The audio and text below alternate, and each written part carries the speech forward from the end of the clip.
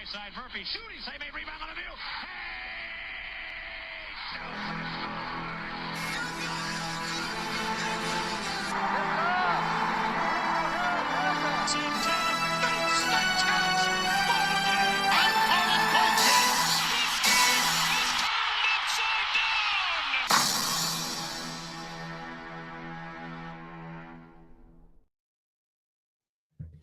All right. We are live. What is going on, everyone? My name is Casey. You are watching the Red Rubber Duck One Sports Network. It is March 6, 2025, and it is an early start because we finally reached the point of this conference tournament season, afternoon games. That's right. In the tonight, I should say, pretty soon. We have the first round of Arch Madness. The Missouri Valley Tournament is today, and it's about to tip off in a couple of minutes. Let's see the bracket for Missouri Valley. So starting at 1 o'clock today, you got Southern Illinois taking on Indiana State. The winner will take on the top seed Drake. And then about 30 minutes after that game concludes, we will have Illinois State and Missouri State, and the winner will take on Belmont. And then the 7-10 matchup starts at 7 o'clock. You have Murray State taking on Evansville. The winner of that will take on Bradley. And then you have UIC and Valparaiso, and the winner of that taking on Northern Iowa. But that's not the only matchups, but that's not the only tournament that's going to be happening today. Of course, at 5:30, or should I say 2:30 Pacific time, you have the West Coast Conference Tournament about to start. You have the opening game between number 10 Pacific and number 11 San Diego. The winner of that game will face Loyola Marymount in the next round of the West Coast Conference Tournament. And here's how the rest of the bracket looks. So tomorrow you have Portland and Pepperdine, and Loyola Marymount versus the winner of tonight's game. Here's how the rest of the bracket looks. Would you look at that? St. Mary's and Gonzaga, the top two, for the 10th year in a row or so? Even longer? I'm sorry, I beg your pardon.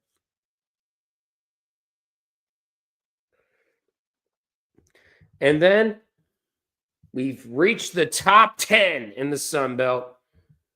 In the Sun Belt tournament from hell. The number 8 seed tonight at 6 o'clock. You got Georgia State taking on Georgia Southern.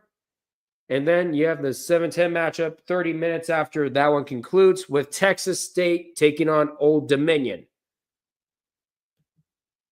And there's a look at the rest of the bracket. The winner of Georgia State and Georgia Southern will face Marshall. Meanwhile, the winner of Texas State and Old Dominion will face off against Appalachian State. And then you can see the rest of the paths. But we have a big one. And that's the Atlantic Sun Semifinals. You got the top seed, Lipscomb, taking on the number 6 seed Queens, the only ineligible team left in the Atlantic Sun. And you have North Alabama hosting Jacksonville. This is a very, very interesting scenario involving, I say this is a big one because there's an interesting scenario for tonight. Now, Queens and West Georgia, a team that was already eliminated before the ASUN tournament, they are ineligible for the NCAA tournament since they are currently in the middle of their transition period. But both of them are eligible for the for the Atlantic Sun tournament. They just won't be able to win the automatic bid. But Queens is the last one standing, and if Queens wins the tournament, then the automatic bid will go to the regular season champion, in which case it would be Lipscomb. However, both Lipscomb and North Alabama tied for first place. They are the Atlantic Sun co-champions. So, because there was a tie for first place, the winner, the automatic bid would go to the team, whichever team advances the furthest. Which means if North Alabama wins, if both North Alabama and Queens win, then North Alabama will already clinch the automatic bid out of the Atlantic Sun without even having to win the Atlantic Sun tournament. But if it's Queens versus Jacksonville, then it will go to the highest seed. So that means Lipscomb is going to be rooting for Queens if they end up losing. They end up losing tonight, and you have Queens versus Jacksonville in the Atlantic Sun final. It's going to be a very, very complicated process to explain, but hopefully I explained it. Hopefully I explained it to the best of my ability there. And then at around the same time, you get the Horizon League quarterfinals. You have all four games within a 3-hour period. You have the top seed Robert Morris taking on Wright State. Youngstown State will take on Purdue Fort Wayne in a battle of never made the tourney club members. Number 2 seed Cleveland State will face Northern Kentucky, and then you Milwaukee taking on Oakland. Now the four teams will be the four semi-quarterfinal winners will be reseeded. So that's important to note. And then those four teams will advance to the Indiana Farmers Coliseum on the Indiana State Fairgrounds for the Horizon League semifinals, and then the final the very next night. And then you have the Ohio Valley. You have the Ohio Valley quarterfinals. We're down to 6 teams. Tennessee Martin pulled off a big win over Tennessee Tech. They will face Little Rock for the right to take on the top team in the OVC, the Southeast Missouri State Redhawks. And then the 3-6 matchup will consist of Tennessee State taking on Lindenwood. The Lions, of course, they took out the defending Ohio Valley tournament champions in Morehead State. Both the Tigers and the Lions will face off for the right to take on the Cougars of SIU Edwardsville tomorrow. And then you have the Patriot League quarterfinals tonight. Also within the 3-hour period. Also, all 4 games tipping off at 7 o'clock. You have Bucknell taking on Loyola, Maryland. And then you have Boston University taking on Navy. Then you have American taking on Lafayette. And then you have Colgate facing Army. There is no reseeding. And keep in mind, the games will be hosted at the campus sites of the higher seeds. And then you have one half of the Summit League quarterfinals tonight. You have Omaha taking on Kansas City. They pulled off a win over Oral Roberts last night. And then you have St. Thomas taking on Denver. Excuse me.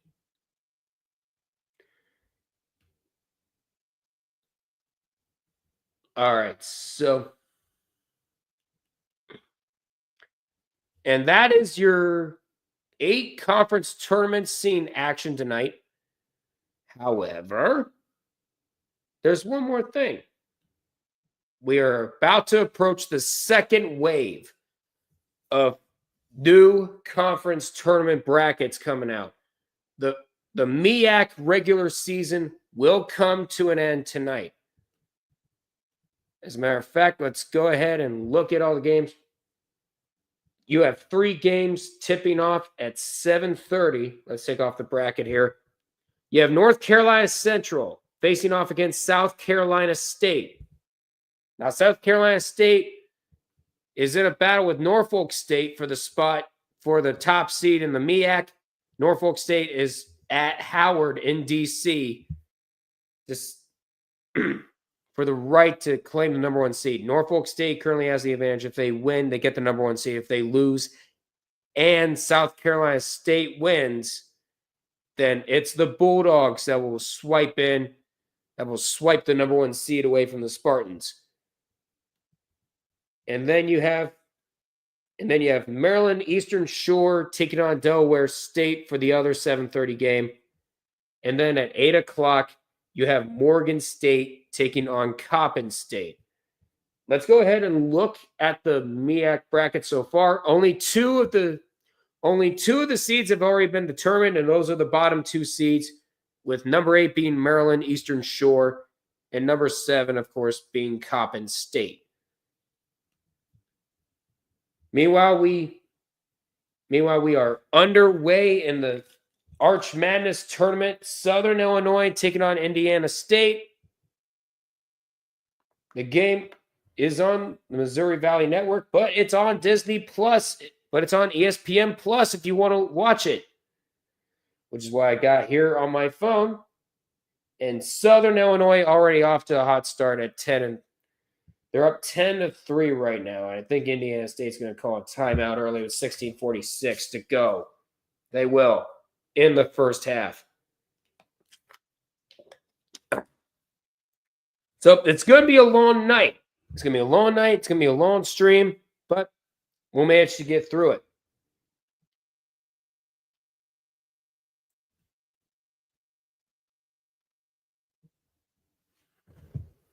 And Heat Check College Basketball says daytime basketball is back with the MVC first round getting underway before plenty of quarterfinals action and the semis in the Atlantic Sun.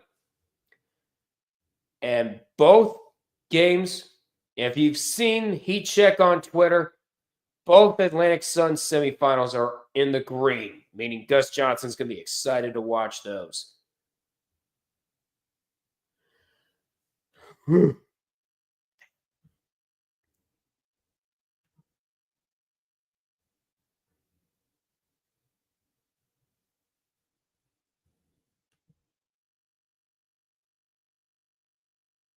A 3 from Indiana State. That goes down. Nothing but net. What a shot.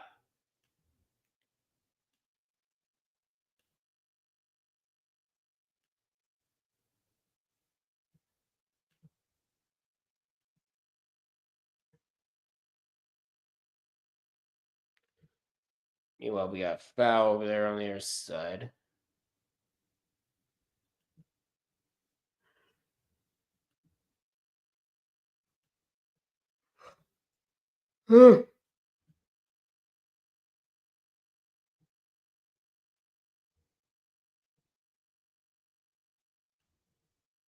Give me the Missouri Valley. I'm going to try to turn my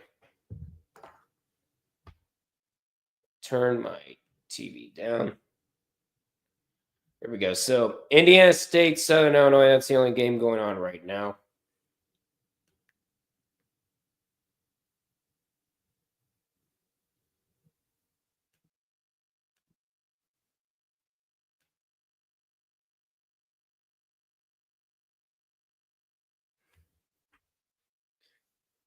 Trying to drive inside, nearly lost it. And Deba can't get the layup to go for Southern Illinois. And here comes Indiana State the other way. Samaji Teal with it. Pass inside. Finds Marcus Hardy. And then a 3. Gets it to go. Another 3 for the Sycamores. And that's Aaron Gray with the shot.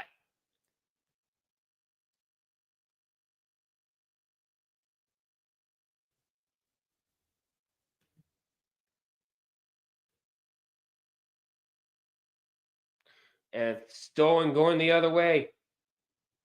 Thought of another 3, but instead is going to try to drive it inside. Fakes a 3 and has another open look. And Indiana State this time cannot get the 3 to go down. Here comes Here come the Salukis going the other way. And the layup does not fall. Southern Illinois can't buy a bucket so far in this game. After pulling out to a 10-3 lead. Indiana State with back-to-back threes, and they have brought the game to within one. They're going to head to a commercial break with 14:58 to go in the first half. Might as well go ahead and get up and stretch because I don't want to be sitting for 10 straight hours. Let's get the fan running. We're good to go.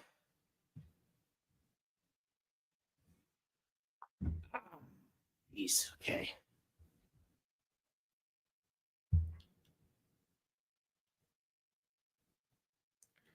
Let's work on. Whoa.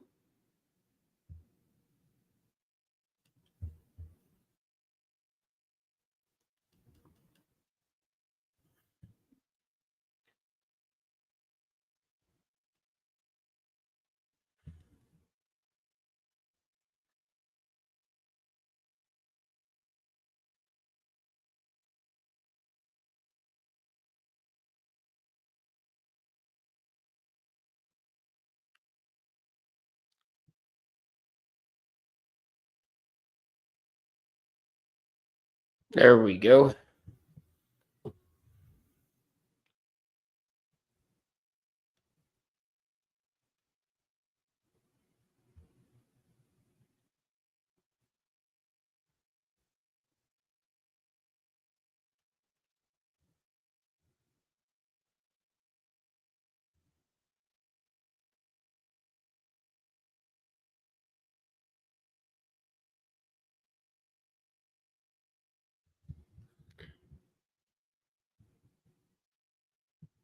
There we go.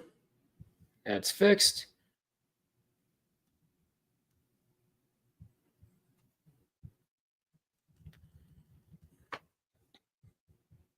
Also working on some graphics for later on tonight.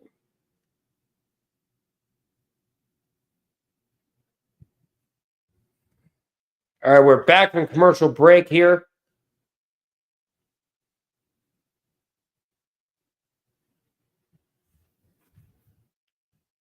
No. Go this way. Thank you.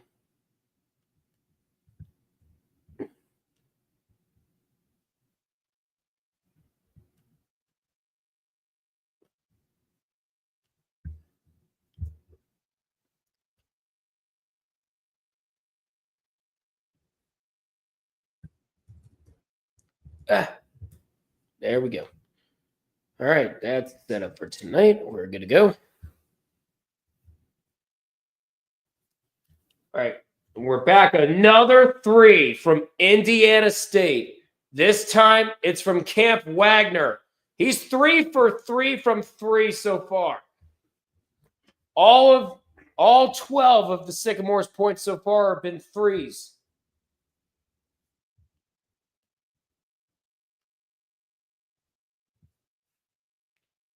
And it's Kennard Davis. Davis passing it inside. Rollins up. Ligby in first, and then the shot. Southern Illinois finally gets a field goal. It's Rollins. Ligby with the goal. Ligby with the field goal here. Layup. Trying to pass it around. Find some open guys. And Aaron Gray bringing down the hammer and puts Indiana State back in front. We're past the 14-minute mark of the first half. Sycamores by 2. Trying to pass it inside. Layup. No good. But he gets fouled. And Sheardon Sharp is going to head to the free throw line to shoot some free throws for the Salukis.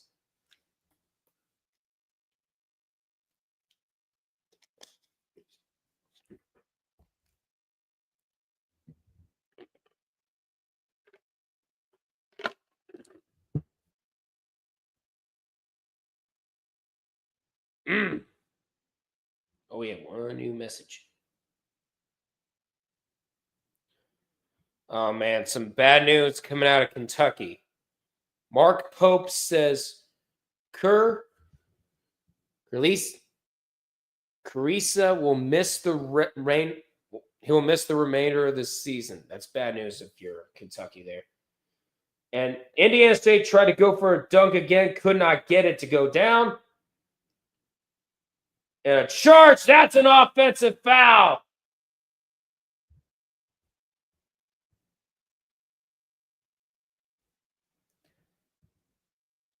An offensive foul called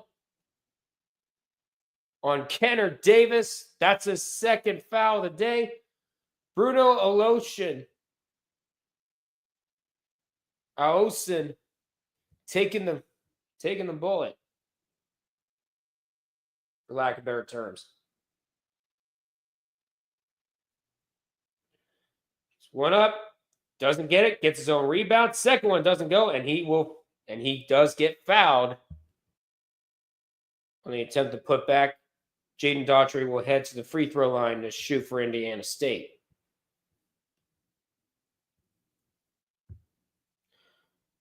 So this is the only game going on right now. Later on tonight, of course, you got Illinois State and Missouri State. This is Missouri State's last year in the Missouri Valley before they move over to Conference USA. First free throw is no good.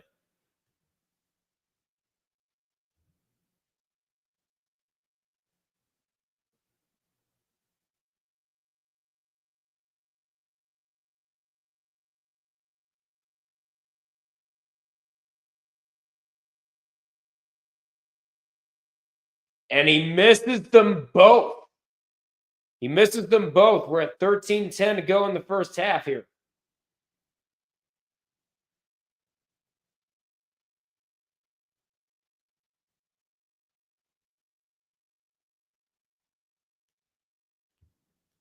Trying to drive inside, layup, no good. It's up in the air, picked up out of the air by Steve. For Southern Illinois. A three, right as the timer goes off the rim, no good. And the rebound taken by Indiana State. Here they come.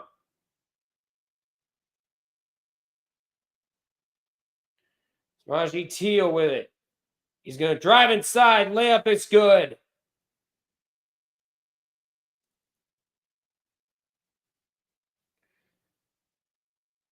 That's his first field goal of the game. Steve with it. Excuse me. Whew. And a three. That's going to fall for Southern Illinois. And that is Jarrett Hensley with the three. So far 2 for 2, 4 for 4 on field goals. It's 10 points so far for Hensley. Long pass. He's going to try a three. That's not going to go down. And the rebound taken. Everybody, Dibla, I think it was. Trying to drive inside. No good. Loses it. And here come the Sycamores. Drive inside. No good, but he's fouled from behind. And the foul will be called there on Damian Mayo. So Indiana State's going to shoot some more free throws coming up.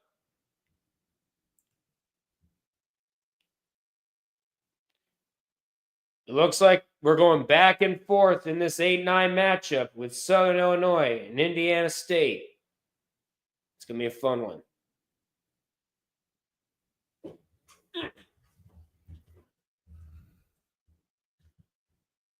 All right, so let's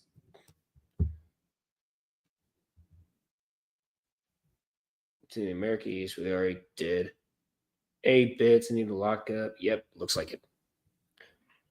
Take some time to try to catch up on some of the graphics here.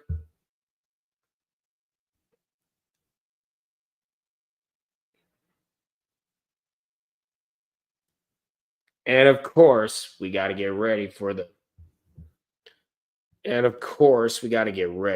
big one coming up.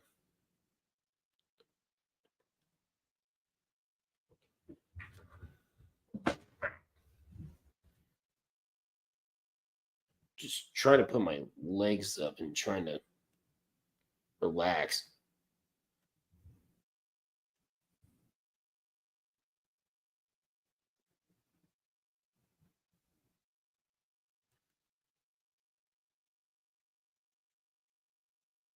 We're currently on an ad for Jersey Mike's. Not sure if any of you have had Jersey Mike's. I haven't had it yet, but it does look good, though. It does look good.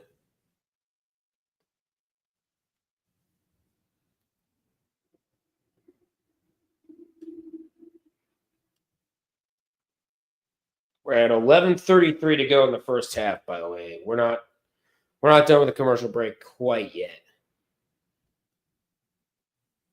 Let's see, number 2 scene. It's this team right there.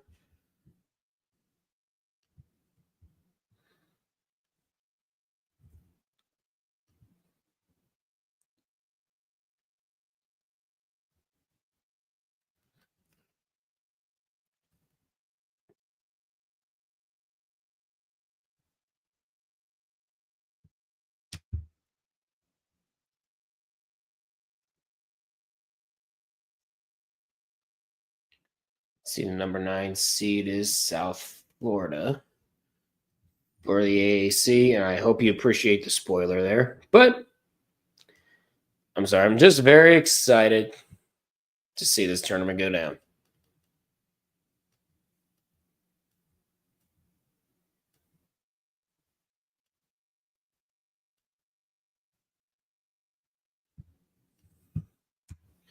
And that team's locked in, and we are back from commercial break, by the way. We're at 11:33 to go in the first half. And Mid-Major Madness says, I love Samaje Teal. Back to his Presbyterian days. Such a fun basketball player to watch. He's definitely entertaining me this year. He's definitely entertaining me here today. Let's get rid of all the notifications here. And Teal is on the line shooting free throws here. First one was apparently no good, but the second one's up and good. Hold on a second. A 3. That's going to go down for Southern Illinois. And that is Kenner Davis with the 3.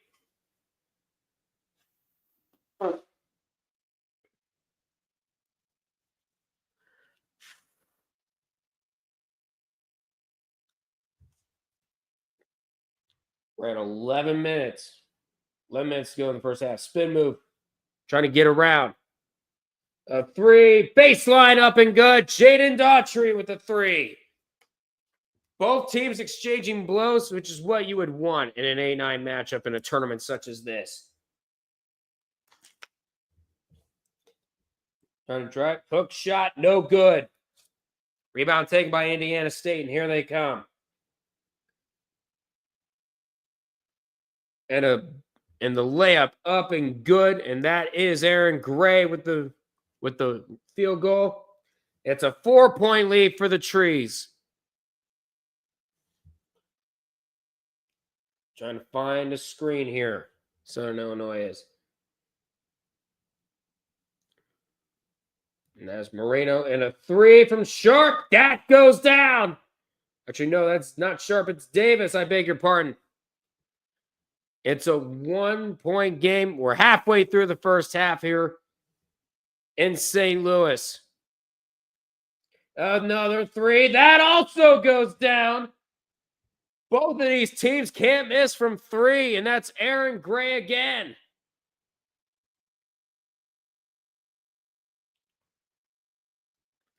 And now Davis going to give it to Mayo, trying to drive inside.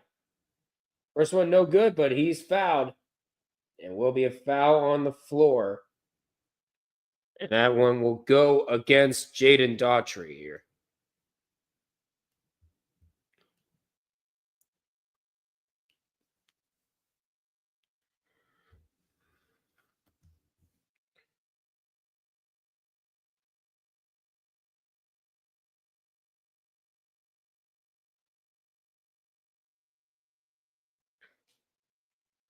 Mayo shooting free throws. First one's up and good.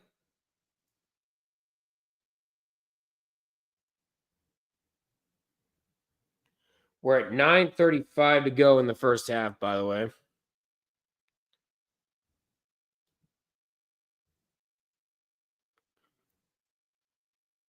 And the second one is up and good.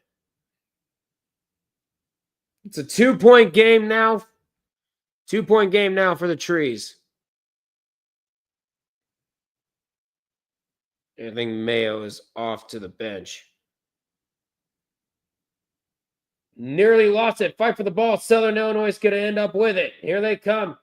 2-0 and an easy layup there for Sheardon Sharp. It's a tie game.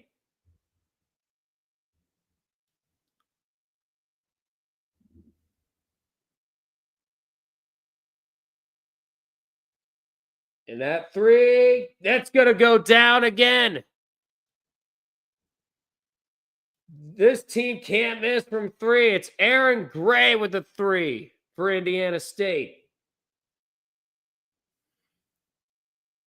This game is getting good here. Dibble with it. Finds Steve.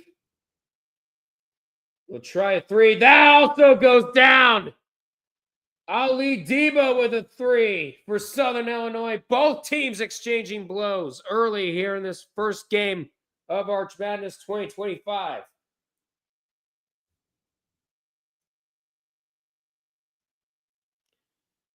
Finds him inside. And the layup is no good. No good. Derek Ross was trying to get it in. Now it's Moreno with it. Finds Deba again. Deba goes inside. Layup is good. Less than 8 minutes to go here in the first half. Southern Illinois takes the lead by 2. And now Gray passing it inside. Finds Brost again. Brost turns around. Layup is good. 30-30. Here with 7:30 to go in the first half in the Enterprise Center in St. Louis. And another layup for Ali Deba.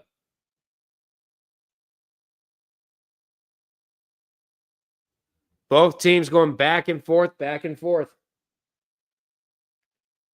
Trying to pass it, and he's going to find a three. And it's going to be short.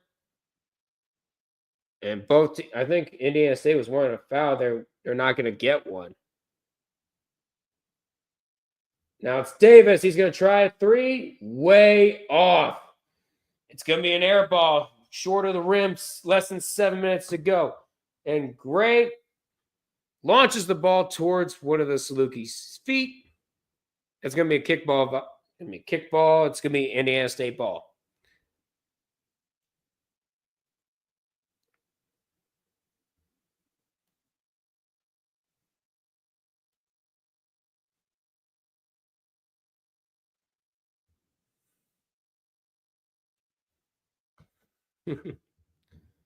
And we've hit a commercial break.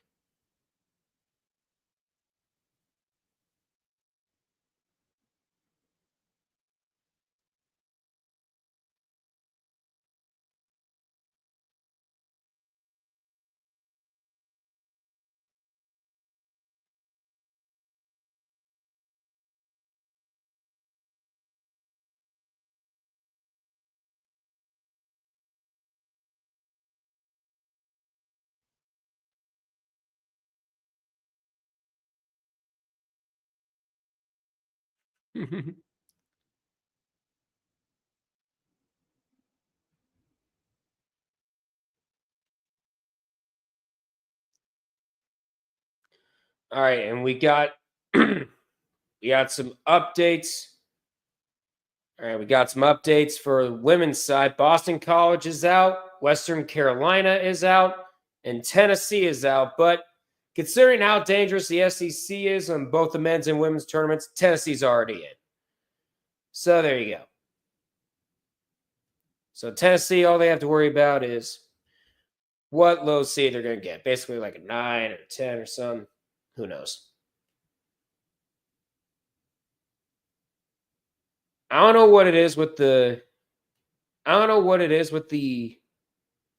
SEC, but they decided, you know what? If you're going to take away our powers for college football. We're going to take away your powers for college basketball and see how you like it. And they've been it's been an entertaining conference. Let's just say that. Let's just say it's been an entertaining conference.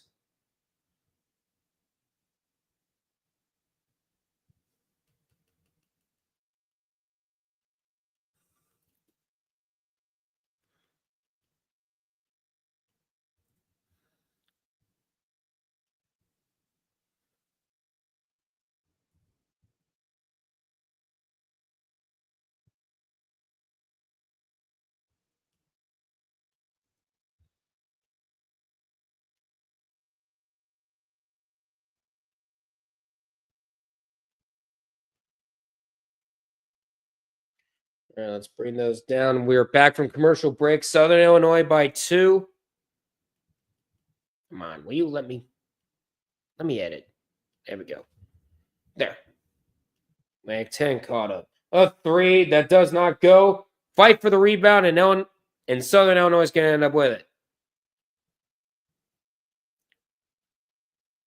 A 3 that does not fall, and Aaron Gray almost going out of bounds on that rebound.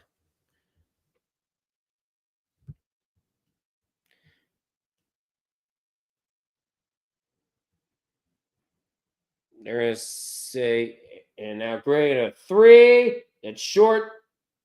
Fight for the rebound, and it's going to end up being a foul called on Derek Frost. So Southern Illinois is going to get back 6:10 to go.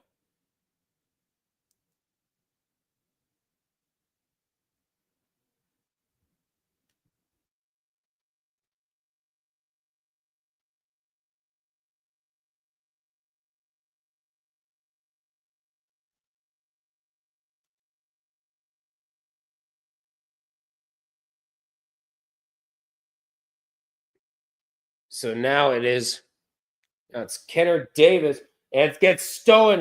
Here comes Indiana State the other way. Layup, count it, and 1. Aaron Gray with the steal, going for the layup and a chance at a 3-point play. What a sequence of events for Aaron Gray. Getting the steal, telling Dibba to get off of me. And then the foul from Drew Steff in Indiana State. And Aaron Gray will complete the 3-point play to put Indiana State in front. 5:50 to go in this first half. What a great game this has been so far. What a great way to open Arch Madness here.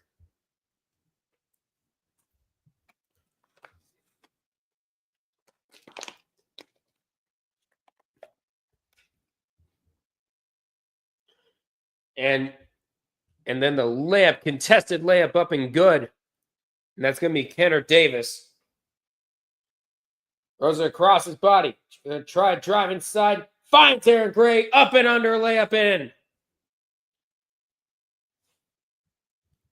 Aaron Gray so far with 18 points. Indiana State up by 1. A 3, Dibba, way off. And Indiana State grabbing the easy rebound. And now Wagner with it. Gonna find Samaji Teal. Daughtry drives inside. Layup is good.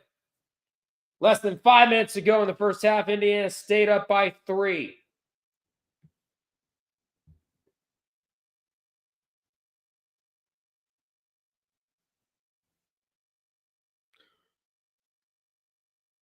Now Dibba trying to drive inside. That's going to be a blocking foul on Indiana State, not a charge.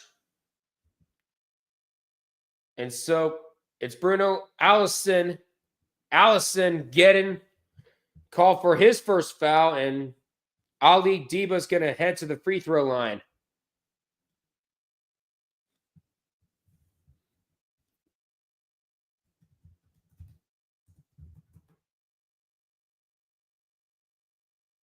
And we have some shitty angles, it looks like. Oh, we had some technical difficulties. First one up and good, by the way.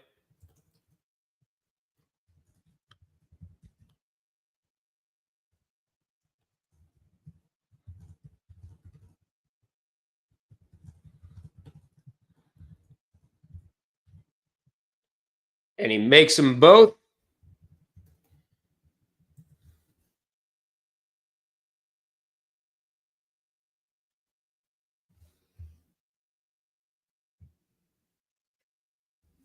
We're at 4:25 to go, by the way, in that one. And another, and Daughtry once again with another layup. Indiana State puts it, and the Sycamores are up by 3. Trying to pass it back. Finds Dibba again. Finds Dibba again. He's going to hand it off to Drew Steph. A 3. That's going to be short. Damian Mayo can't put it in. Now here comes Indiana State. Less than 4 minutes to go in the first half. Teal is going to try to pass it around. Gets tackled. And Camp Wagner gets tackled. And that's going to be Damian Mayo with the foul. That's his second.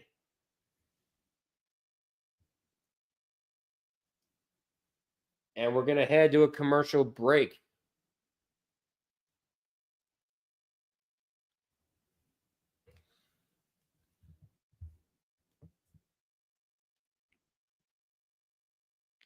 All right.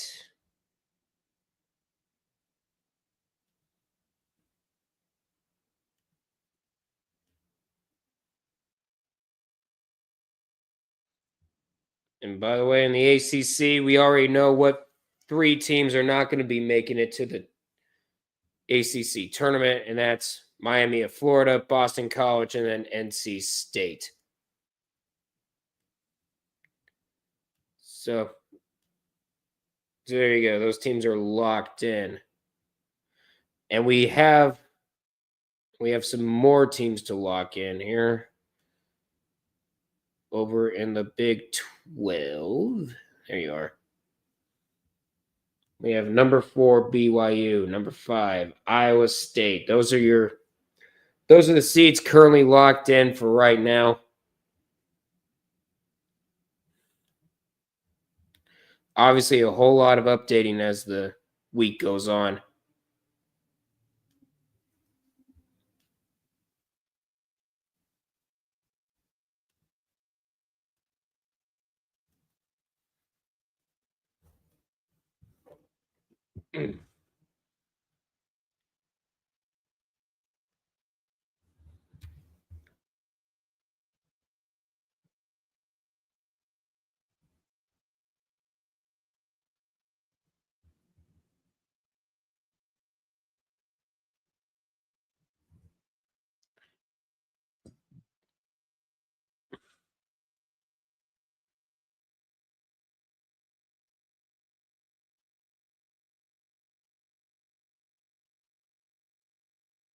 All right, we are back from commercial break.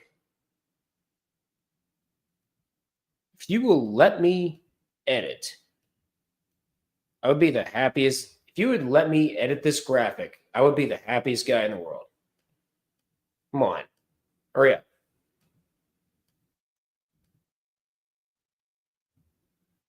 Where are you?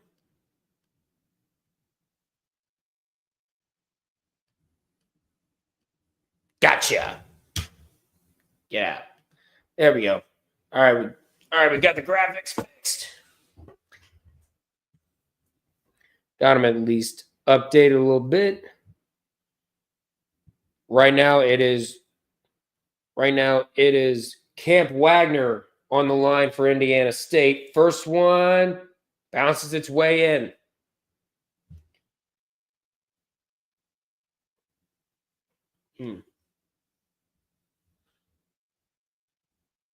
Sorry if I just had a bit of a headache episode. First one, and then the second one is good, by the way. Trying to drive inside. Can't get it. Mayo with the offensive rebound. Steph for 3. Gets it! Drew Steph for 3 for Southern Illinois.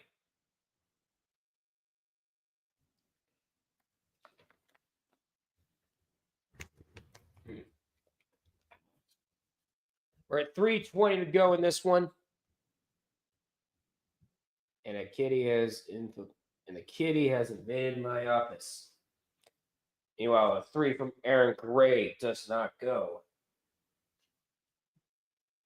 How you doing, Kitty? Less than 3 minutes to go, by the way, in the first half.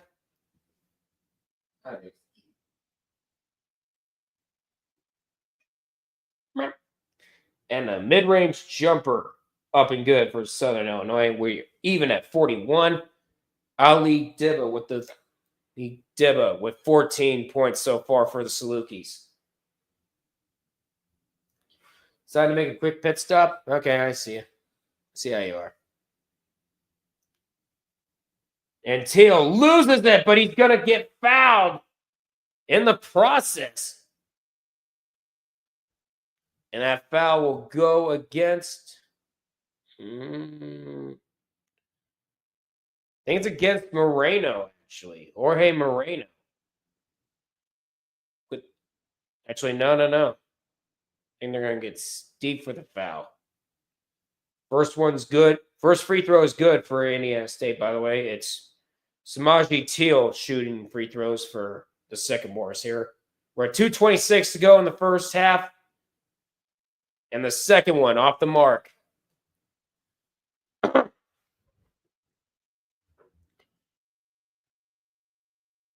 Now it's Davis. Finds Davion Sykes inside. He's going to get the layup. And by the way, that was the guy who had the foul, by the way.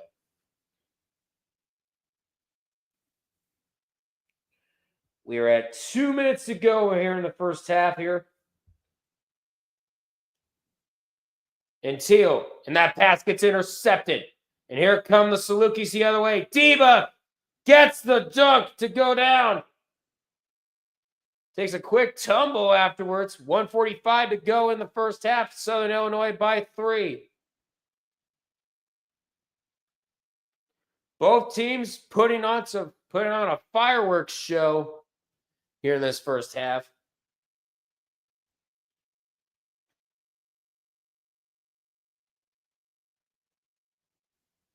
Trying to pass inside, and that's going to be a blocking foul called on Southern Illinois, and that's going to go against Damian Mayo, who's slow to get up.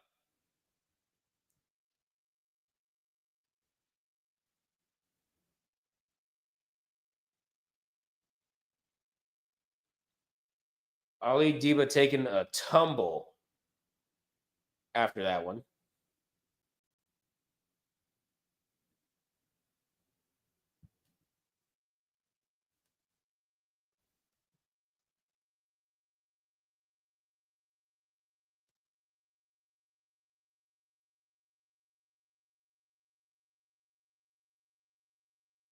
And the first free throw, up and good. Coming up, you got the State Farm halftime report over there on the Missouri Valley Network.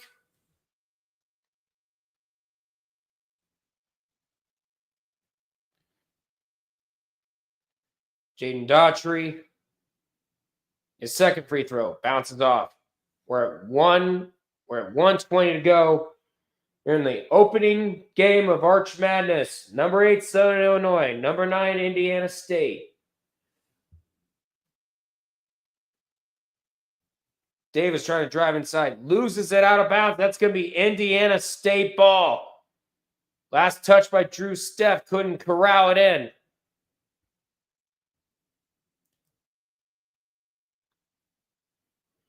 And we passed 1 minute to go in the first half. That was the 5th Southern Illinois turnover, by the way. And the layup up and no good. And here they come. Here come the Salukis the other way. First one, no good. But an offensive foul.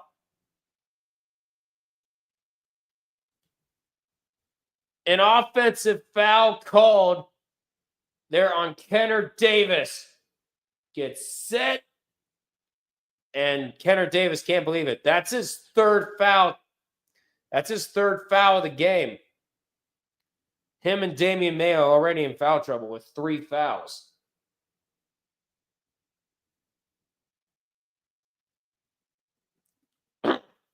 So he's going to head to the bench for the rest of the half, basically.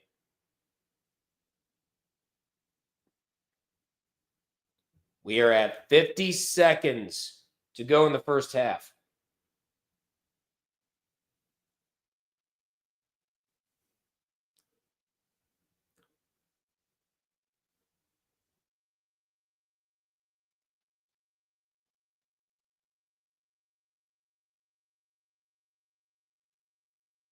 We're at 30 seconds left.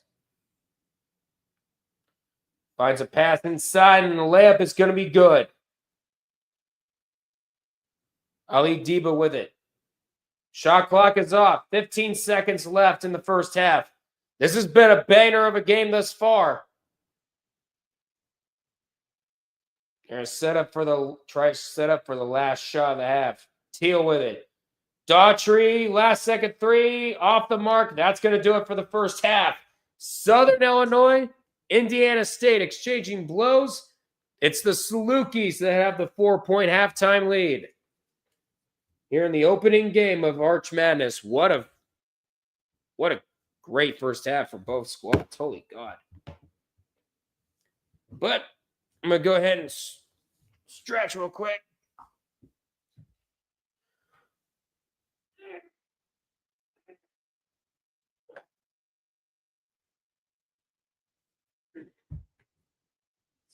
Get this loose.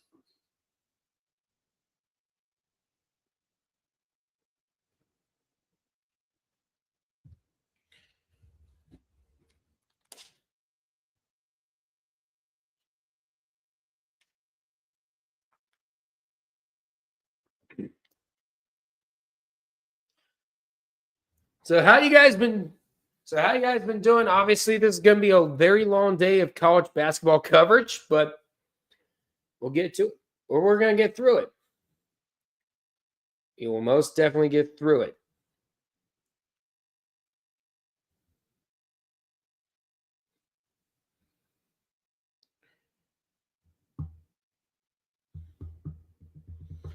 Okay.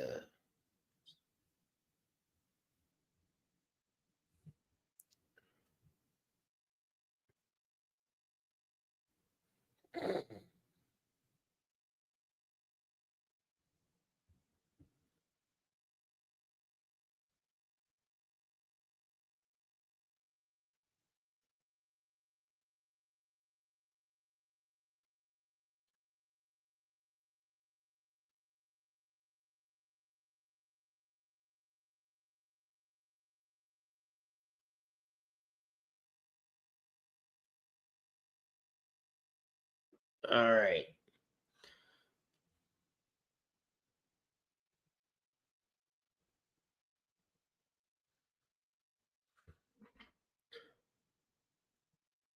All right, so far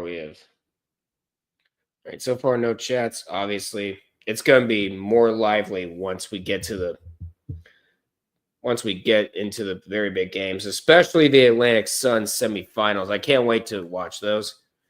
Like I mentioned earlier, it's Lipscomb and Queens, and then you got North Alabama and Jacksonville. It's a very interesting scenario for the Atlantic Sun because once again have a year where the Ohio Valley is not the first bid to be locked in. Because in the Atlantic Sun, North Alabama could clinch it early should they beat Jacksonville and Queens pulls off the upset against Lipscomb because Queens is not eligible yet for the NCAA tournament. But if it's Lipscomb and North Alabama in the final, oh boy, it's going to be fun.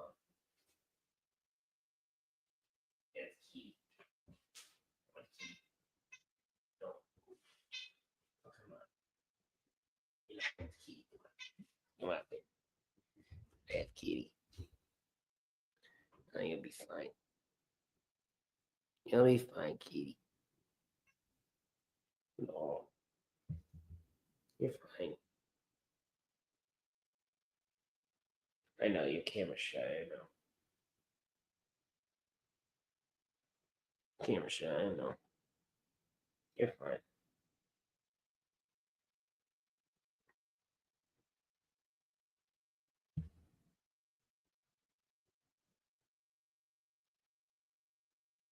So there, you get a little bit of kitty. Maybe you can hop off whenever you please. Just watch the claws. That's all I ask. let's see, 2 seeds. Let's see, we have 6 seeds locked in. Villanova's one of them. Where do they go? They're going to go to the number 6 lot. So we're going to go down over here, actually. Ah! Quit moving up. Quit moving up when I'm trying to update. Quit moving up when I'm trying to update shit. Ah! Oh! There we go. We're fixed.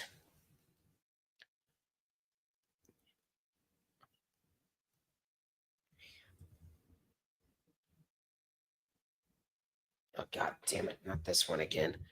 Again, I don't know what Stream Boo is, but it doesn't look very promising.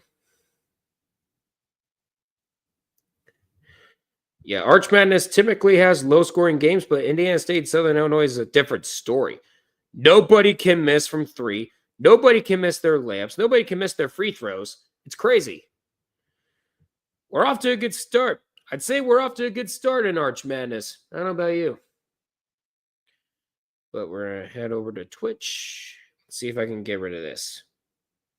Into my channel.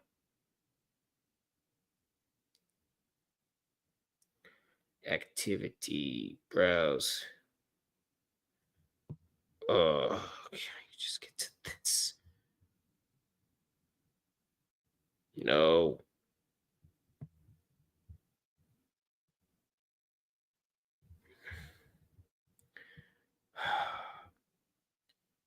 Just once. I want to get rid of it. I don't want to. What? I don't want to block myself on Twitch. Are you crazy? Creator dashboard. That's better.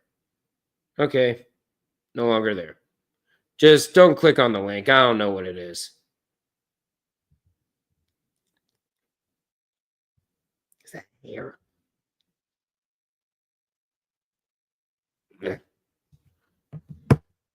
Freaking cat hair everywhere.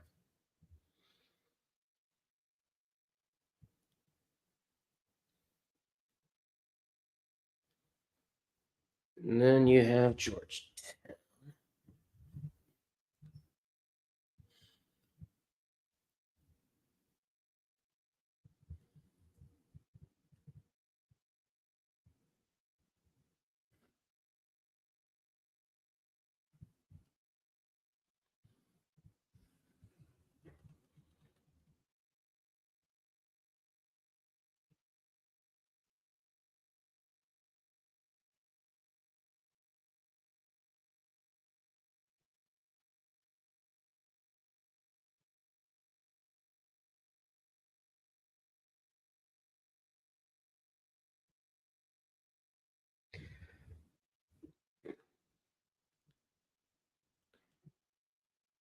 All right. Oh.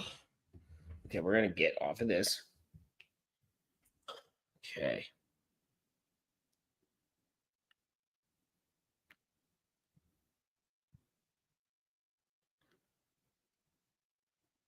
The Big Sky we already did. Big South we already did. Get back here. Get back. Big Sky already did. Big Ten. What about them? All right. Only one team to lock in for the number 1 seed, and that's Michigan State. Perfect. I'm glad to know that. Glad to know that I have plenty of time to catch up on some stuff. Go live. Don't want to miss a thing. All right, commercial break. Perfect. Stay put.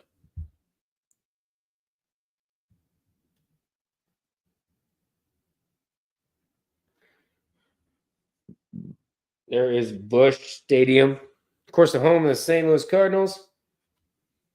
Southern Illinois with a 4-point lead at the half.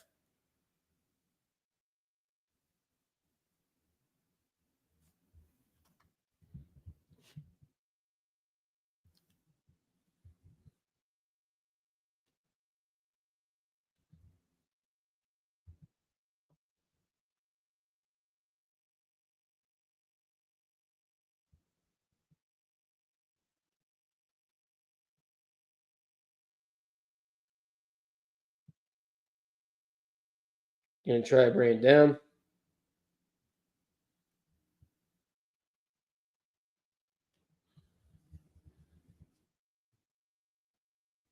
But we're still in the half. Not sure. Trying to see if there are like any big details. Okay, Riley Smith going back to Vegas for Brendan Breeson in San Jose's third round pick. Riley Smith, welcome back. And Brandon Breeson, they say, is going to be headed to the Rangers. Welcome back, Riley Smith. Let's see how the people are going to be reacting to this.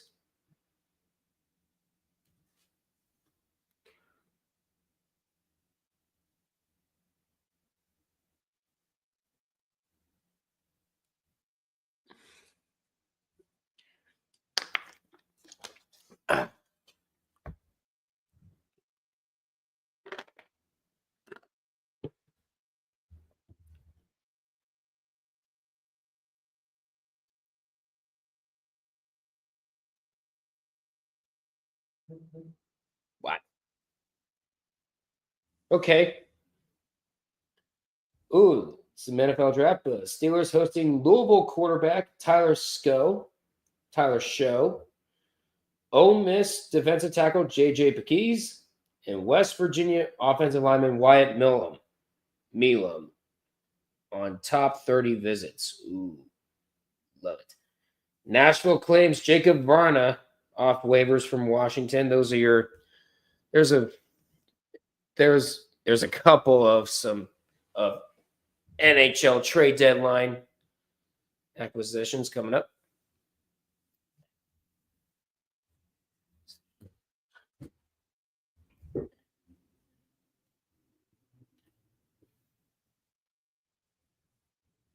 You're still at halftime in the Enterprise Center. Should be getting close, actually.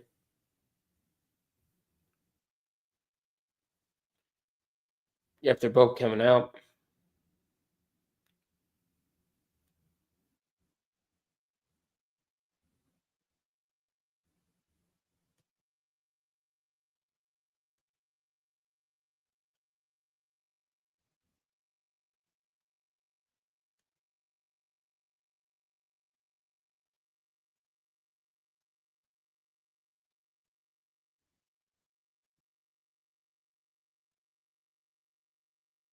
Wait. Okay, Towson, all right. The CAA we already dealt with. That tournament doesn't start. In fact, that tournament actually starts tomorrow. So there's that. Any locks for the Conference USA? Nope. But they are shooting around. We should be getting close to being back for the second half here. Any other locks? Any? Nope. Don't look like it. All right, we're back.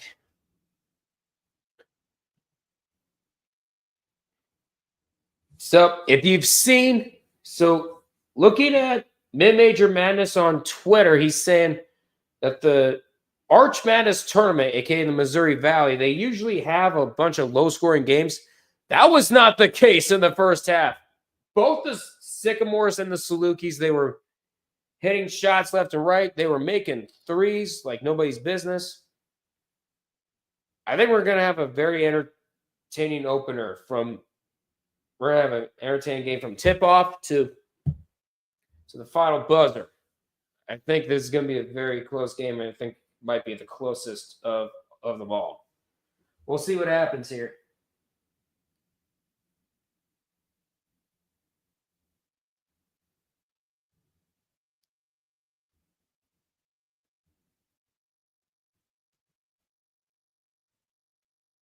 We're going to go all the way to the MEAC.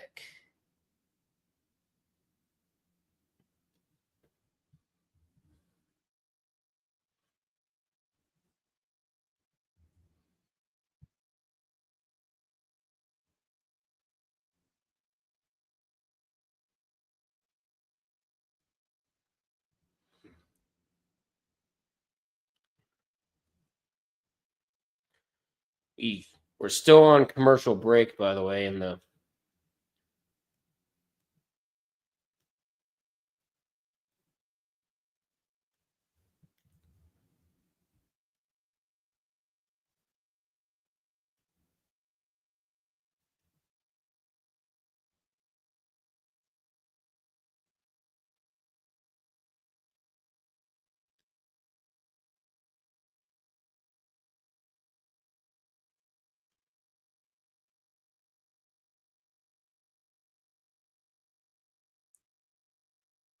This is crazy. It's crazy, man.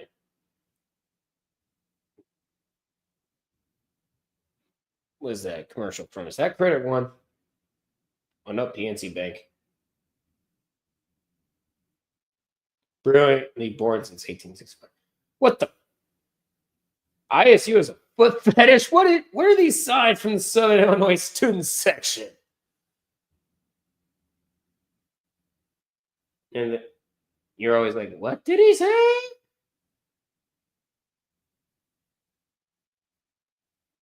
You gotta be getting close.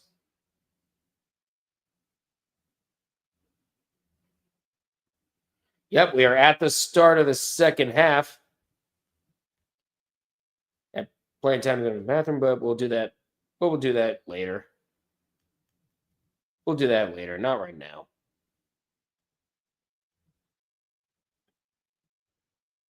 Missouri Valley's already done. The Mountain West we need to do. We haven't done that in a while.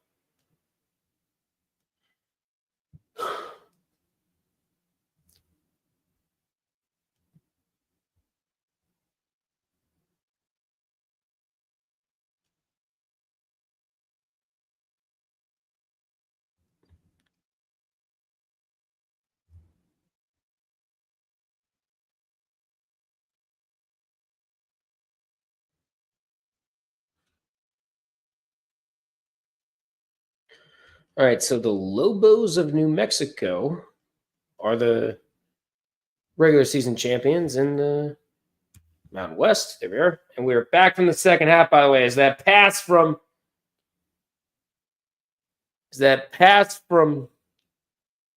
Sharp? It's going to go from Davis. It's going to go wide, but a foul called. And they're going to say it's a foul there on Teal. That's his first. Steph gives it to Deba. Deba drives inside. Layup is good. Layup good for Southern Illinois. And by the way, that score works a little bit ahead. And that is long three that won't go. But they'll drive inside and layup is good. But they will find Harding inside for the layup. A three from Davis. That goes down. It's a 7-point lead. Some fireworks in the first minute. Trying to find Gray inside. His layup is good. He's got 20.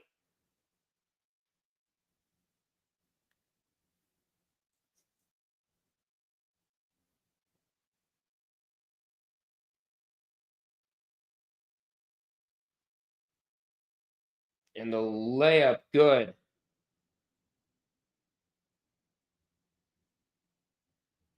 I was going to say, you better fix your stuff here. Trying to drive inside. Harding gets fouled. And Marcus Harding's going to head to the free throw line. We're at 18:23 to go in the second half.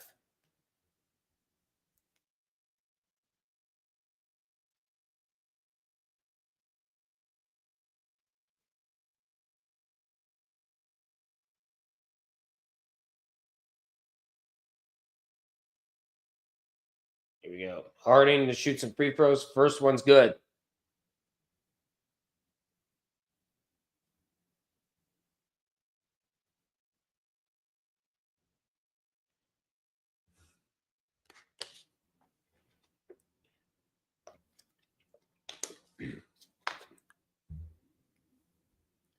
And the second one is no good. Steven picks it up.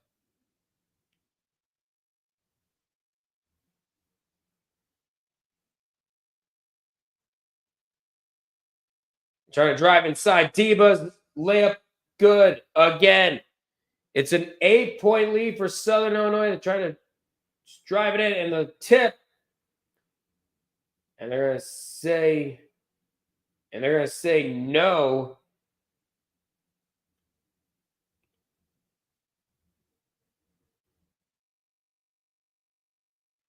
Their interference. They're going to say no.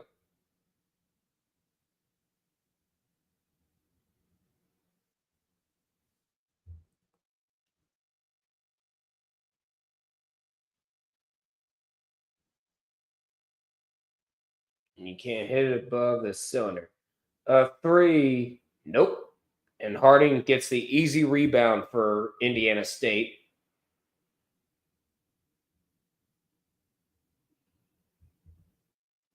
A 3. Nope. And a rebound taken by Southern Illinois. Davis tried to drive inside. Going to pass it back out to Deba. Deba looking.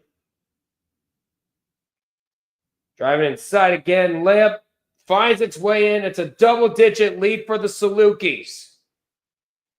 We're at 17:07 to go in the second half.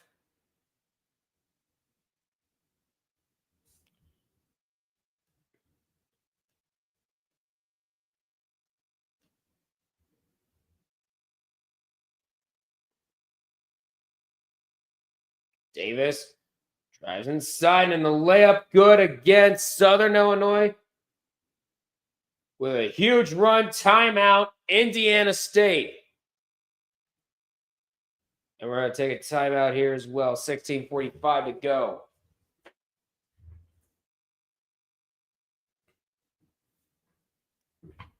And I'll be back, guys. We'll be right back. I'll go use the restroom. I'll be right back, guys.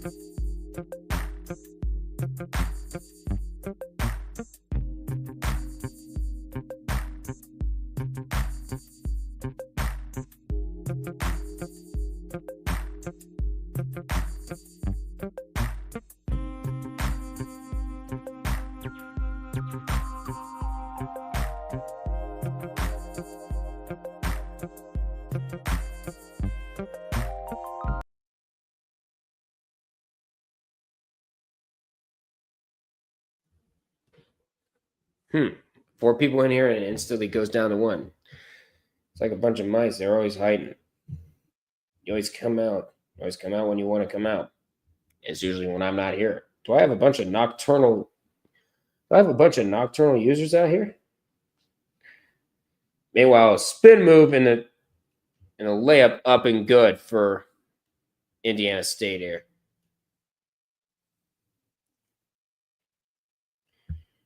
$34 points in the paint for Southern Illinois, 24 for Indiana State. A 3 that doesn't fall. And Wagner trying to find somebody has Teal. Wagner trying to drive inside. Finds Harding. Gonna get the thing to go. And it's back to a single-digit lead. We're at 15 minutes to go in the second half. Southern Illinois' lead's been cut to 9. Watch it. Watch. I'm not trying to get there. Now Diva finds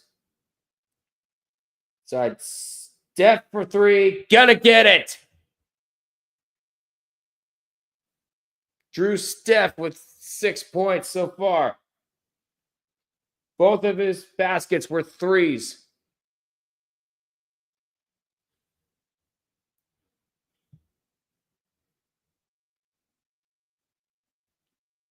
And a 3. No good.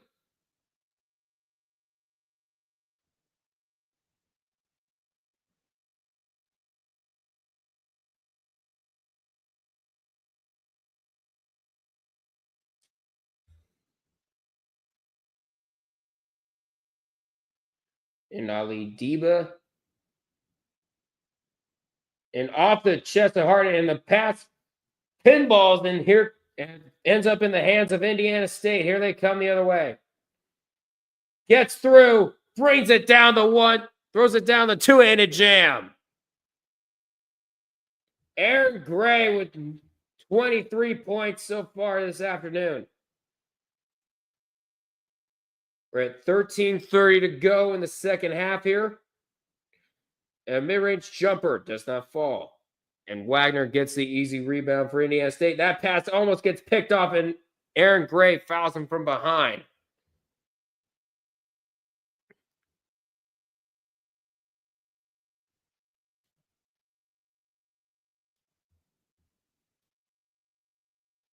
Oh, so close. And we're going to head to another commercial break.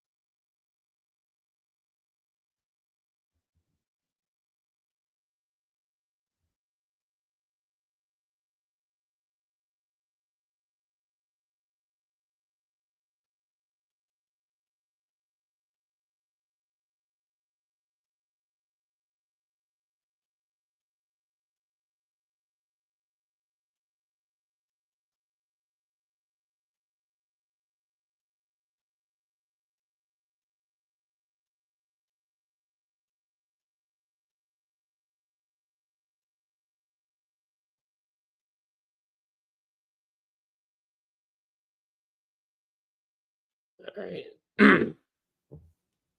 See what's going on here.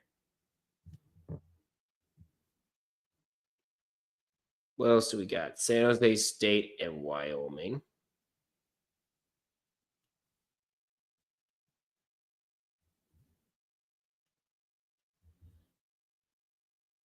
How about that? Didn't have to move.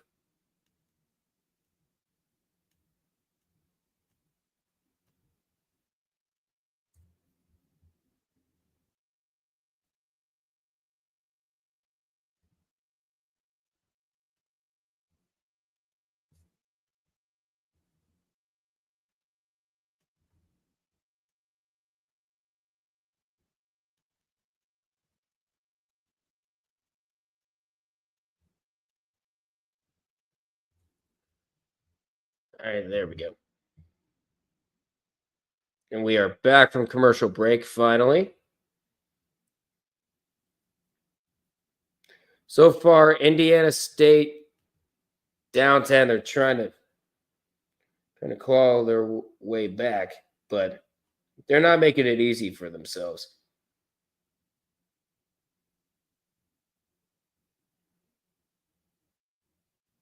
I think it looks familiar.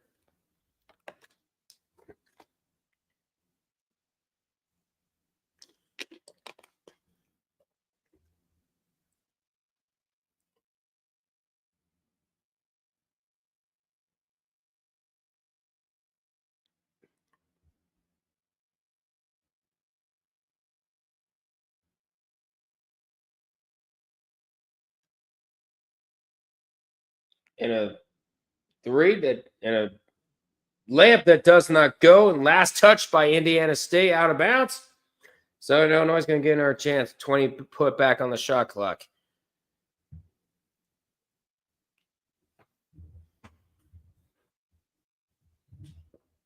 Davis puts it up. No good. Rebound taken.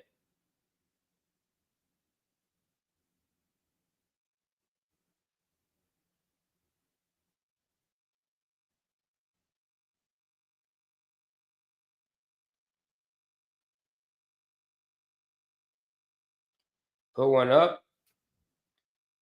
And great. And the layup is up and good. And that is Aaron Gray bringing it back to single digits. We're at 12:30 to go in the second half. It's been an entertaining opener for Arch Madness here.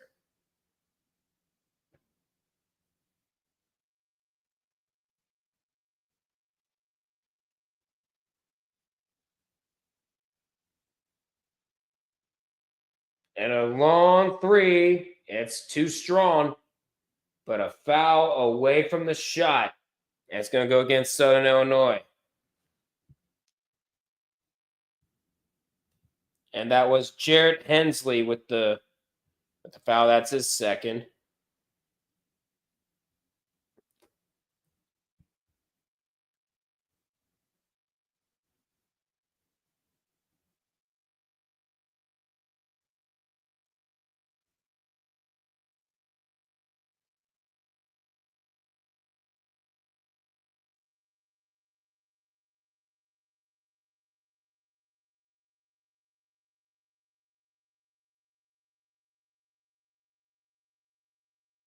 And the layup up and good.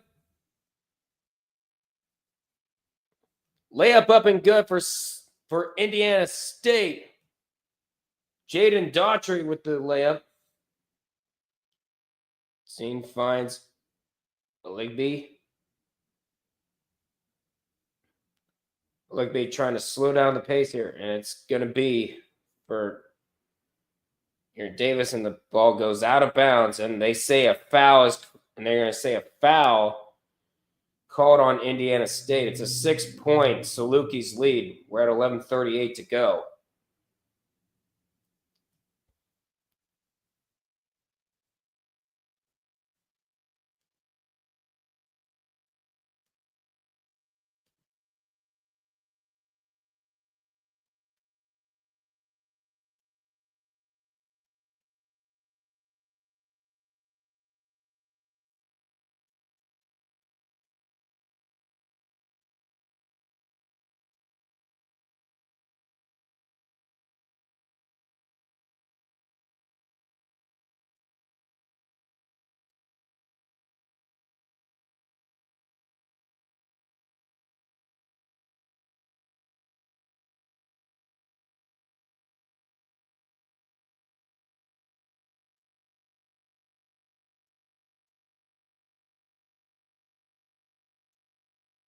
We're on a commercial break.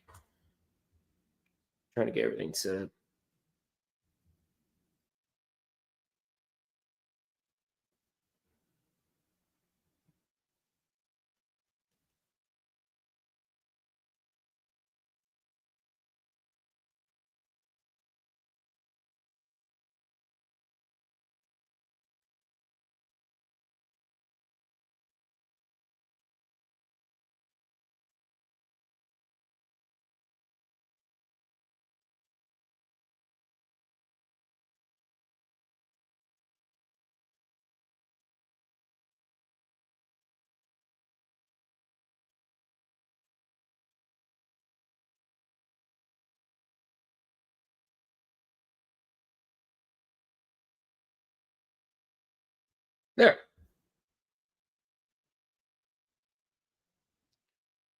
See the Masters coming up on ESPN.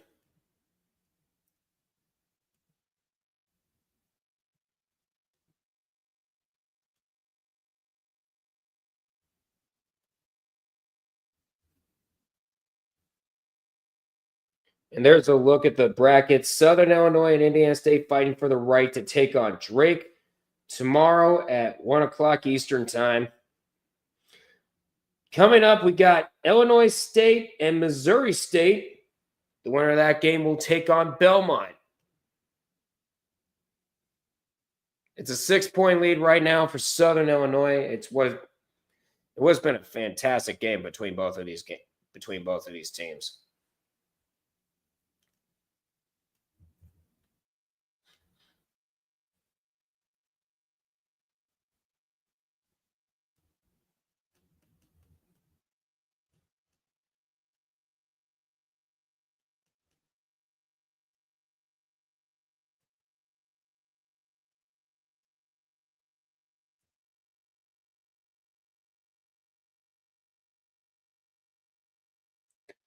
And now the rebound.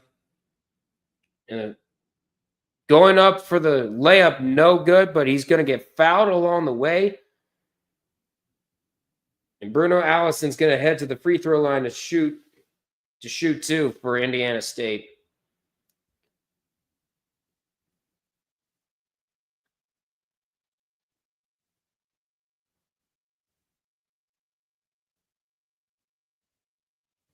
First one bounces off, no good. At 11:26. Now they're promoting St. Louis Cardinals games. Of course, they are in the Enterprise Center in St. Louis. And baseball season is coming up as Allison nails the second. It's a 5-point Indiana State lead.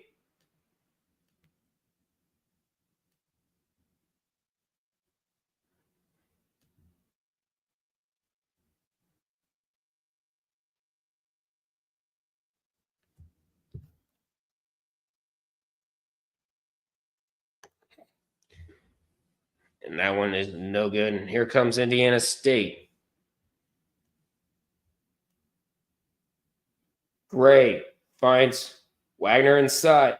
Actually, no, that's Allison, I should say. Allison's going to try a three. That's going to go down. It's a one-possession game. Bruno Allison. It's a three. It's a 2-point Saluki lead. Try to drive inside. Sharp with it. Turns it around, and that was no good. Tip, no good. Second one, and it finally ends up in the hands of Jaden Daughtry. Here comes Indiana State. Teal with it. We're approaching the halfway point. Throws across court. 10-10, and that one's gonna fall. And it's a tied game again. Southern Illinois up 11 at one point in this second half. Indiana State has roared all the way halfway through the second half here. 8 ties and 9 lead changes.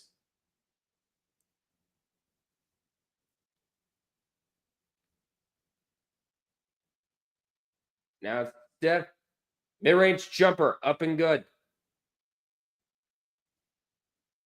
And we got a timeout called. By Southern Illinois. They saw their lead slip away. We're at 9:39 to go in the second half. Oh my goodness.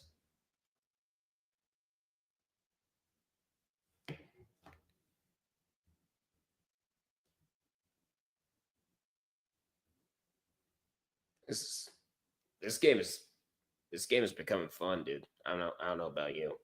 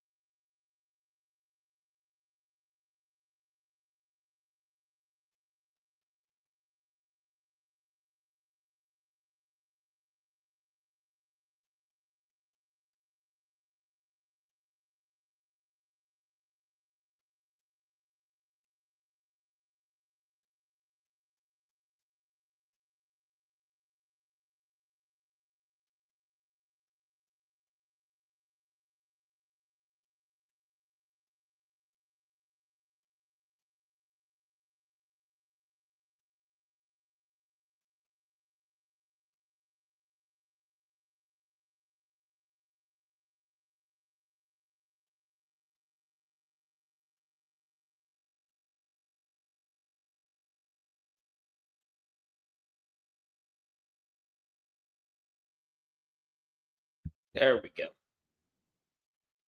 All right, locked in. Just now locked in the final 4 seeds and those graphics. And now it's time for Florida to join the party at number 2.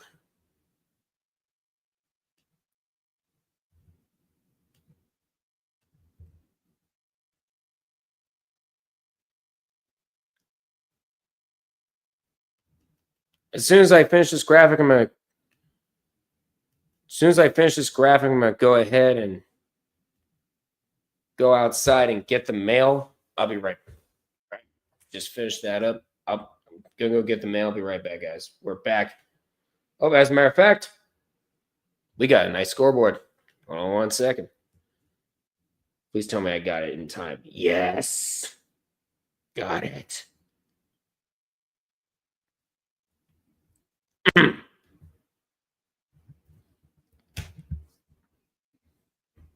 Got another double nights in coverage. 69 all. Davis, Mirage jumper, no good. Dita trying to get it. Manages to fight it. Yes, I know Snapchat. Get out of here. And the layup up and good, and it's going to be sharp with it. It's going to be sheared and sharp. Trying to drive inside. Gets blocked, but fouled. It's Kamani Dowdy trying to drive inside. Can't get the layup, but he's going to go to the line with 8 minutes to go. This has been a fantastic tournament. I don't know about you.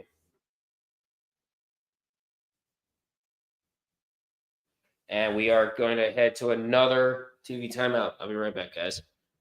Now I can go.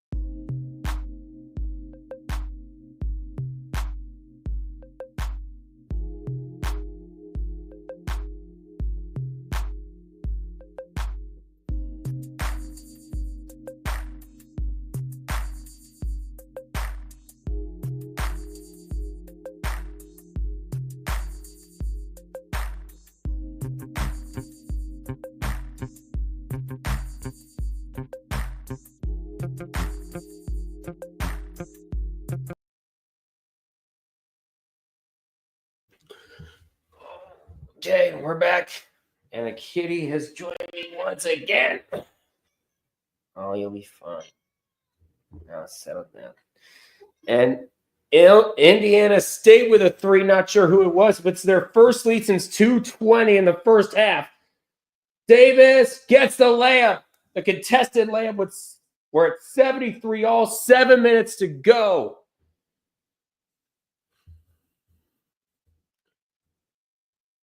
This game is getting good. Aaron Gray. Another 3. That also goes down for Indiana State. It's Bruno Allison putting the Sycamores up 3. Now Davis, he's going to be a blocking foul against Allison.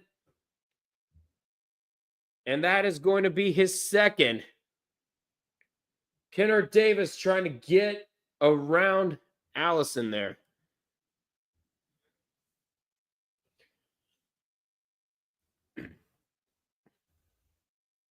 But no teams in the bonus yet, so this will be a normal inbound, Davis to inbound it. And Davis will get the handoff.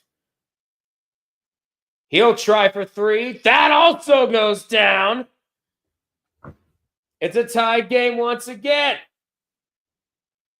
We're at 6:20 to go in the second half. Tumbles, and that's going to be another foul.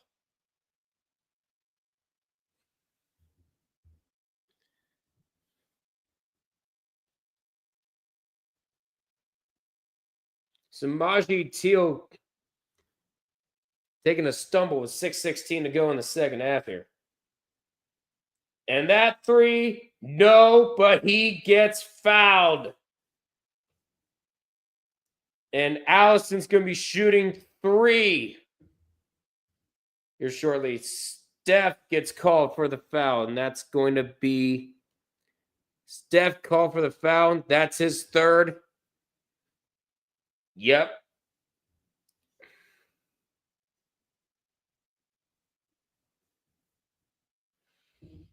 Allison to shoot 3.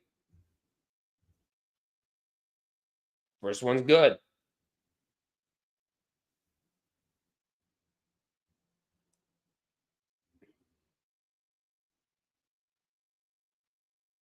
Allison with 9, I should say, second half points. Second one's also good. 2 for 2 thus far.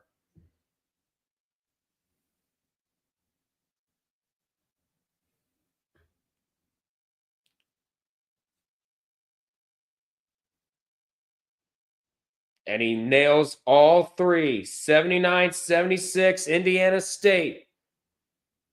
Up on Southern Illinois. Davis finds Sykes inside, and the pass gets intercepted. Here comes Indiana State the other way. And a layup does not go. Last touched by Indiana State. Jaden Daughtry tried to go for the layup, could not get it.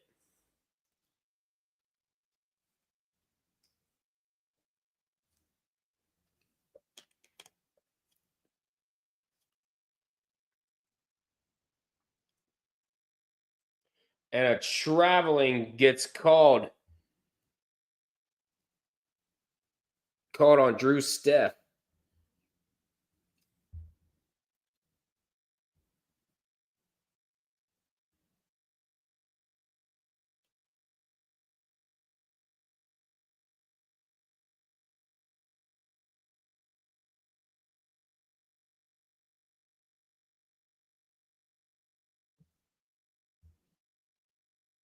Sorry about that.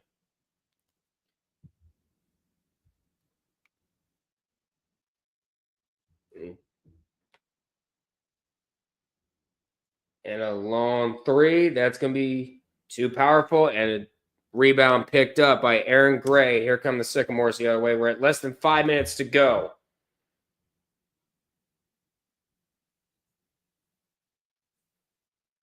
Try the side. Daughtry can't get the layup. And here comes Southern Illinois the other way. And a spoon move. They avoid contact. Where mid-range jumper, that goes down. Kennard Davis with 20 points. 79-78. Sycamore still lead the Salukis. The winner will face the number 1 seed Drake. Daughtry inside. Gonna try to pass it out. Nobody was home. Trying to save it. And it ended up in the hands of the Salukis, and the layup is good. A very bad turnover, and Deba ends up making them pay. And a jump ball possession to Indiana State. We're at 3:56 to go.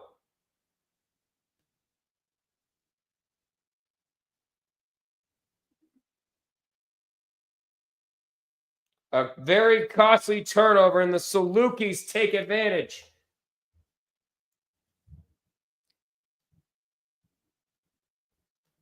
Whew. Ourselves some good tournament action.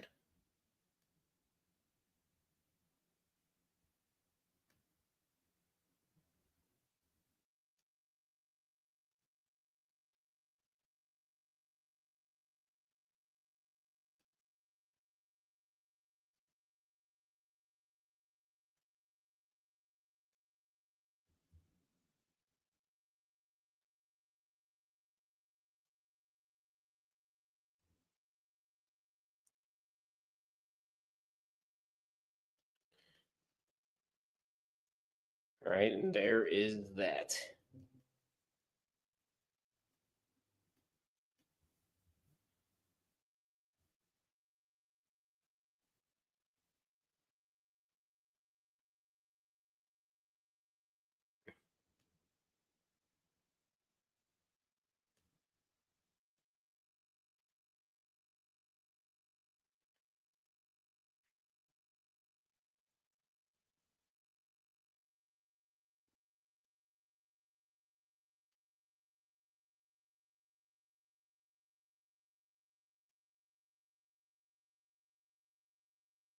Now we head to the WAC. Anything I need to add? Yep, the bottom two. And would you guess it? It's the play-in game.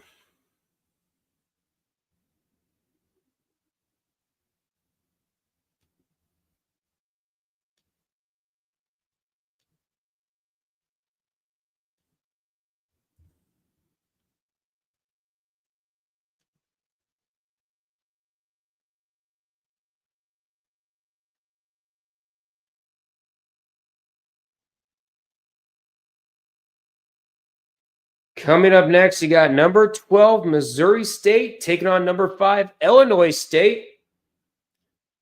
Coming up at 3:30 Eastern Time, or 30 minutes after this game concludes. Because they want to give the teams at least 30 minutes to warm up.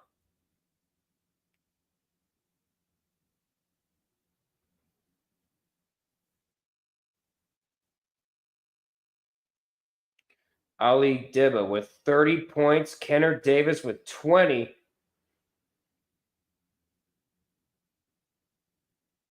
And that's going to be a double dribble. Was trying to go for a 3, but tried to pass it last second. And that's the 7th Indiana State turnover. But this one might be one of the more devastating. It's a 1-point Southern Illinois lead with 3:45 to go. Looking around. Finds Hensley. And now it's Steph with it.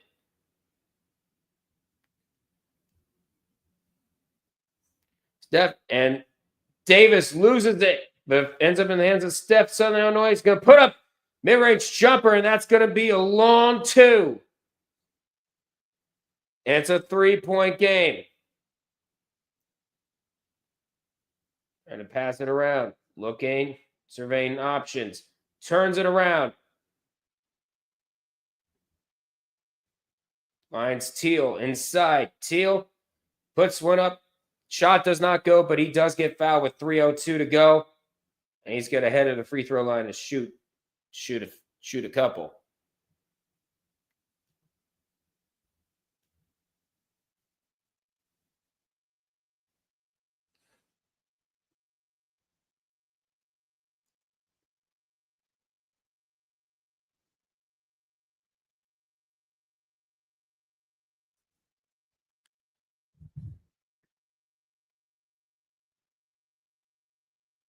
And the first one, up and good.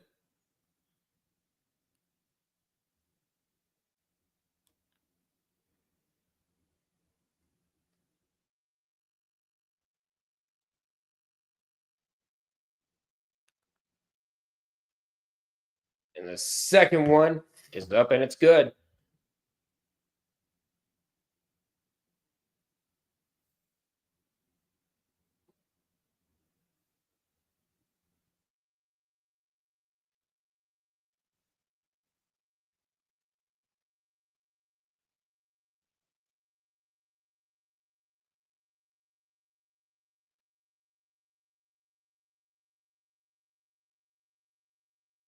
And the ball goes out of bounds. Last touch by the Salukis. They're going to say Indiana State ball. 2:36 to go.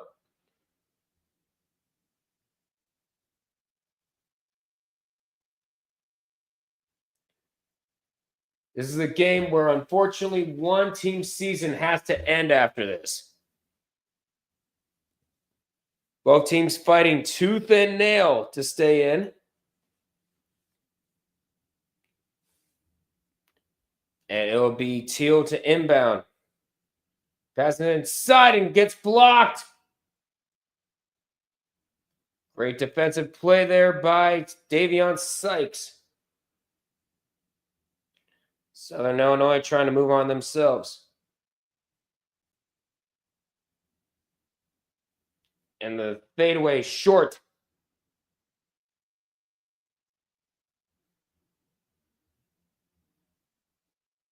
Teal passing it to Allison. Allison trying to get around. Ends up in the hands of. Puts one up, does not go. Second one, rolls around and it goes in for Kamani Dowdy. And he puts the Sycamores back in front. 1:51 to go. What an entertaining opening game for Arch Madness here. 11 ties and 12 lead changes.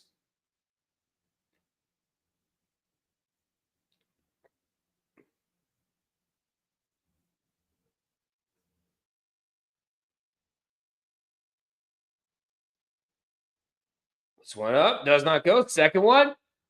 Second effort goes in. We're at 1:15 to go. Both teams exchanging blows. Layup, no good. But he gets fouled.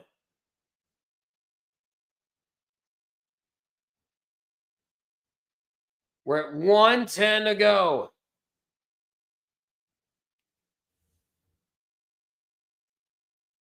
Just trying to check and see, and we are live. We are.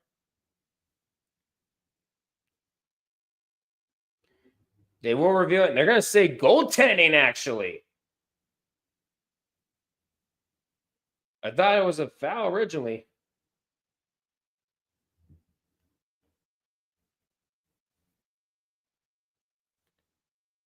And no, I'm not going to try to show the game. So don't bother asking. They're trying to see if it's above the cylinder. If it is, that's goaltending.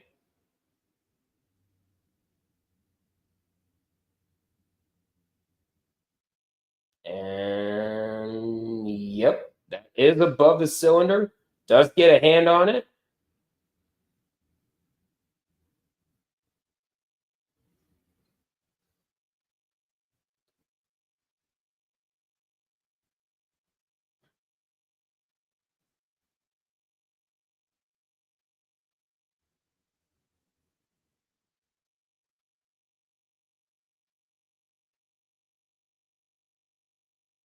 And so the goaltending will count. It's a 1-point lead for Indiana State. We approach the 1-minute mark of the second half. It's going to be fun down the stretch.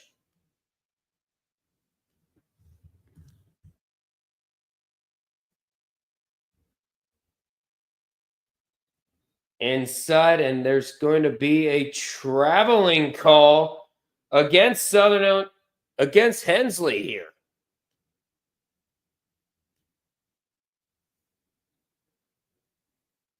Yep, takes one step too many. The 10th Southern Illinois turnover. This one could be costly here. Right, we have an 11-second difference between shot clock and game clock here. Keep in mind, 30 minutes after this one, you got Illinois State and Missouri State a three. No good, too powerful. And it's going to be Davis getting the rebound for Southern Illinois. Shot clock is off. 20 seconds left. Davis trying to burn as much clock as he can to ensure Southern Illinois gets the last one. Both teams with 2 timeouts. Davis passing inside. Hensley with it. Going to try it. Drive inside, and the layup is good. 4.1 to go. Indiana State's going to call timeout. Davion Sykes with the layup with 4.1 remaining.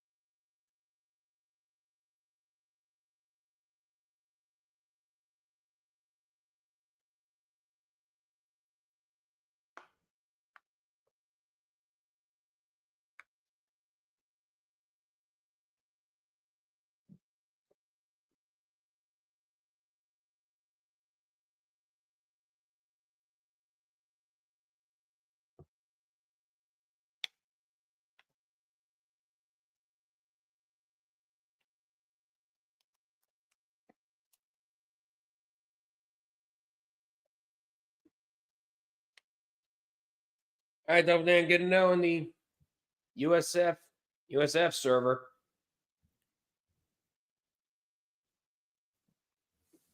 Here we go. 4.1 to go. They got to get something going. Puts it up. No good.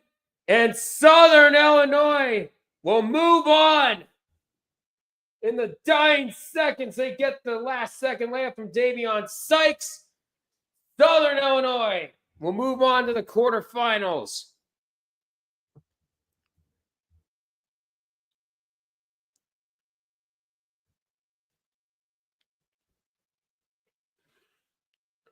What a game. What a great way to kick off the Missouri Valley Tournament.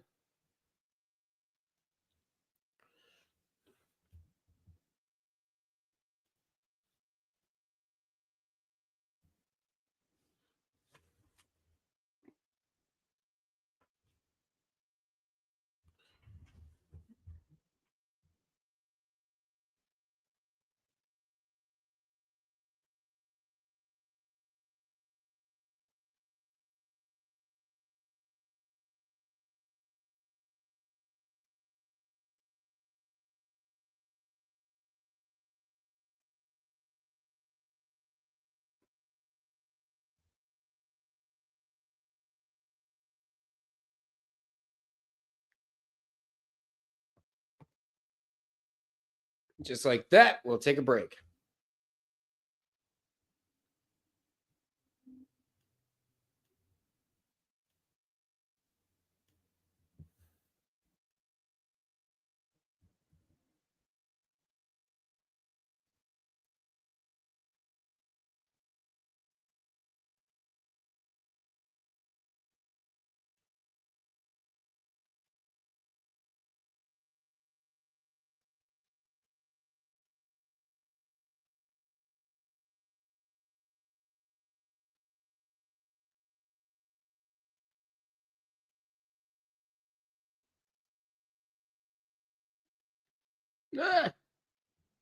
So final score 86-85. I'm gonna put the graphic up here shortly.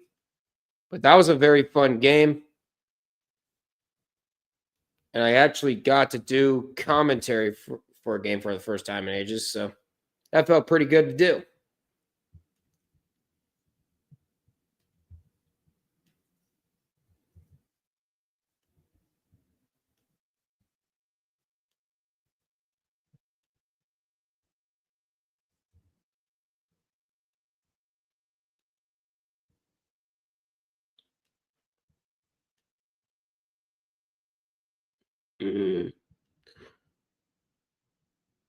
Let me click on this. Thank you. Dear God.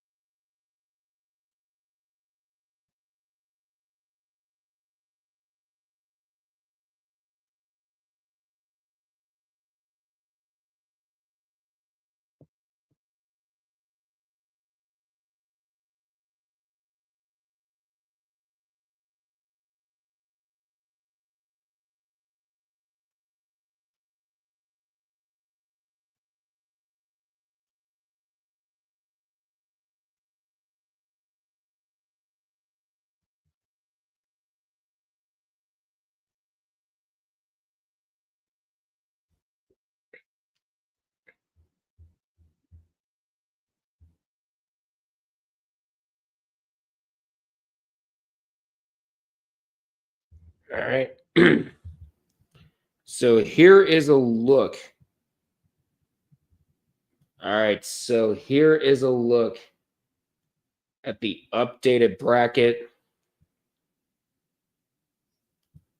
Of course, Southern Illinois gets the win over Indiana State.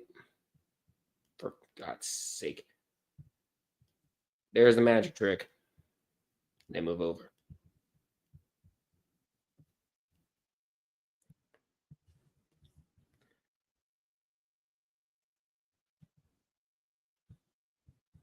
But in a few minutes, we're going to get Illinois State and Missouri State. And there it is. Southern Illinois will move on to take on Drake.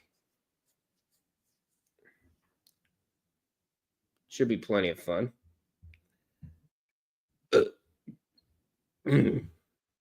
Excuse me. I'm going to go ahead and stretch real quick.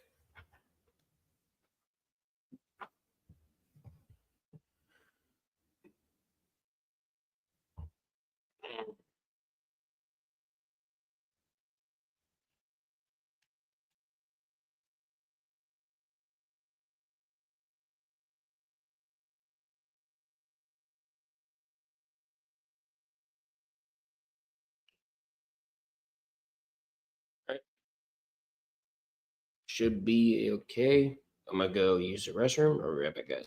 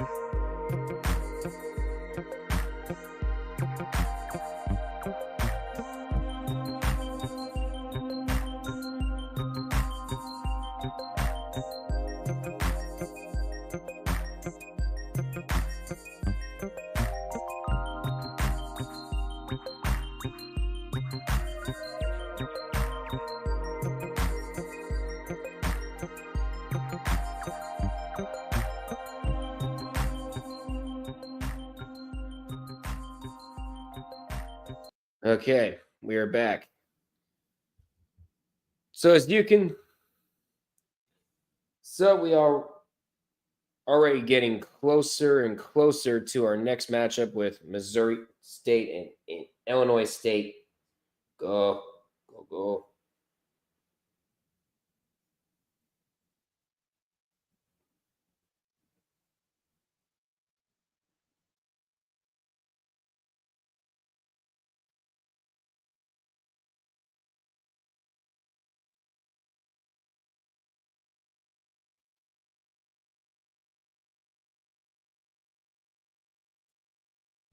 So we're about 15 minutes away from tip-off over there at the Missouri Valley with Missouri State taking on Illinois State.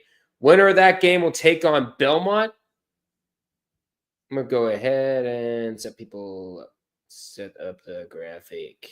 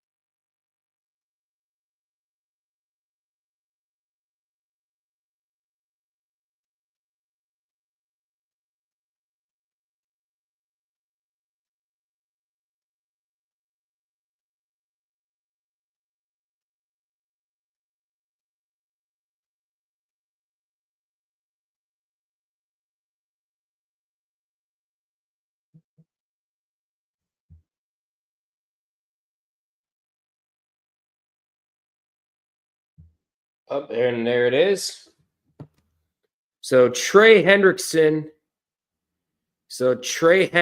is seeking a trade, and Scooter Magruder looks like he's licking his, and it looks like Scooter Magruder is licking his chops. Oh, wait, nope, never mind. He's responding to 5 Points' his comment from earlier. What psychopath actually enjoys editing? Me. It's a labor of love you put in. It's a labor of love you put in your videos, dude. This is Arch. Arch.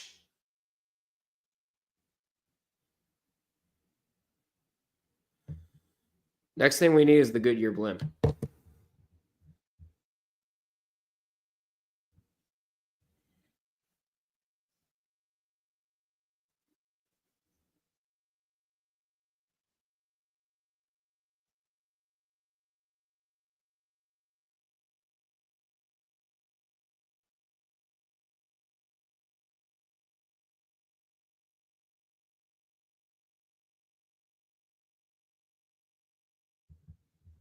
Turning down just a little bit.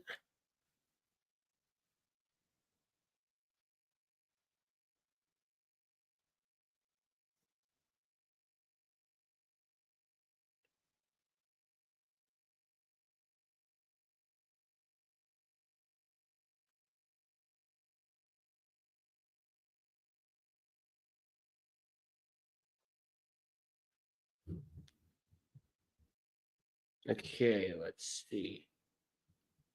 What do we have here? Oh, yeah, it's from that At Everyone thing from earlier from Double Dan. That's what it is.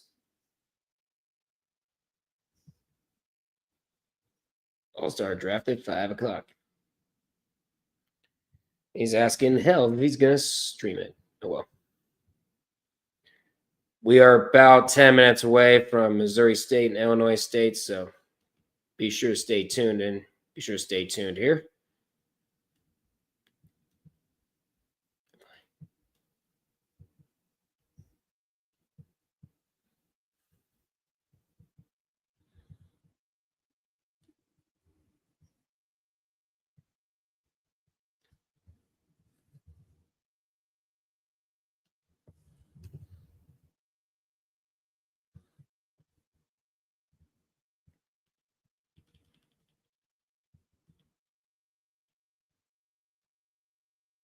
Ah, what are you doing? What the dude? What the fuck? Why is Adobe Express giving me such a hard time lately? Let me let me edit. There we go. Nope. Grab the wrong one. There you go. You're up there. Move up. Move up. There we go. Hey. Hey. Bingo. Everything looks good. We got functioning. Looks like we have some good score bugs. We're good to go.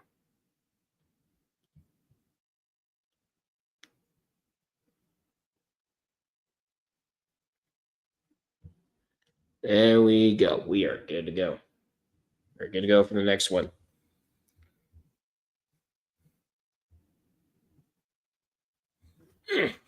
We're at 10 minutes.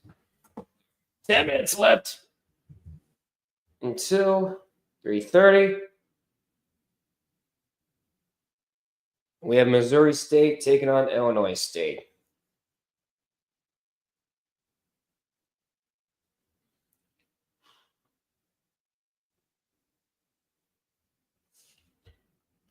I wonder how Red is reacting to this.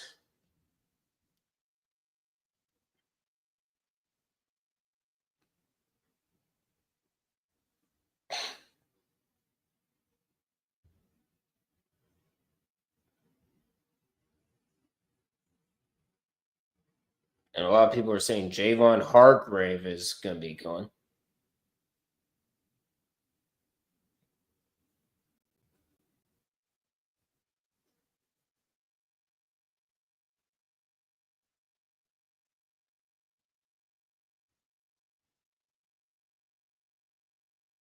So Trey Hendrickson is on the market. I know Red cannot be taking that news very lightly.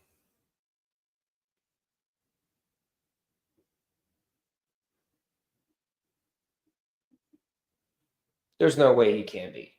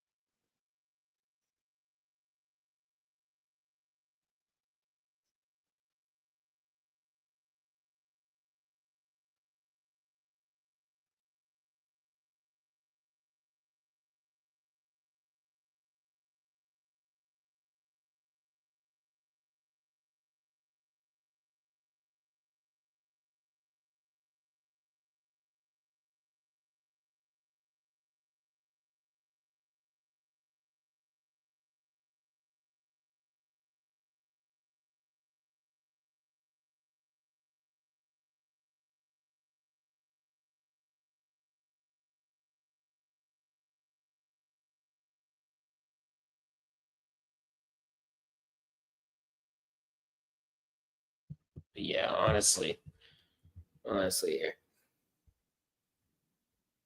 Where he ends up, Hendrickson might end up at Kansas City, Baltimore, Buffalo, Philly, Denver, somewhere else. Who knows? Nobody knows where he's going to end up.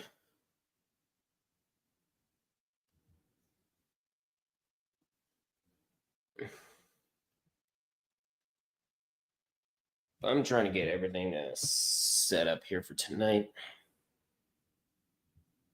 Let's see the next one. I think I already did the West Coast Conference.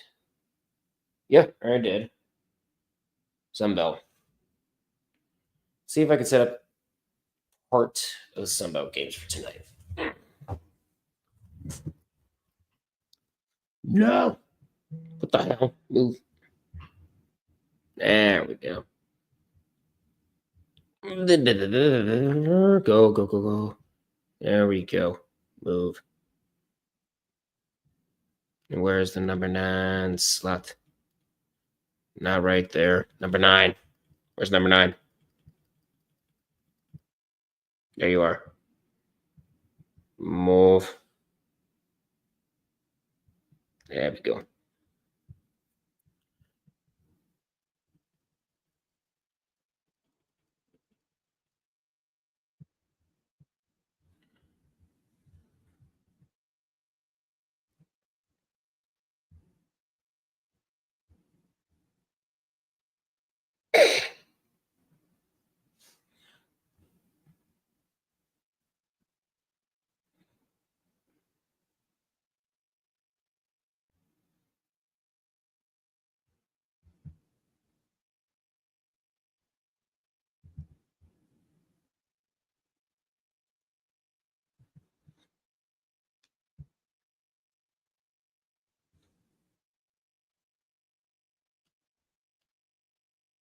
Ah!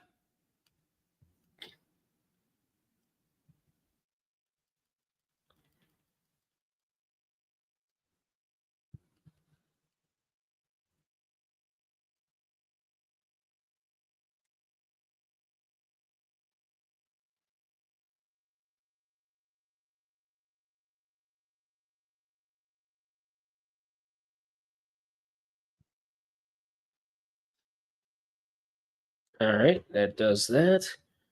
Move Georgia Southern over.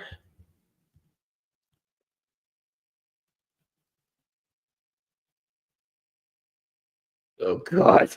That one commercial from NJM. Come to mama. Yeah, I do not want to enter that wax room. Hell no.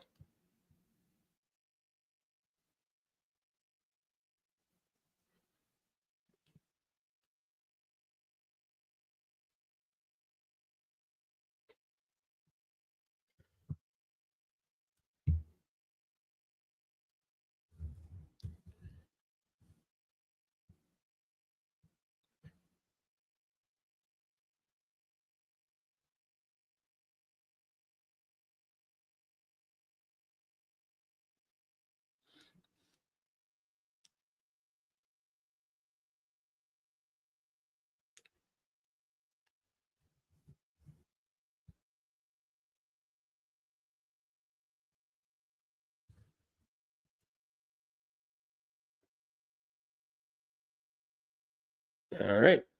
That does that for the getting the Sunbelt ready for later on tonight.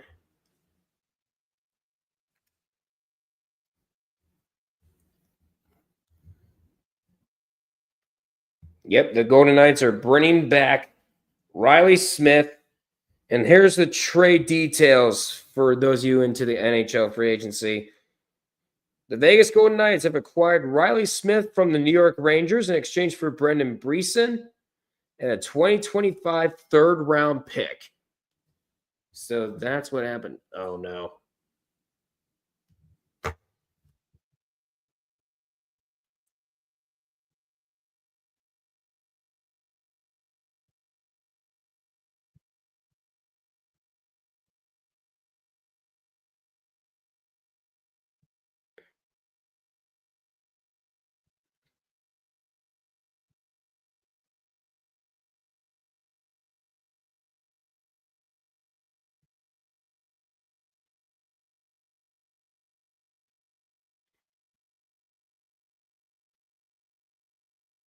Yep, and there he goes. Yep. Yep, I knew Red was going to take the news with a grain of salt. So, for those of you wondering, I'm talking about Red 5478. He's a Bengals fan, and they just announced that they were going to allow Trey Hendrickson to explore the open market. Like, well, I guess we don't need defense to win the fucking Super Bowl. We didn't have a fucking defense last year, so fuck it. Mike Brown, you stupid son of a bitch. That's coming from Red 5478, by the way.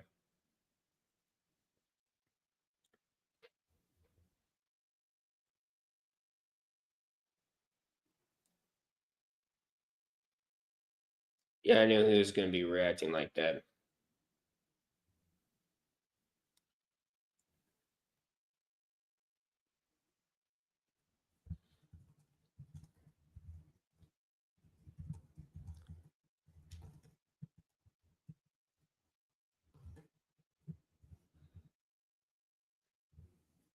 Yeah, you ping Red. Don't worry. He was going to come in here and talk about it eventually. Fucking hell, you think we're trading top picks to replace the talent we fucking lost? We still don't have a goddamn secondary. Oh, God. Red 5478 is not loving what the Cincinnati Bengals are doing right now.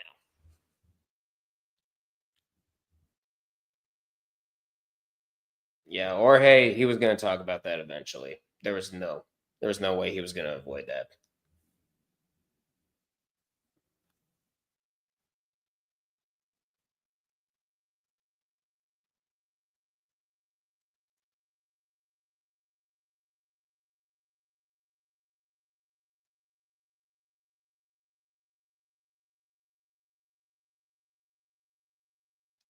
Oh, we will draft young first down and to get it. Don't. How about you grab my size 13 boot up your fucking ass? Let him vent. Kilo, let him vent. He's obviously upset. Can you let him vent? He's obviously upset about it. Funny. I'm saying the same thing about you. All right, let's see what we got.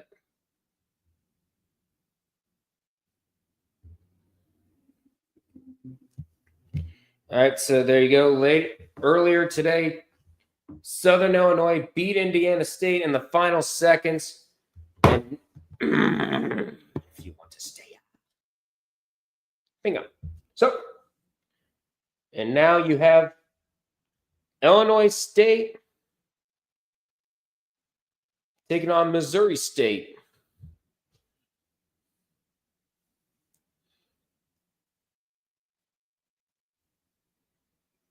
Yeah, I think twice and let it be.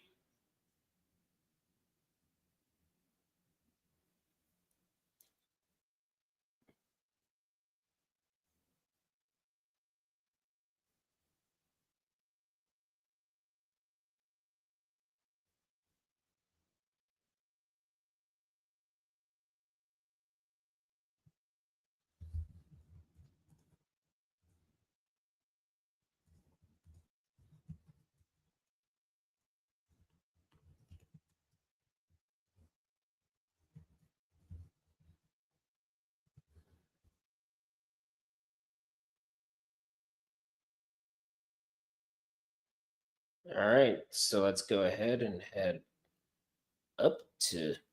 Let me see this one. Give me Gamecast for Missouri State and Illinois State.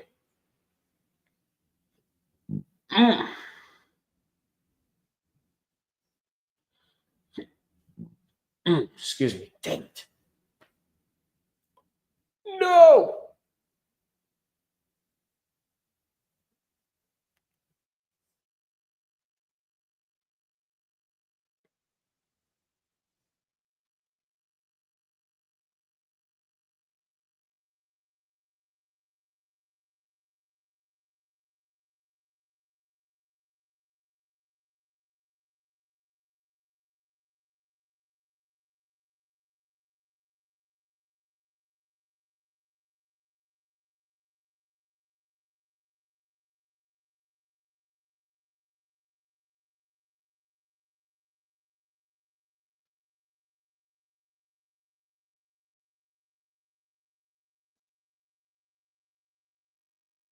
All right, so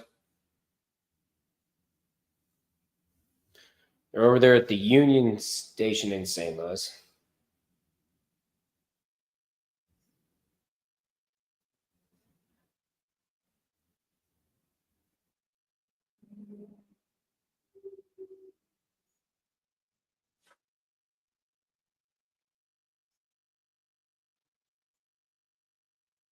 That actually looks really good.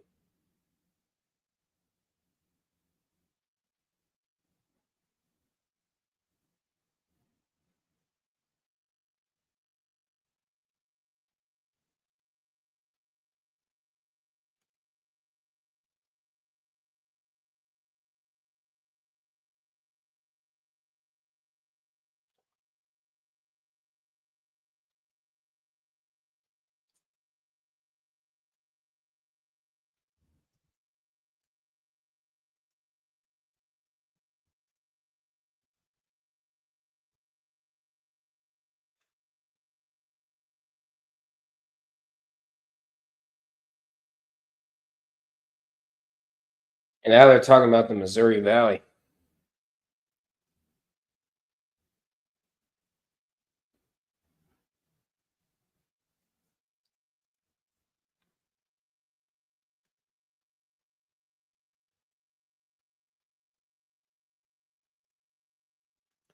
All right, we should be getting close.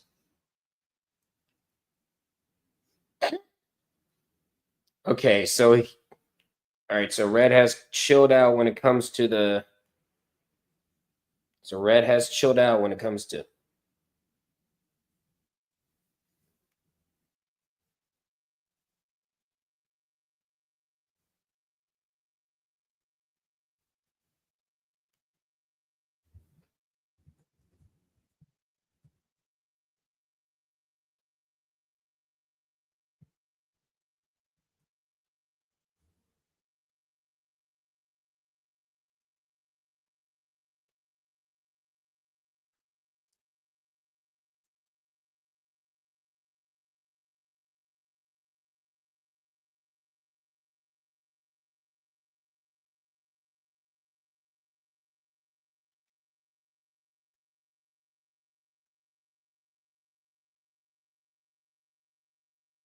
All right, so keys of the game: play till the whistle blows for Missouri State. So basically, just play a full 60 minutes. Illinois State center of gravity. Not sure what they mean by center of gravity, but we are getting close to tip off here. This is Missouri State and Illinois State.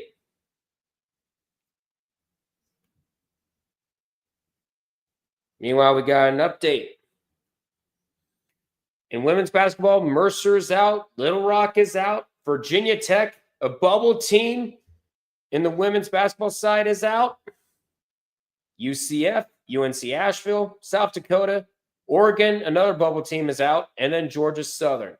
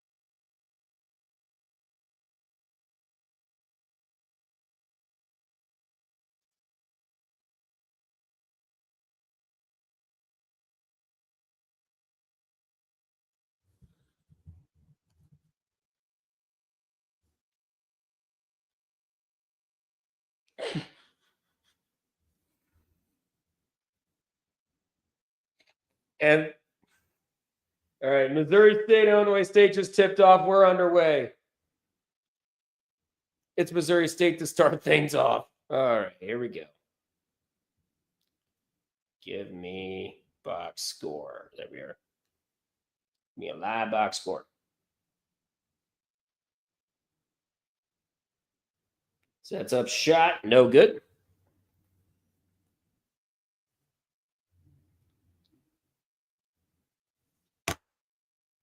And Missouri State will start with a 3.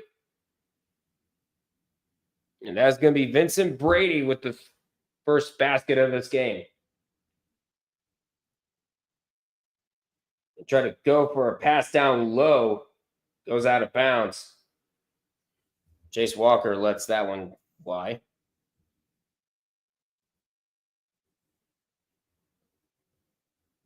What? What do you want?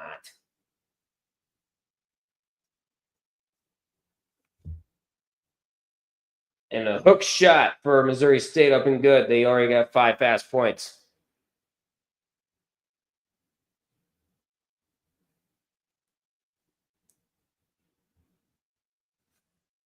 As an alone. In a 3, no good. Walker gets the rebound. Second shot, no good. Third time, still can't get it to go, but he gets fouled. So Chase Walker's going to go to the free throw line to shoot too.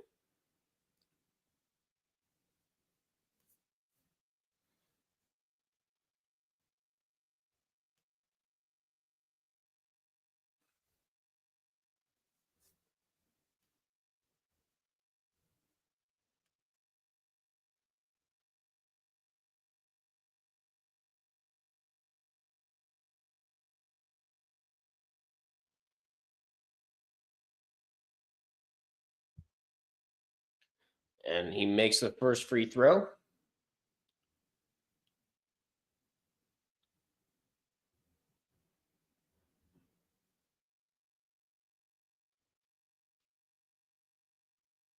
And he misses the second short. Now Missouri State trying to get around some guys. He's going to pass it out to Zaxton King. Passes it to Oba. Now White with it. And the pass gets tipped. Almost picked off, but Jose Bonzu able to get it back. And he's going to go for the contested layup. Michael Jose Bonzu.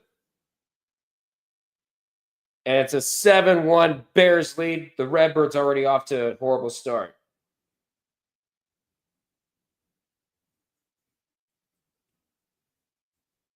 Walker trying to get inside.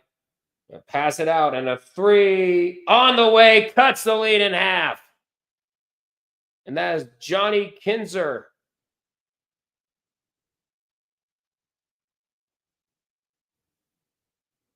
Kinzinger with the 3 and the layup up, no good. And the rebound taken there by Jack Daugherty.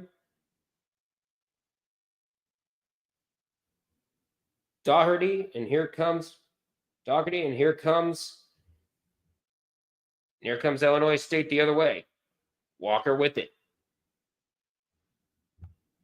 What is going on with this? Everything's all fuzzy.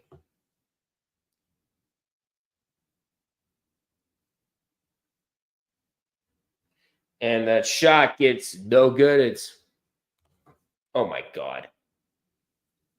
I'm going to restart the TV. Walker, it's short. I'm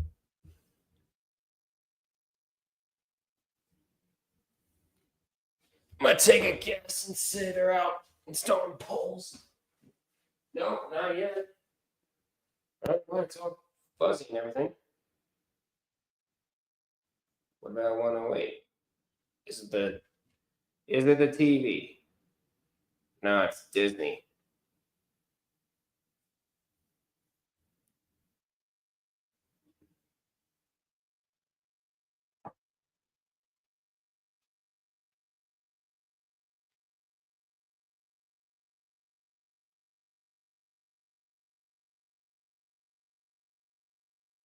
Okay, so the sound's all right, but the sound's all right on my TV, but the internet is shit. So there's that. So now Illinois State to inbound it. He's going to find Bozer with it. And now it's Banks. Gets inside. Almost goes out of bounds. Bozer with it. 10 on the shot clock. We're at 16 minutes to go in the first half. Third tries to get inside. He has an open look for three, and that's way off. And they're going to say a shot clock violation.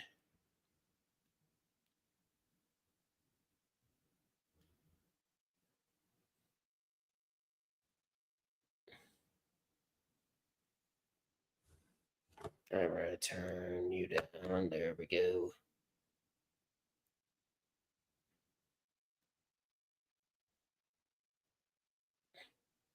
What if he goes to the Chiefs? I know he won't, but imagine. Don't you put that evil on me, Ricky Bobby. Had to do it. Had to do it. Channels my inner red. Give me a fucking break. Not you personally, DJ. But Mike Brown hasn't cooked in his entire life. The fucker would somehow burn water and claim it tastes fine. Probably likes well done steak. He tries so hard to be like his dad, but newsflash, kiddo, you ain't Pa. Not to mention, Paul made bad decisions in the end of his tenure with the Bengals, i.e., letting Bill Walsh walk after designating one of the after designing one of the prototypical offenses that would dominate the league even to this day. And now Chicago wants a bit of Trey Hendrickson. It's total liquidation. Everything must go.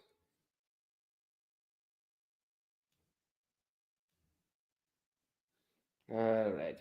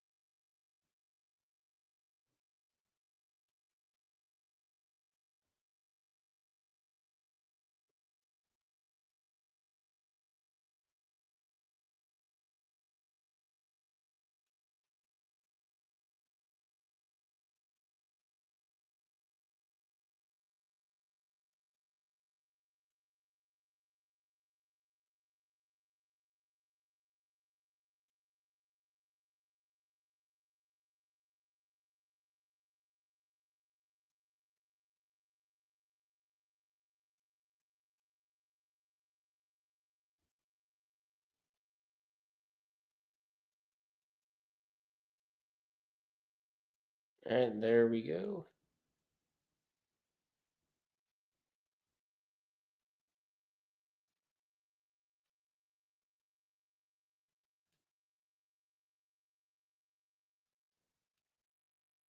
There we go.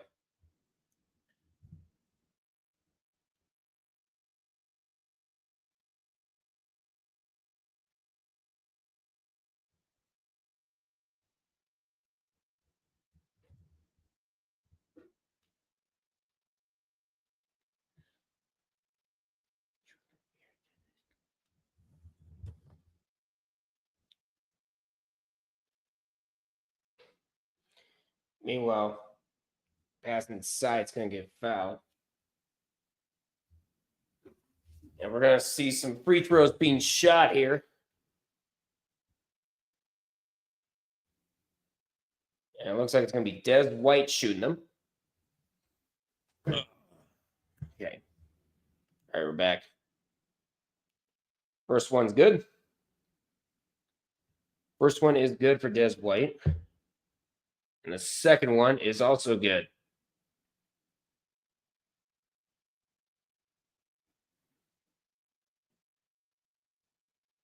And we're at 15:30 to go. In this first half, Missouri State off to a better start. We're at 9-4.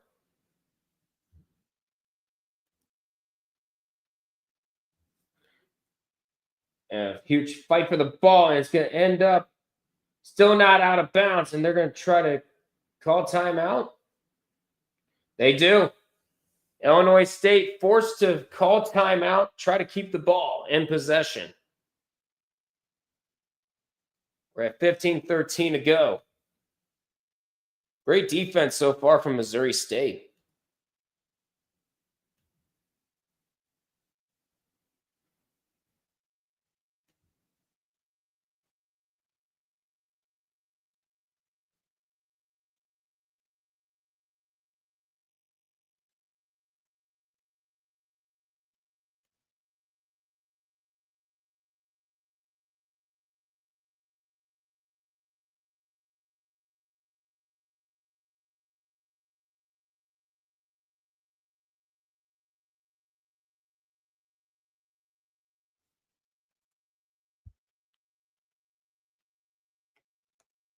Now they're advertising the merchandise store.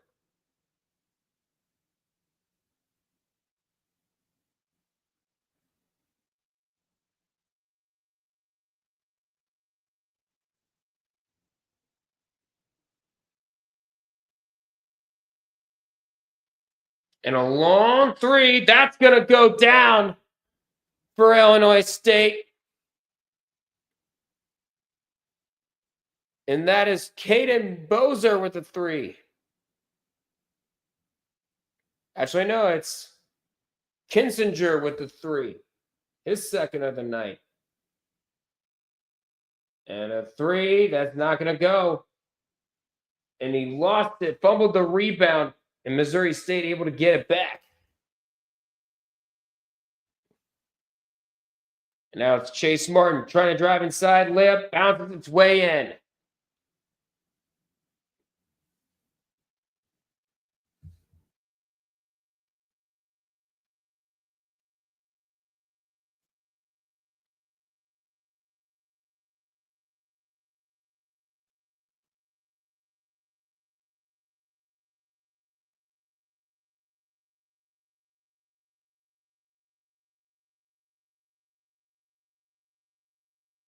And he's going to put the layup in. And that is, once again, Johnny Kinsinger. He has 8 of 9 of Illinois State's points.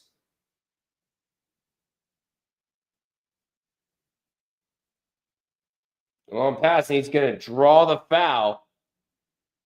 And that one will be on Caden Bozer. That's going to be his first.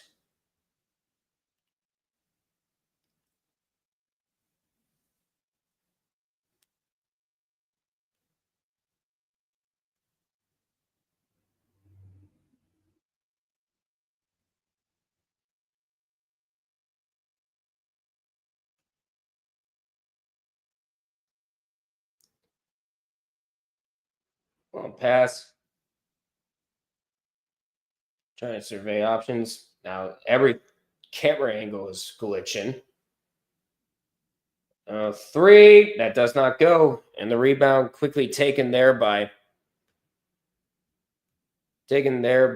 Jordan Davis. And here comes Illinois State the other way. Walker with it. Jace Walker trying to get around some bodies. Gets double teamed. And this time it's going to be a jump ball. And Illinois State is going to keep possession.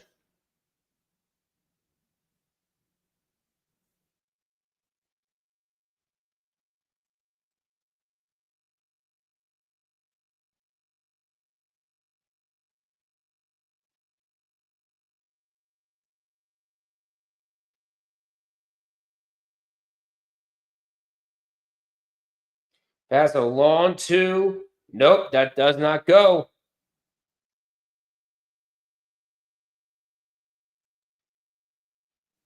And a three. That's going to fall.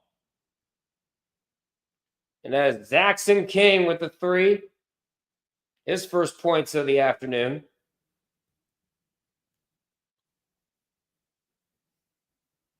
Yes, and he's going to get fouled there by Chase Martin.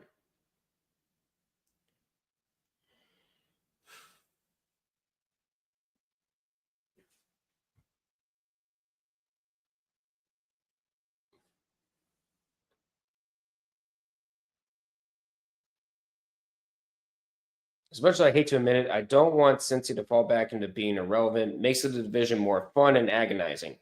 They better figure this shit out soon. Draft comes up soon. Yep, absolutely. Because when all 4 teams in the AFC North are good, we got an entertaining division. Throws it back out. And the ball goes out of bounds. Last touched by the Bears. The Redbirds will get it back. We're at 12:16 to go in the first half. Illinois State has the ball, now down 3.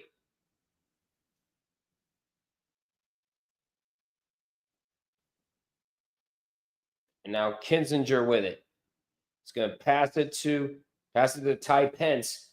Back to Walker. And he loses it, but ends up in the safe hands of Walker. And Walker trying to get around some defenders. He's going to pass it out. A baseline three. That's going to fall for Ty Pence.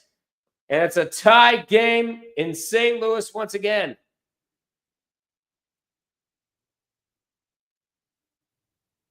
And a three gets fouled and it will go down. Actually, no, they say no foul, actually. He did go down after that. Finds Bowen. Finds Pence inside, and a layup is good for Ty Pence.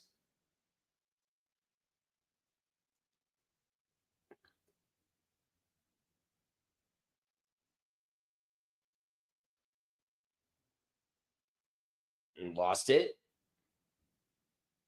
And Chase Martin able to get it back. And the layup does not go. And we got a timeout called. Actually, I think I'm going to say it's a foul on the floor on the rebound.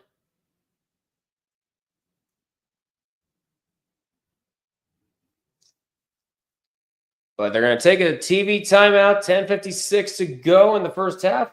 Missouri State up 1 on number 5, Illinois. 12 leads to number 5 thus far in the Missouri Valley Tournament. All right, I'm going to go ahead and use the restroom real quick. I'll be right back.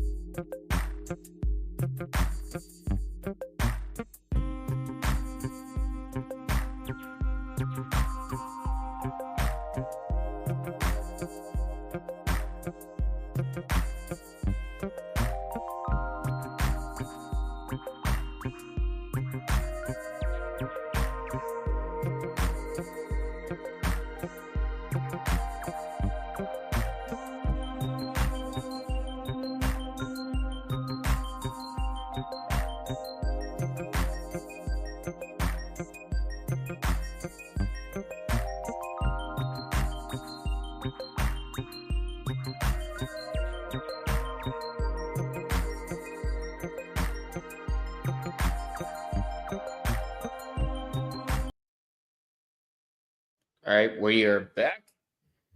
We just got back from reviewing something. Not sure what it was, but we are back.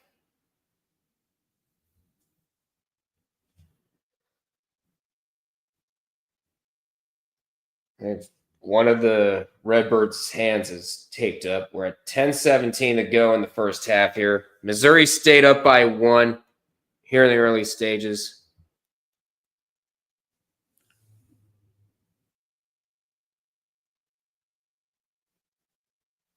Does put that one up, does not go.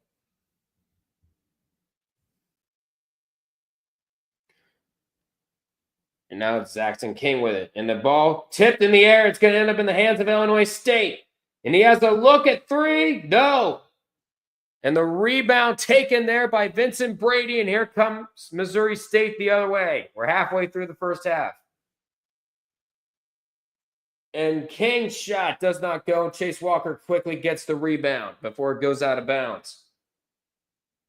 Now Walker with it. Walker turns around and the ball finds its way in. And Illinois State will go in front. We're at 9:23 to go in the first half.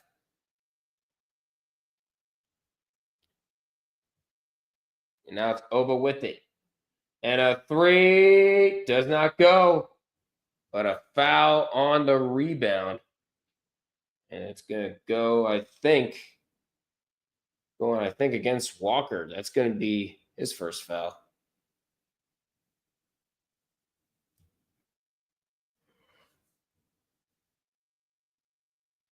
So Chase Walker heads to the bench.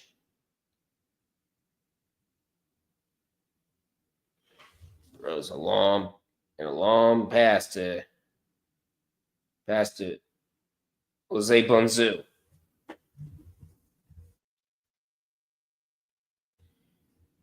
And that one does not go. And the rebound pulled down by Landon Wolf. And here comes Illinois State the other way. It's Wolf with it. Actually, no, it's not Wolf. The mid-range jumper doesn't go. Missouri State gets the rebound.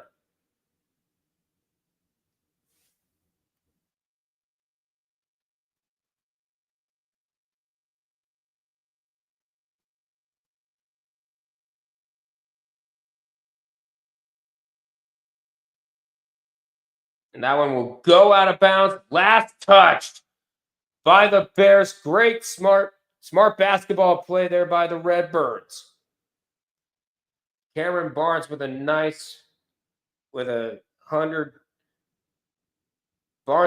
200 IQ play. Off of the foot of Chase Martin.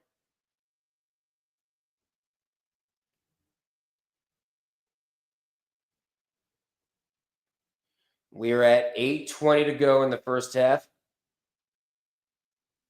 Passing it back, a long look at 3. That one will roll around, no good. The rebound taken there by Chase Martin. And here he comes in the layup, no good, but an offensive foul called on Martin. We're at 8:05 to go here in this first half. Sooner or later, I'm going to have to fill some water.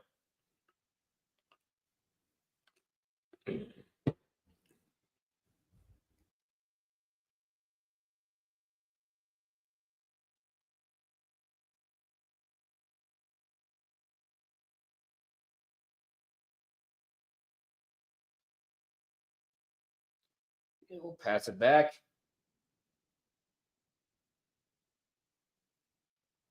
Trying to pull it up. No good,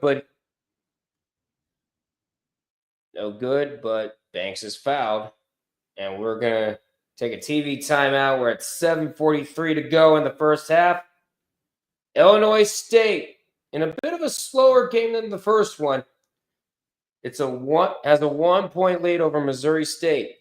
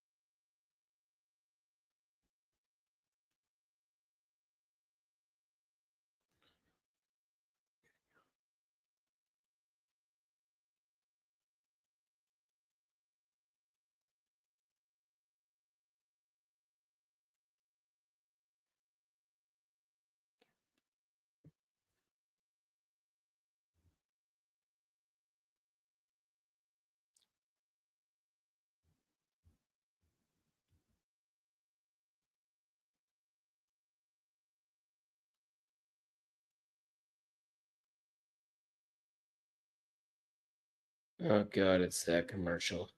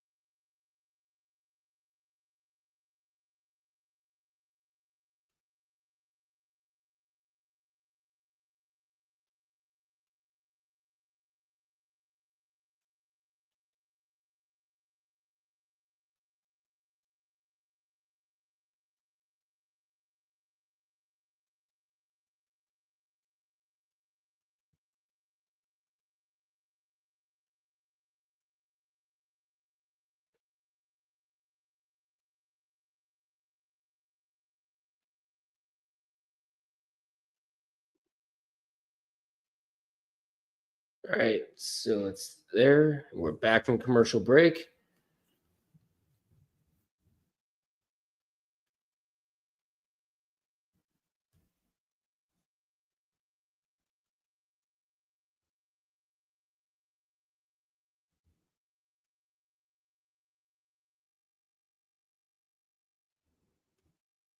Whoa, whoa, whoa, whoa, whoa.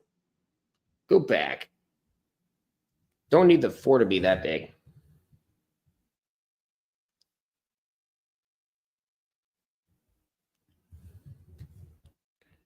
There we go. All right, Atlantic Sun's ready. First one's good.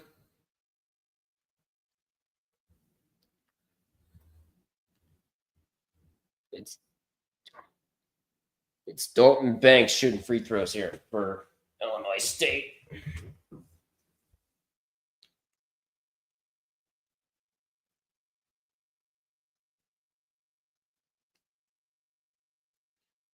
And that one's going to be short and an easy rebound there for Jose Bonzu.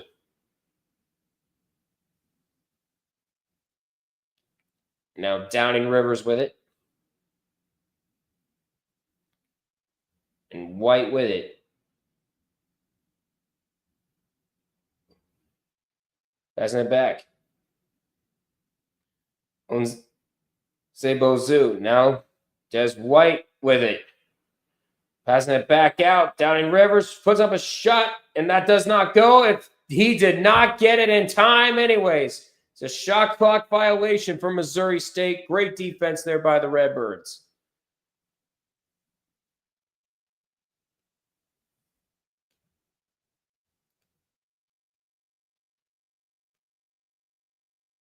Now it's Walker with it. Walker inside. And now a 3. Arrow straight, but short. Jack Dougherty try to get it. Dougherty try to get it.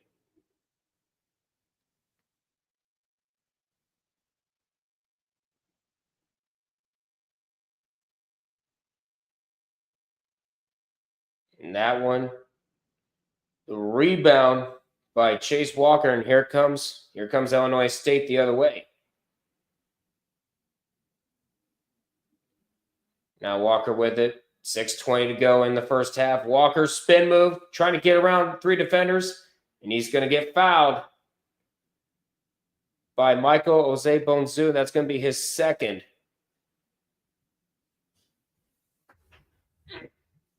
Or it should say it's first.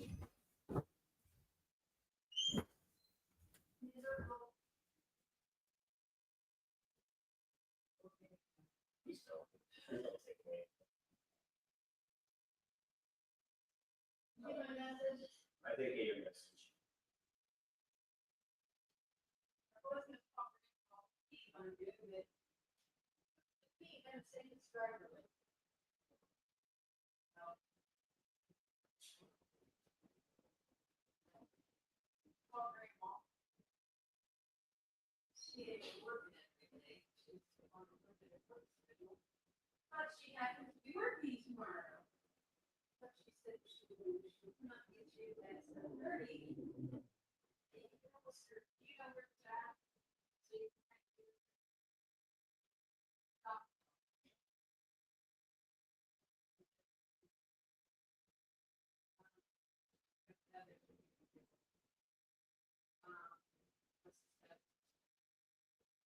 they were got this information, if they high level sent it to them, then you have this, that you can show them what are there.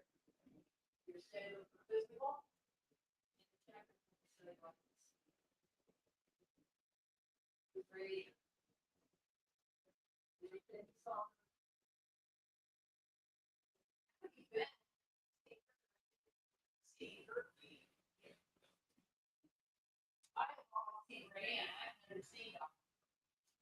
But they're wanting to check your blood pressure. You were like scared to death and in pain with an infection. Yeah. Usually your blood pressure is very low. You don't recommend drinking coffee in the morning before you get it. And when they take your blood pressure, make sure your feet are not crossed. Don't talk. That's good. You talking the whole time. They get the blood pressure. You want to be not talking, feet flat on the floor, sitting. I don't want to check the blood pressure medication.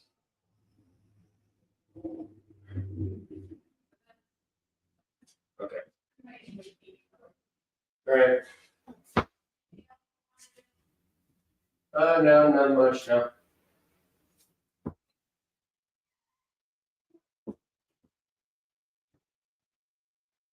My apologies. I had to. My apologies. Had to help mom carry some stuff in. And Barnes hits the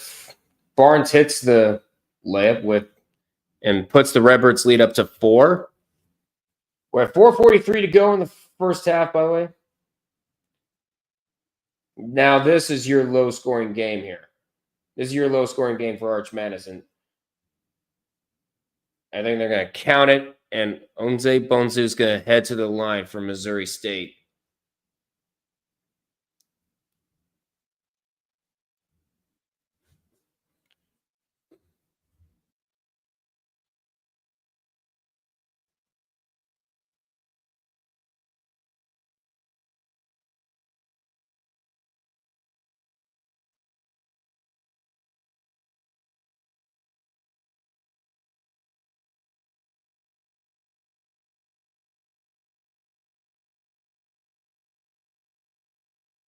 And he misses the and one. And here comes Illinois State the other way. Drives inside. The layup is good.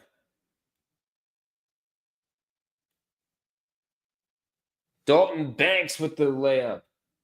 We're at 4:11 to go.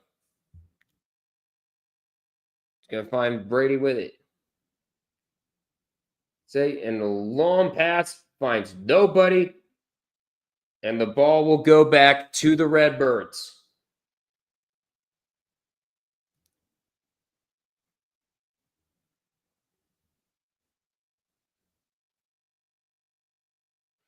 We are at 4 minutes to go.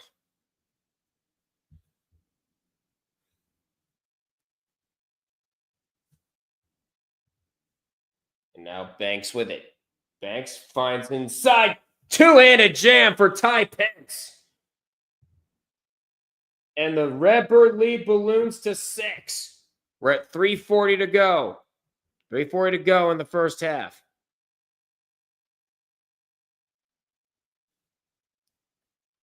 Find him inside the layup. No good. Ty Pence gets the rebound.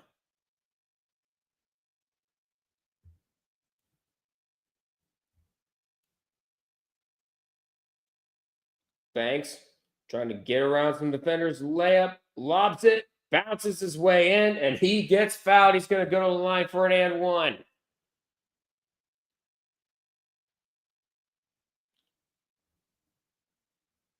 Illinois State starting to find their rhythm a little bit. Actually, hold on. They're going to say he didn't get it.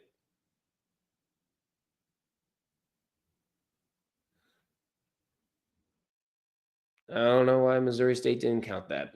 Oh, well.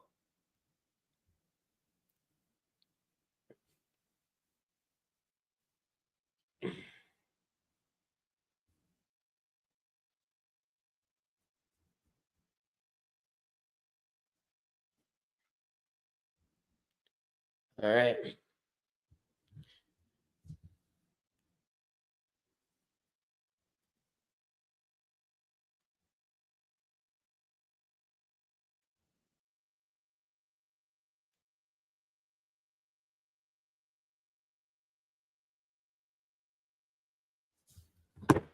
Whoa.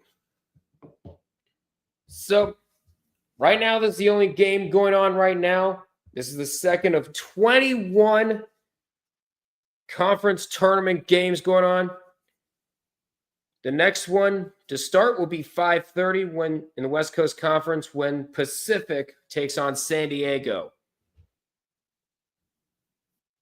And that's going to be your only game in the West Coast Conference. And then the rest will be ending at the ass. Well, the rest of the games will be ending at the ass crack of dawn. At least here on the East Coast, it will. But it takes time to say, please feel free to like, comment, and subscribe to the River of Duck All Sports Network, both on YouTube and as well as follow it on Twitch. On Twitch, we're expanding into Twitch right now. And the link to the National Alliance on Mental Illness is in the chat and it's in the description down below. Feel free to check those out.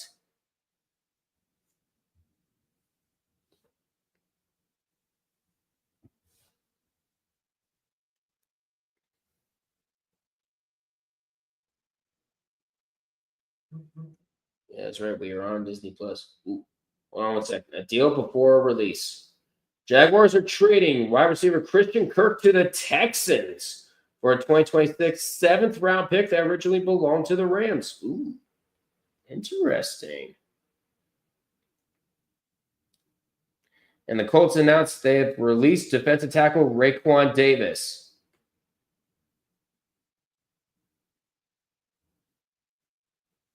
Oh, yeah. Crying Bengals lady.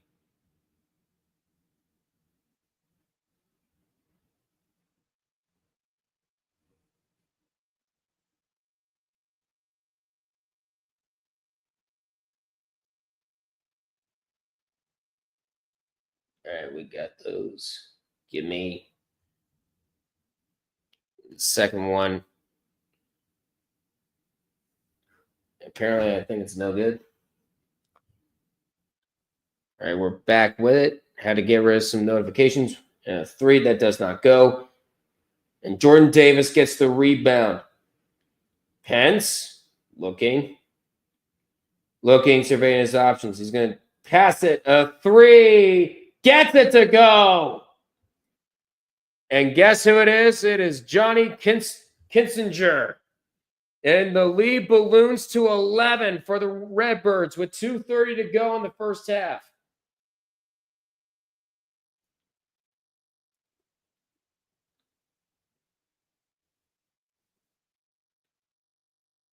And brings it down in the pass. It's knocked away. No foul called. Great defensive play by Barnes. So Missouri State will keep it.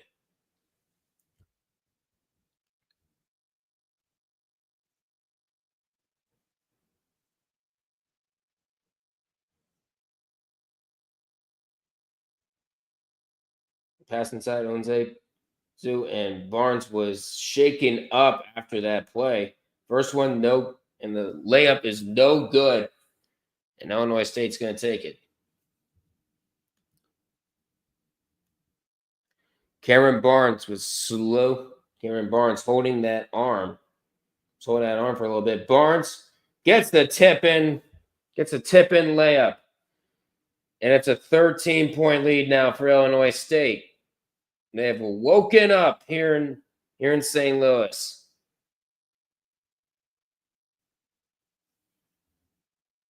And a pass inside. Downey Rivers finds Martin, and Martin's going to get the layup here. We're at 90 seconds to go in the first half.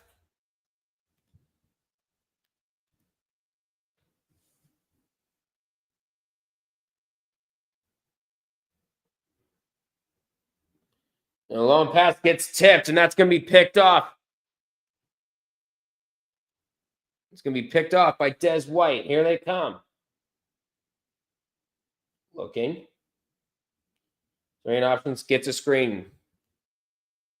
And a 3 from Martin. Does not go, but Zay Bonzu with the easy rebound and a foul on the floor. And it's going to be on Cameron Barnes for Illinois State.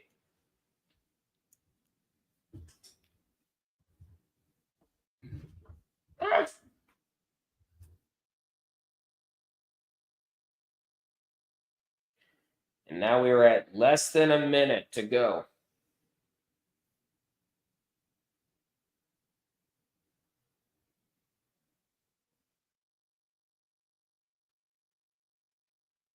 Trying to get around defenders, throws up a prayer, and he goes out of bounds. Actually, no, I think they're going to call a foul there. Not sure what it is. Might get a stretch, though.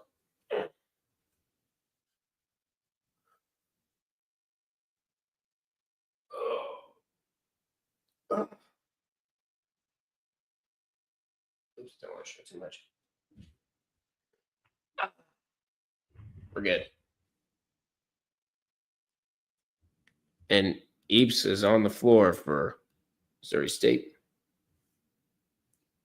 And he was out of bounds. We're at 40 seconds left. 16-second difference between shot clock and game clock. Banks passes it. Now it's Banks with it. Banks passes it.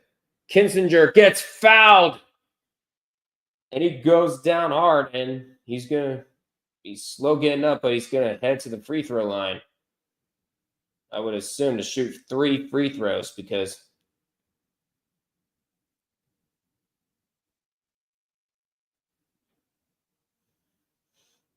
and a very hard hit as Mosaic Downing Rivers falls on him.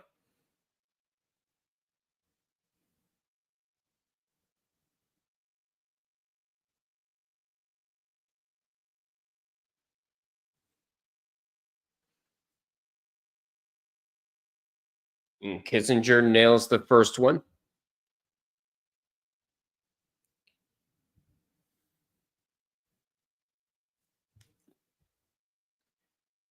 Two more free throws coming up. Another free throw coming up, and Kissinger will nail them both. It's a 13-point game. Shot clock is off.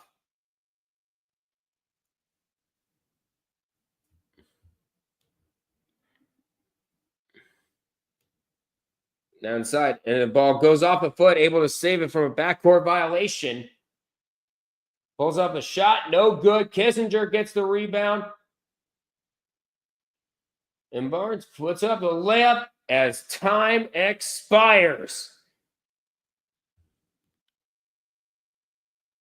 Ty Pence getting the layup, and it's a 15-point lead for the Illinois State Redbirds against the Missouri State Bears as we hit halftime in St. Louis. This has been a very entertaining tournament thus far. I'm getting entertained at this point.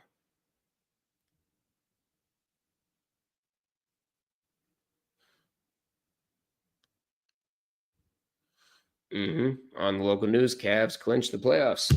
Yes, they did. I'm a happy guy.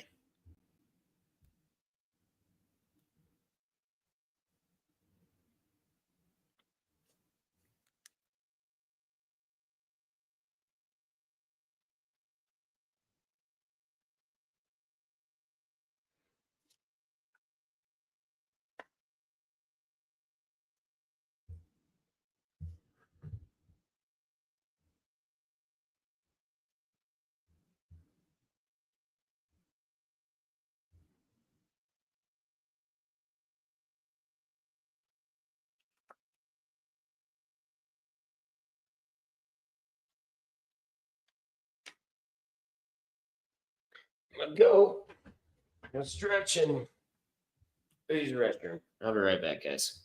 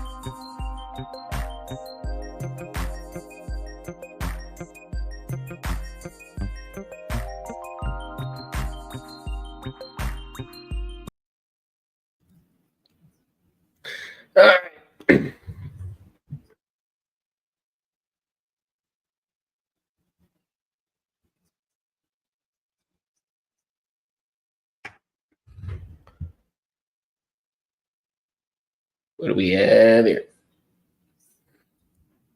Oh, we had a buzzer beater in the Big South quarterfinals. Wow.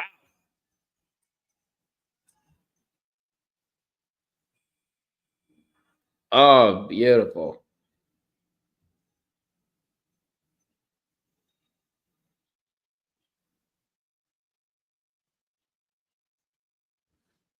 And we're going to turn you down just a little.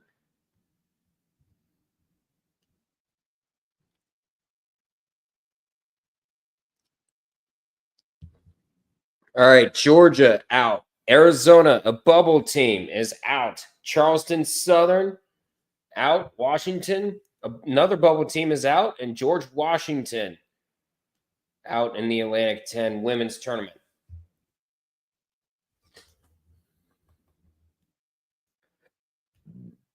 Excuse me. Phew.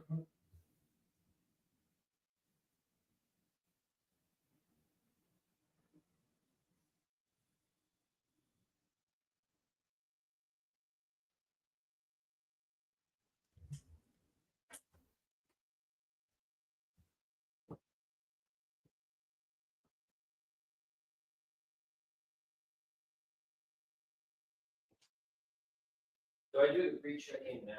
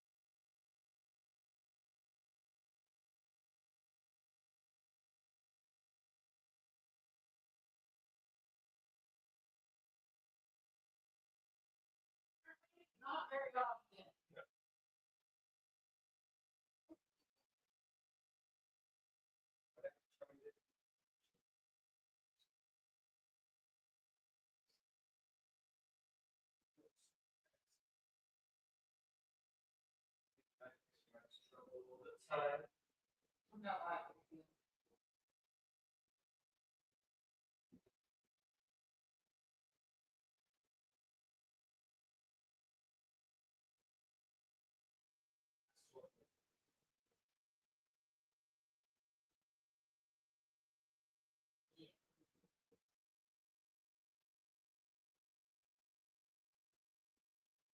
the course of 18 years, it costs $235,000 per parent. And that's just for the alcohol.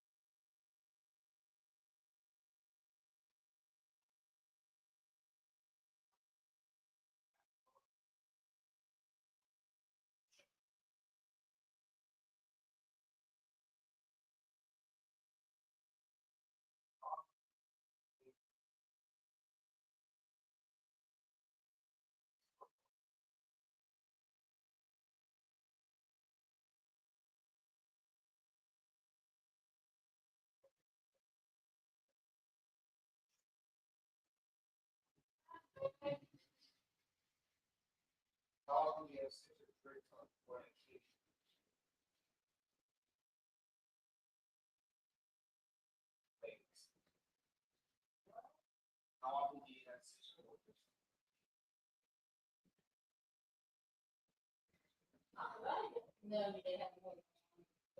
How many more questions?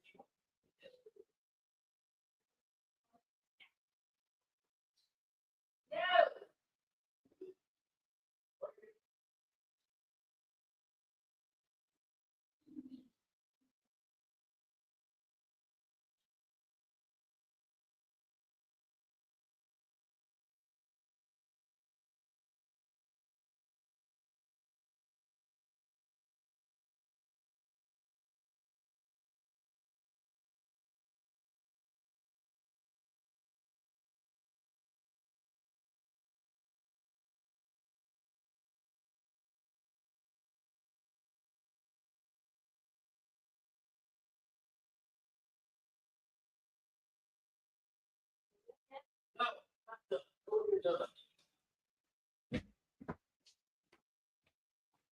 I apologize about that. I'm in the filling out a questionnaire for the doctors tomorrow. I got to fill that out.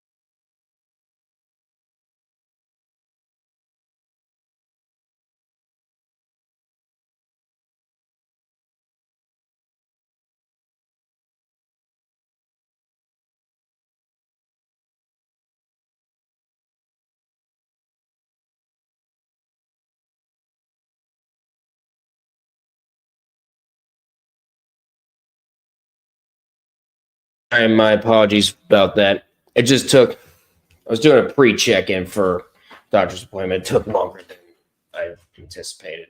So many questionnaires they want to know everything about you. So my apologies about that. We're at 11:26 to go in the second half here. As I see, Illinois, not much has changed a bit. Illinois State up by 16, and a blocking foul called there. And they're going to get Ty Pence with it. Now, can the doctor leave me alone for about until my early morning appointment? That'd be nice. We're at 55:31. We're headed to a commercial break. I'm back.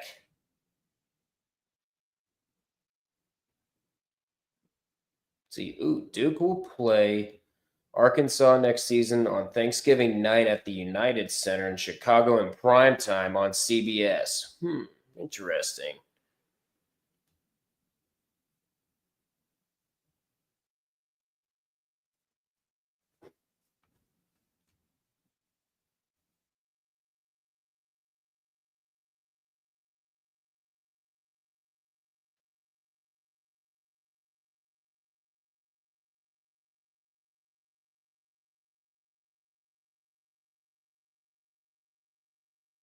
Let's see. The Guardians have signed Tyler Naquin to a minor league contract. All right.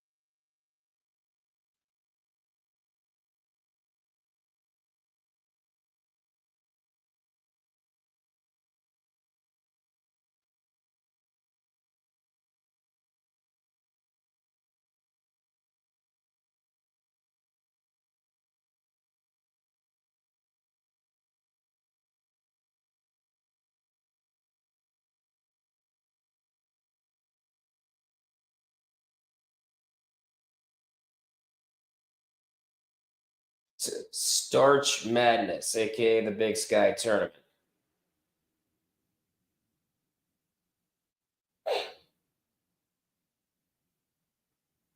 This guy really stole the Office TV just to watch some Missouri Valley Tournament action.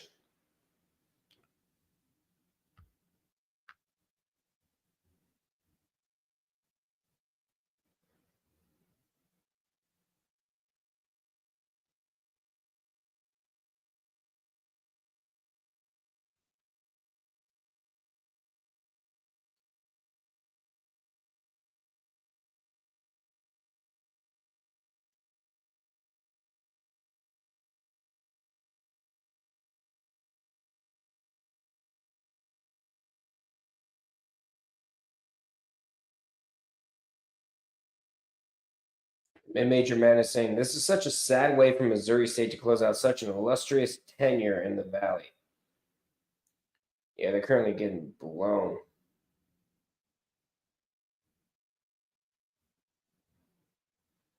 Yeah, currently getting blown out of the water by Illinois State.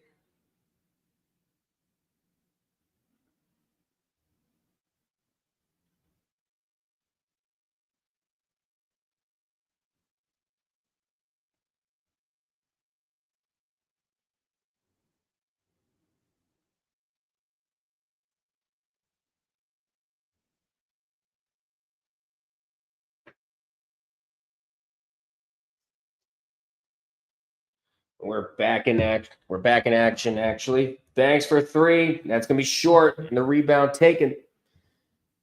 Rebound taken. Get out of here, notification. And now it's Downing Rivers.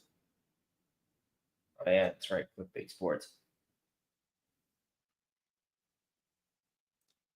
Trying to pass back. Downing Rivers with it.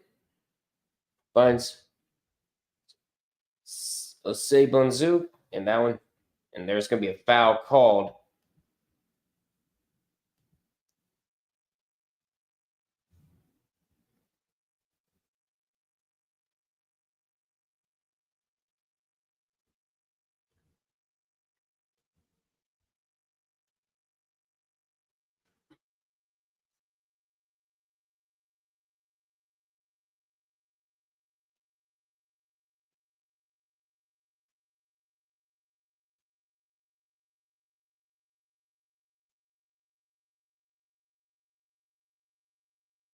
Help YouTube out by answering one question. Oh, thank you. Already filled out one too many questionnaires.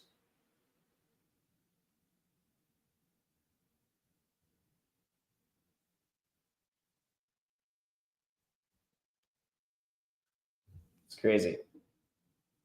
Say Bonzu has it. 5 seconds left on the shot clock, halfway through the first half. Halfway through the second half, I should say, he has to get it off. They say, nope, not even close. Shot clock violation for Missouri State. Illinois State just putting it on defensively.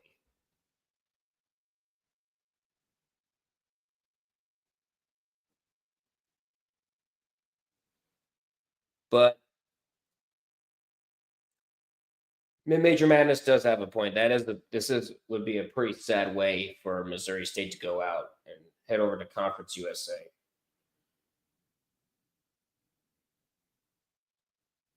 Pass it, and Barnes with it.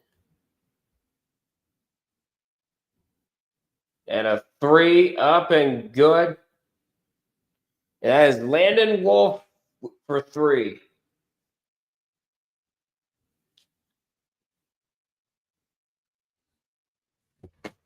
Ow.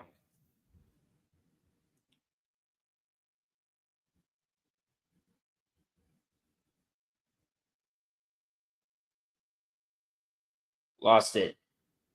Takes a 3, and that's going to be a double. And they're saying he traveled. Des White gets called for a travel. Missouri State can't get anything going as they are down 19.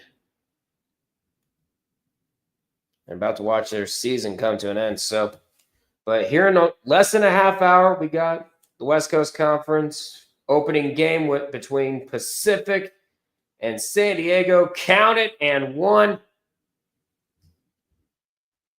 And this time it's going to be Malachi Poindexter getting the shot and a foul.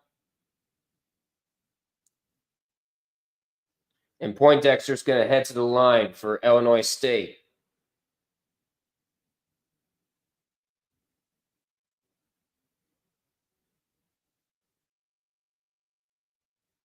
And that one is no good. We're at 8:43 to go in the second half. It's a 21-point lead for the Redbirds. Again, and a foul away from the ball. And I think they're going to get Cameron Barnes for it.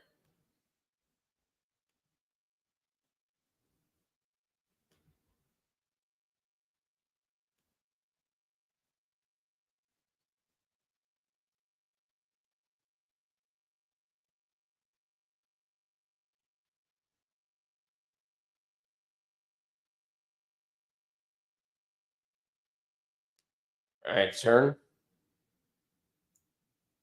And that one no good, but a foul in the act of shooting, and I think it's going to go against Ty Pence.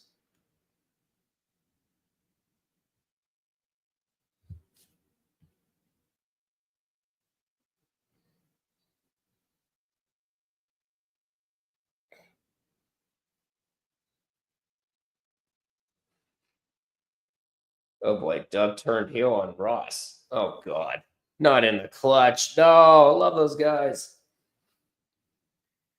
Oh, ever since John Cena turned heel, it's been unhinged. Just that free throw is no good. We are at 8:20 to go in the second half. It is a 20-point lead. So it's no good, and here comes Missouri State the other way. They need to get something going. So no good. Actually, am I live? It says I'm live. And a 3. That's no good.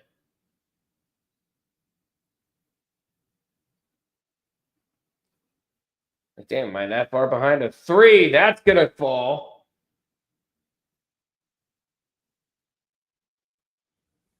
God damn, why is it 26 seconds in front? Hold on 1 second. I'm going to try something here. Go to Disney Plus. We're going to fix this here real quick.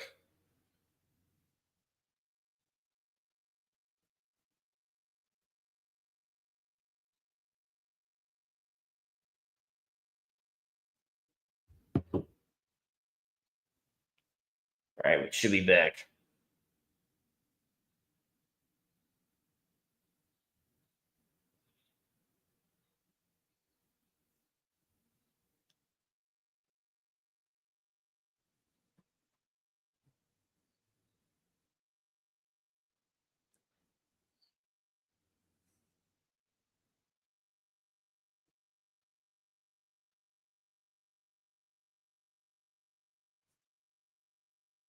Now they're advertising the St. Louis Cardinals games.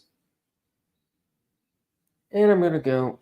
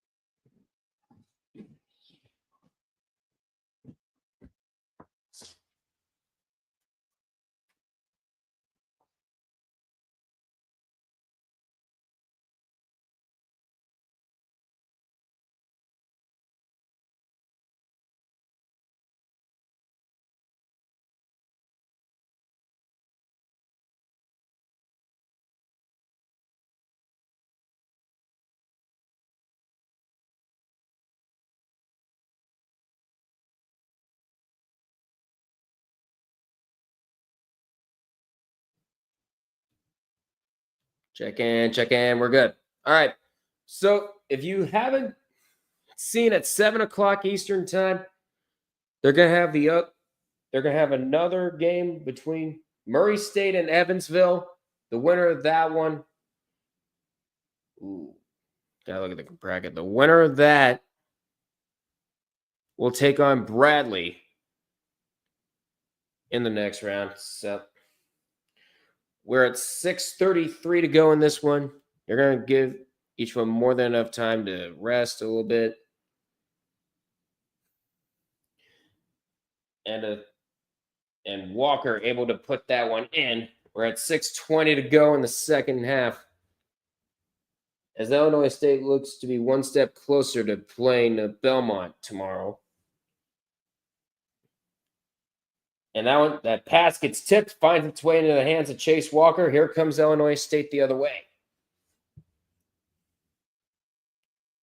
It's a 19-point lead for the Redbirds here.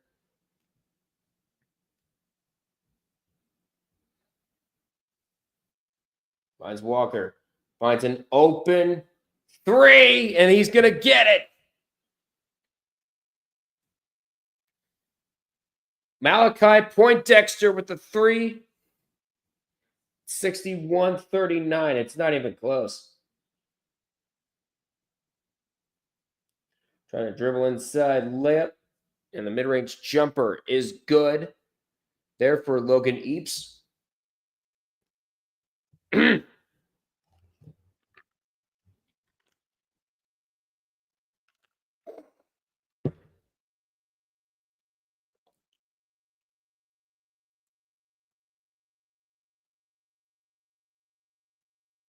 We're looking, and the pass gets well behind, and then might as well let it go out of bounds and let it be Missouri State ball. We're at less than 5 minutes to go in this second half. And Walker with a very, very bad pass. And Pepperdine has been eliminated on the women's side. Not sure what's going on here. I think the antibiotics. Foul is called.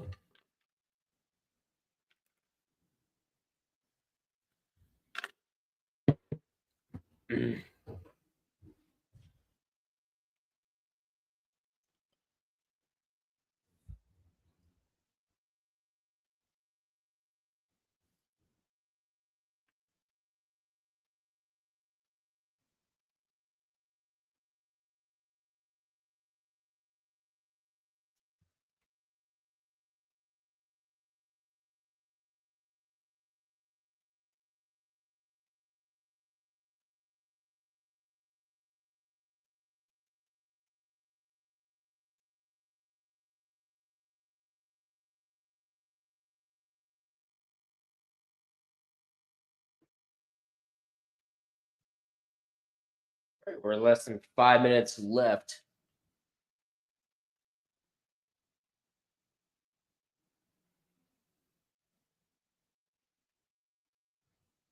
Now Johnny Kissinger with it. Now Poindexter. And another three that's going to fall. It's going to go short. And the rebound taken by Dalton Banks. And a layup. Count it. And one. And that's going to be Landon Wolf.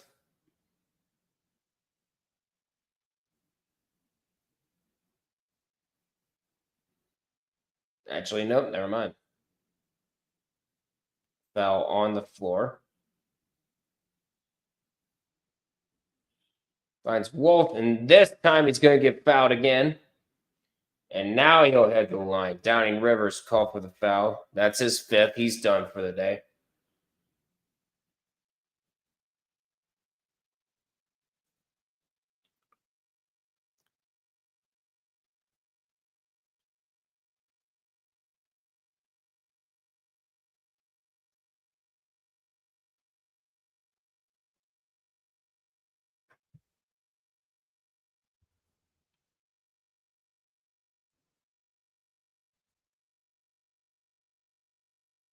First one's good.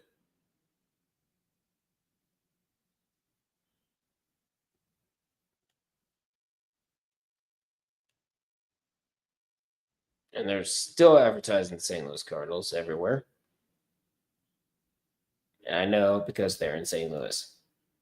Second one is good.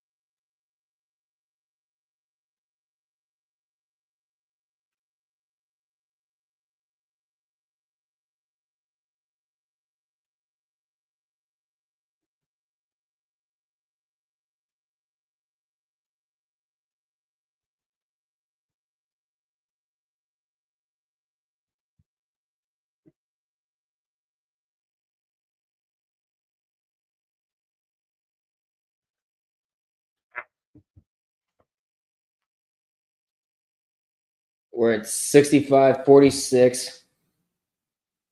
And a three. And that's going to be off the rim. We're at 3:11 to go.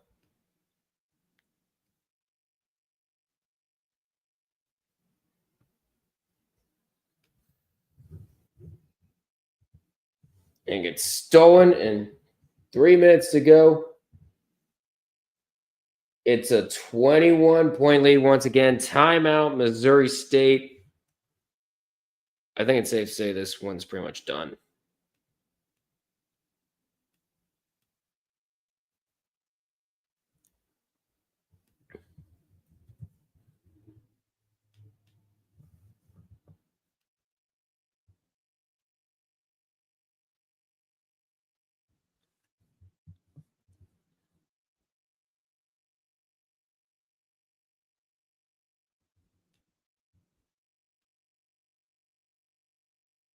No, not Pepperdine. Yep, Pepperdine is out. Hate to say it, my apologies, but they are. We're at 3 minutes left.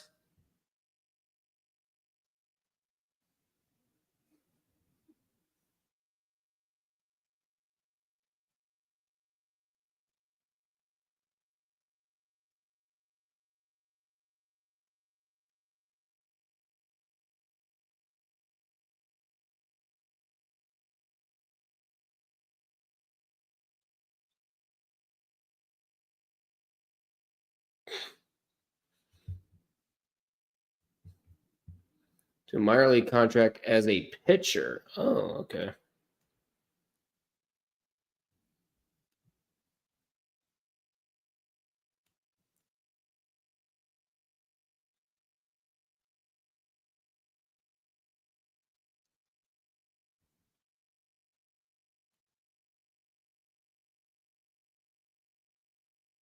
Mm.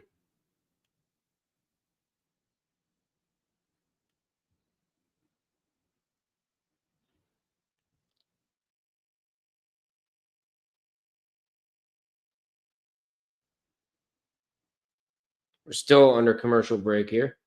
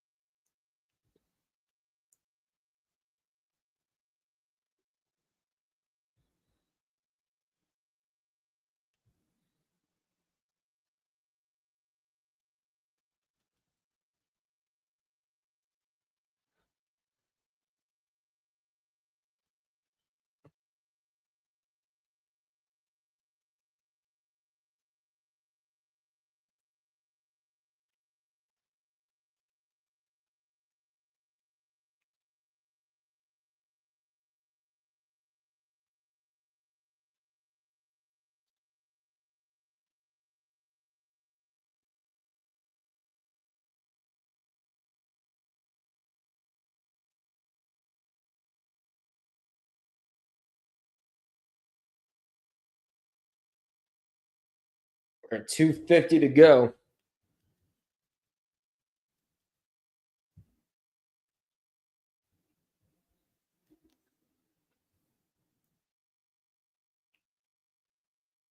Second one, no good, and they're one no good. So now they're basically in. So Illinois State basically in run the clock down mode. They've already done their job here. We're at 10 seconds left on the shot clock. We're at 2:10 to go. Passing it back. And a three. And Malachi Poindexter can still not miss.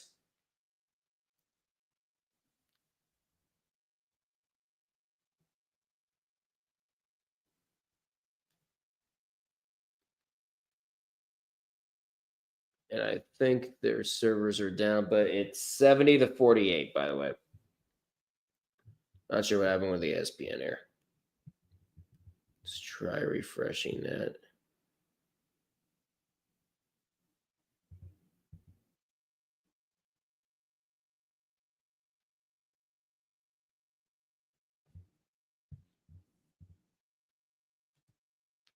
All right, some technical difficulties from that one.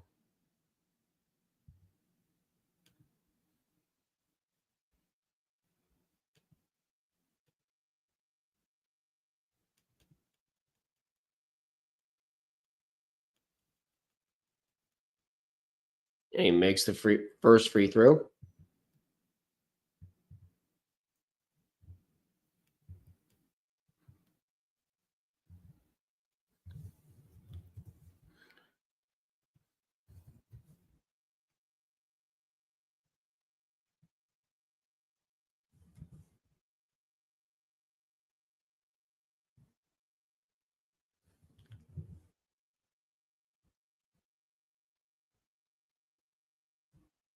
There we go.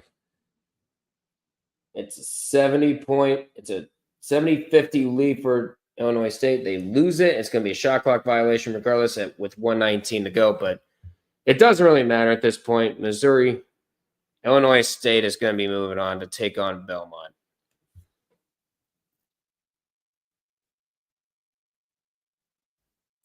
Oh, can I get it? There we are. Holy God. What the?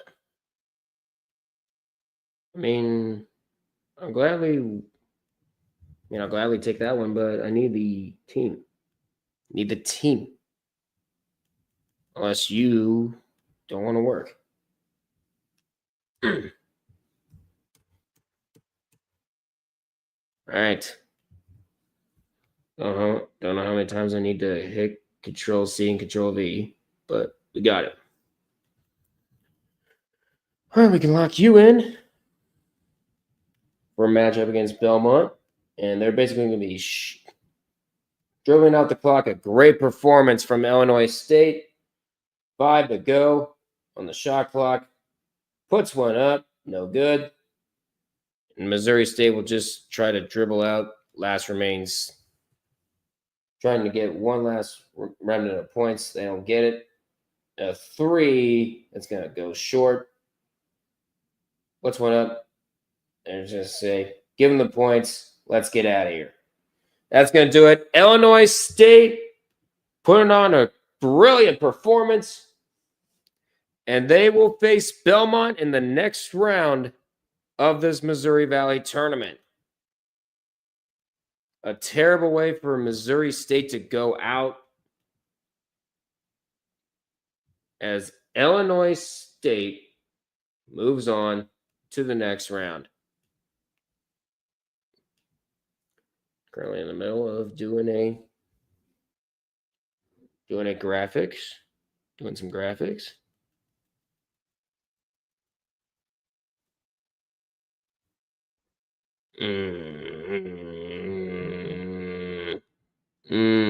Give it to me.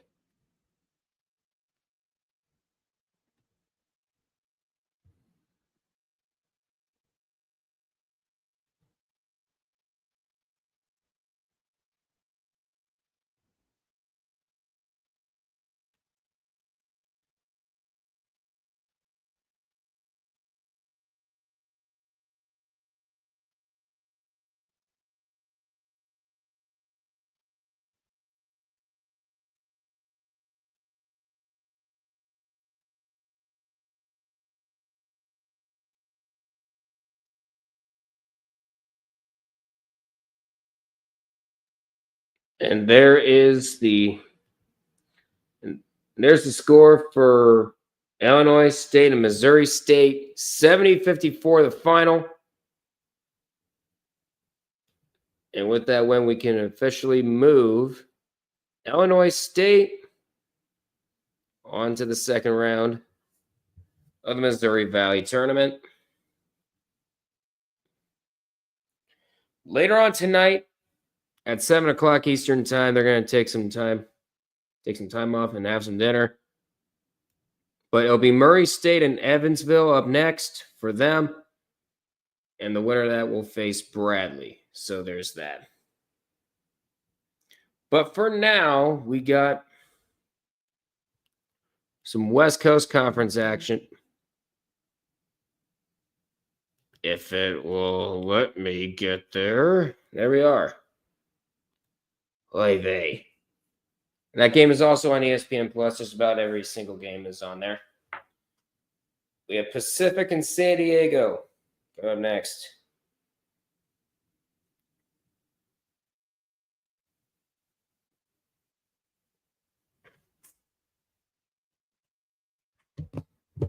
But for now, I think we're going to go ahead. I'm going to go ahead and do some chores. This one will keep you company. I'll be right back.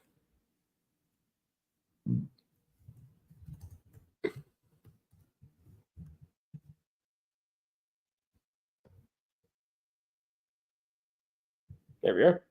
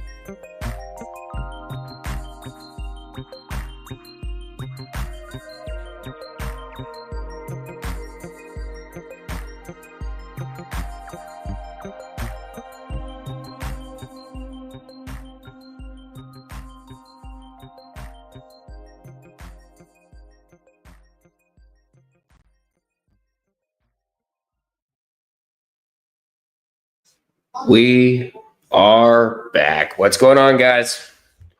Sorry about that. I just had to do some chores real quick.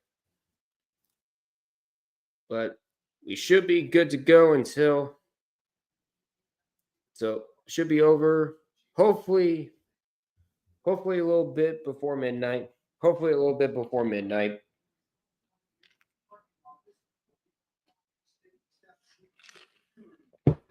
Okay.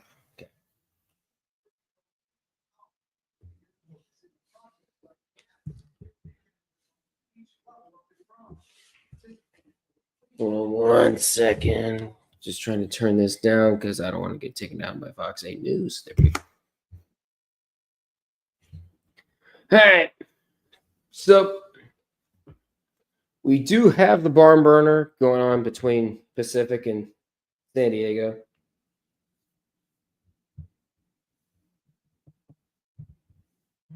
And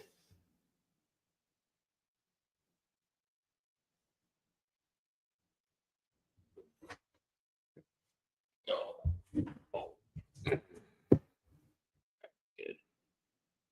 At least I think we're good.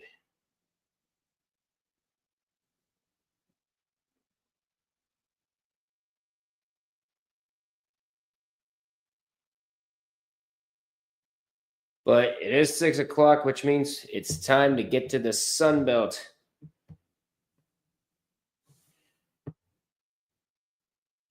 There we go. Now we're cooking. And a 3 made there. All right, so that means, you know what that means? Multiple games on at once. Let's get to more ESPN. Get to more ESPN Plus.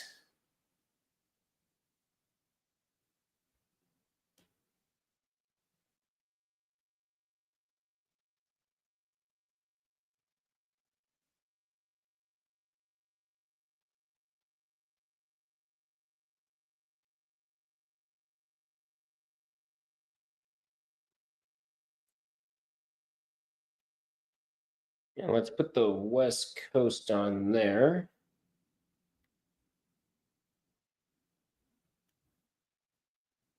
So there we go.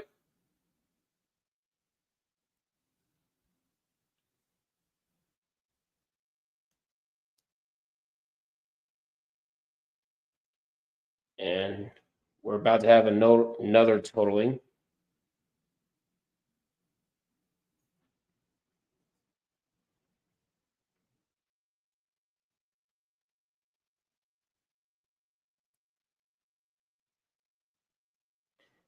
Yeah. That's the thing. That's the thing. You didn't specify whether it was men's basketball or women's basketball for Omaha being out.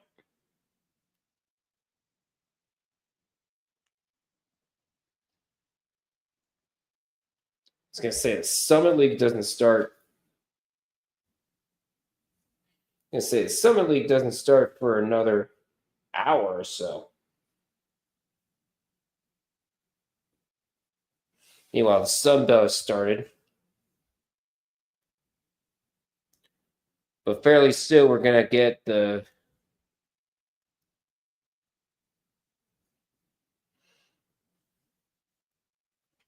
oh, 1 second.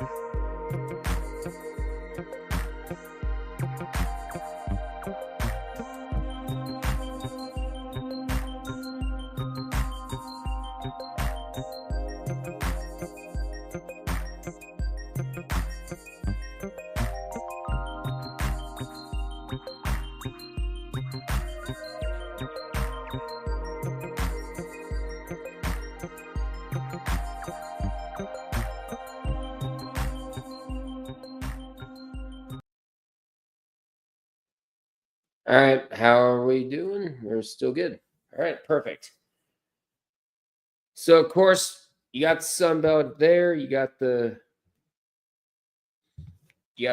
opening game of the West Coast Conference Championship here. You have Pacific and San Diego.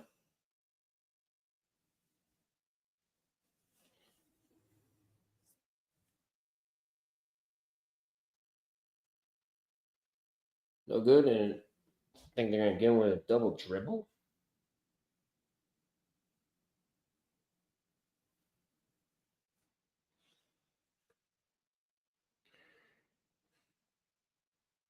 Dang, David Simon with 3 fouls already for San Diego. Damn.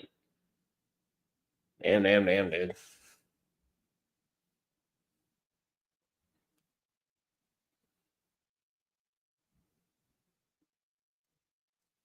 There.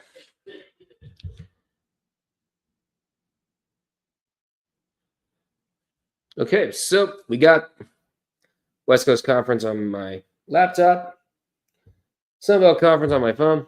We're good to go at least. We're good to go for at least a part of the long road. I have the Atlantic Sun done. I do have the Atlantic Sun done. I need to get the Horizon League done.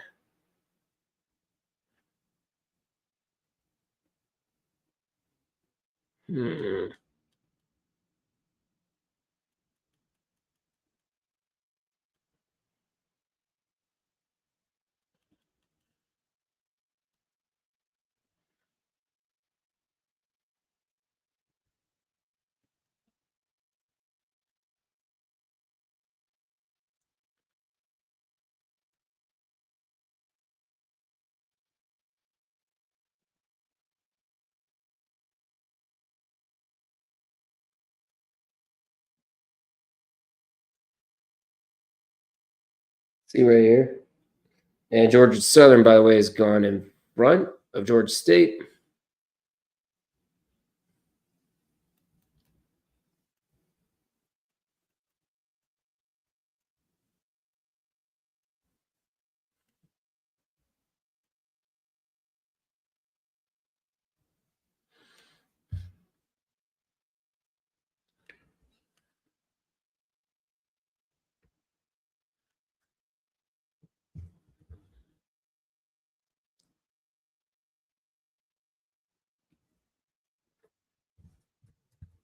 There we go.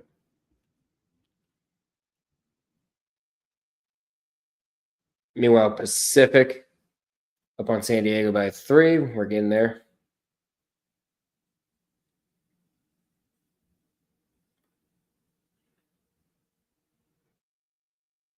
But we're also getting close to some MEAC regular season finale action.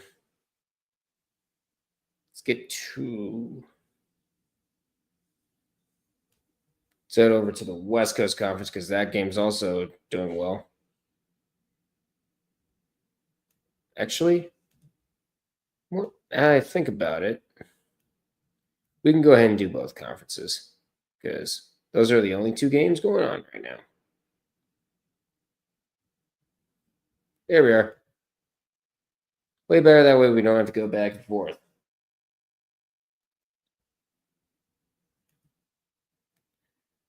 So right here,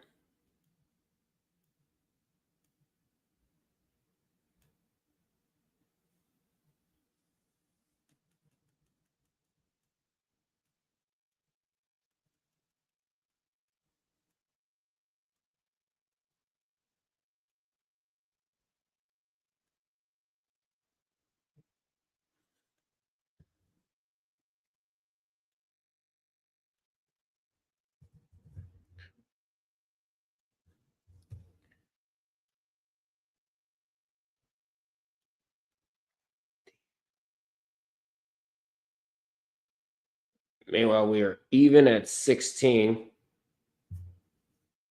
Even at 16 in the Sun Belt, 3rd round.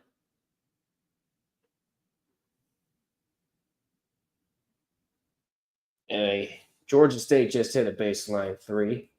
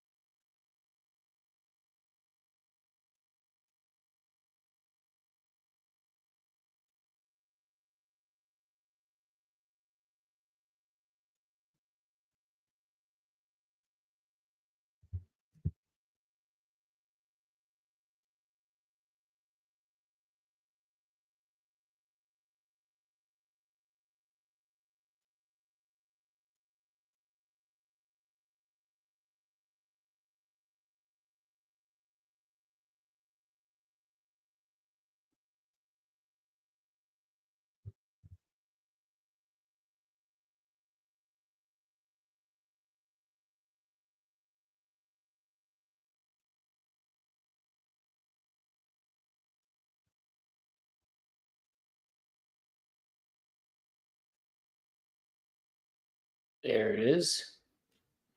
All right. The Horizon League is finished for tonight.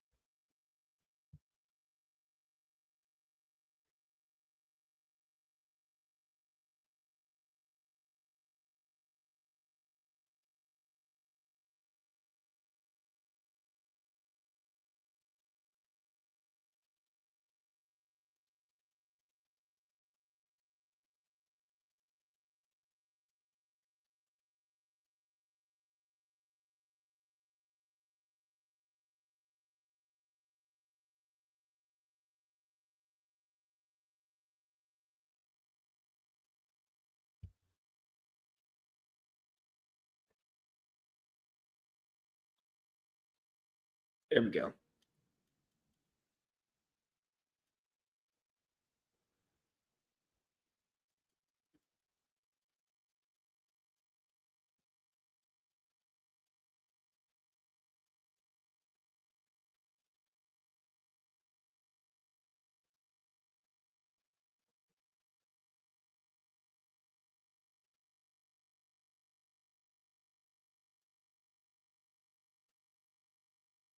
Let's see.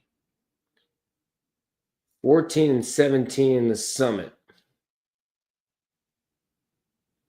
Yeah, Roy's talking about women's basketball. Yeah, Roy was talking about women's basketball there.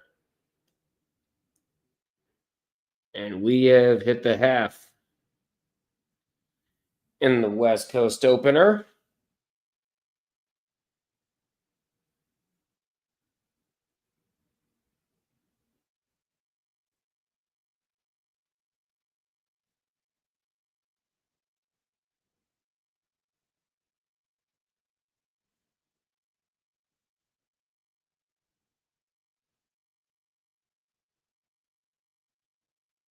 And Pacific does lead San Diego 39-33 at halftime.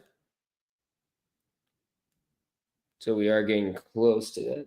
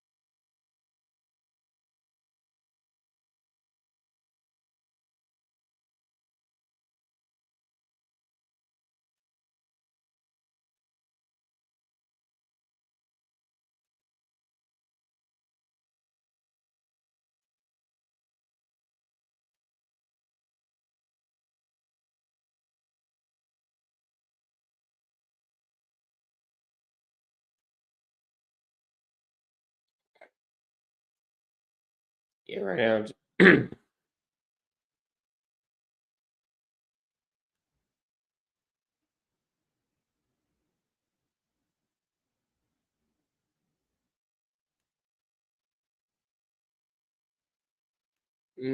Cookies and cream Oreos.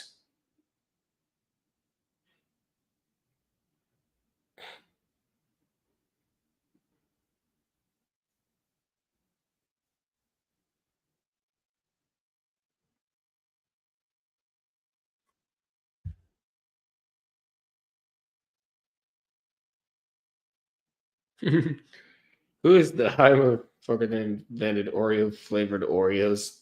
Just looking at some memes that people are sending me right now.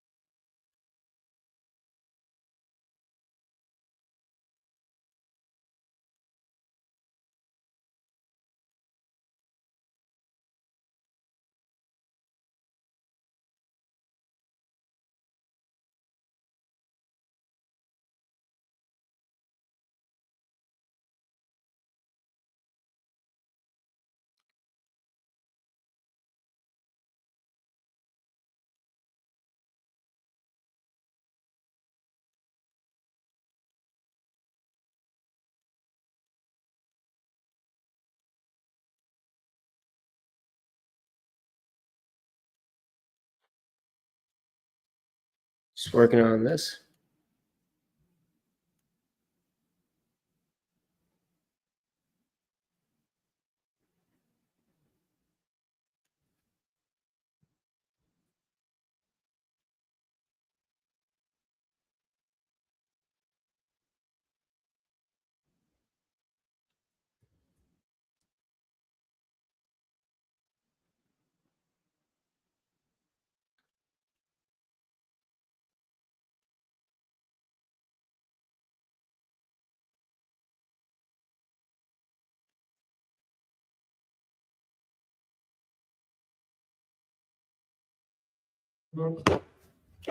Sick.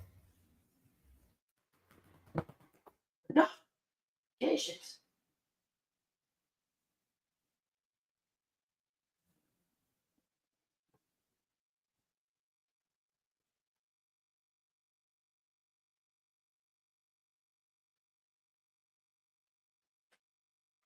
Can we get back to action? I have you not go down. Why?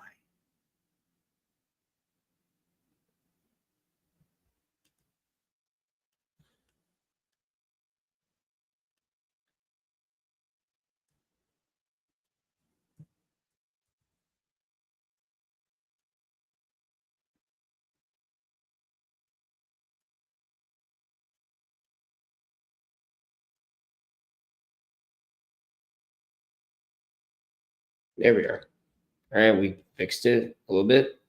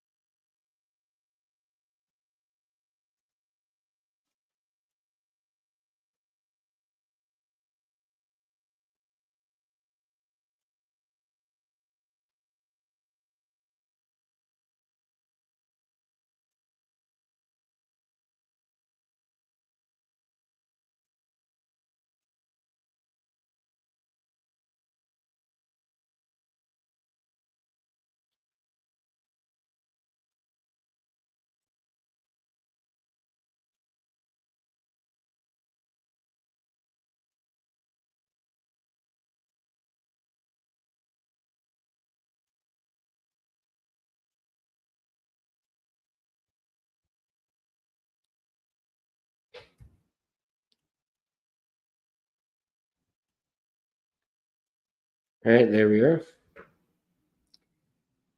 We're at 6:30, which means we should be less than a half hour away from some of the games here.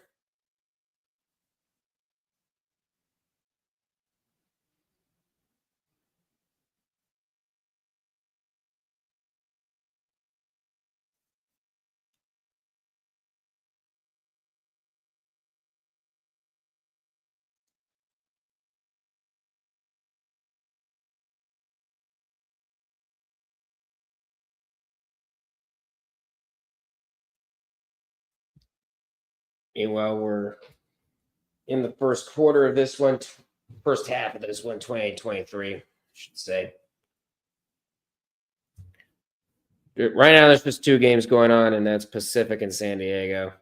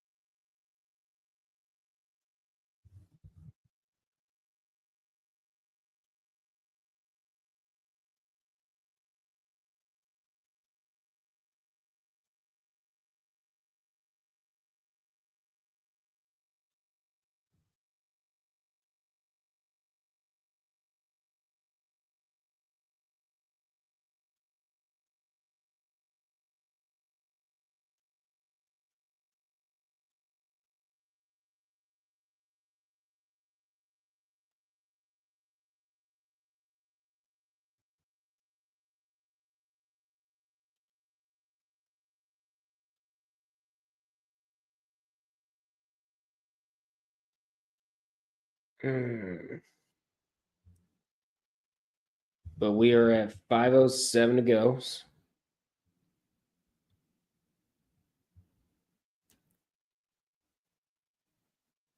Turn this off.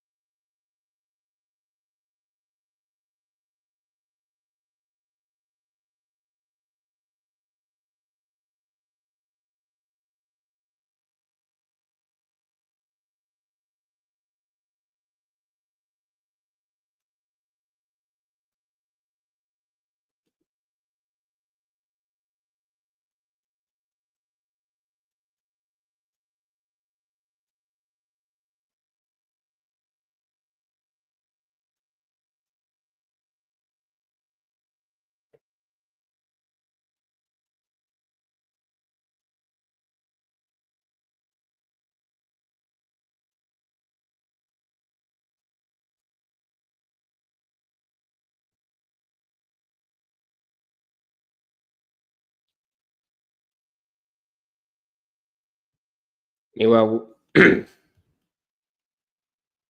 whoa. Meanwhile, Georgia State's trying to get open. Georgia State's trying to get it open.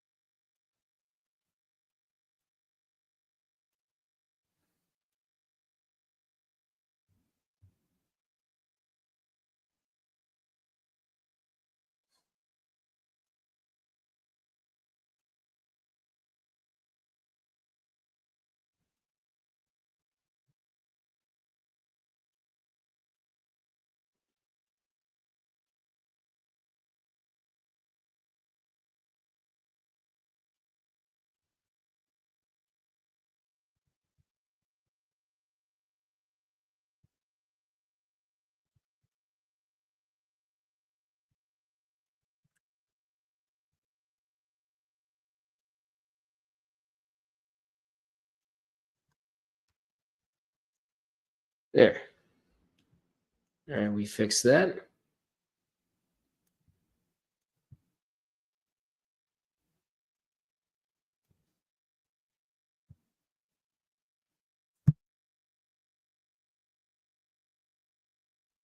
Oh, hold up, settle down. All right, we are back from the second half in this one. All right, we're back from the second half in the West Coast Conference. Pacific up on San Diego, 39-36.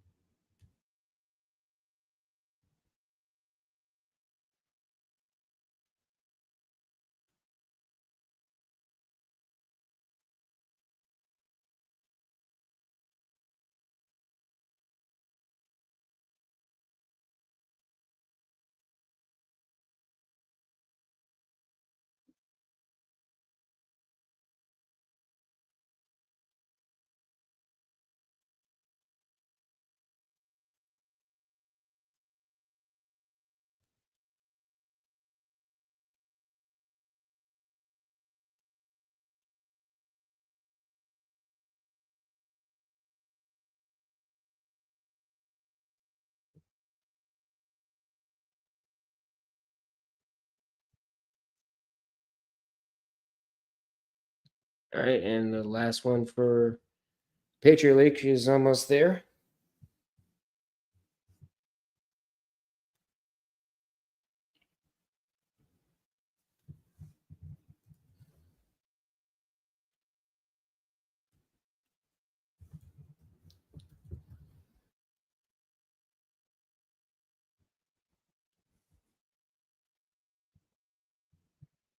Meanwhile, we are at 2:50 to go.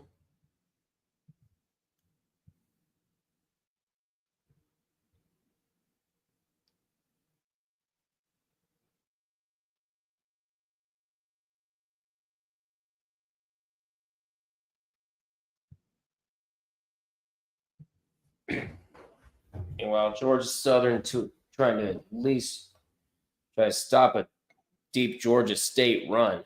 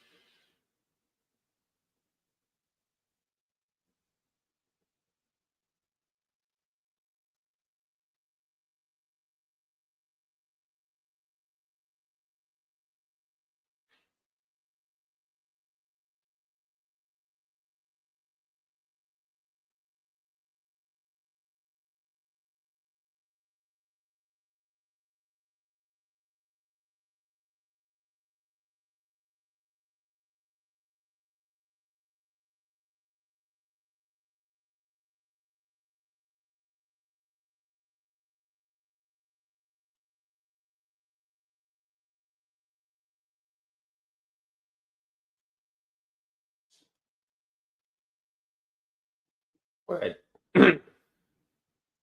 we're at 6:45 currently, which means you're getting close. One more graphic for me to do. That's for the Summit League is Omaha and Kansas City. It's about 15 minutes away from tip-off.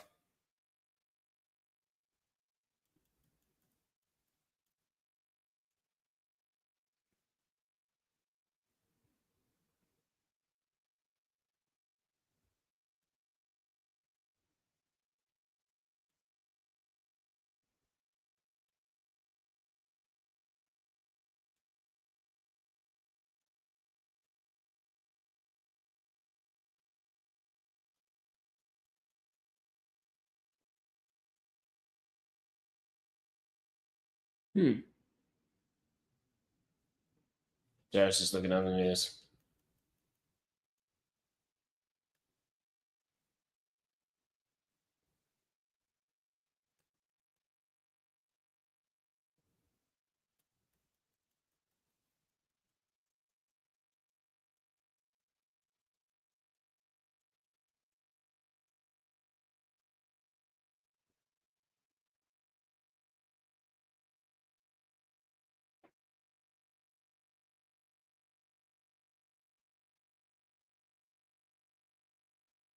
Dang.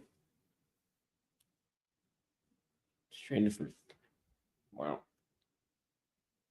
Ah, there we are. All right, there's 24 Amper coming in with some totalings. First one, Eastern Illinois. Of course, the Panthers, they missed the Ohio Valley Tournament, and the women just lost in the first round. Oh, Eastern Illinois was the 3 seed. Wow.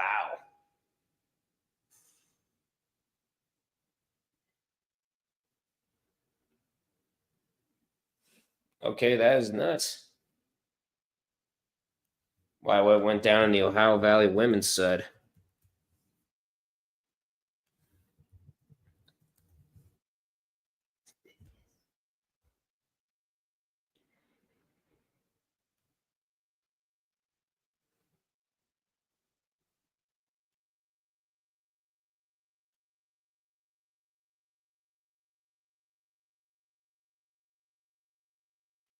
So Western Illinois takes out Eastern Illinois. And Little Rock women, by the way, were the number 4 seed. They just got blown out by Southern Indiana.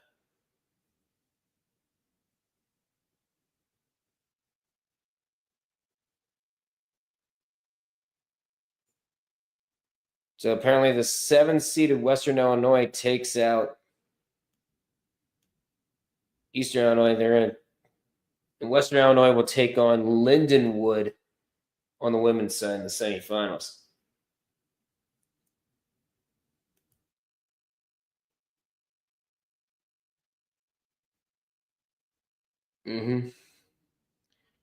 Louisiana. Louisiana is another victim of the totaling. Louisiana Lafayette. They lost in the second round last night, and they just lost in the third round in the Sun Belt Tournament. And what'd you guess? It's the herd that finishes them off. The same school that beat the brakes out of them in the football Sun Belt Championship a few months ago.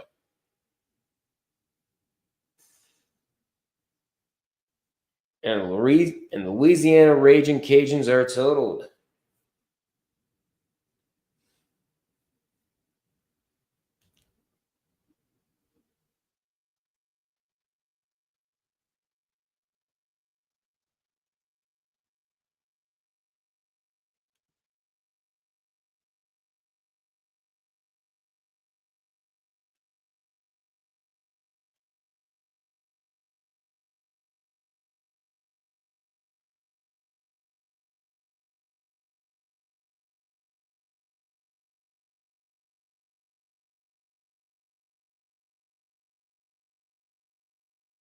And a 3 and a foul in the act of shooting. So Georgia Southern is going to shoot 3 free throws.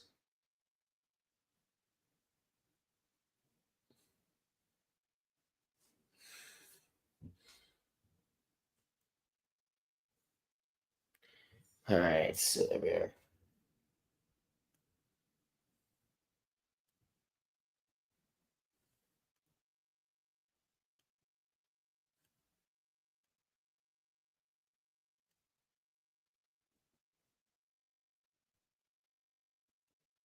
Come in.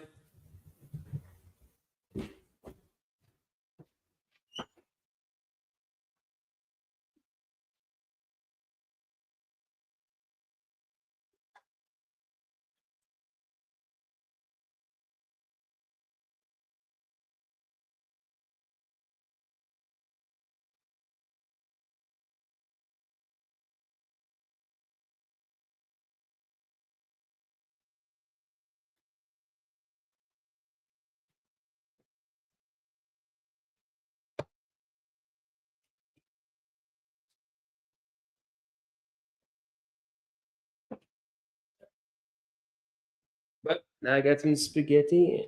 And I have some dinner to enjoy. So it's pretty much now becoming mukbang.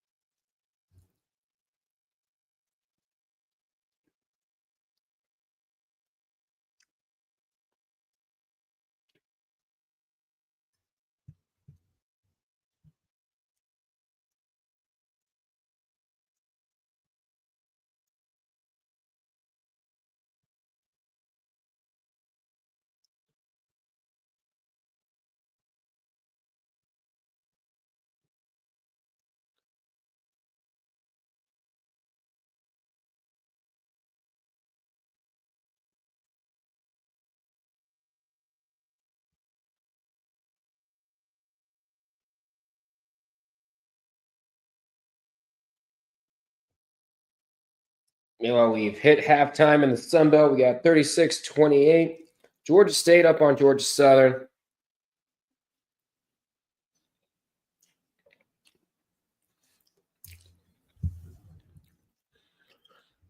All right, we are pretty much caught up in terms of graphics.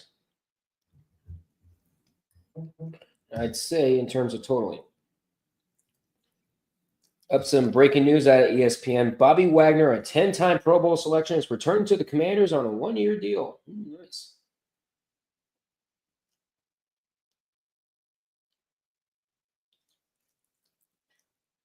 And Mid-Major Madness has admitted that he has jinxed Georgia Southern.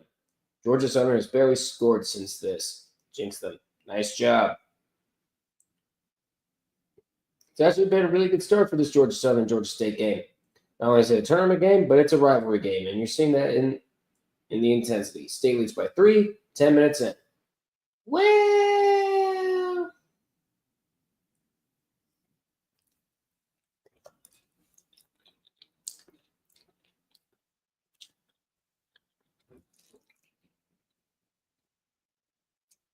the New York Rangers acquires Carson Soucy from the Canucks. Interesting.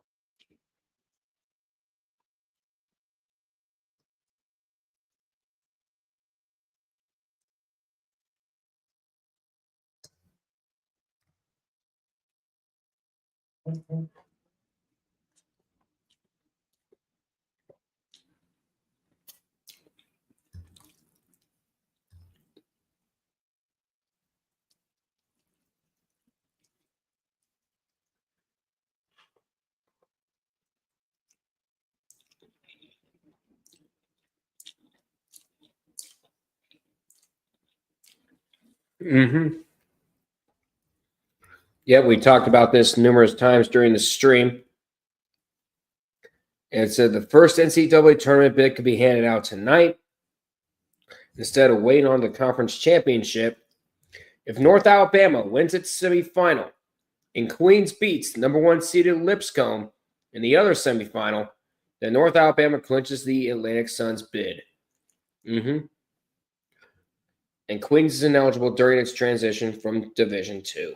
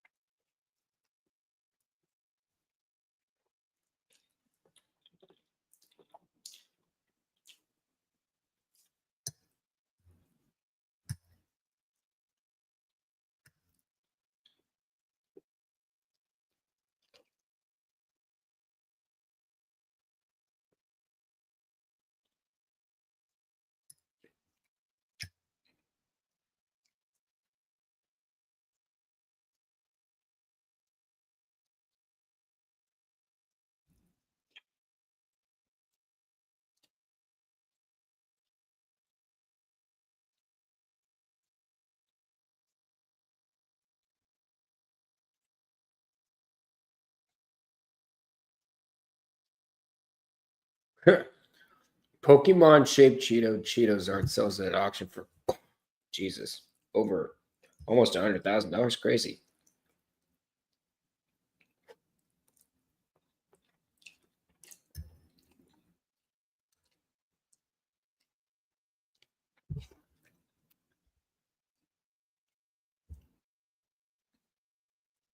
We had some tournament games yet.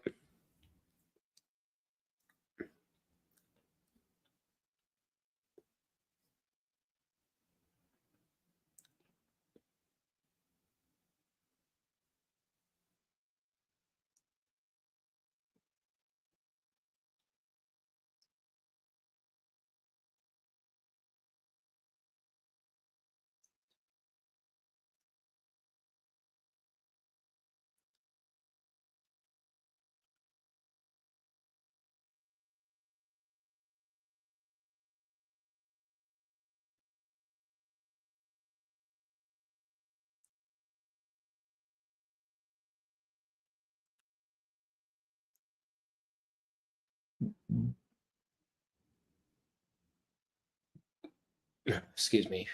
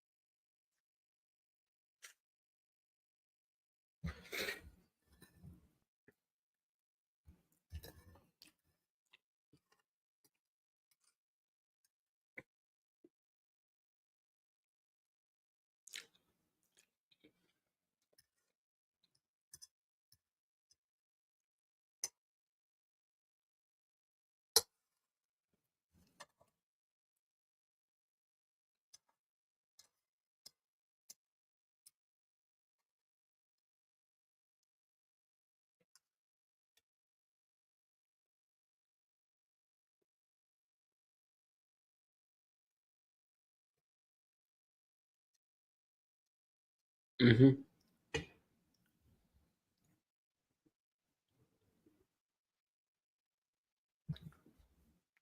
Yep. Yes, but what happens if Jacksonville beats North Alabama? Who gets the bid then? Well, if Queens wins the tournament, if it's Queens versus Jacksonville and Queens wins, then Lipscomb gets that automatic bid.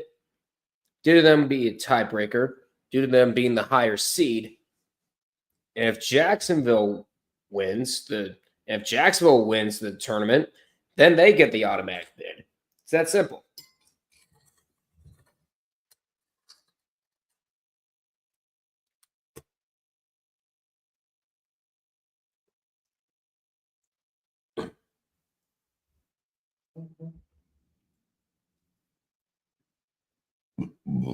Excuse me. Whew.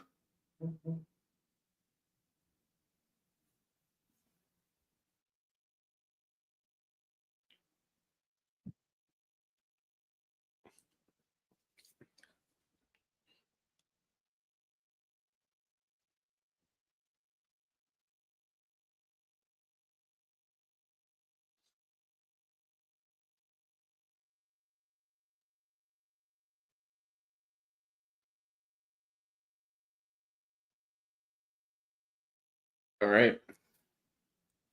I'm going to go see if I can fill up my spaghetti. I'll be right back, guys.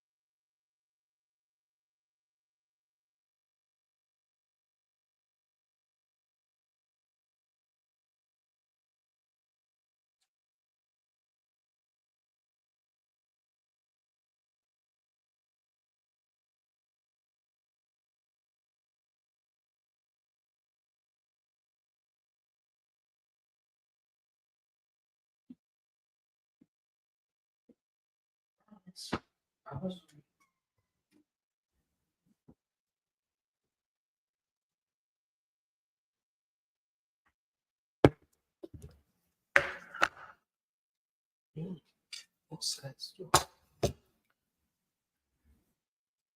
right, we're back. But we have some 7 o'clock games to go over. Let's go ahead and scroll down here.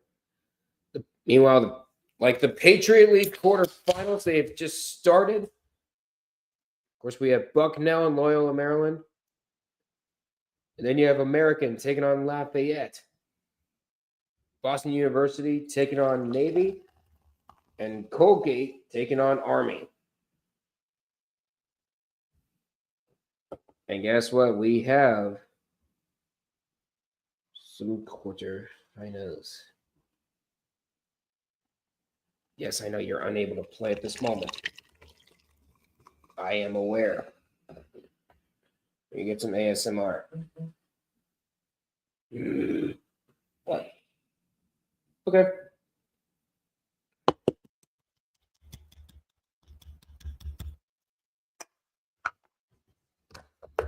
But we are here. We're ready to go. I don't know about you, but let's get started.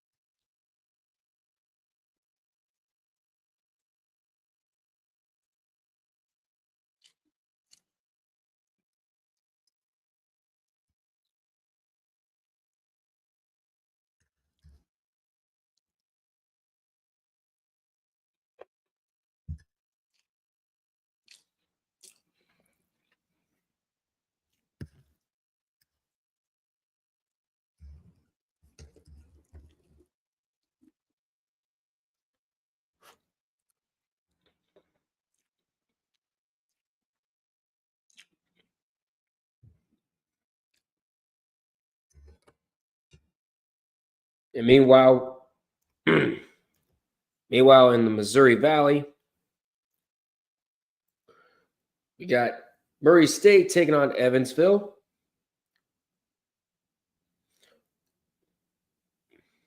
Here you got the Horizon League quarterfinals. They just started up.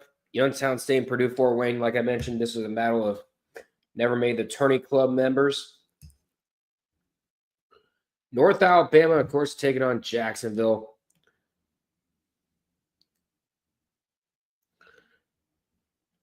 A little bit of some, but the MEAC, and of course, here you have the MEAC regular season finale with NC Central taking on SC State, Norfolk State taking on Howard, Maryland Eastern Shore taking on Delaware State, and then you have Morgan State taking on Coppin State.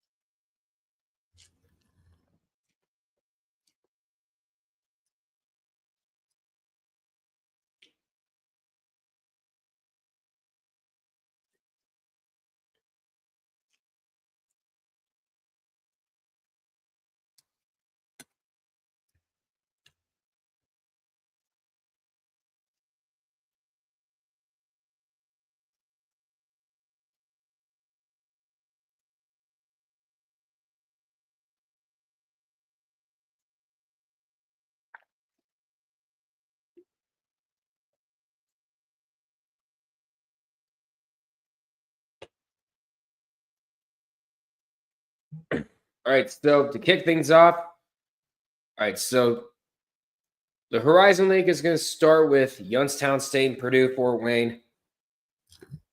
Kind of makes sense because it's the 4-5 matchup. They're not going to try to do reseeding right away.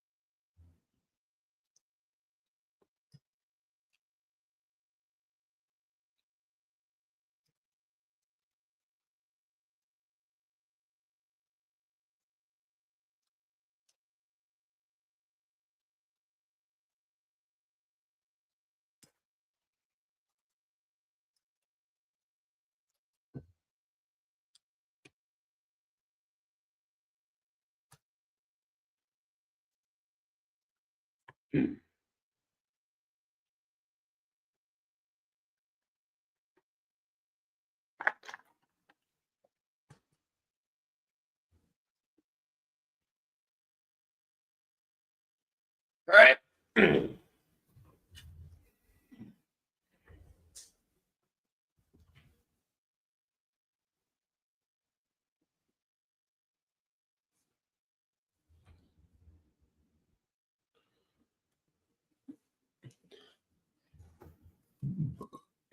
Excuse me. Whew. There we are. So the Horizon League quarterfinals have tipped off in the Bagley Center in Youngstown. There it is. The Patriot League tournament has also begun, and with it, the first of 3 active teams who have never made the tourney since the first one in 1939. Army, the Citadel, and William and Mary. The Citadel will be totaled as soon as the men's basketball team falls because they don't have a women's basketball team. And the same applies for VMI. William and Mary is the only program out there that has seen both the inaugural men's basketball and women's basketball tournaments and has not made one on either side. What did the gods? What did William and Mary do to upset basketball gods everywhere? Seeing that they haven't made the tournament.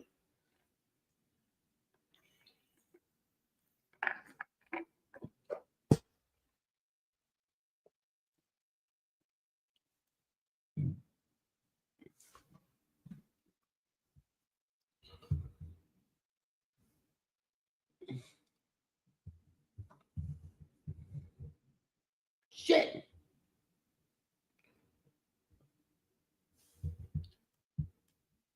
Pretty sure I lost a couple subs. Nope. All right. We're back.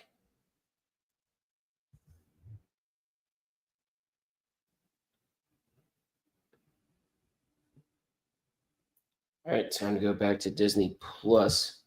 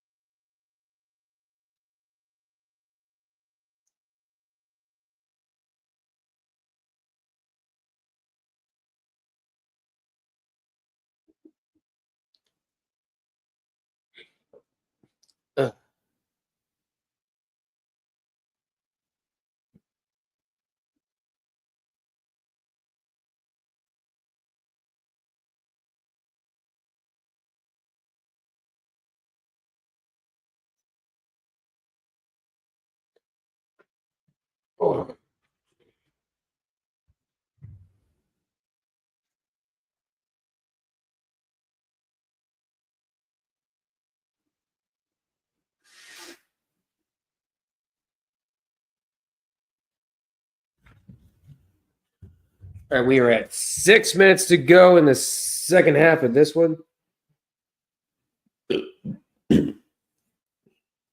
Yep, and North Alabama already off to a hot start. An 11-0 UNA run. Wow.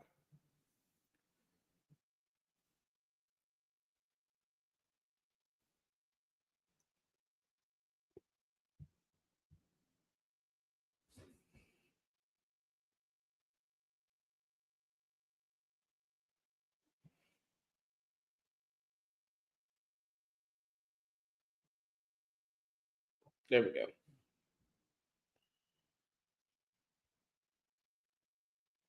Okay, there we go. Now we got every single thing.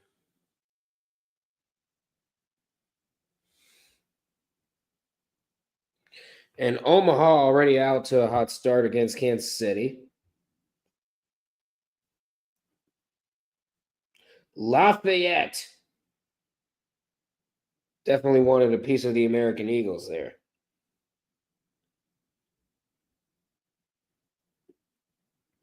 All right, Jacksonville has since started to come back there.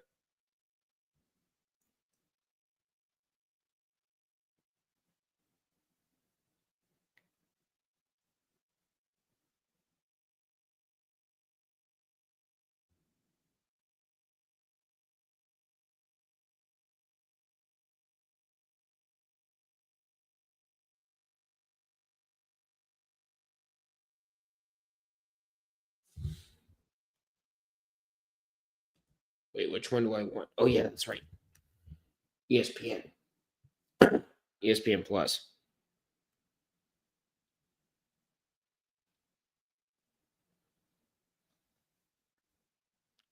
Because, of course, we're not going to be able to watch all the games.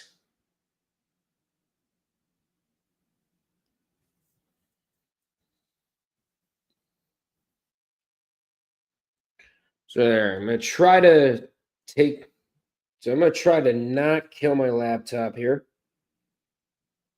A 10-0 run open up the evening on Loyola.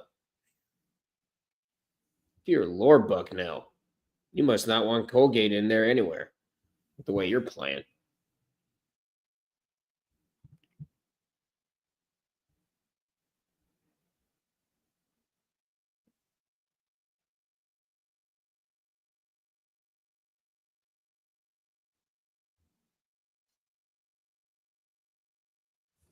See this?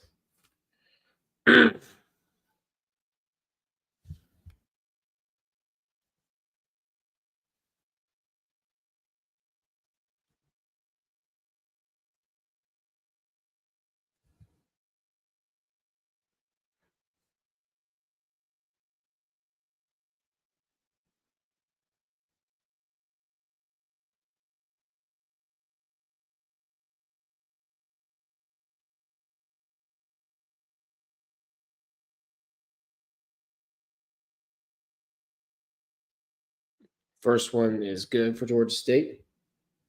What? Oh.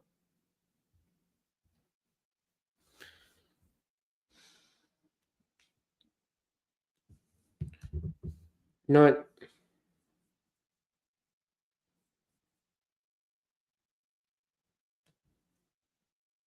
Let's try NCAA March Madness here.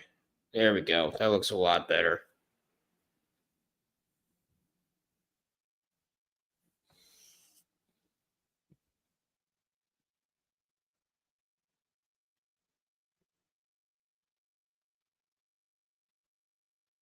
What?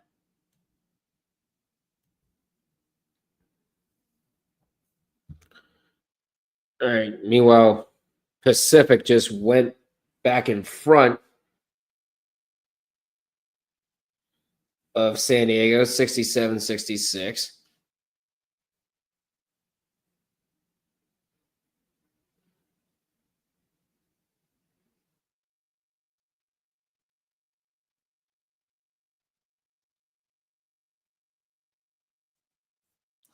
And the hook shot up and good. Of course, this was San Diego. Of course, this is San Diego and Pacific, the opening game of the West Coast Conference. And Jacksonville has fought back after an 11-0 run for North Alabama. They go on an 11-0 run themselves.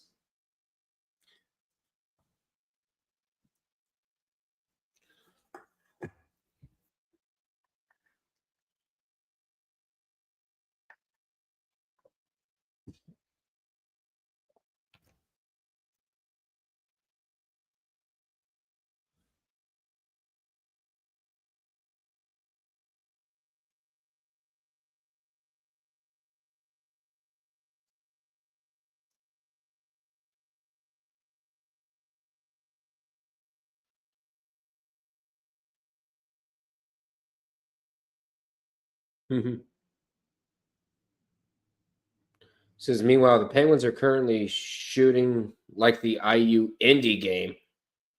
Yeah, they're down 13-5 right now against Purdue, Fort Wayne. They're already off to a bad start. Sorry.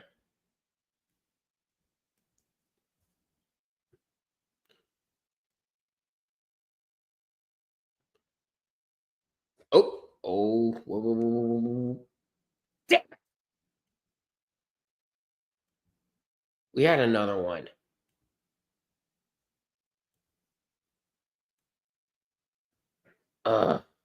We had 69 all.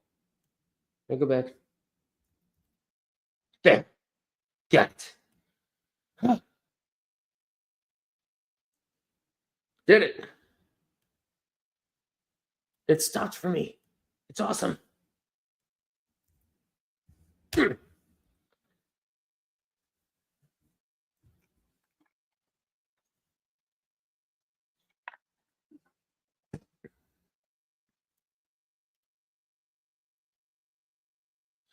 There we go. Now people love the double nice.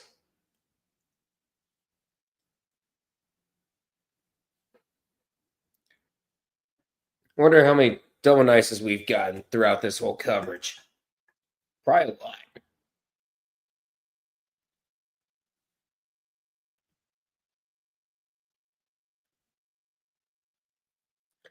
All right. Hold on, let me see if I can. There we go. There. Should be good. And this. There we go. There we go. That looks good. Just trying to make it so. Just trying to make it so you can see me nice and clear.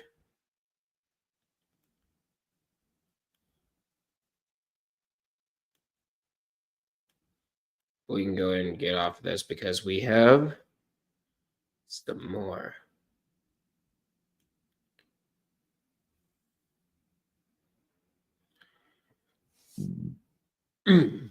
Excuse me.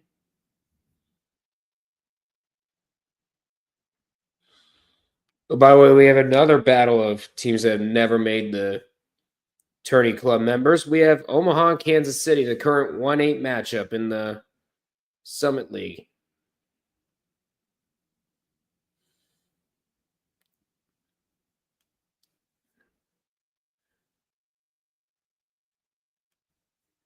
It is 71-all.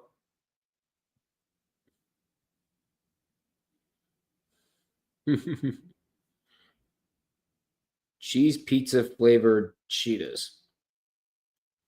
Interesting. I still remember back in the days when we had Oreo flavored Oreos.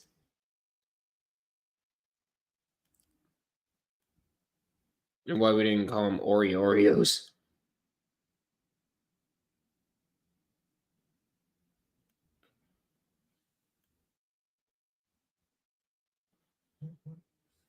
What?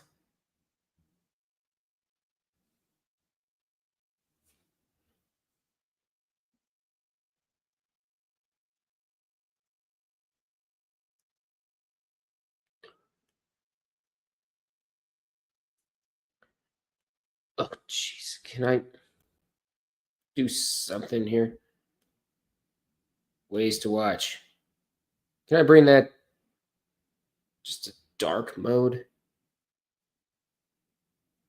Support.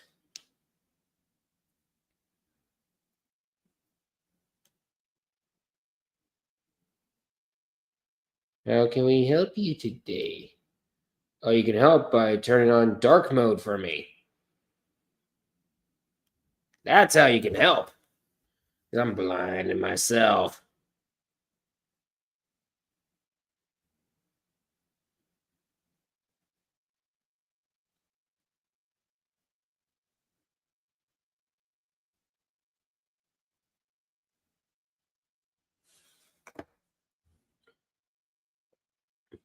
I'm not worried about the TV provider. I'm worried about blinding my eyes. Mm.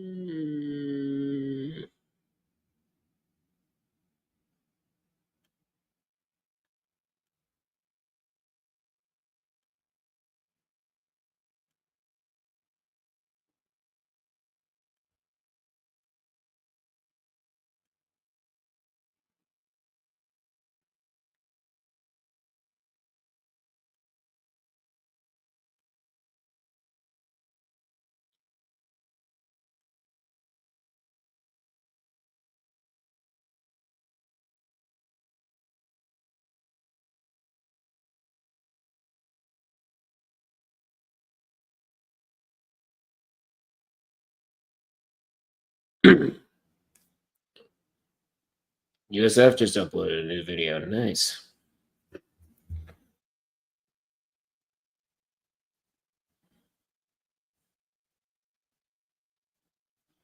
There. So I'm being less and less blinded. Yeah. Dark mode. If you have the dark mode on Discord, if you have the light mode on Discord, I pity you.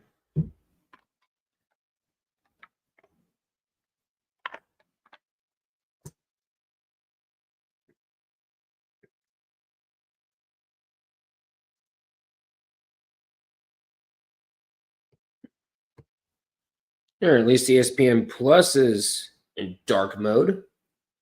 It's not blinding me. And Steven Jamerson's fouled out for San Diego.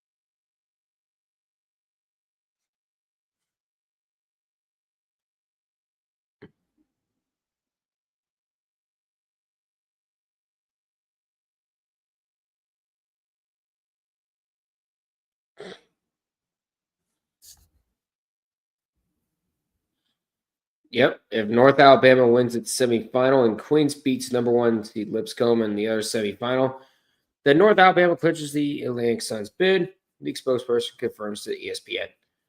The old Liberty strap. Yep.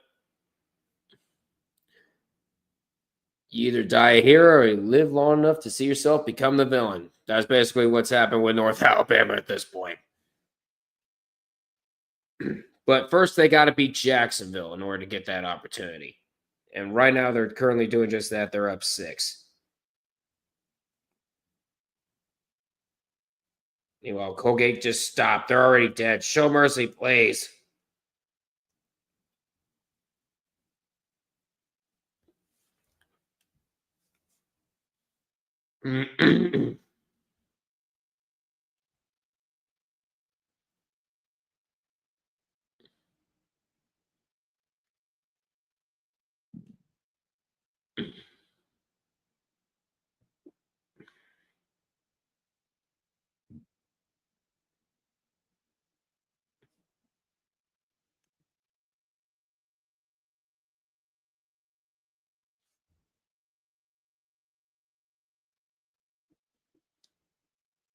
And that free throw doesn't go for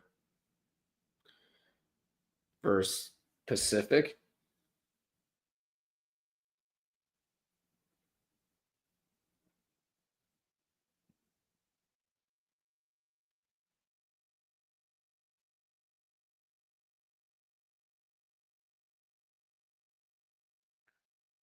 And a foul called on the other end.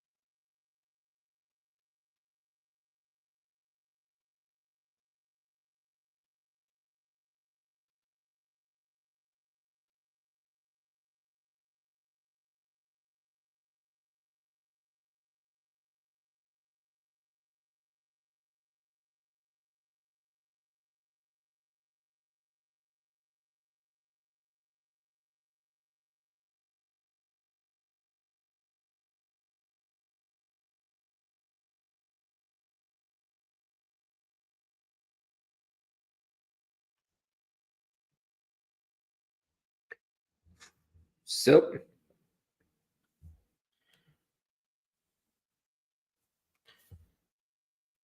first off, you are not live. There you go. We're at 90 seconds left in this one.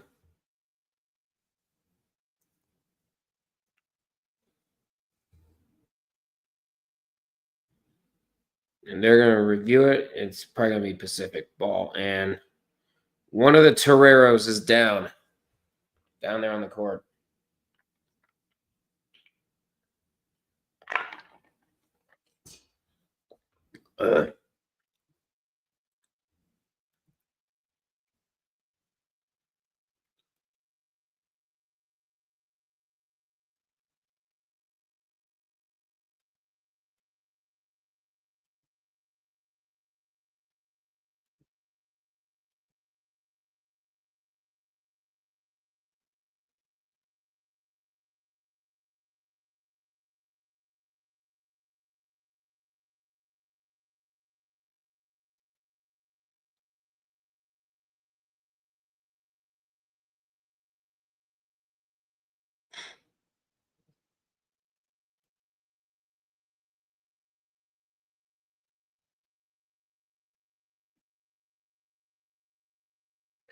All right, so Youngstown's all right. It looks like Youngstown State just managed to bring it back to a game.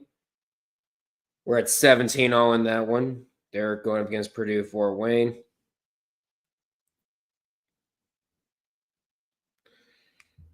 Right now they're reviewing something over there in the West Coast Conference.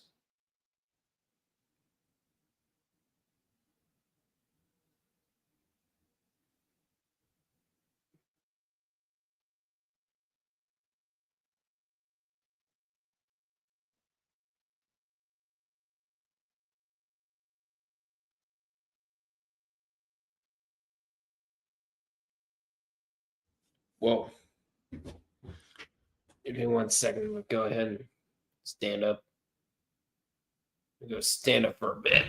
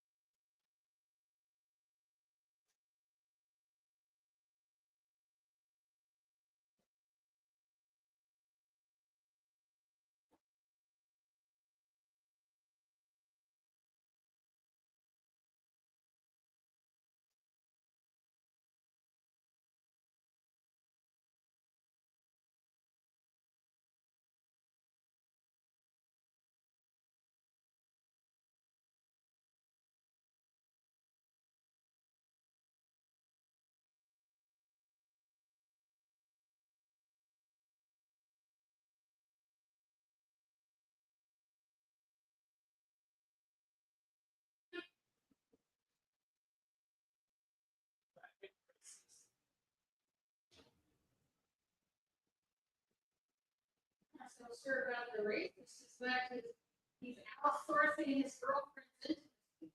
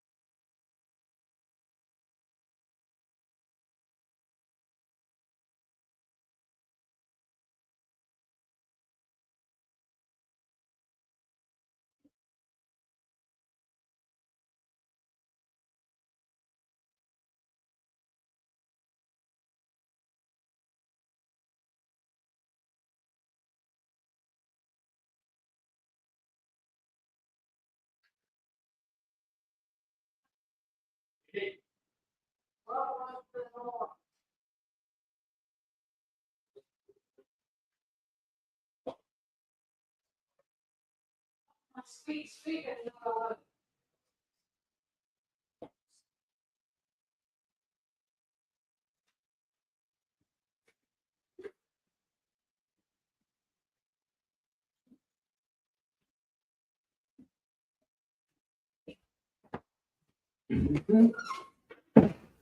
I'm gonna take that and shove your ass.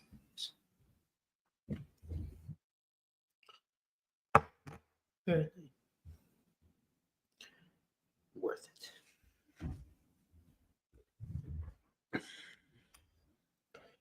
Yep. All right, we are back.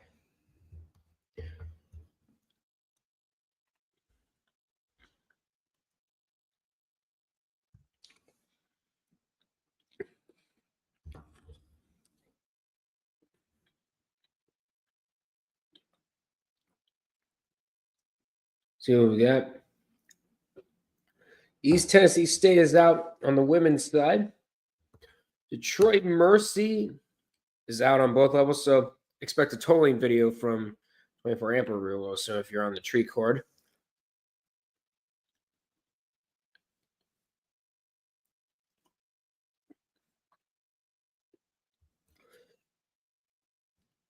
And then UMBC, UMass, Virginia, and Northern Kentucky are out in women's basketball as well.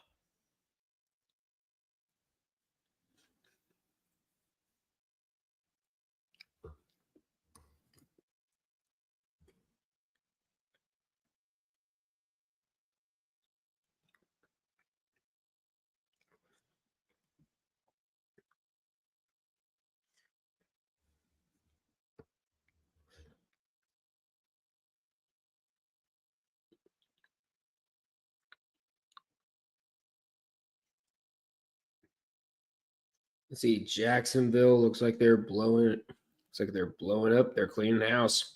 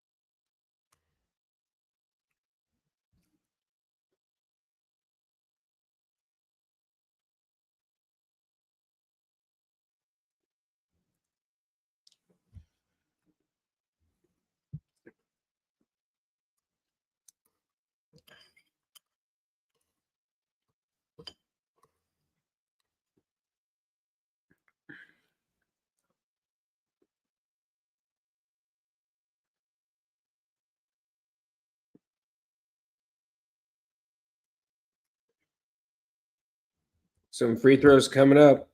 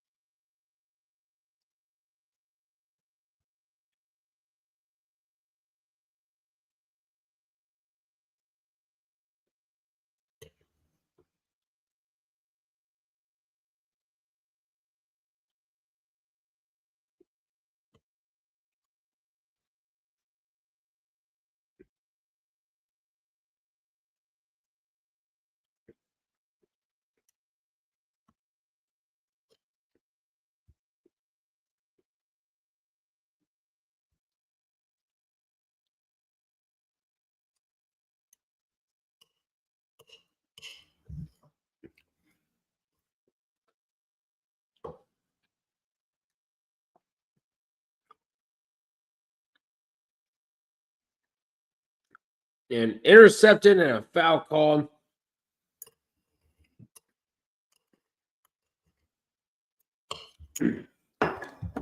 And that will pretty much seal it for San Diego as they move on.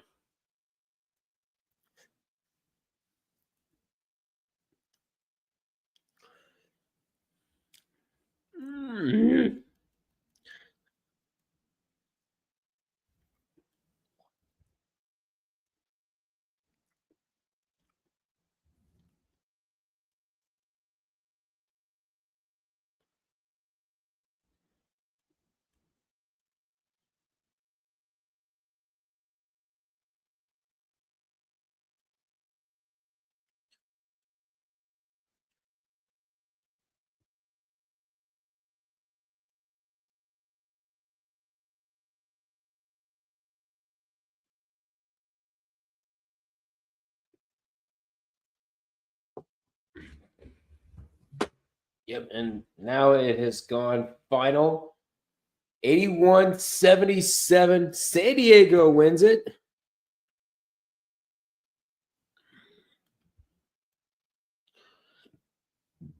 Move on.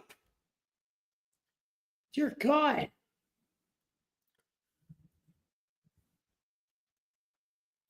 Can you move up? For sake. We've hit the end of the first.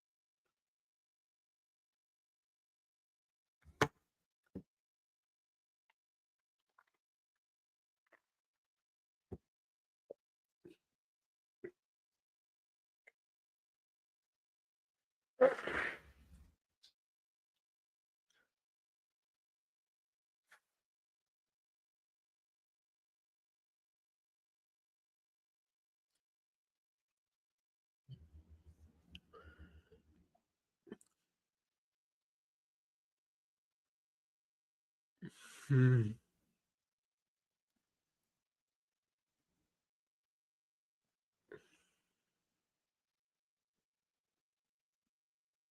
have cold chills here.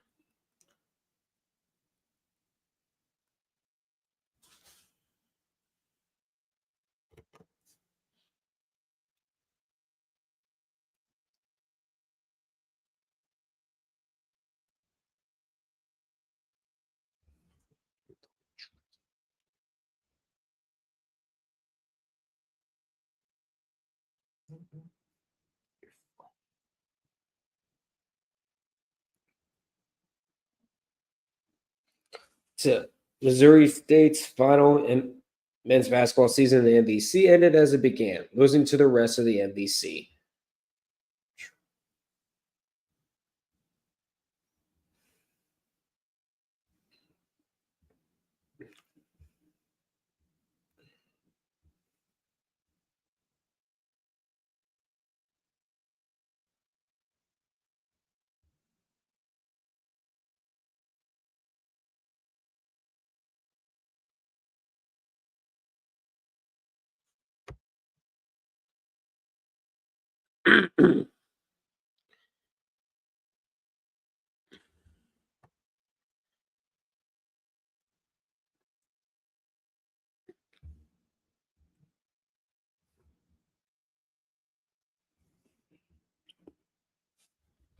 So San Diego gets a win.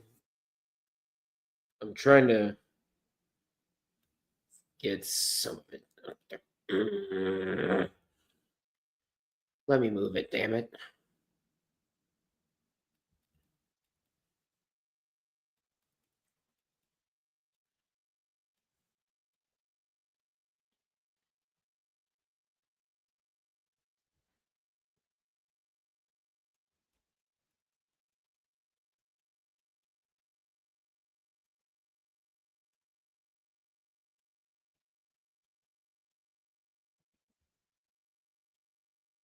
All right, let's see what we got here.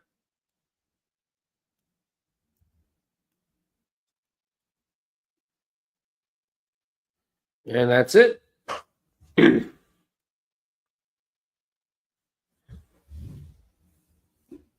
Oh.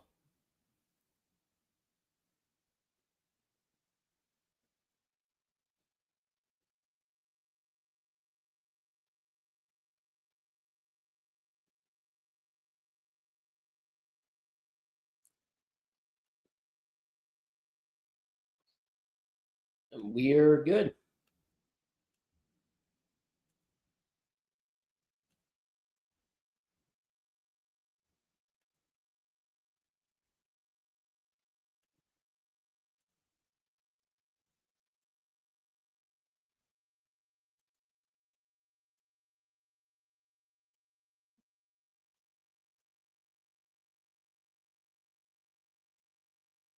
So there's a look at the West Coast Conference tournament. The San Diego Toreros move on over the Pacific Tigers. They didn't lose by 54 this time. Said they only lost by 5-4.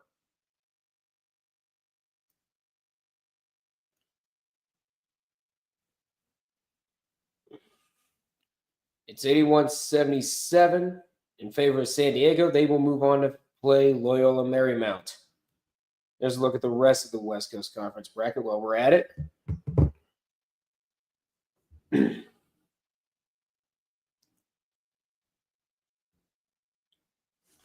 I hope you're ready because we got a good finish coming up for the Sun Belt tournament.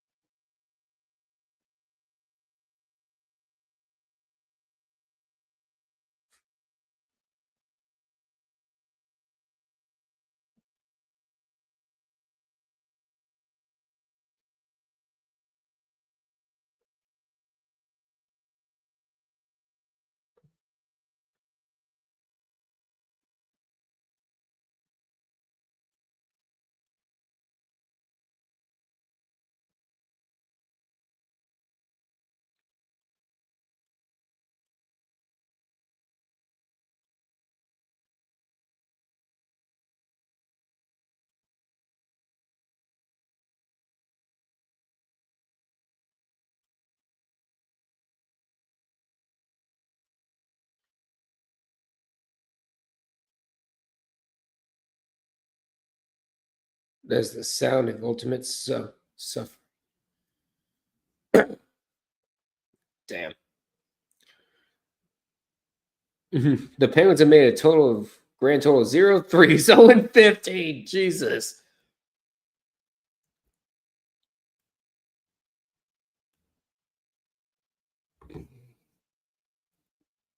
Oh God, Middle Tennessee's doing bad. Well, shit. Well, all other games except for Colgate and Army are at halftime. Currently, Little Rock is up on UT Martin 46-40 at halftime. Omaha up on Kansas City 40-26. Murray State up on Evansville 35-29. Bucknell and Loyola, Maryland. It's now a game between the number 1 and number 8 seed. Bucknell up on Loyola 39-36. Navy is up on Boston U 32-26. Colgate and Army. Can someone stop the damn match and get it over with? 53-26 in favor of the Raiders. And Lafayette, a chance to pull off an upset against the American Eagles, 34-23. 7 over the 2 if that happens. Meanwhile, Youngstown State, Purdue, Fort Wayne, they are even at the half with 26 apiece. And then one of the semifinals in the Atlantic Sun, North Alabama up on Jacksonville, 35-23. I got the Sun Belt tournament up on Disney Plus. As a matter of fact, it's coming down to its last few seconds. It's 78-71 in favor of the Panthers here, as we're getting closer and closer to the end of it.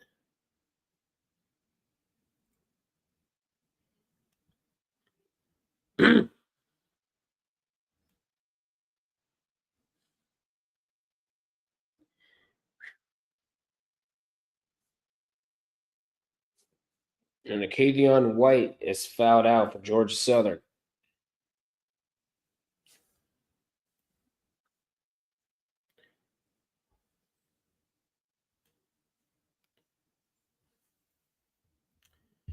And that might be the blow.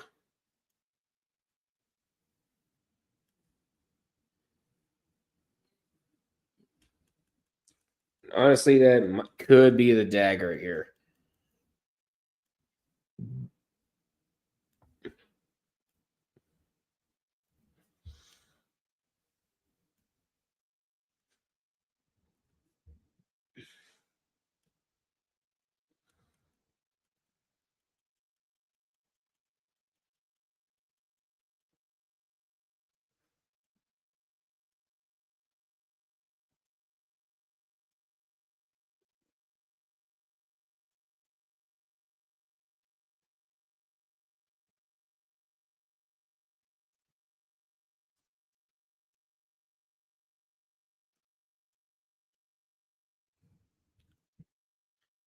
There we are.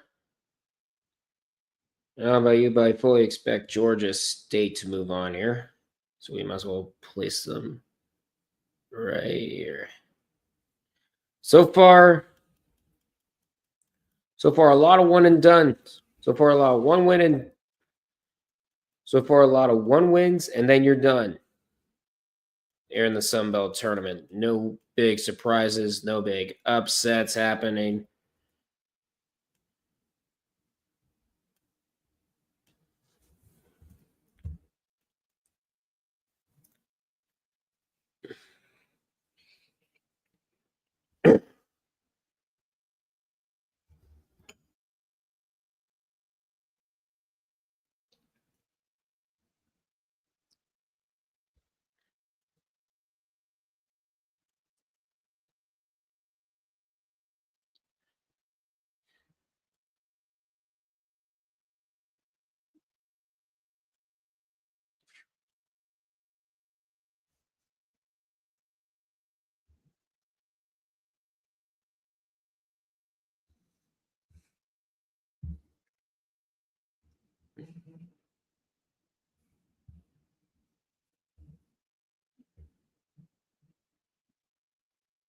It's since been all Panthers. Looks like they'll get a shot at Marshall tomorrow. Yep, it looks like it.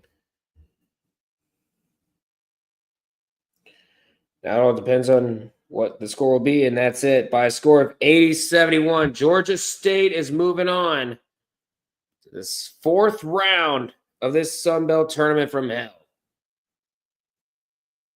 We'll go ahead and download that. No pain for images.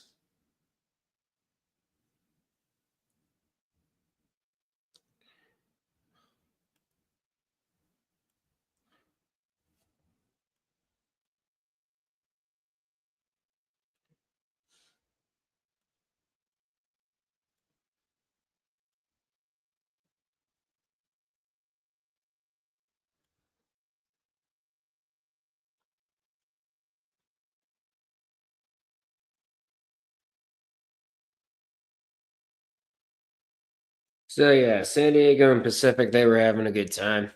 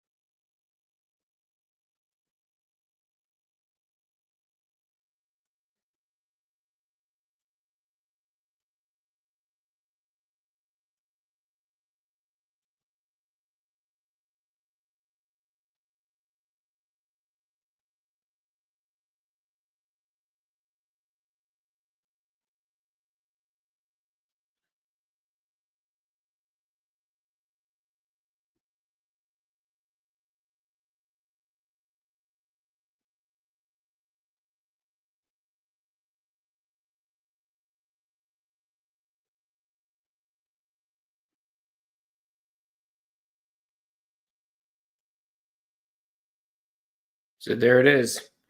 Georgia State moving on over Georgia Southern, 80-71. And there's Georgia State. They will be taking on Marshall next week.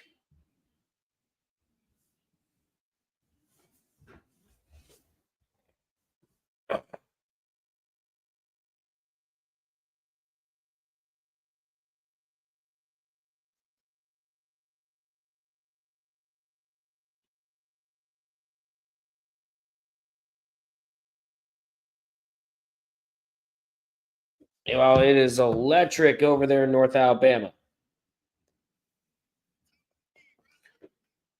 As they're trying to get in position to at least clinch the automatic bid out of the Atlantic Sun early.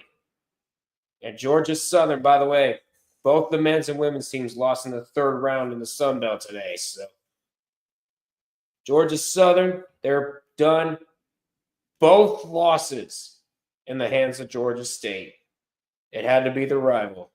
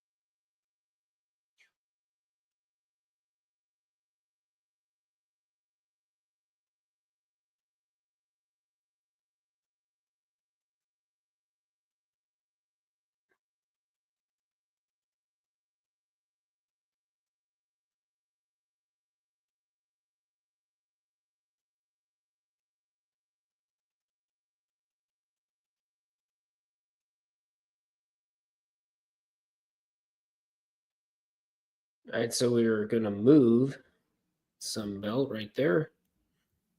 We're going to get that set up for the next matchup, Texas State and Old Dominion. Meanwhile, we are getting close. Whoops, that's the wrong one. Wrong button.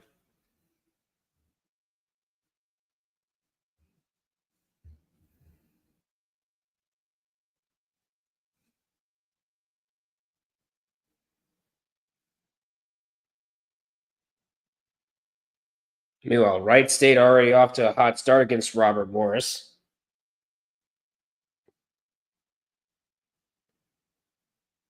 And Queens already off to a hot start against Lipscomb. It's a 9-4 run for the Royals this far. Keep in mind, if North Alabama wins and Lipscomb ends up losing the Queens, then it's North Alabama that clinches a spot tonight. Due to them winning, winning, at least a share of the regular season champions, tying Lipscomb, and them being the highest surviving seed out of the two of them.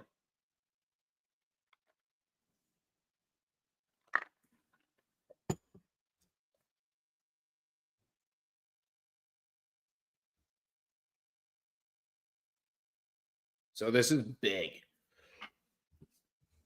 This is big. North Alabama is doing some scoreboard watching, I'm sure.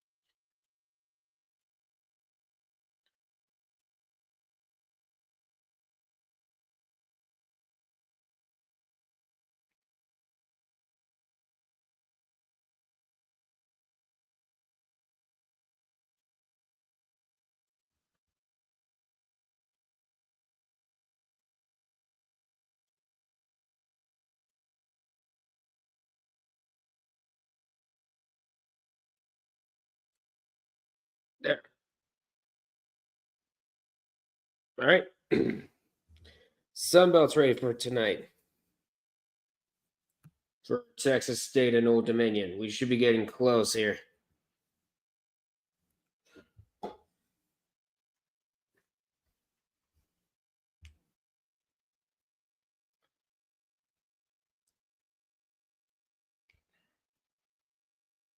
Let's look at the Atlantic Sun real quick.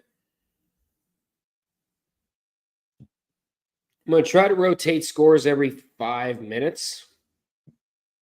That way we don't miss out on a thing. But once a game does get it within the final minutes, I'll show it on the screen here. We should be getting close.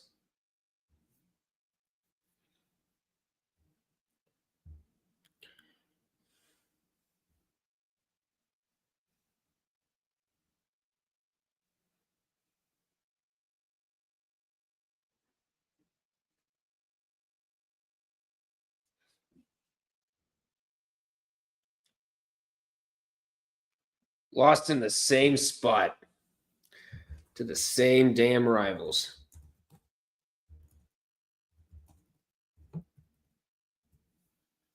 To the same damn rivals.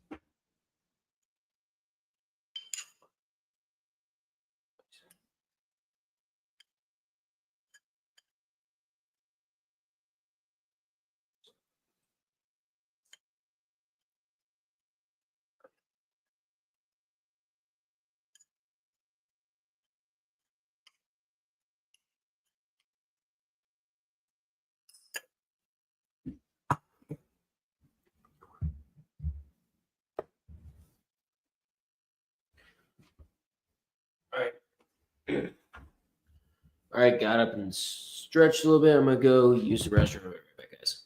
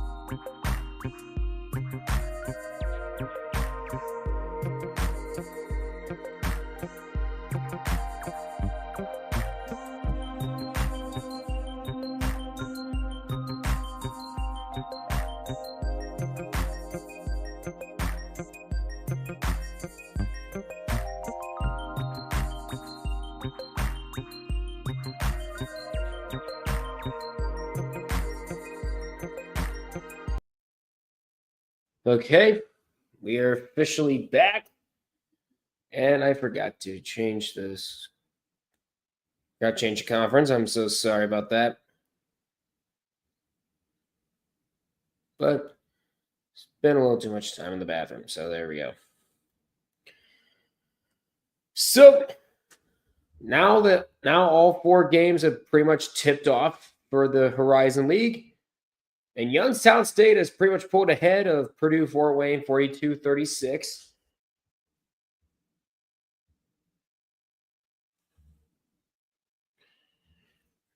And then we have Oakland up on Milwaukee 23-19. That would be an upset. Robert Morris and Wright State having a good old time. It's 19-18. And Cleveland State doing great against Northern Kentucky 8-2 over there at the Wolstein Center.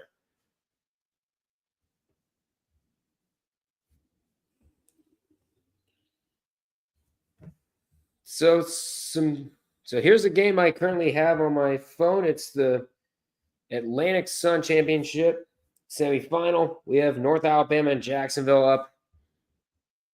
Of course, right now North Alabama leads by 10. Let me see if I can find Lipscomb. I don't want hockey. I just want to see. I don't want hockey. I just want to see the other half of the Atlantic Sun. That's what I want. There we are. Currently, it's a heated battle. And keep in mind, if North Alabama beats Jacksonville, which is currently happening, and if Queens pulls off the upset against Lipscomb in Nashville, then North Alabama will automatically lock up the automatic bid in the Atlantic Sun without even having to win the conference tournament. Keep in mind, Queens is still ineligible for the NCAA tournament because they are currently in the middle of their transition period from Division II. And the Atlantic Sun rules stipulate that the regular season champion, should Queens win, would be the automatic bid, in which case it would be Lipscomb if North Alabama did not tie for them in the conference standings. That's right. Lipscomb and North Alabama, they were the co-champions. That means if Queens does advance to the final alone, therefore if Queens wins, then the regular season champion who advanced the furthest would go on to get the automatic bid. If that is also a tie, then the highest seeded conference regular season champion would be the one. 90Q, what's going on? He says, Queens, UT Martin, Colgate. What do you mean, Queens? What do you mean, Queens? They're up. Martin? Colgate? I mean, Colgate's playing out of their damn minds here. And UT Martin is up 66-61 right now in the Ohio Valley. And Colgate is eating and leaving no crumbs against Army. So, yeah. So we had a few moments of chaos here because surprisingly didn't miss too much. No, you didn't miss many upsets. There was hardly any upsets at all. There was the Arch Madness tournament actually got off to a pretty hot start with Southern Illinois and Indiana State. I managed to do like a play-by-play of it. That's like the first time this whole charity drive I was able to do a play-by-play for a game. And it was to me, it was the perfect game to do a play-by-play for. So much action on both sides. And then Illinois State, they struggled at the start against Missouri State, but they proceeded to get back on track. And of course, the West Coast tournament, it started with only one game, with that being San Diego and Pacific, and the Toreros ended up coming up on top in a very heated battle. And then you had Georgia State defeating Georgia Southern, sending their rivals packing. And guess what? It's on both sides. Yeah, that's a great choice. Sad to see Indiana State's fall after Robbie left. Yeah. I'm still mad at the fact that Indiana State didn't get to see the NCAA tournament after that, because I really thought Indiana State could make some noise. Guess we would never know. But you should see what's happening in the Patriot. And you're complaining about Colgate. You should see what's happening with the American Eagles right now. Them and Lafayette, because Lafayette is not going away.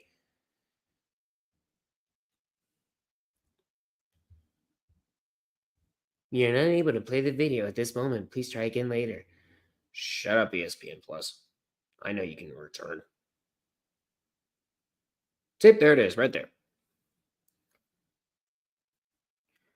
So I got both Atlantic Sun games up on ESPN Plus. Of course, I got North Alabama and Jacksonville on my phone, and then you got Queens and Lipscomb on the laptop. I wasn't a big fan of the Final Four in and out last year. Yeah, I know. Yeah, I'm with you. And sadly, I think that's going to hold true this year too. So many teams are going to miss out. And you're going to see some shocking last four in teams this year, I'm sure. We will just see what happens. I really hope American pulls off the win, considering how weird the Patriot League has started. Like, I'd be happy to see Bucknell try to knock off Colgate in the final, because I think that would happen. I don't see Lafayette pulling off another miracle run.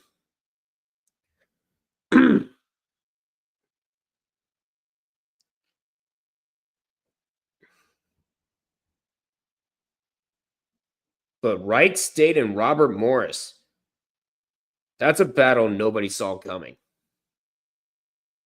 At least for right now.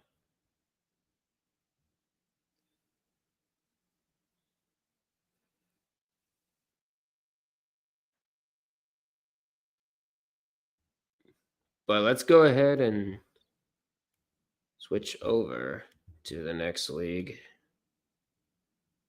And that is the Mountain West. Here you got Murray State up on Evansville.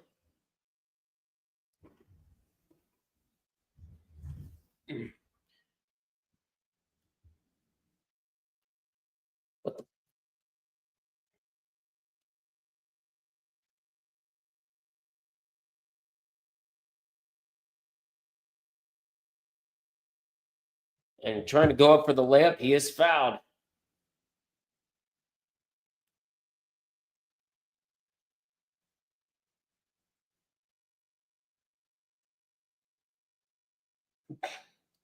In modern day hate.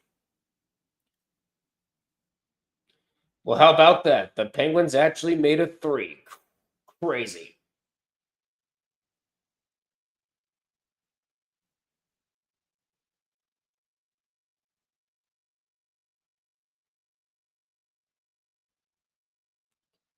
And a scary ass Youngstown State mascot.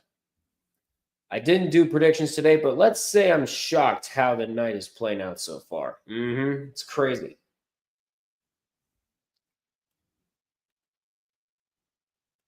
Like, there's literally one scenario that could cause chaos in the Atlantic Sun, and right now it's happening. Let's see if Queens can hold on against Lipscomb.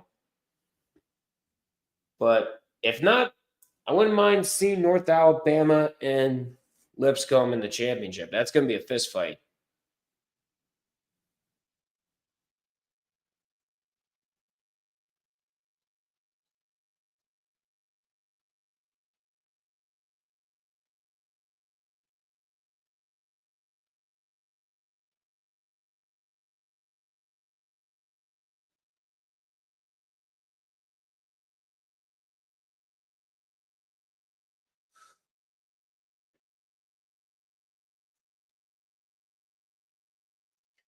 Yeah, they're starting to bounce back a little bit.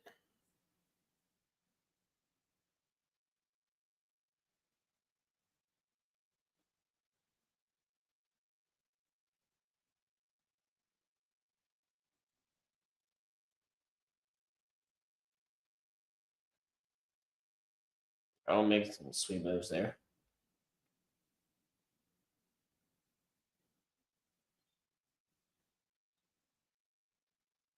Yep, Jacksonville is not going away. Timeout, Purdue for Wayne. Now we're starting to get some exciting coverage.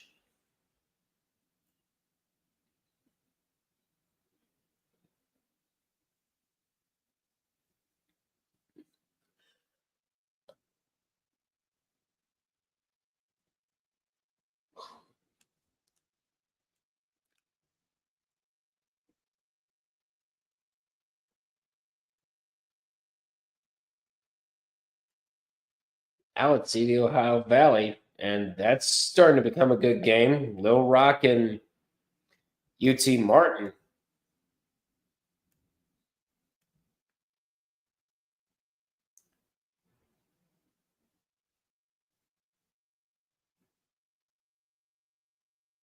First one's up and good. North Alabama shooting some free throws here.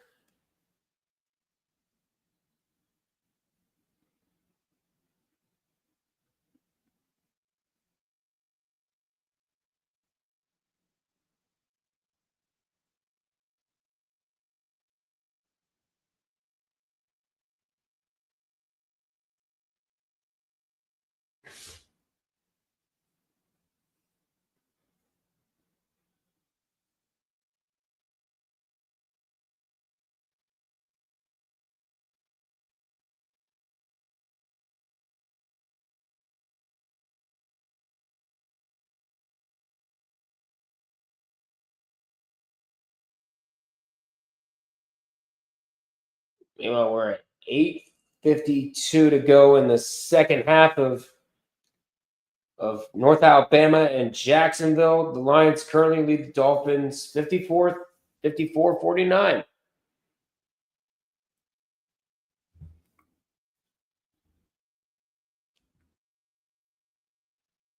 So we're getting damn close. All right, let's see here. Patriot League, you're up next. Meanwhile, just saw what happened there with UT Martin taking the lead. So far, the only upset seed-wise is Navy and Boston University right now.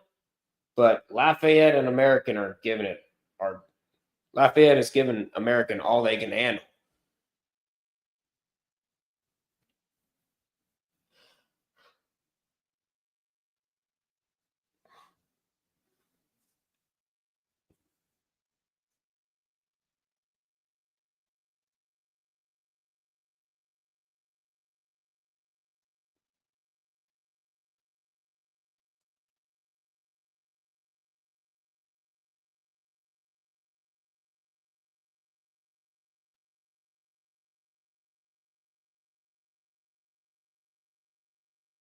Trying to get inside, layup good for Lipscomb.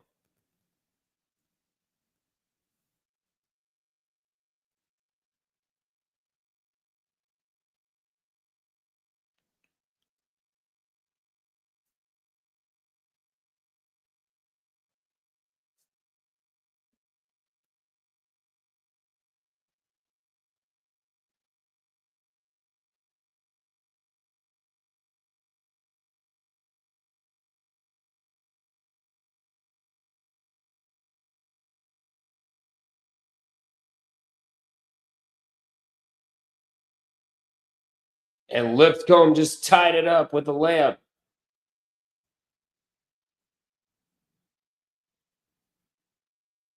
They're looking to make North Alabama work for it.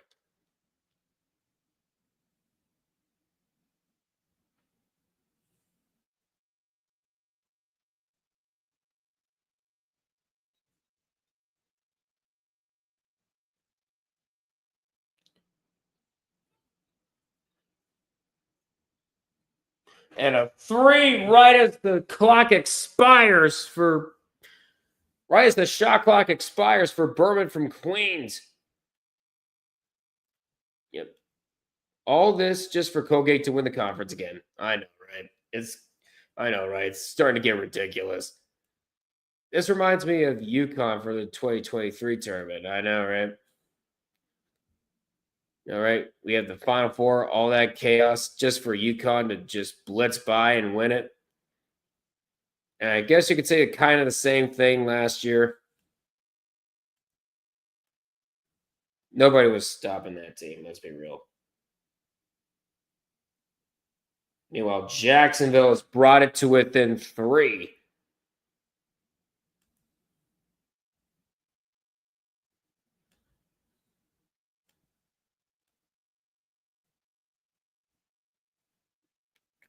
Let's see this Summit League and see what we got here. Omaha up on Kansas City, 59-46. Not much of a surprise here.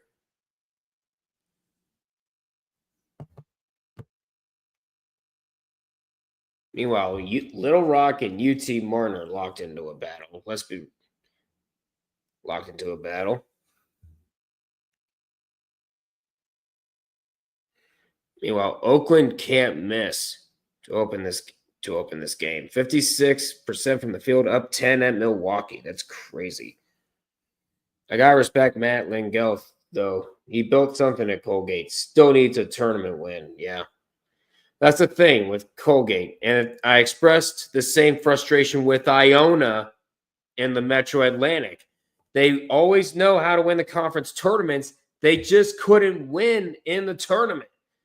And when St. Peter's showed up in 2022, they made it all the way to the Elite Eight. I'm like, see, Iona, are you just a waste of space, or were you just trying to hold some teams back? Because look at what happened with St. Peter's.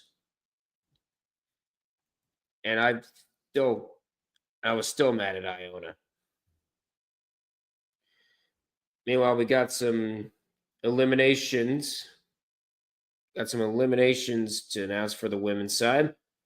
Mississippi State, Illinois, and Arizona State are both done, but Mississippi State and Illinois are already tournament locks when it comes to the women's side.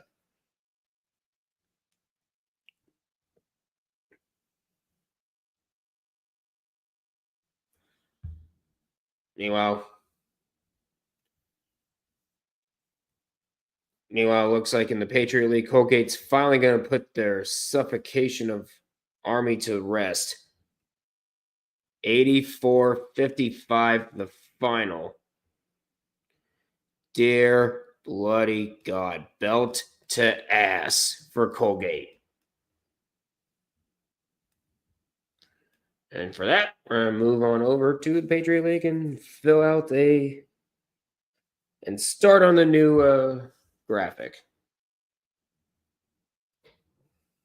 But of course, I won't be showing that graphic until all 4 Patriot League games are done.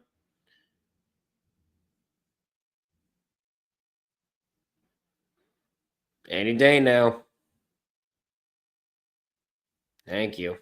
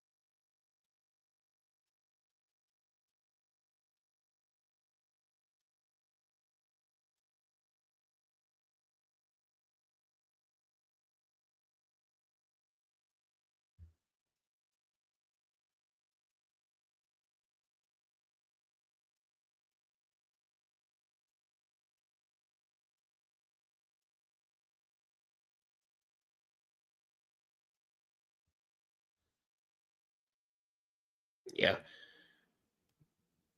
I don't really know who's going to be that team to go on a deep run this year. I would say the Big West or Mountain West this time.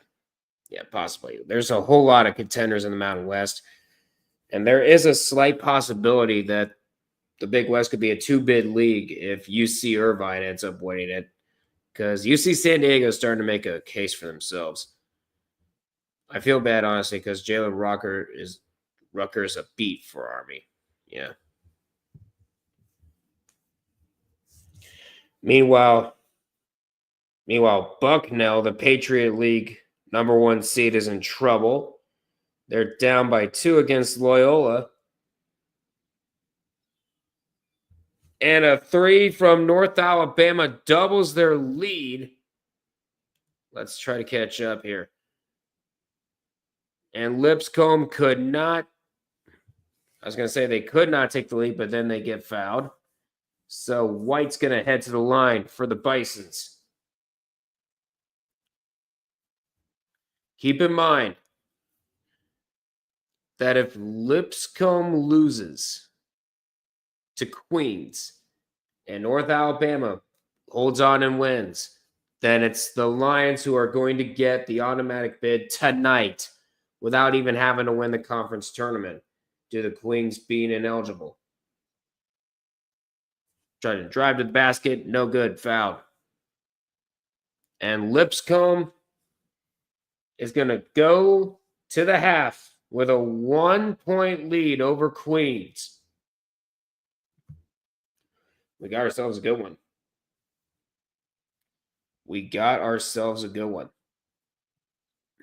Stretcher for Army coming in hot. This Toro in the Discord chat, 84-55. Yeah, you might need more than a stretcher.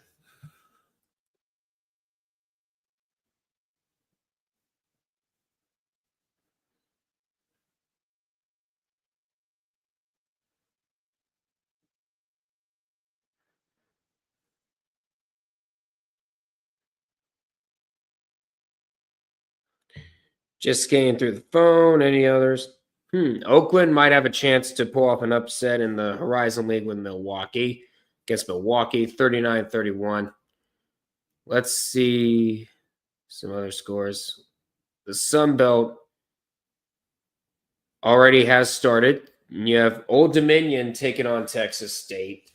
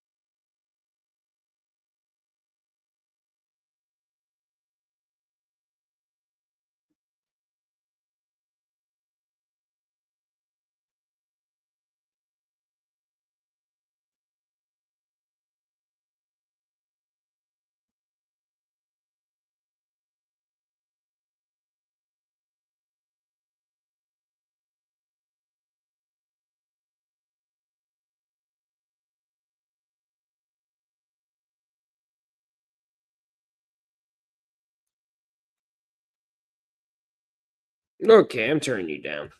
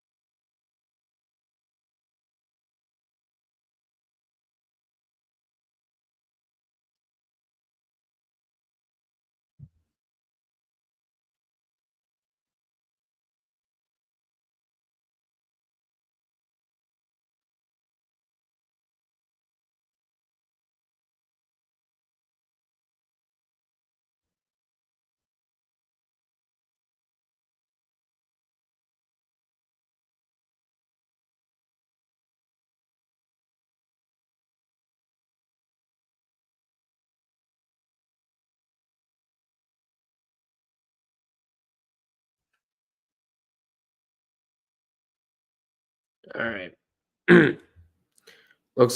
Look at the difference between steals, blocks, and 3 points. 3-pointers between Army and Colgate. All right, you have me hooked. Let's see what we got.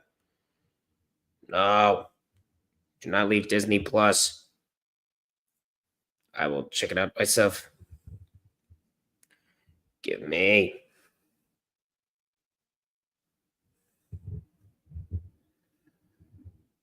Give me the Patriot League. Let's see how bad it is. I would imagine it's horrific.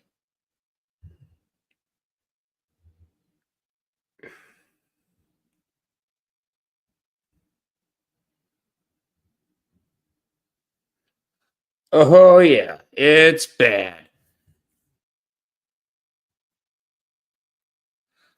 Especially the 3-point shooting. 4 for 27 for Army, 46.2 to 14.8. 7 steals compared to 4. Okay. The rebounding is definitely a concern. And then in terms of blocks, 5 to 1. Phew. Jeez. Have some mercy. Good God.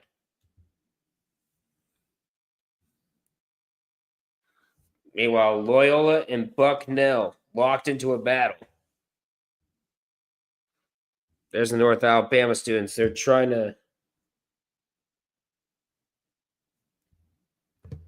There's North Alabama. They're trying to lock up a spot in the Atlantic Sun Championship, whether they are hosting or heading to Nashville.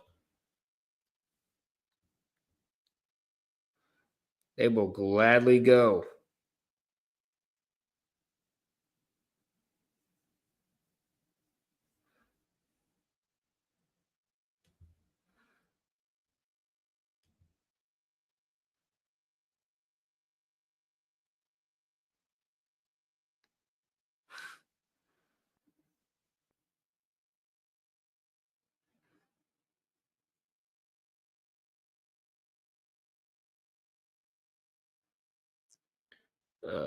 All these people photobombing the frickin'.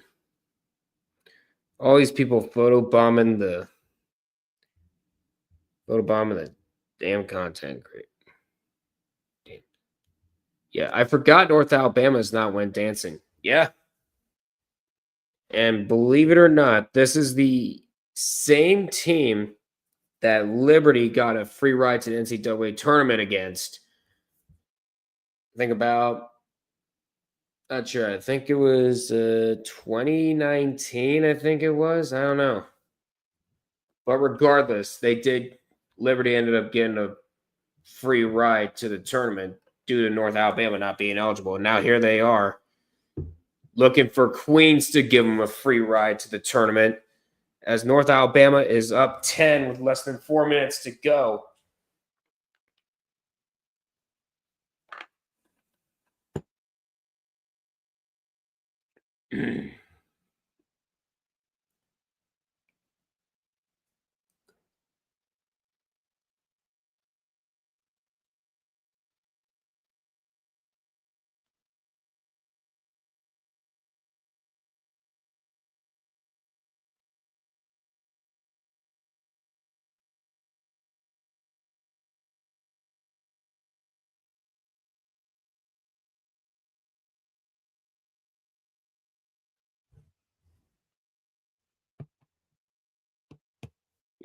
I would cheer for Queens regardless tonight. Oh, yeah.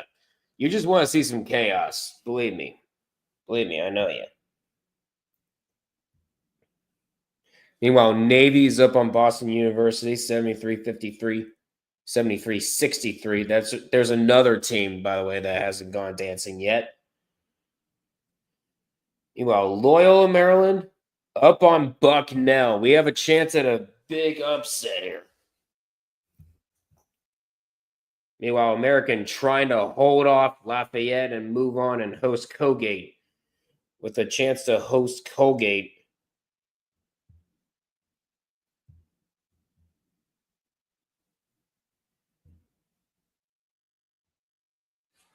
Meanwhile, we're at the final minute. of this game in the Ohio Valley. So let's go ahead and head over there. There we are. UT Martin and Little Rock. We're at 38.7 seconds left. UT Martin trying to pull off a comeback.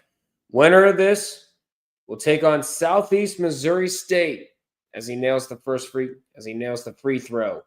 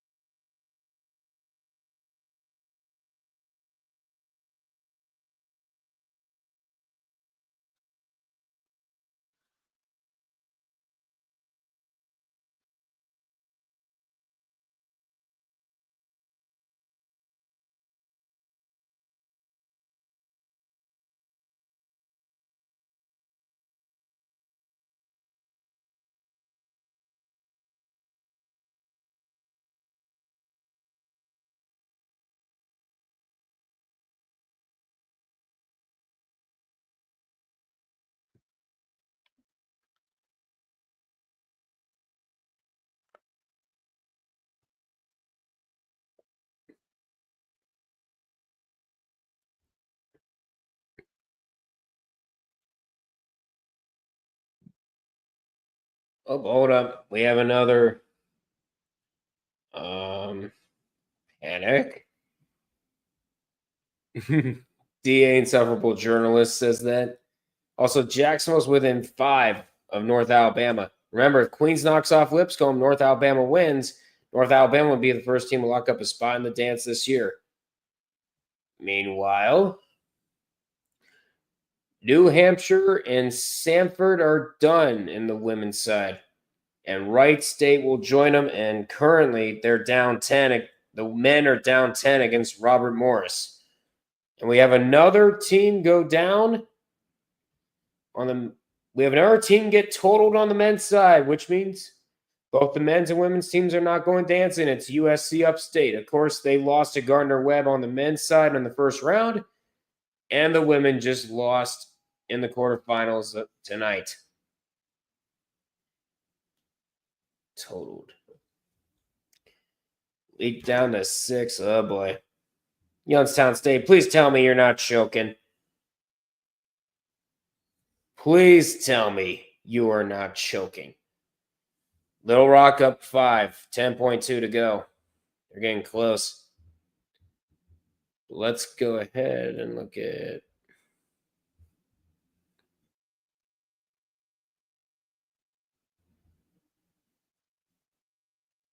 Meanwhile, American is up 68-64, 21 seconds left. It's getting close, dude.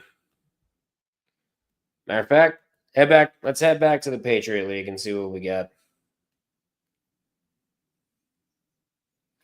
Yeah, but it's very clear that Navy's might be clear enough to see Navy moving on, actually. Meanwhile, it's even more clear in the Missouri Valley because Murray State's up on Evansville 69-49.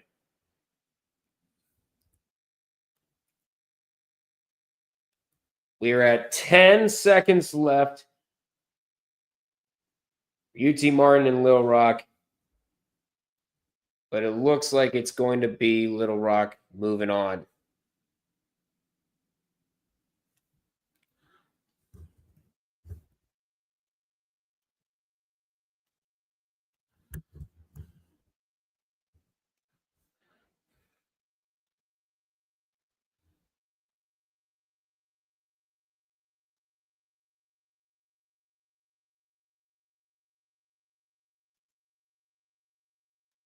Mm-hmm.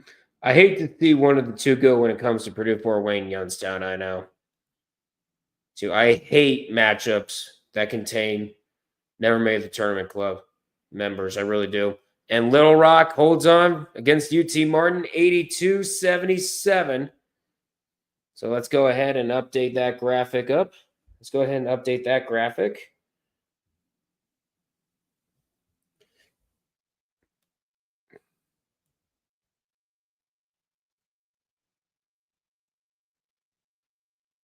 University of Arkansas at Little Rock. There we go.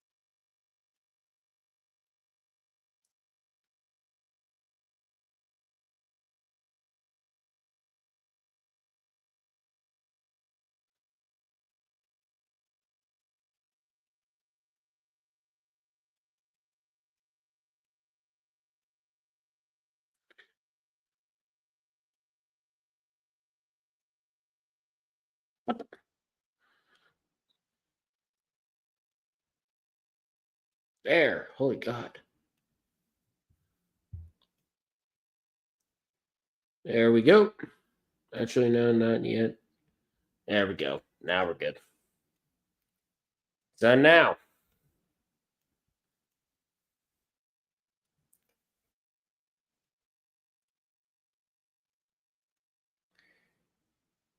And with that, UT Martin gets totaled. The men lost in the quarterfinals, and then the women, they lost in the first round of the OVC tournament. 10 schools have now been totaled.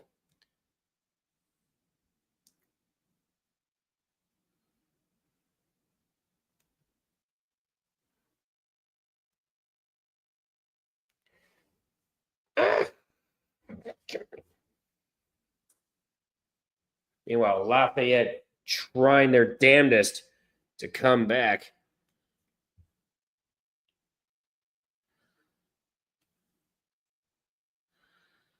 Let's see if Queens and Lipscomb are back. And they are back from the half.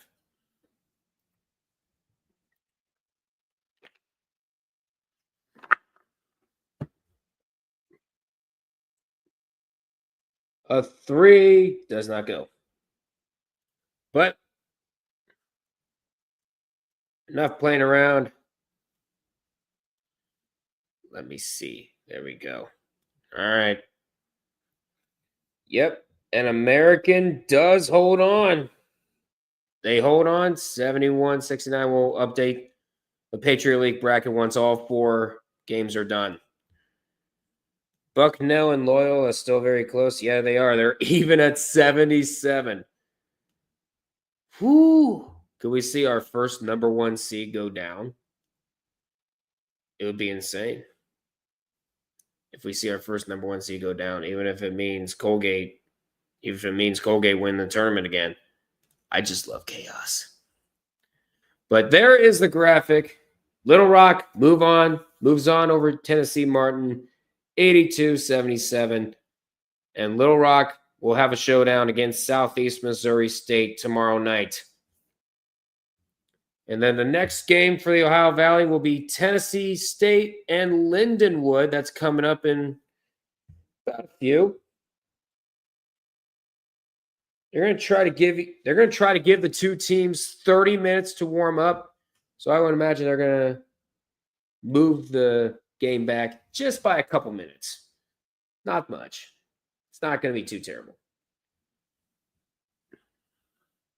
All right.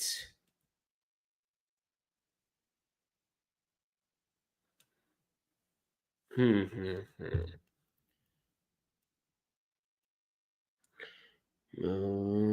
them up. Hold them down. Let me move them so I can do my job.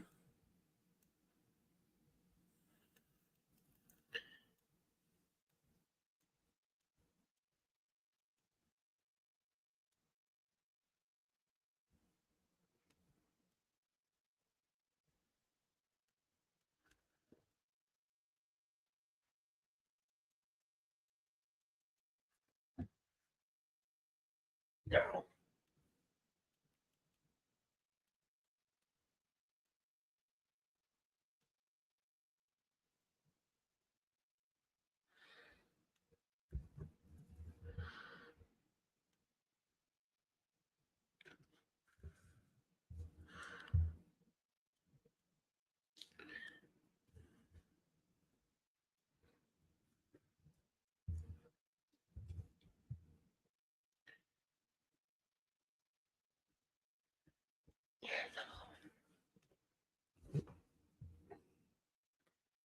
All right, back to the Patriot League. Let's update some stuff. So 71-69. Nice. Depending on which university you go to. American will move on.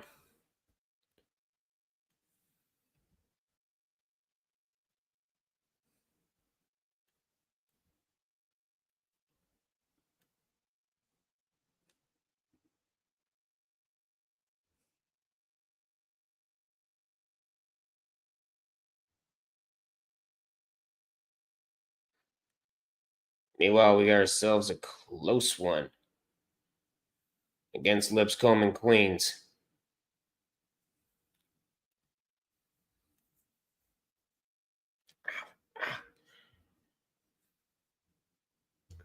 So yeah, Navy and Boston. I think it's safe to say pretty much not. Look at this. You see what we got?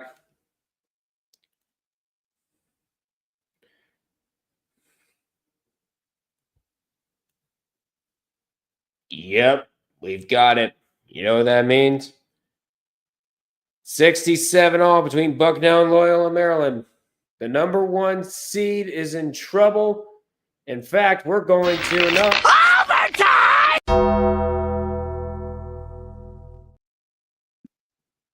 After hours.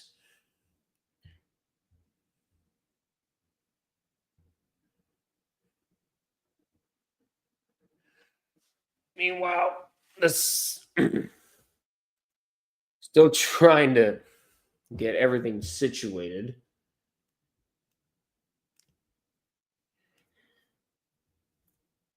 Oh, wait. I don't want to do that.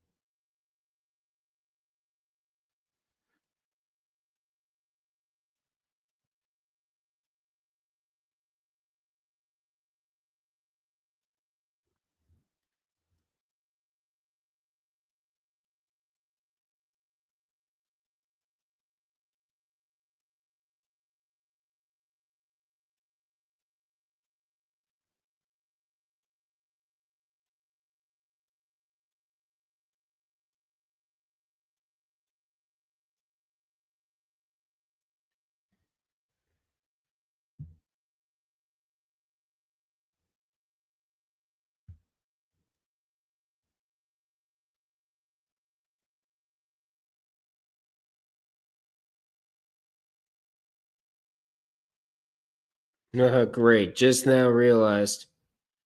Forgot to move Murray State and Evansville beforehand earlier. Oh well. We all make mistakes. In heat of passion. Get there. Oh, come on. There we are.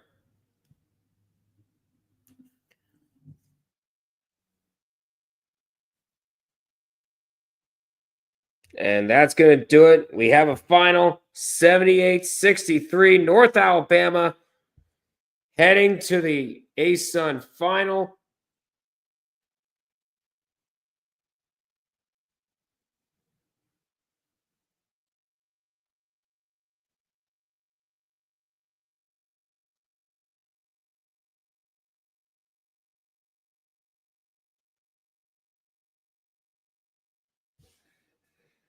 78-63 to final.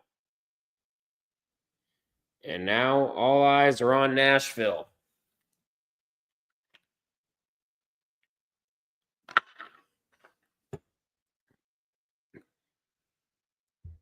I'm sure they were doing some scoreboard watching too.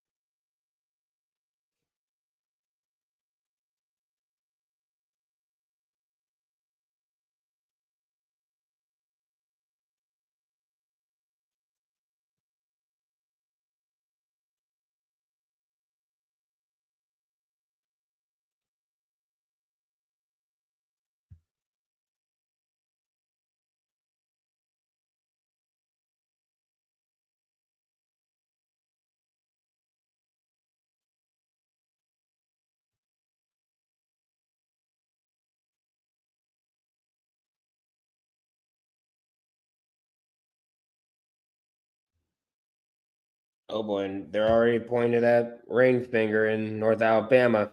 Don't get too ahead of yourselves. You still got to potentially play at Lipscomb, or you got to host Queens.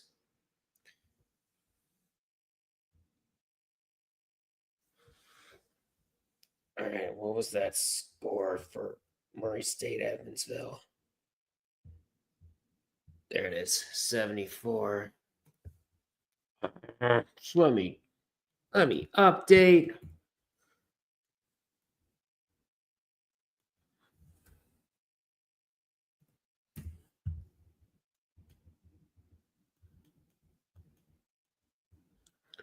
There we go.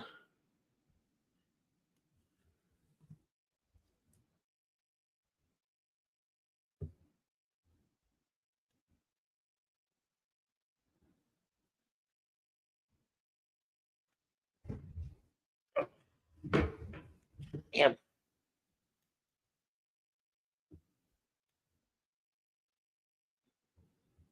And also, we got some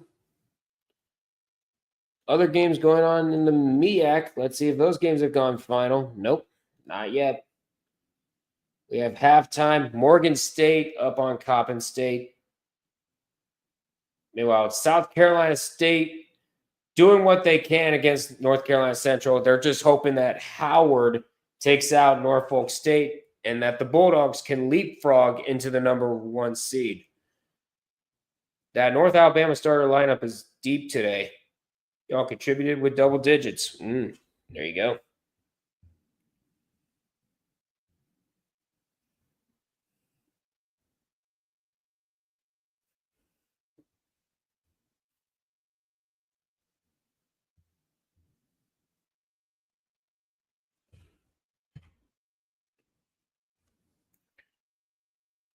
But holy God.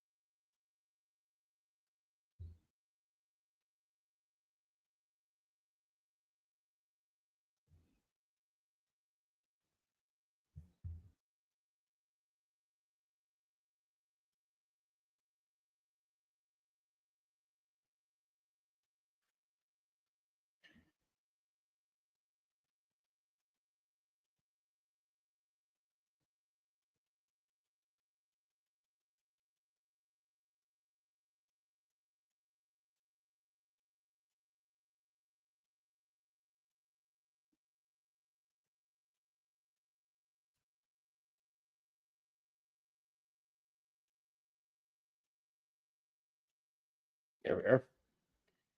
All right, so we got ourselves some more.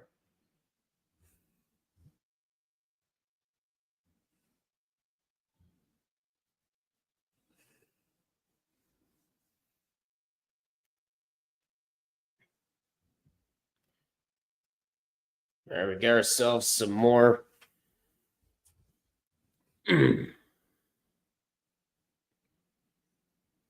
Got ourselves a final score in the Missouri Valley.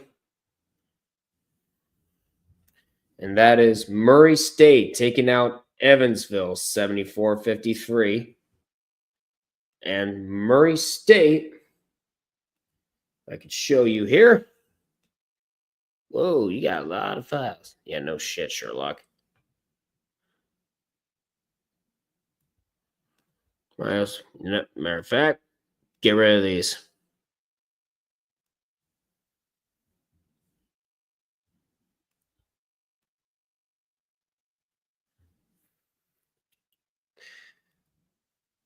And Murray State, they will take on Bradley.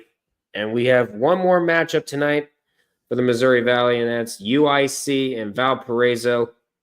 The winner of that will take on Northern Iowa in the Missouri Valley Quarterfinals. So there is that. Let's go ahead and look at some. Let's go ahead and dive back into the Patriot League and see what we get. We're not able to play this video at this moment. Yeah, no shit.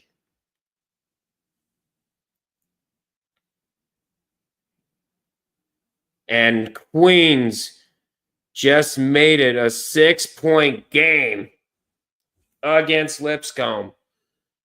Going up, counted, and won.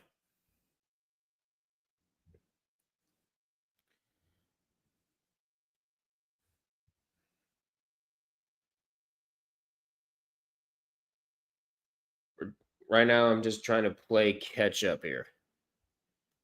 There was a time where Bradley received votes in the AP poll this year. Yeah, there was. And guess what? If you saw the AP poll, Akron also got one vote for the AP poll. And to me, that completely shocked the hell out of me, to be honest. Because after that loss to Ohio, I think our at-large hopes were pretty much dead.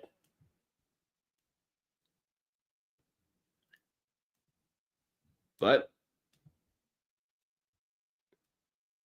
the selection committee does love themselves some chaos. Excuse me. Some chaos, so we'll just have to wait and see.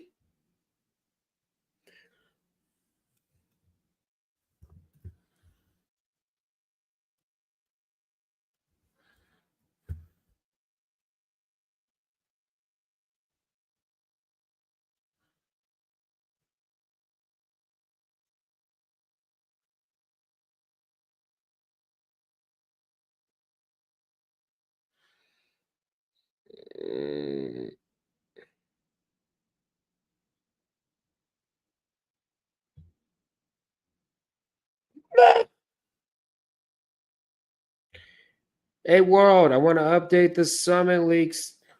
I want to update the Summit League. Can you help me with that?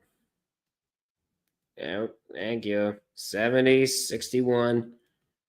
Omaha moves on.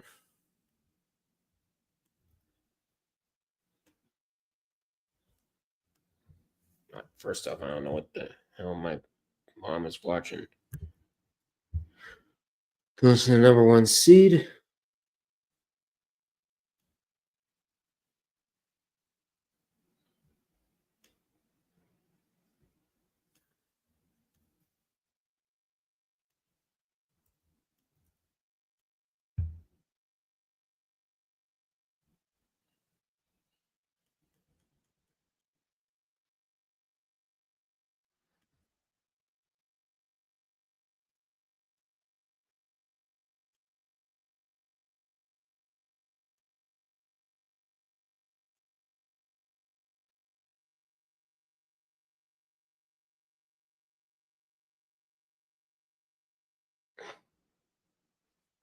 And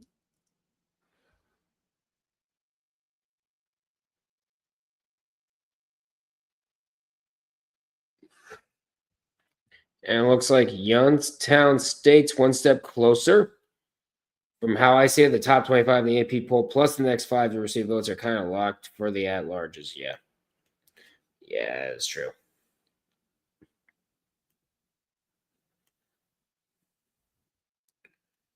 But I can finally update the graphic.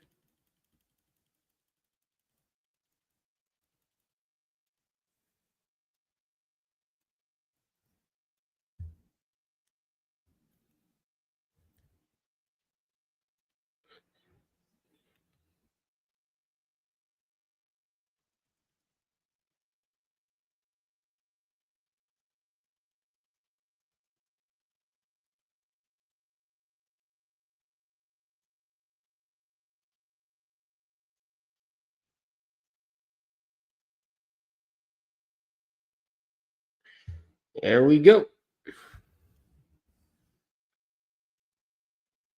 Underrated upset of the night had to be Oakland versus Milwaukee if it works out. Oh, for sure.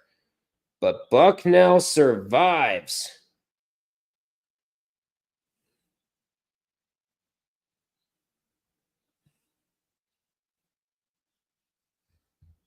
Bucknell survives Loyola, Maryland. I'll have that graphic up shortly, but first, time to put up the Summit League. Delete that overlay because we got a new one. 70-61. Omaha takes down Kansas City. And Omaha will take on the winner of the North Dakota State South Dakota game tomorrow. And Omaha will face the winner of that one on Saturday.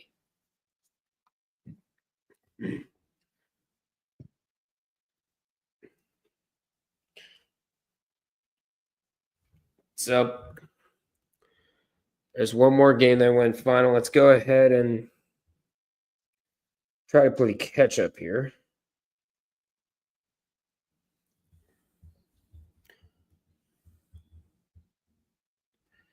Give me the Patriot League up next.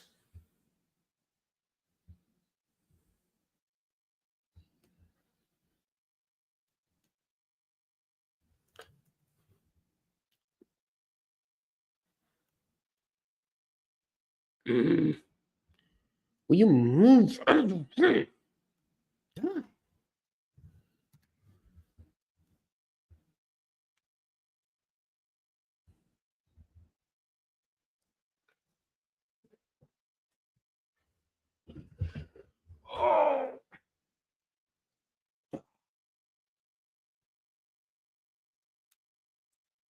I'm going to stand up real quick. Holy. Ooh.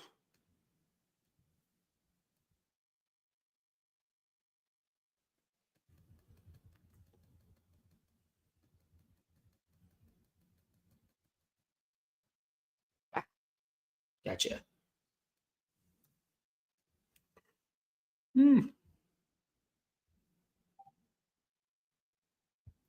Uh-oh. Why are you saying this?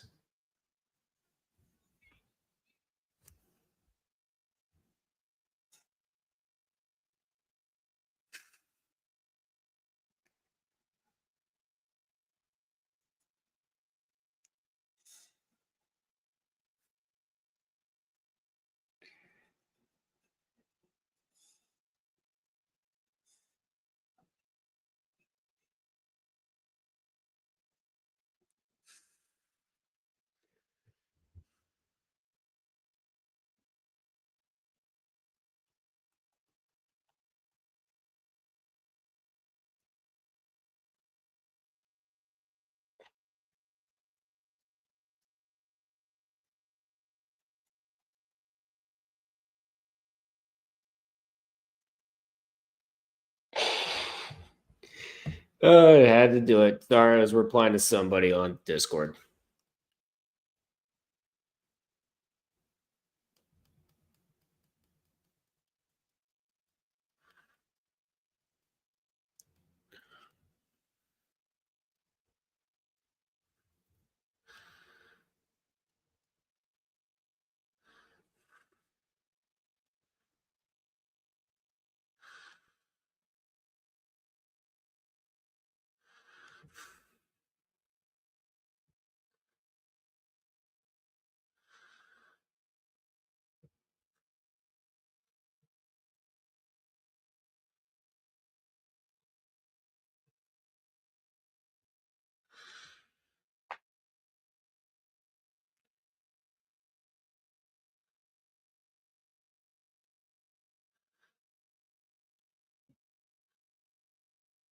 Oh, come on, you.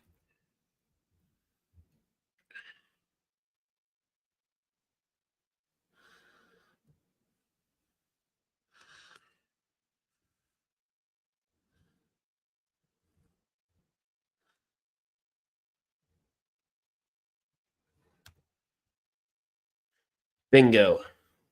Got it.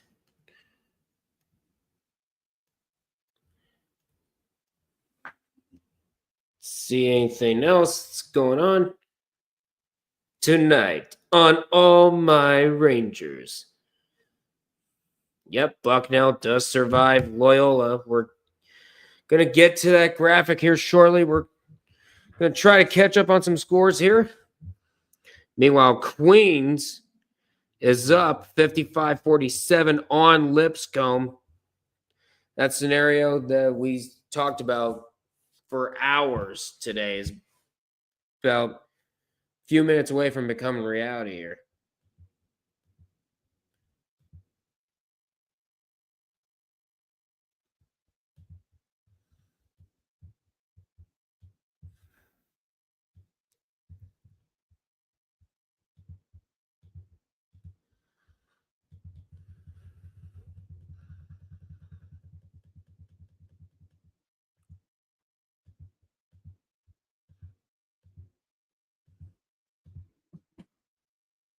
Oh, well.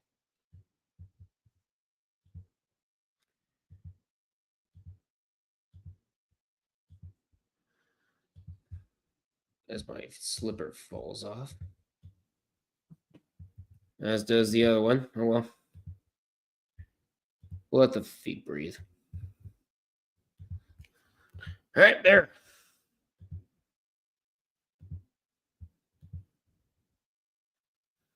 Okay. So we're going to get rid of these because we have ourselves another one. Where's my Patriot League bracket? There's the Patriot League bracket.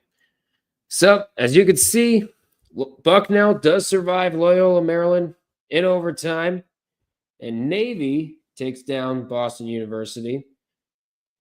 American did survive a scare against Lafayette, and Colgate was just Colgate. So there's your Final Four in the Patriot League. And the Patriot League semifinals will be on... I can find them. I think they will be on Sunday. Nope, they're going to be on Saturday. So there you go. Bucknell versus Navy, and then American versus Colgate. Colgate 2 wins away from Colgate wins alone. All right, so we can go ahead and get out of the Patriot League for now. Let's see some Horizon League scores, shall we?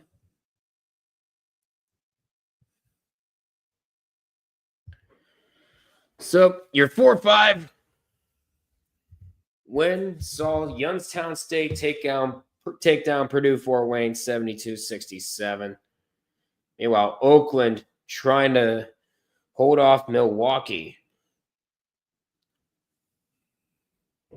And Northern Kentucky keeping it close against Cleveland State.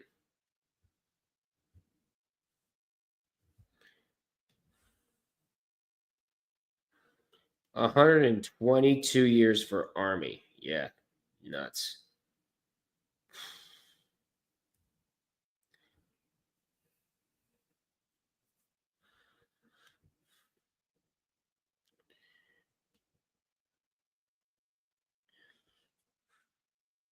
Ow.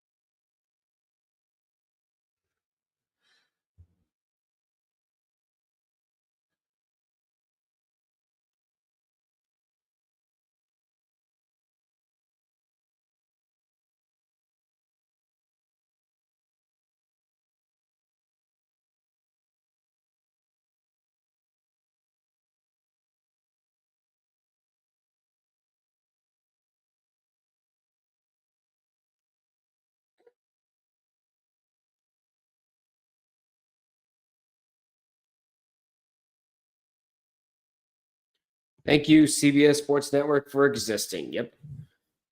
And no thank you to my cable provider for letting me have it for free. Unfortunately, it's a subscription-based channel. Back in the good old days when I had YouTube TV, I would take advantage of it. But no, can't have it.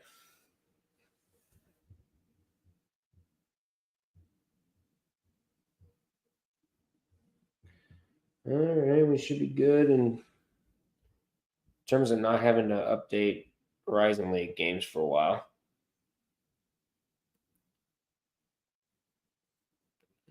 Can I do other games, please? Can I get things set up? Meanwhile, we have halftime in the Sun Belt. Texas State up on Old Dominion 29-27. There are some more low-scoring games.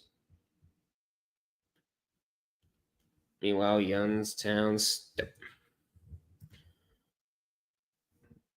That's better. Excuse me. Phew.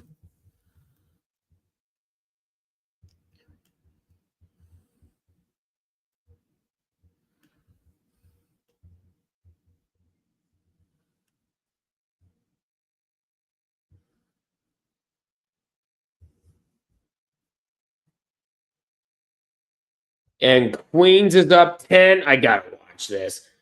Forget the unable to play video at this moment. Get me there.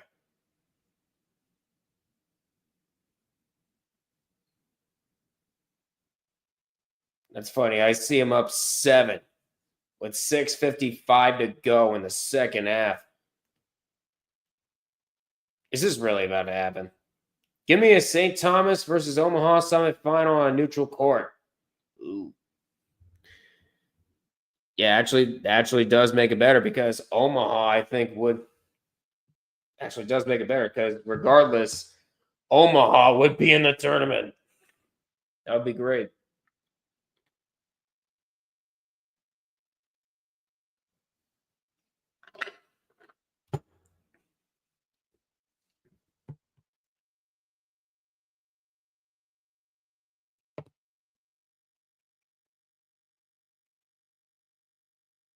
Northern Kentucky is on total in watch. I take it Northern Kentucky didn't do good on the women's side either.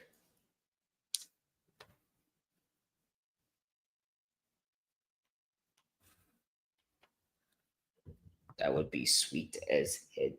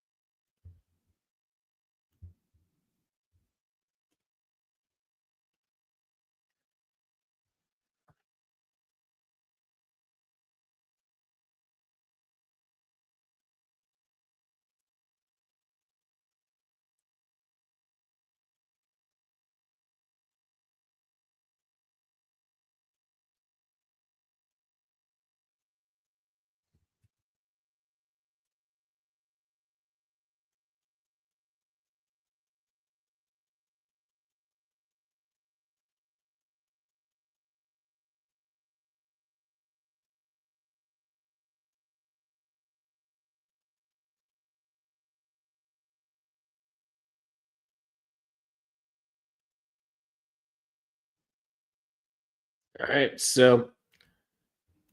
right. Youngstown State up on Purdue Fort Wayne. Takes down Purdue Fort Wayne, and Queens is up by 10. Actually, no, they're up by 4. And we are completely frozen. Load.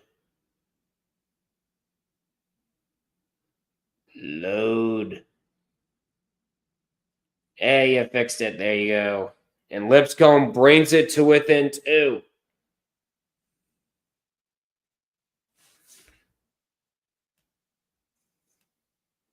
Now they're starting to get loud. In Nashville.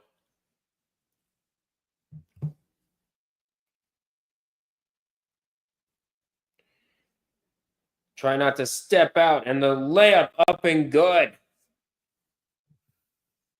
Powering his way through. And a layup up and good for Lipscomb.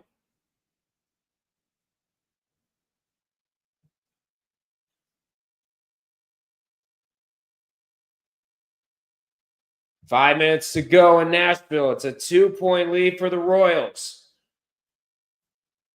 Passing it around. Passing inside. Layup good.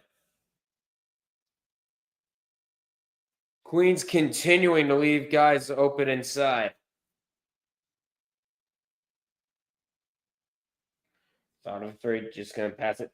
Lost it. And a foul is called.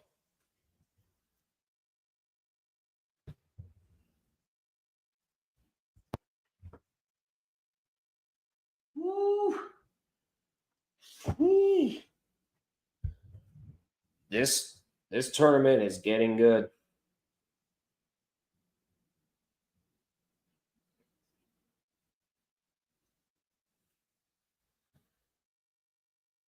First one is good. Now let's see. North Alabama, Jacksonville, the Atlantic Sun. There we go. 78, 63.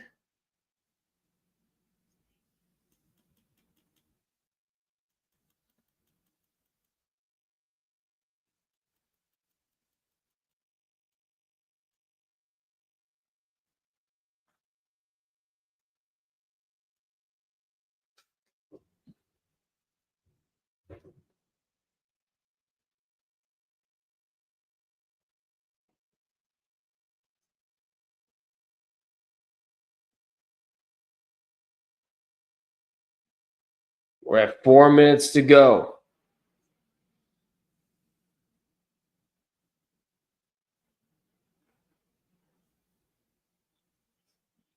A lot of pressure. 5 on the shot clock. Has to put something up, and it's going to roll around. But an offensive rebound, and he gets fouled. And it's a foul on Pollard. Queen Lipscomb's going to get it back. Lindenwood should be interesting to watch for the OVC. Yep. Matter of fact, I'm going to look and see if, are they eligible? They are not. Lindenwood is not eligible just yet.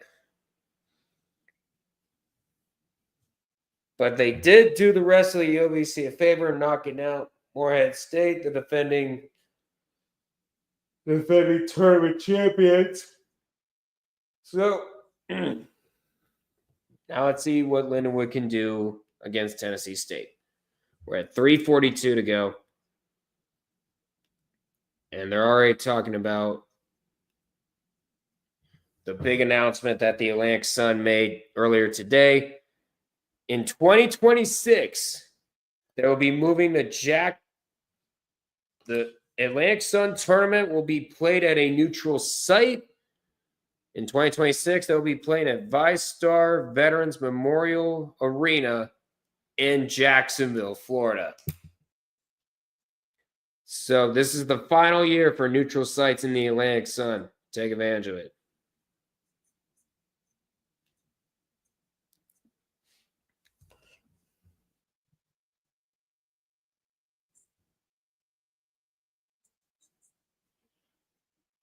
And Lindenwood is up to a hot start, 8-2 against Tennessee State.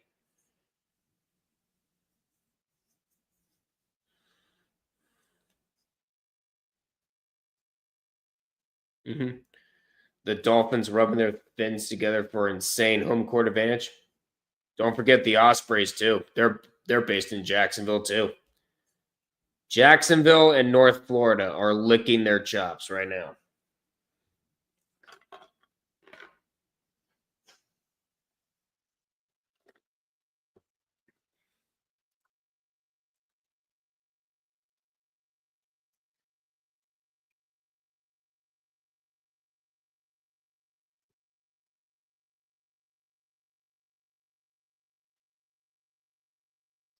Yep, the Dolphins are going to be rubbing their fins together.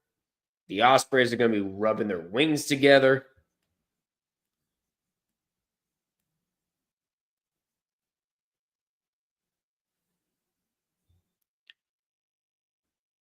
And Lipscomb, by the way, in the double bonus. Queens hasn't even touched the bonus yet. We're at 3:42 to go in the second half. Lipscomb cuts the lead to 1 with the first free throw from Williams.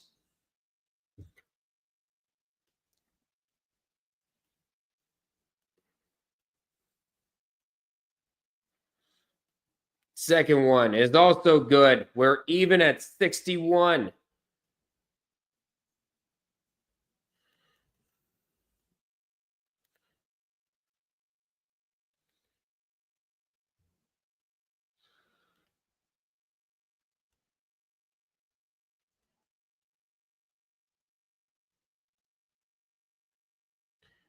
There we go.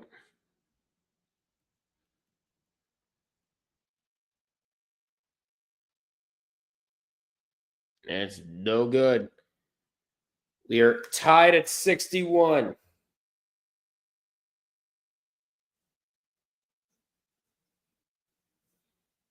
A 3. That's short. And they lose it out of bounds. And Lipscomb's going to get another chance at 2:56 to go.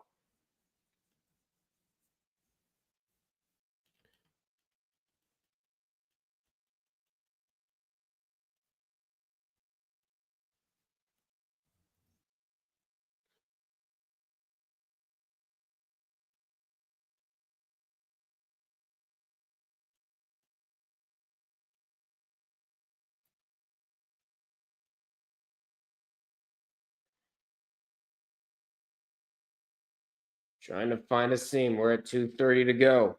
Gets a screen. Trying to drive inside. Try to draw the foul. Cannot.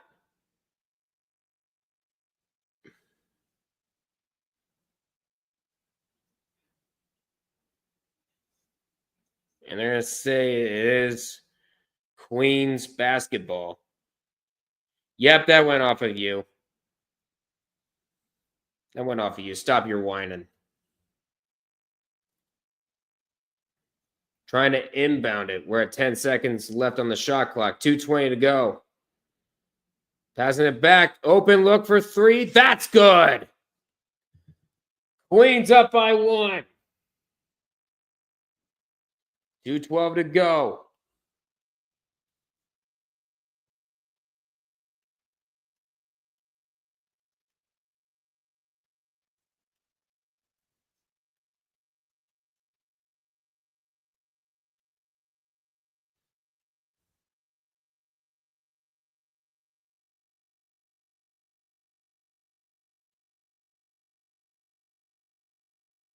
And the turnover on Lipscomb.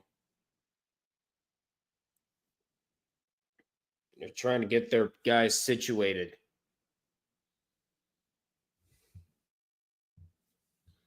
Whoa, whoa, whoa. Brock Nelson getting traded by the Isles? What?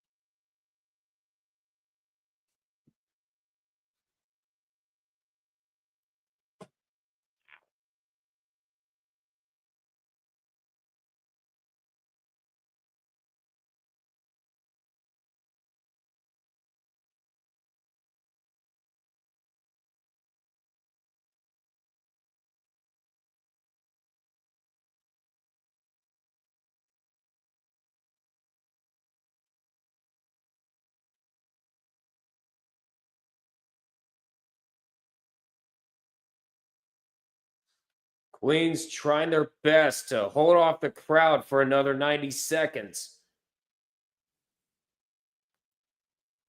10 on the shot clock. Trying to spin move, 90 seconds. Can't get the layup to go down.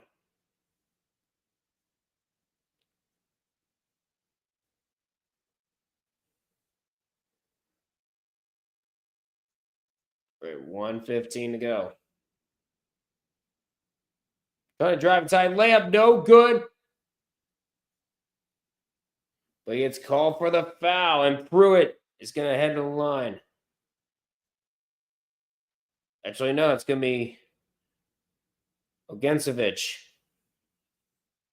to the line.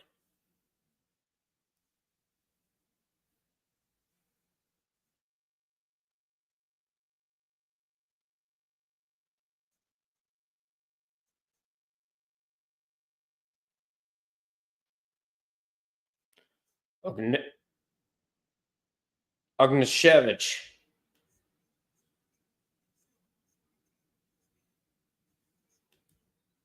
And I think we're about to have another totaling here.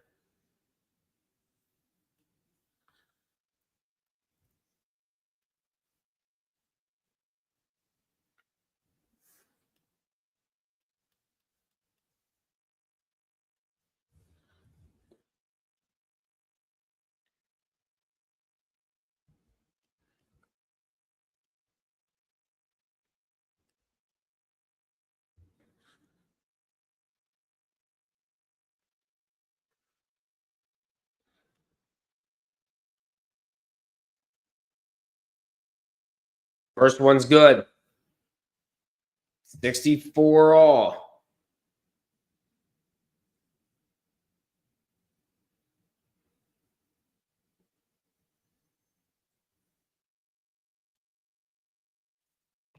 It's 65-64. Lipscomb under a minute with just over a minute left. Queens trying to get inside. Passes it out. 15 on the shot clock. 50 seconds to go. Trying to look around. 10, 9, 8, 7, 5 on the shot clock. Pulls up. Layup is good. And he is fouled. 66-65. I think they're going to try to look at something.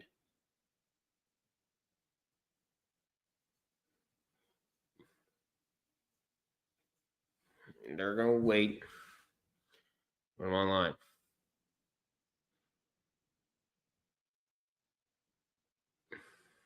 Taking a deep breath before going for the free throw. This is an and one situation. He makes it. It's a 2-point Royals lead. 42.6 seconds left. If the Royals hold on, then it's the automatic bid for North Alabama, and Lipscomb's going to call a timeout. If Lipscomb comes back here,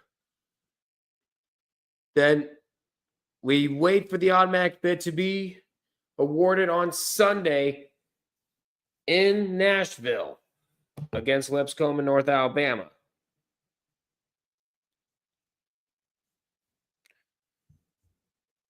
They must be having a watch party going on right now over there in Florence, Alabama.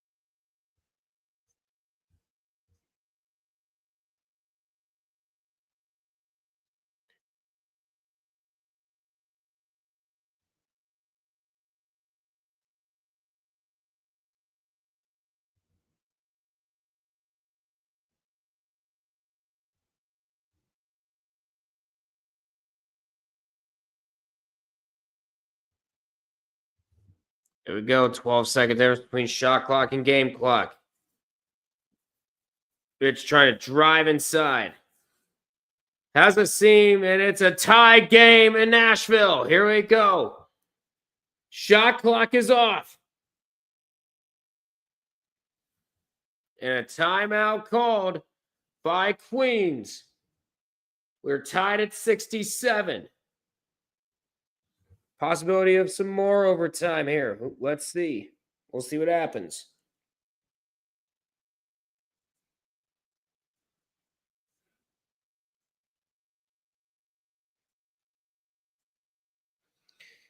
Meanwhile, we had our other games start with the Summit League, St. Thomas and Denver. Denver currently up 8-7. We also have some pretty close games to wrap up tonight. Except for Robert Morris and Wright State, of course.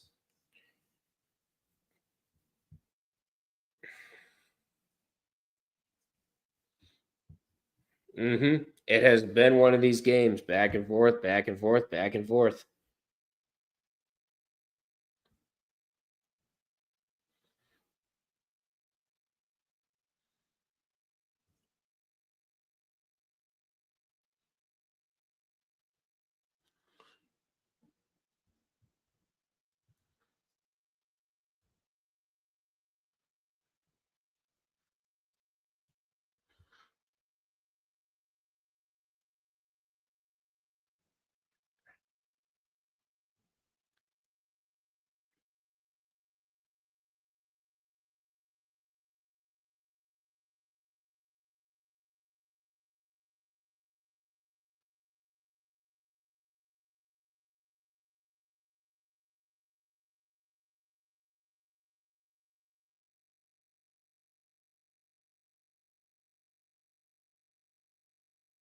Five, four, a three. That doesn't go. Last chance, no good. And guess what? In Nashville, the scoreboard watchers in Florida are going to have to wait a little bit longer because at 67 all, we once again have another edition of Overtime! More bloody after hours.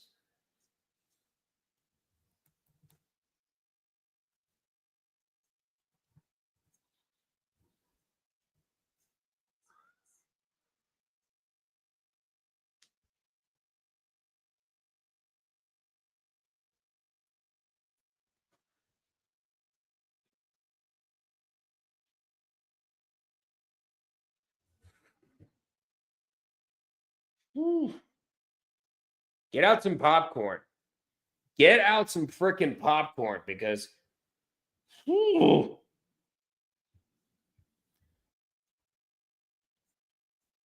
Lipscomb finally woke up. Yes, they did. But guess what? We're going to overtime.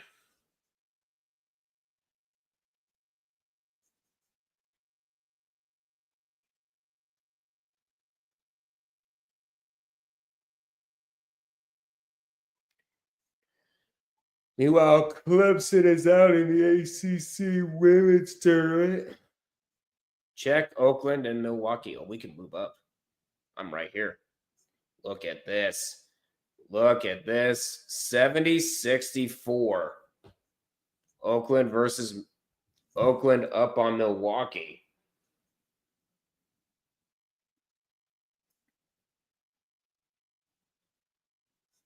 So a big possibility of another possible upset here.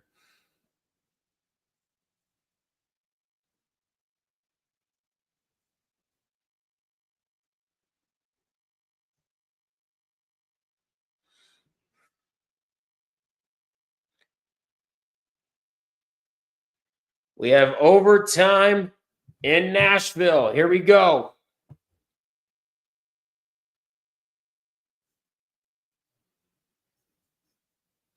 And pass inside.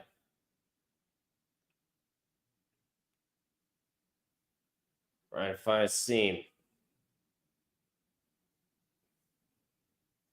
back, and it's no good, but an offensive rebound for Queens. They've had plenty of those.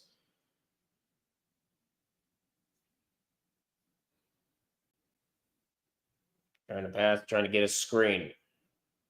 Trying to drive inside and gets the putback and gets the layup up.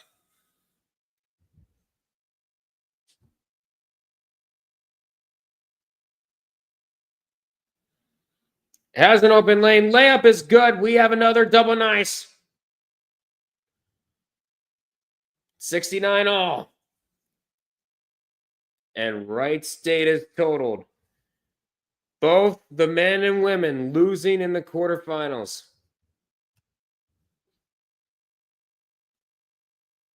And Queens just gone back in front, 71-69.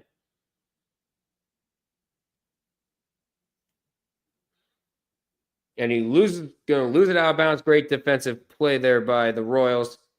3:34 to go in overtime.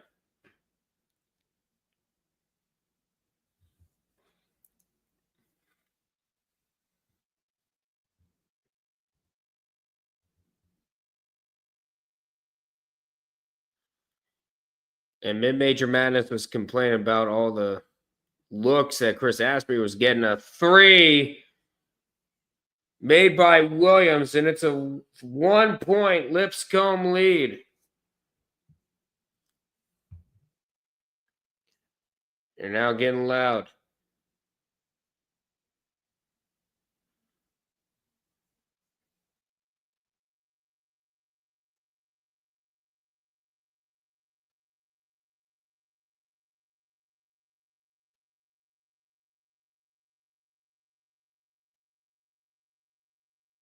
And that one no good, but an offensive rebound. But it gets stolen and a foul going the other way. But a foul on Lipscomb away from the ball.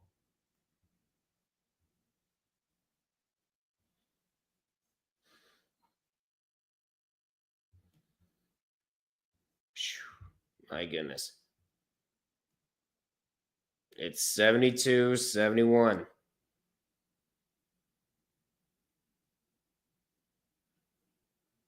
And one. First one is good.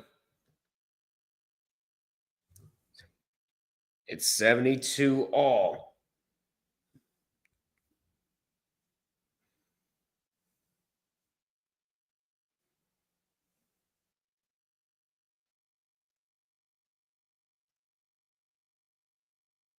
And Robert Morris with the win over Wright State, 83-62. We're halfway through overtime here in Nashville, 72 all. Mid-range jumper, that's going to go in.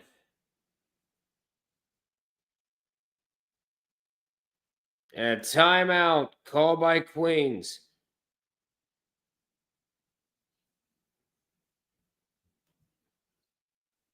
And Milwaukee gets totaled. They lose in the Horizon League quarterfinals, and they get upset against Oakland, and their women lost, and the women lost in the first round. So Oakland pulls off the upset.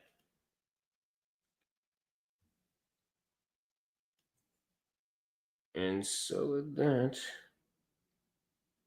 give me the Horizon League. Let's go ahead and move some teams over.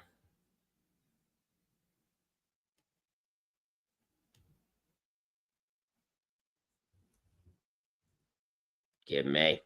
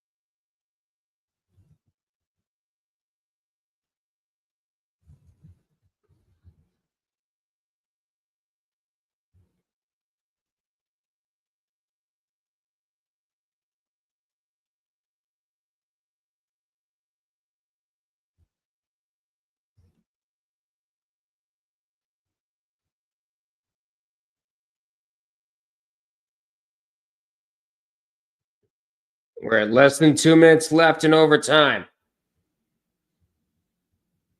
Queens trying to not panic and rush this. They have plenty of time. 8, 6, 5 on the shot clock. They got to put it up, and this one shot does not go. Nearly lost it, and it finds its way into the hands of Lipscomb. And here they come.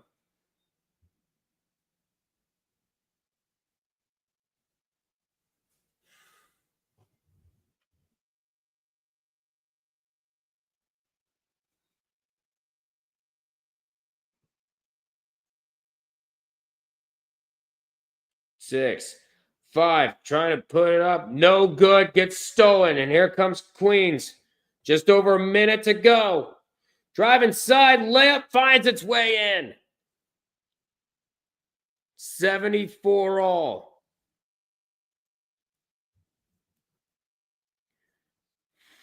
Hold on. Let's go ahead and go back. Matter of fact, let's show you what I'm seeing.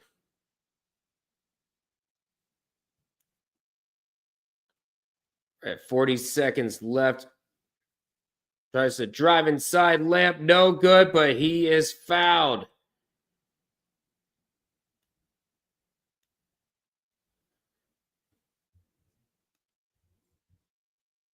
And he will go to the line to shoot 2.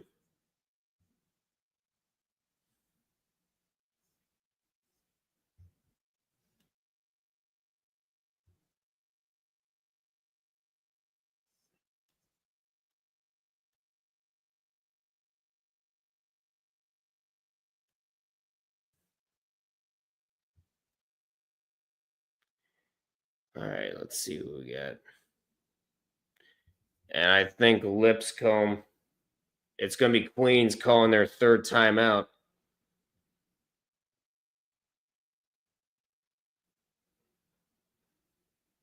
Let me have my copium. Maryland's going to win the Natty. It's 2002 over again. Now it's going to be Norfolk State. First 15 seed to win it all. Now South Carolina State has something to say about it.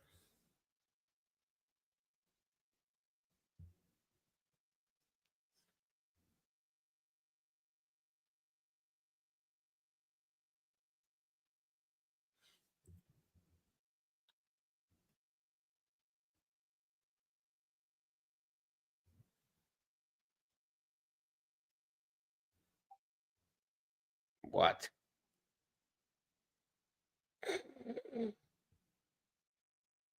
All right, that's good.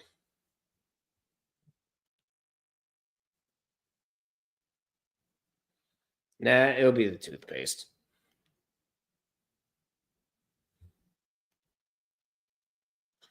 First one is good for Lipscomb.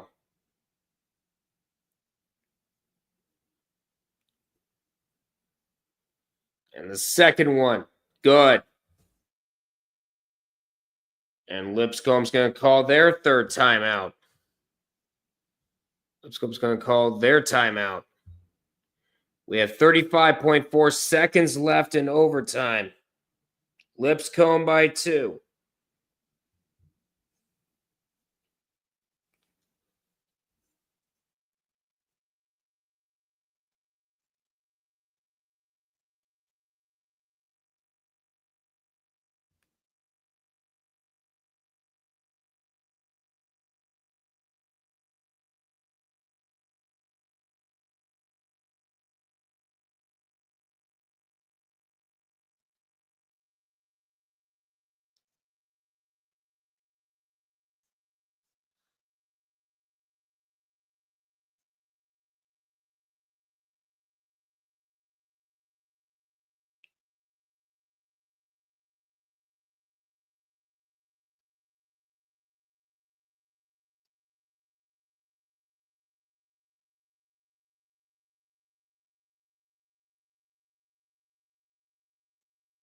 Hey, somebody subscribe. Thank you guys so much for subscribing. Really appreciate you. We're here in the dying seconds here in Nashville. That one gets tipped and stopped. One timeout. They're going to try to dribble out the clock, and they're going to force him to foul. 23.8 to go. Lipscomb could all but seal it here.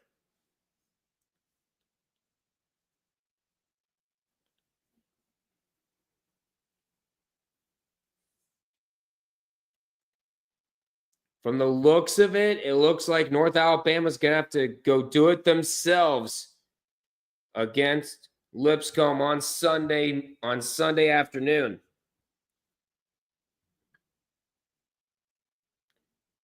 First one's good.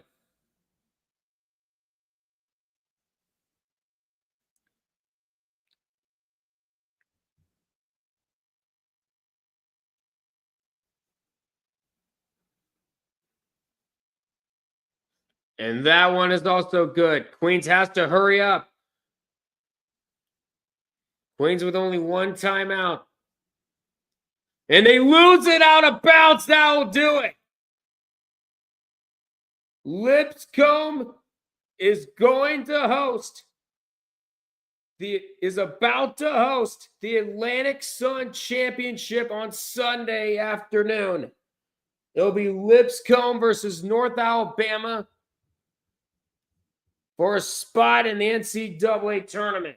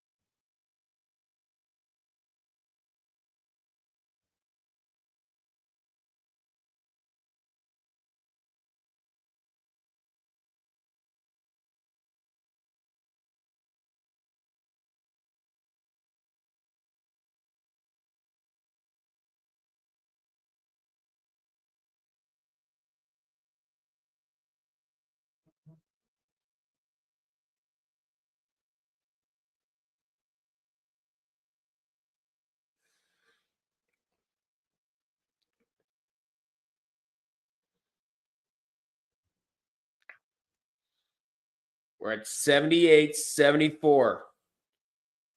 And they're going to have to foul. They're going to try to avoid them as much as they can. They can only hold on for so long, 15 seconds left.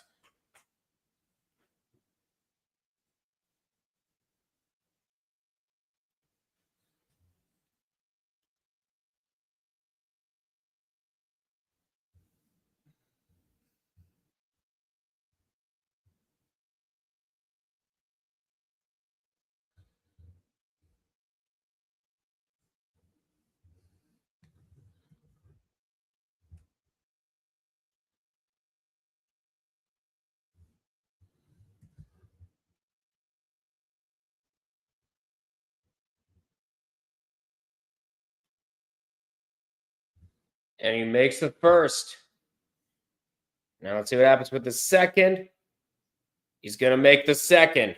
That pretty much is all but going to seal it.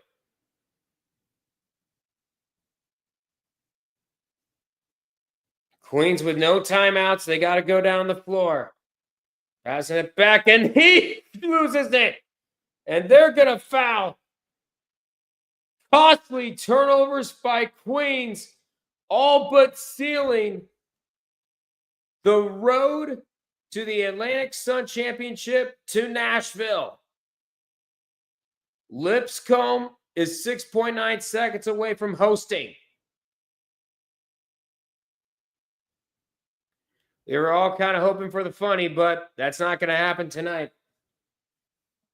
If anything, you'll have to get in the Summit League. Should St. Thomas and Omaha both make it to the final.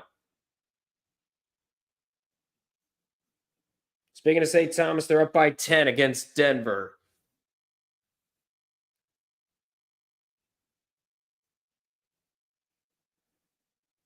Meanwhile, Cleveland State and Northern Kentucky, they're locked in a battle up there at the Wolstein Center. And that's it. Lipscomb will be hosting the Atlantic. Actually, no, there's a foul called. They're going to put less than a second back on the clock. You'll be fine.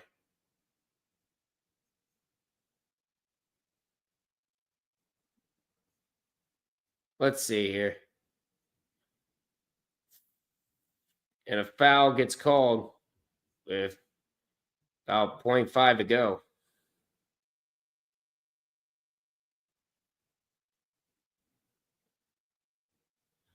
Respect between the two coaches happening already.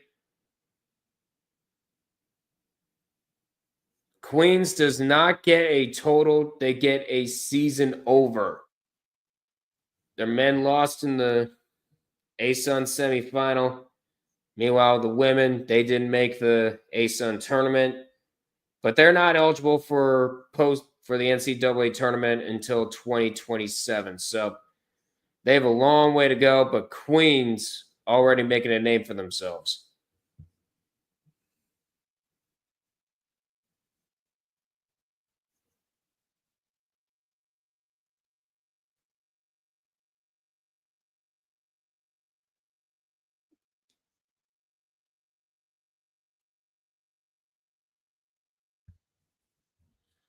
And there's the one free throw, and that's it. Lipscomb versus North Alabama, Sunday afternoon. The Atlantic Sun title on the line, as well as the automatic bid. If North Alabama wants to go to the NCAA tournament for the first time ever, they're going to have to get past Lipscomb. 81-75 the final. What a game. Give me Lipscomb.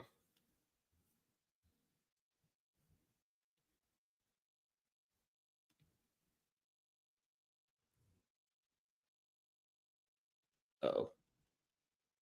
Here it coming towards my doorstep. Oh, let me do this first. Let me do it first. Here we go.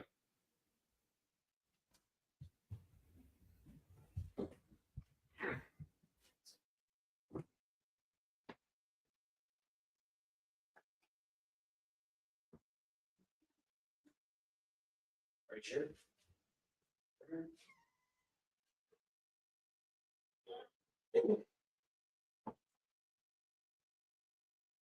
Yeah, I don't want to leave it open.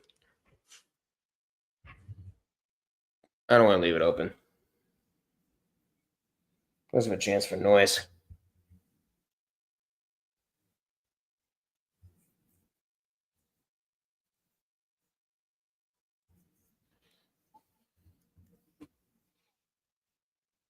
Yeah, they're not going to get rid of you. Well, no, of course we're not going to get rid of them that easily.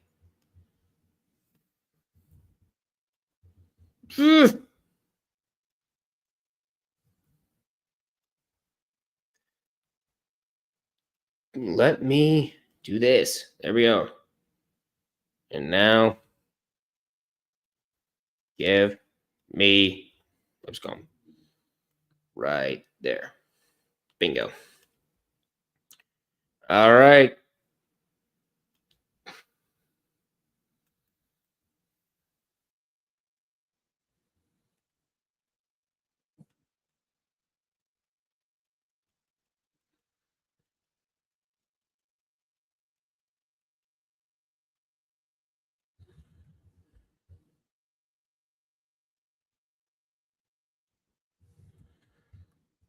And there it is. So if you're ready to see here, yep, the 1 seed lives. And that means in Nashville, Tennessee,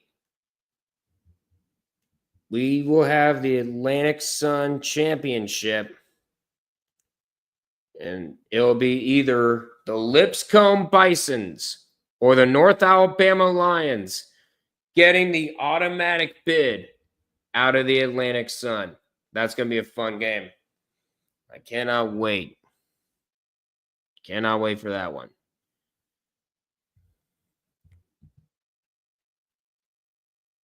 But we do have some games that have ended. The Sun Belt is about to come to an end. Let's get to Disney Plus real quick. I want to watch Wichita State and Rice. Let's go to another one. There you are, Old Dominion, Texas State. Get there.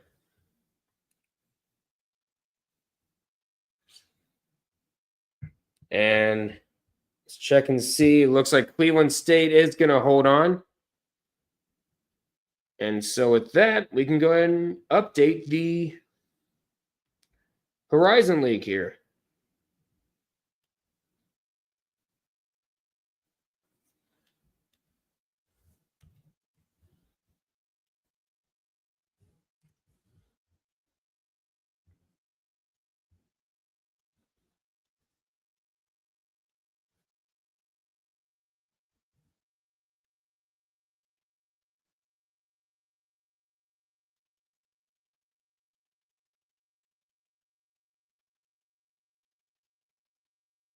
There we are.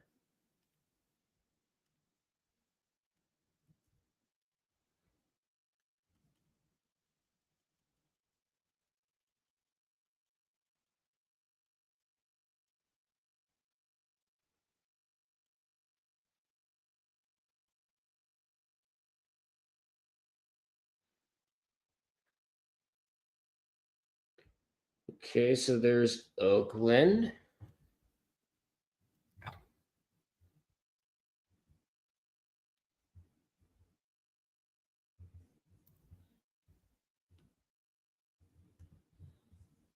And I'm glad I don't have to use any other colors for this.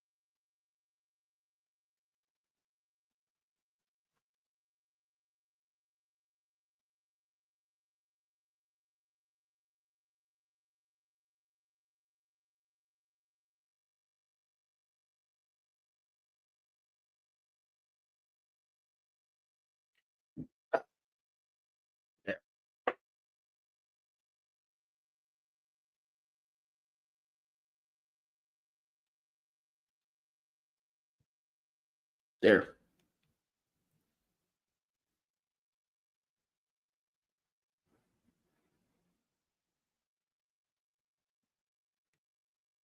No.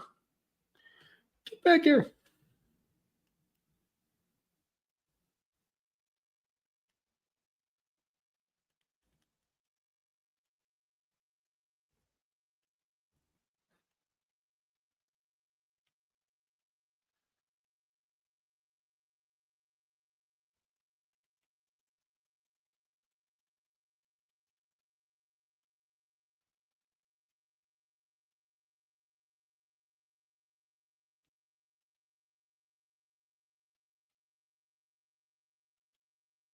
All right, there we go. We got our updated Horizon League bracket. Let's go ahead and delete the original one. Let's head to the other one.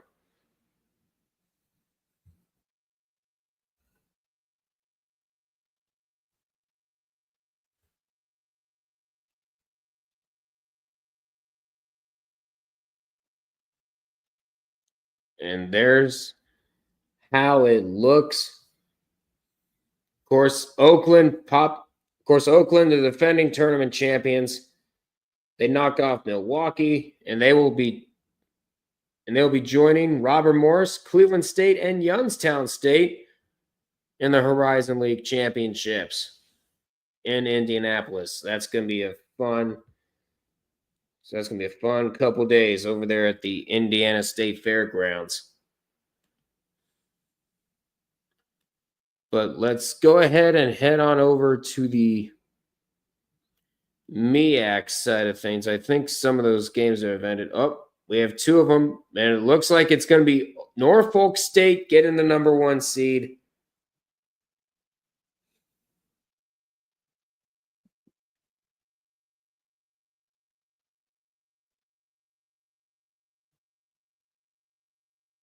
And South Carolina State, I think, is going to get the number 2 seed.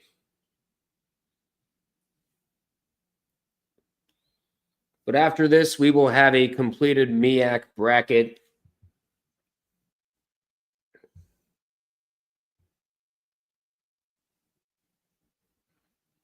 Let's go ahead and take a look and see what it looks like so far. MEAC.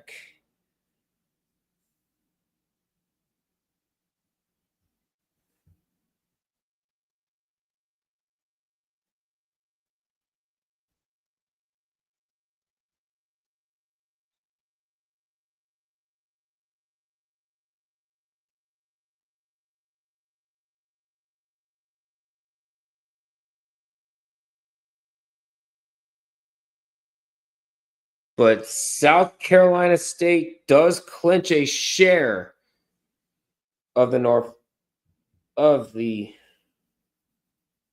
does clinch at least a share of the MEAC title. So we're going to go ahead and move over to MEAC tournament and see. Let's head over to the MEAC tournament and see what we can find. And it looks like North Carolina Central gets locked into the 6th seed.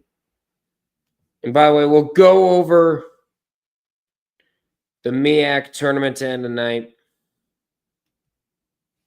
But right now, once it becomes official, but there's a whole lot of games that we have to cover. I mean, a whole lot of games. So there we go. We'll lock that in there.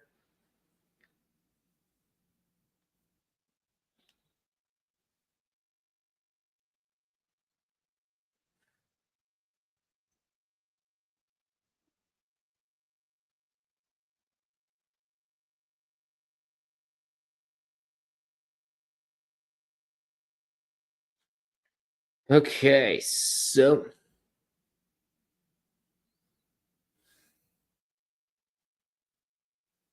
meanwhile, Valparaiso up by 16 on UIC in halftime in the last game of the Missouri Valley first round here.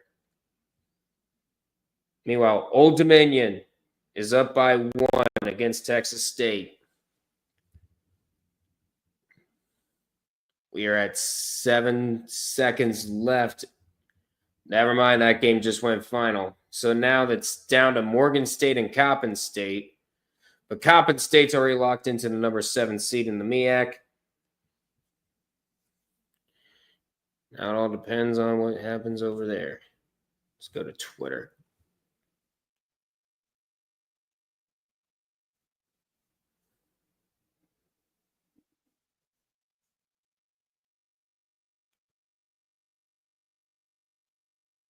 Excuse me, I'm going to go ahead and stand up a bit.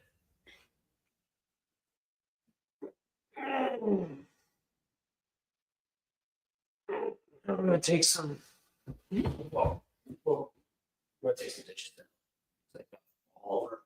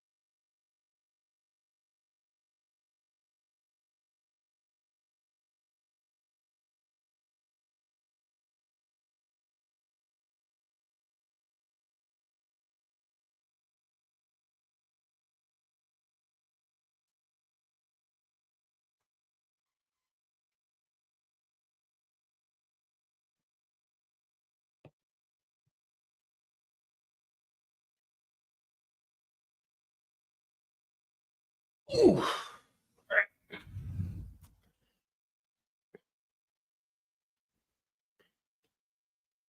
But we are so close.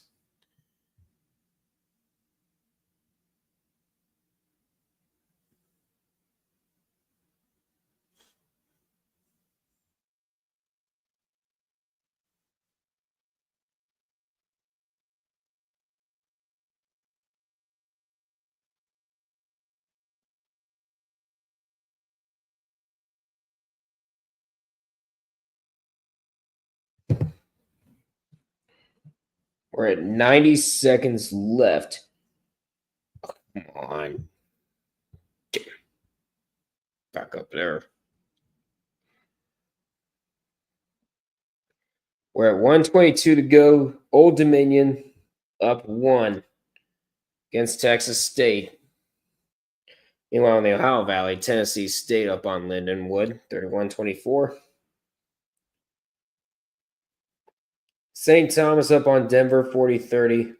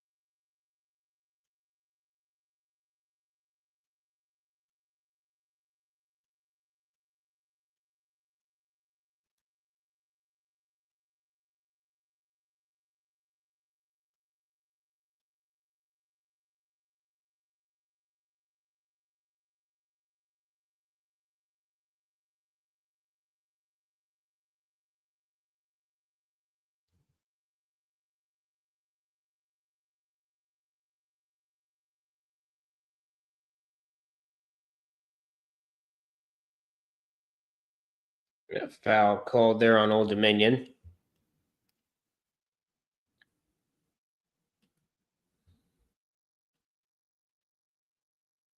Yep, Lipscomb's looking for their second ever NCAA tournament appearance, first since 2018. North Alabama will be looking for their first.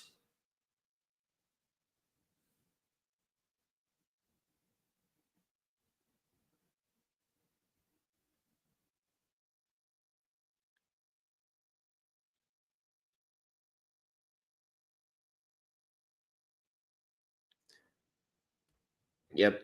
And Oxnair says schools that will become eligible next season will be St. Thomas, East Texas A&M, Lindenwood, and Southern Indiana. So those are the 4 schools that could become eligible next year.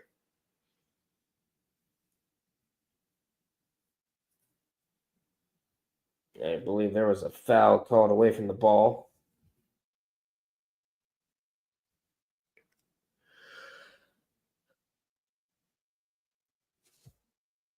I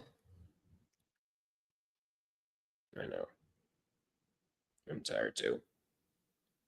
But looks like we're finally going to get, but I think we will finally have our MEAC tournament.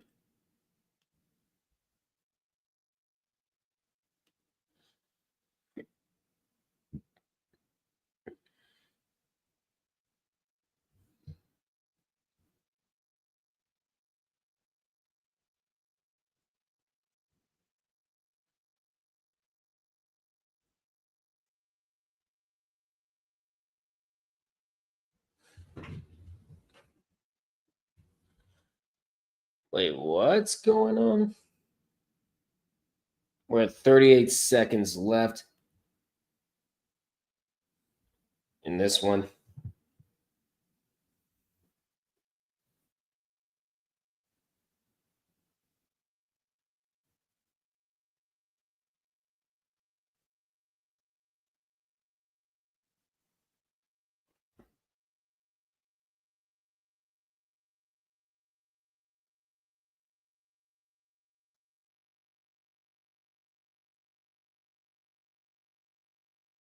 And a jump ball is called possession to Texas State.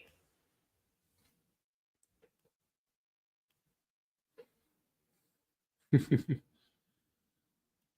jeez.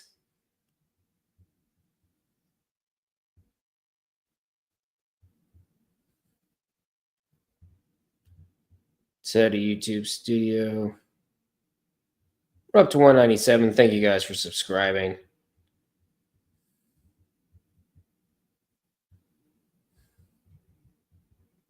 But we are getting close to poor UIC.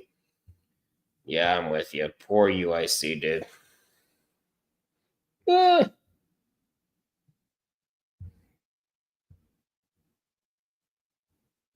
Oh, yeah, you could definitely see it. Actually,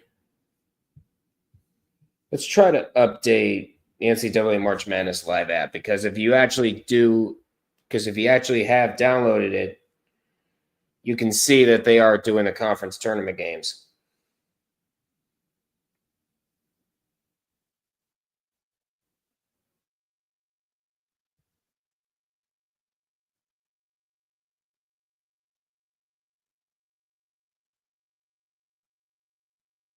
But in the Ohio Valley, Tennessee State and Lindenwood just started back up.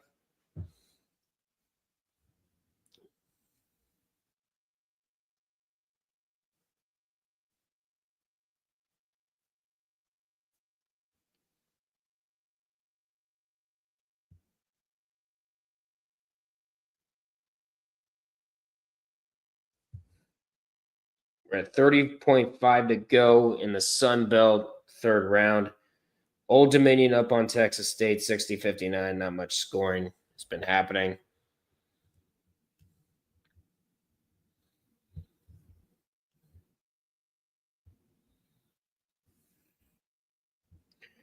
RJ Blackney. They're going to do some more substitutions. Seems like it's been a long time since he was able to get that done. Since he was able to shoot some free throws here. There we go. Now we're starting to see a complete MEAC bracket. We'll have that bracket out shortly. We'll go over it. We'll go over it once we get to a comfortable spot where we won't be interrupted by the end of some games. Let's see, number 3 seed goes there. Meanwhile, we're in the 9 seconds, and Texas State has to foul with 14.7 to go. And that might all but seal it.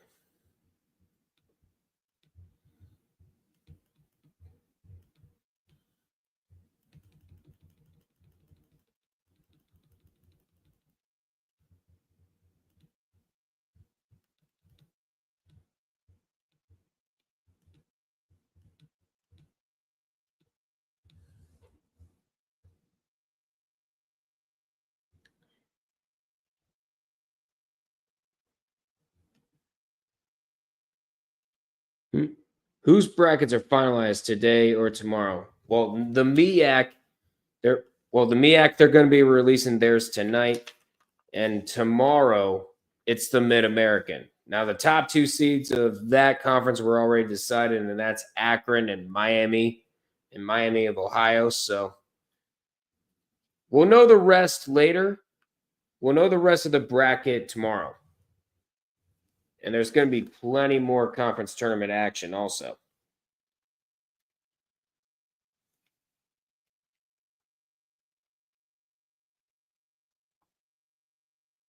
So, yeah, it's going to be a very busy next few days, especially with automatic bids being awarded and everything else. Yep, Texas State running out of time. They're at 11.6 seconds left.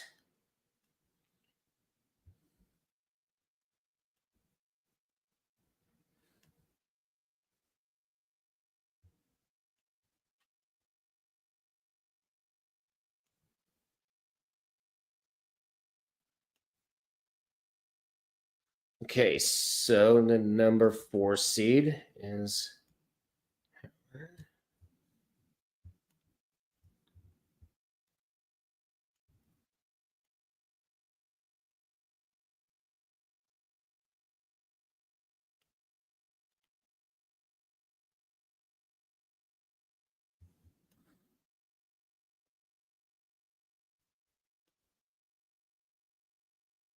Oh, come on, you.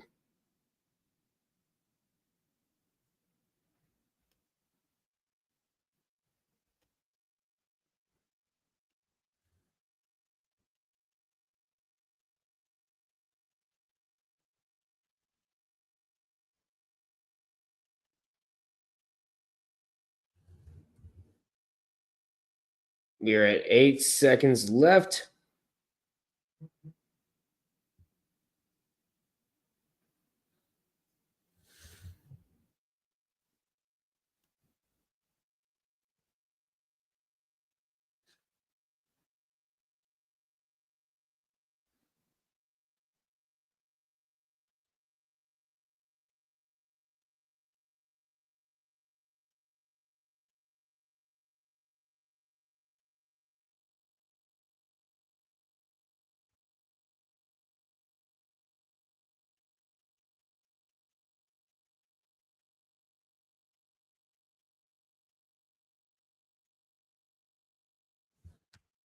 There we are.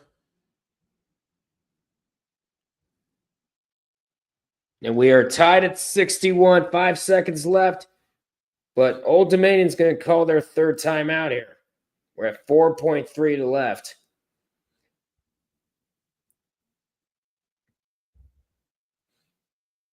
Old Dominion trying to get their guys together.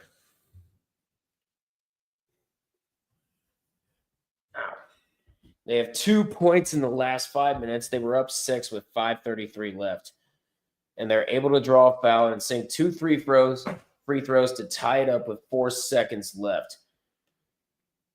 Whew.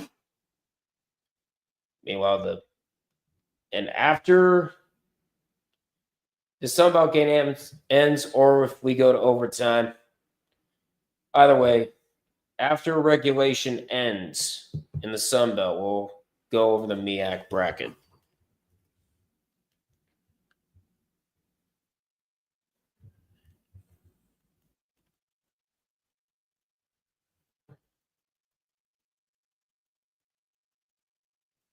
And I think Texas State just called their last timeout.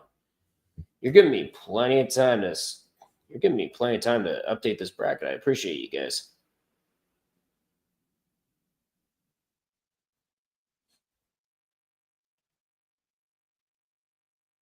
And then, last but not least, you go.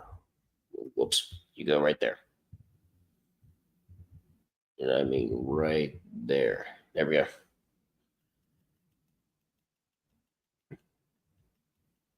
Yep, Texas State out of timeouts. 4.8 seconds left. We're tied at 61.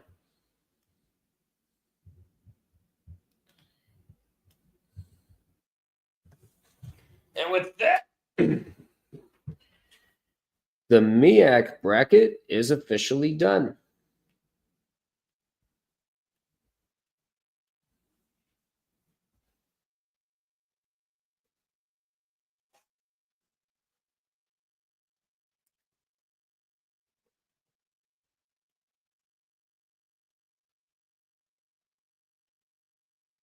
Delete those. And let's put in the MEAC, the 2025 MEAC men's tournament bracket. Right there. Meanwhile, off the inbounds pass, 4.8 to go. A 3 gets it! A 3 from Old Dominion, 1.1 left. He's got to put it up.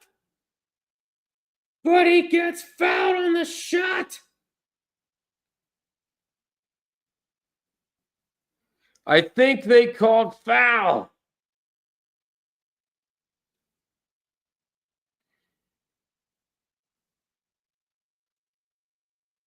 And they will head to the line to shoot free throws.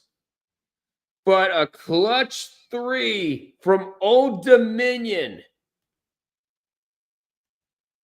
Probably one of the most competitive games we'll see this conference tournament. Yep. And Caleb Swanton Roger has fouled out. They're going to look and see how much time there is on the clock because he did get fouled while trying to go for the prayer. They put 0.8 back on the clock.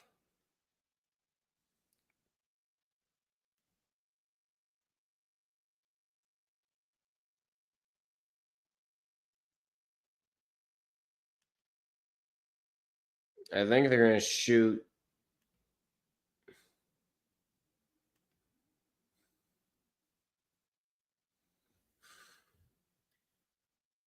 We're at 0.8 left.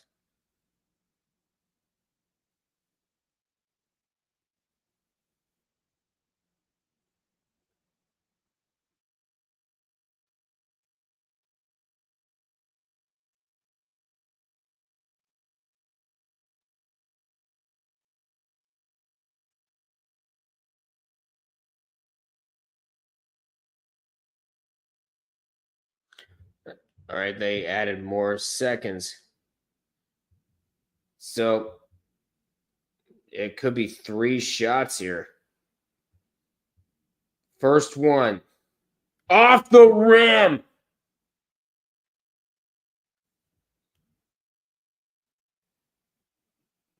And Texas State has no timeouts. They missed the first free throw. That could be it. And he misses the second.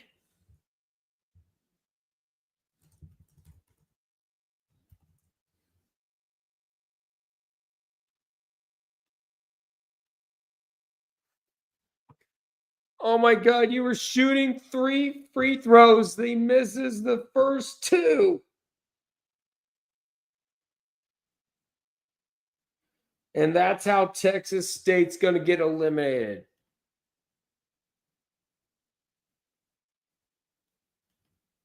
This is all 3 that's going to do it.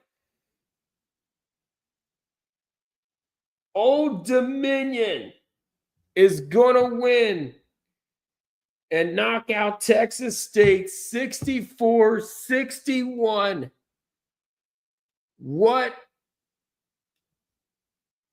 just happened?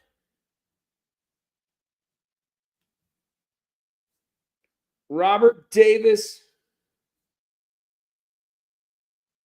with 23 points. What on earth was this game?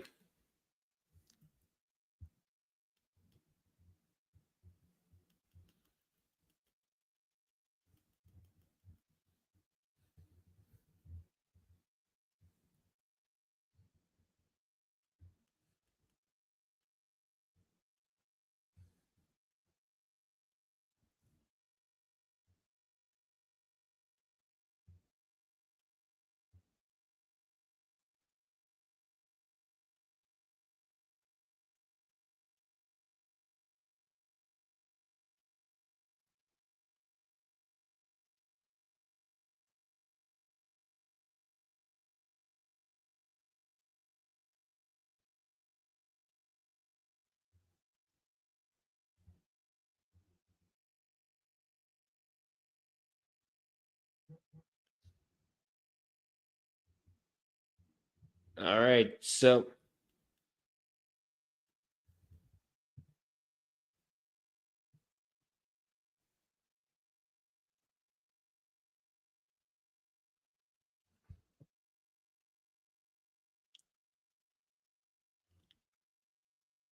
well, now it's the fun belt. You don't like basketball if you're not a fan of the Sun Belt tournament. Ain't that the damn truth? Whew, what a damn game. So I'm going to go ahead and update the graphic here. Oops, hold on. Georgia State, you're locked in. All right, Georgia State, you're officially locked in. Oh, come on. Where'd it go? Come on. Where'd it go?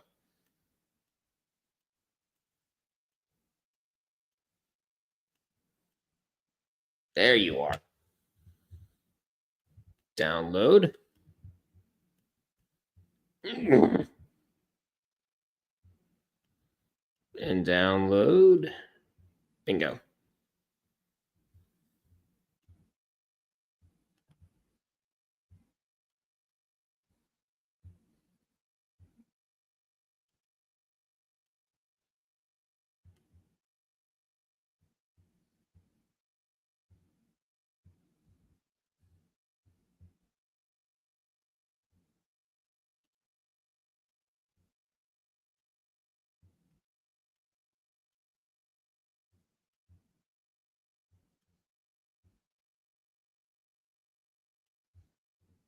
There it is.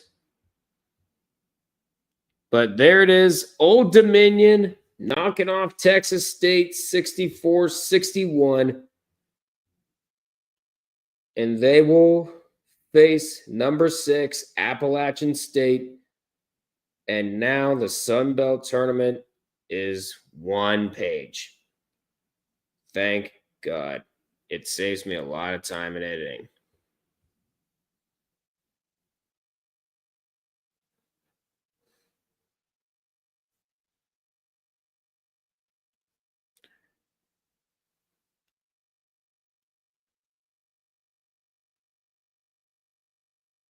But now let's see what matchups are on right now. We got the Ohio Valley, we got the Summit League, we got the Missouri Valley.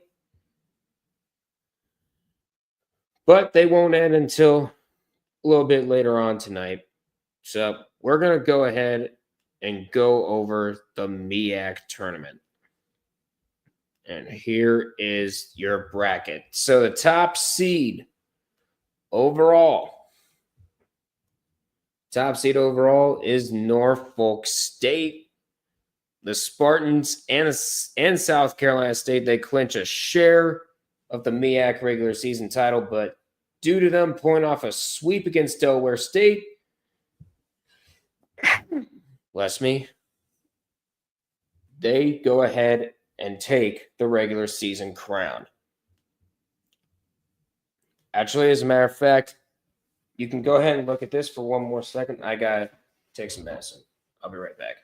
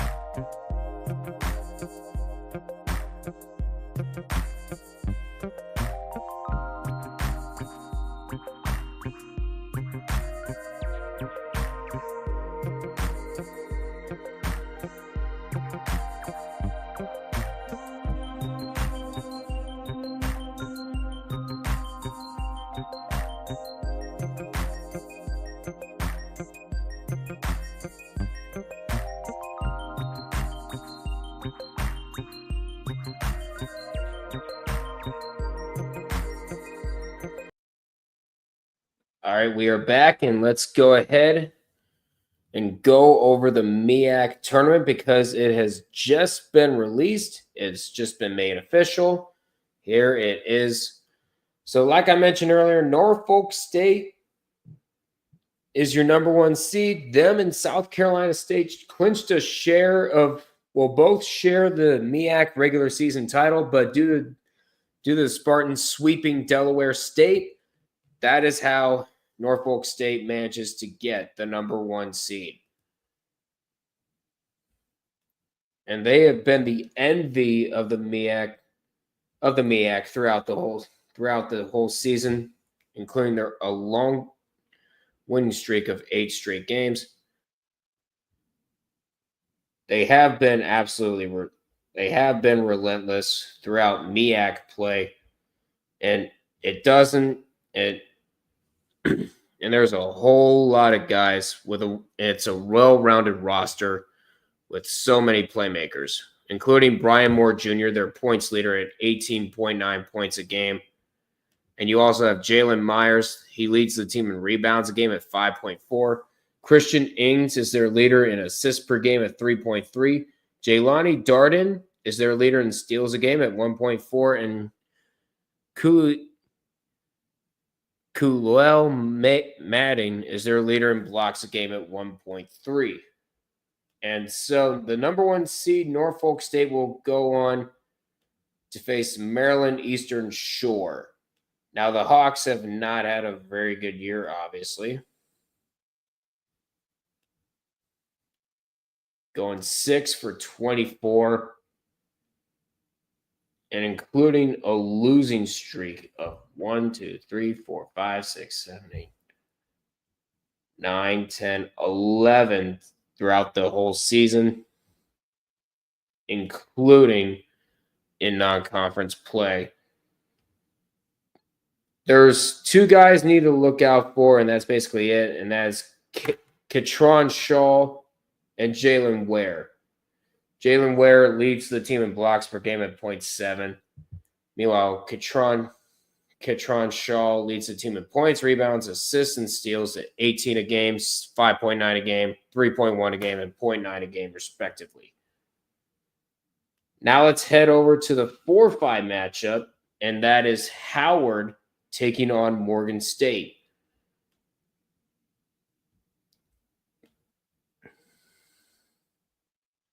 And so Howard, they finished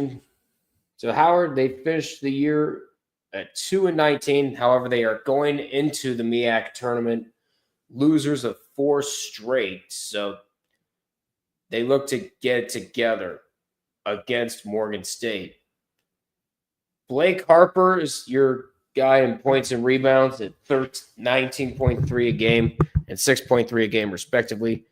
Anwar Gill is their leader in assists and steals at 3.7 a game and 1.1 a game. And Ayodele Taiwo is your leader in blocks at 1.4 a game. And I apologize if I butcher those names. And I apologize. Again, I do apologize if I butcher those names. The number 5 seed is Morgan State. And they've had a little bit of a roller coaster season in the MEAC. They go up and down, up and down, up and down, including an overtime loss to Coppin State to end the season. But Cameron Hobbs is your leader in points, assists, and steals at 15.9, 2.5, and 1.2, respectively. And Daniel Akatobi is your leader in rebounds and blocks at 7.2 and 1.1. Now, your 2-7 matchup consists of, again, a team that has clinched a share of the regular season title tonight with Norfolk State, and that is South Carolina State. And the Bulldogs, they end the year as one of the hottest teams in the MEAC, with winners of 1, 2, 3, 4, 5, 6, 7, 8, 9 straight games, including a win over North Carolina Central. Drayton Jones is your leader in points, rebounds, and blocks at 13.7, 5.7, and 1.4. And then you have Mitchell Taylor, who leads the team in assists and steals at 2.4 and 1.4. And South Carolina State will take on Coppin State in the next round.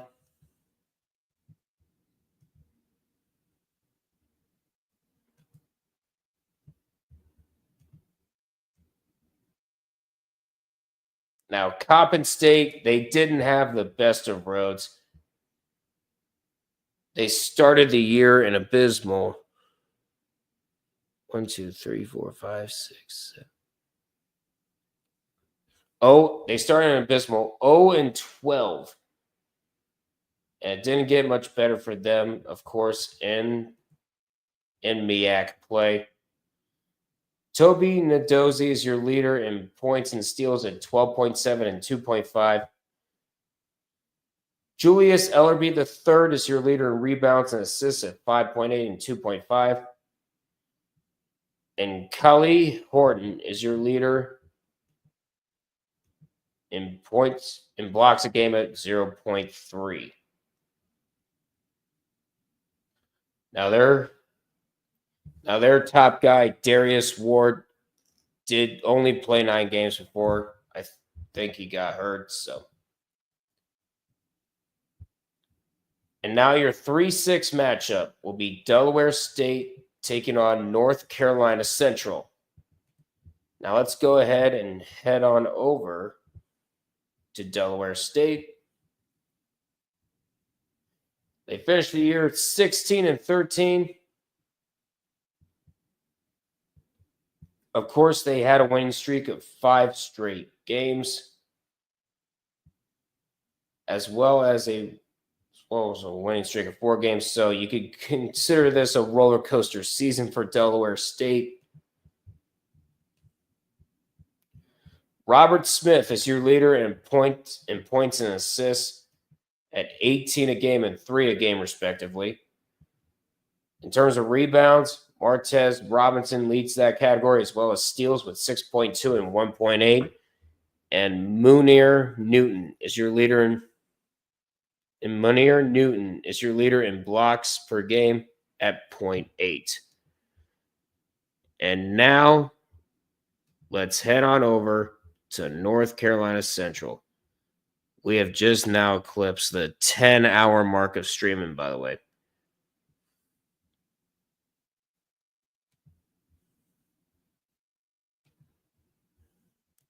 North Carolina Central, 13-18.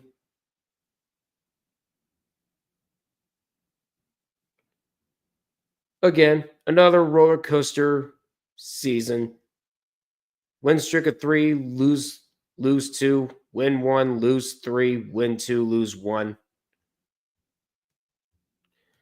Again, roller coaster season. And IDQ adds, apparently Martez Robinson didn't play for Delaware State today. We'll see how he stacks up in tournament play. Maybe. Let's see what happens. We will see what happens. Phoebe King is your leader in points per game at 16.7. Perry Smith Jr. is your leader in rebounds and blocks at 5.9 and 0.6. Isaac Parsons, your leader in assists at 4.3. And Keyshawn Porter is your leader in steals at 1.4. So again, there is a look at your MEAC tournament bracket. Now tomorrow we will have the Mid-American Conference tournament be unveiled. But here's one last look at the MEAC tournament. Norfolk State, of course, going up against Maryland Eastern Shore. Howard taking on Morgan State. And then you have South Carolina State taking on Coppin State. And then you have Delaware State taking on North Carolina Central in the first round. So that is how the brackets shape up. Let's go ahead and let's go ahead and talk about these last 3 games. Let's head on over to the Ohio Valley first, where we have Tennessee State taking on Lindenwood.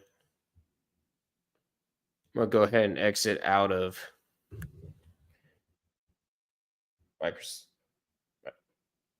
Microsoft Edge because we don't really need it anymore. But we are going to go to Disney Plus on my phone. As you can see, we're at 9:08, and we can just go ahead and switch over from commercial break. It's really no biggie.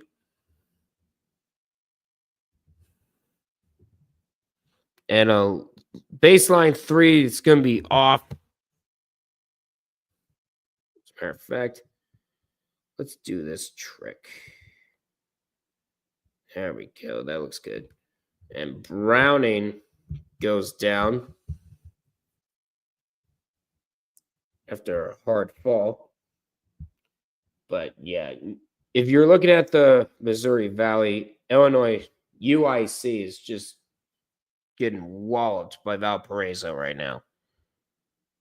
And they're going to lose it out of bounds. So Tennessee State's going to get it back here. Meanwhile, in the Summit League, we have St. Thomas taking on Denver.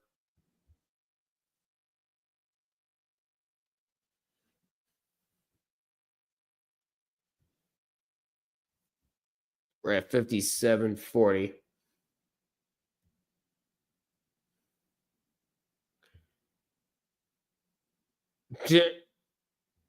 And Texas State is totaled, by the way. Their men's basketball team loses in the third round tonight. And the women, they got eliminated last night in the second round. Old Dominion finally beats Texas State after being eliminated by them in each of the prior 2 years in the first round. Revenge tastes so sweet. And for ODU, they have gotten both their first and second tournament wins as a Sun Belt team this year.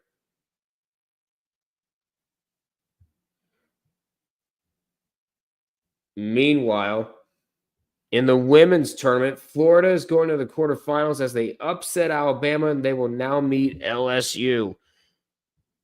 So what's going on in the SEC women's tournament? Like, what seed were they?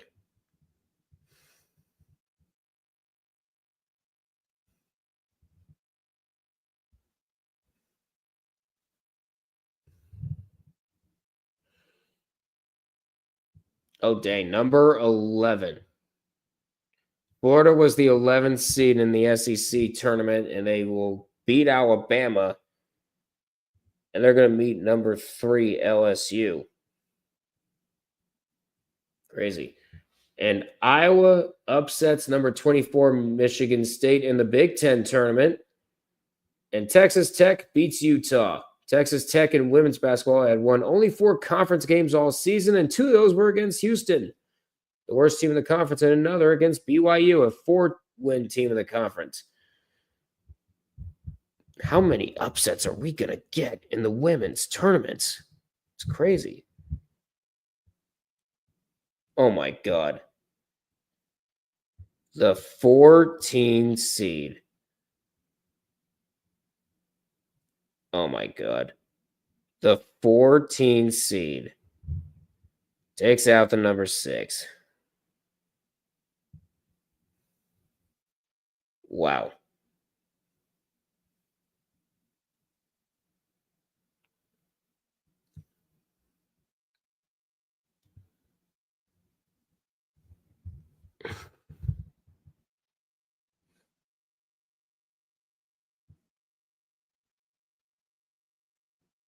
Meanwhile, we have hit a commercial break, and they might as well not have any more commercial breaks over there in Arch Madness because Valparaiso up on UIC 33-55.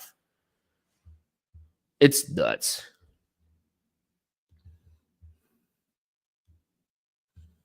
Man, please show some mercy. Gosh.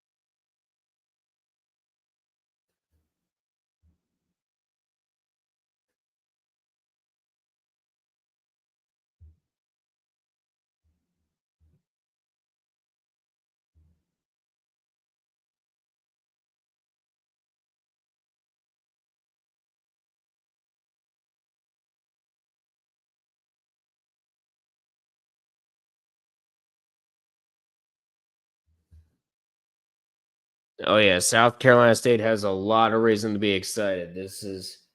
They have 9 straight wins and they have won the MEAC tournament for the first time in over 20 years.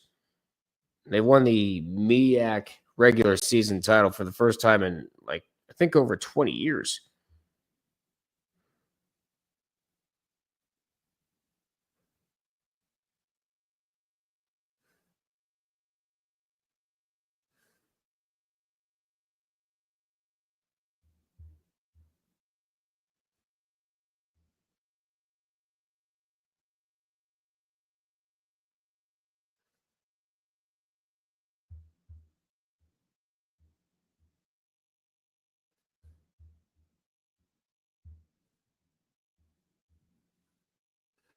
But we're at 7:15 to go. Tennessee State about to knock off Lindenwood here.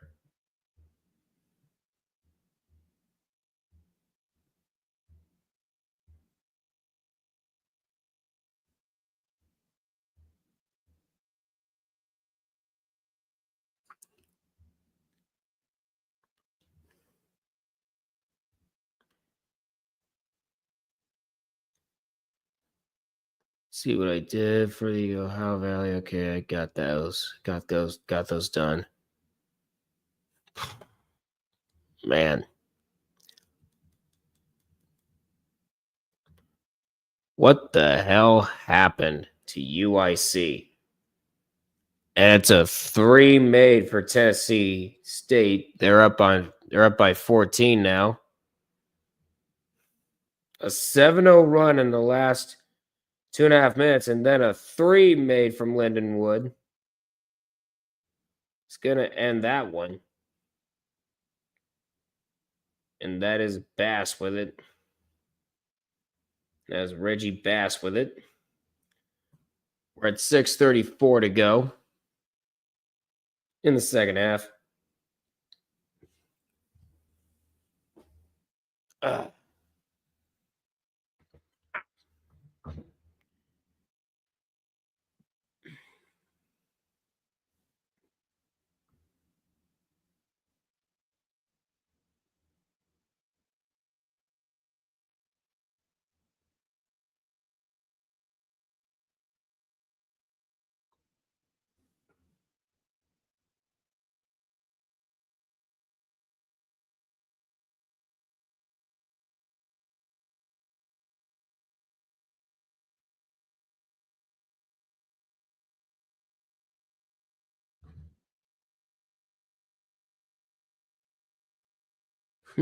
Oh, that was from the SEC tournament I downloaded. Okay.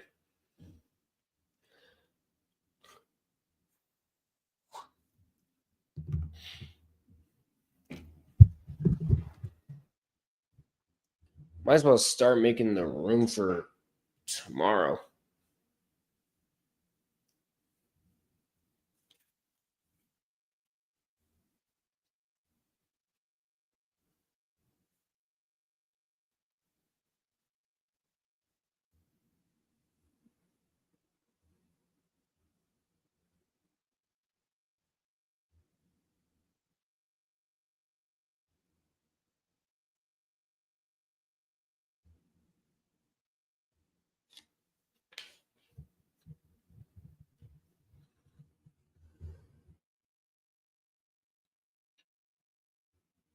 Meanwhile, we're at 6 minutes left.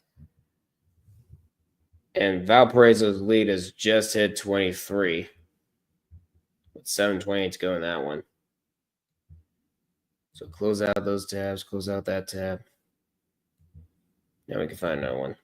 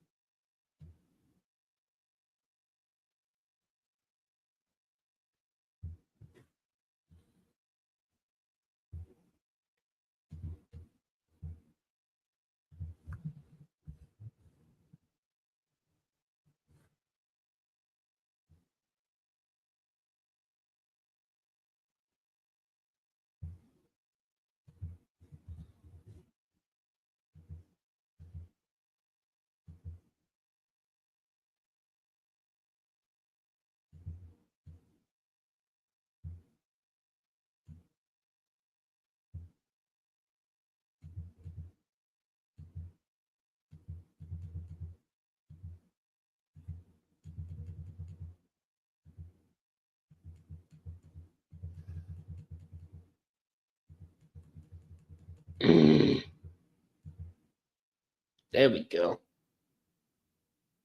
Gimme. Gimme a man after midnight. There we are.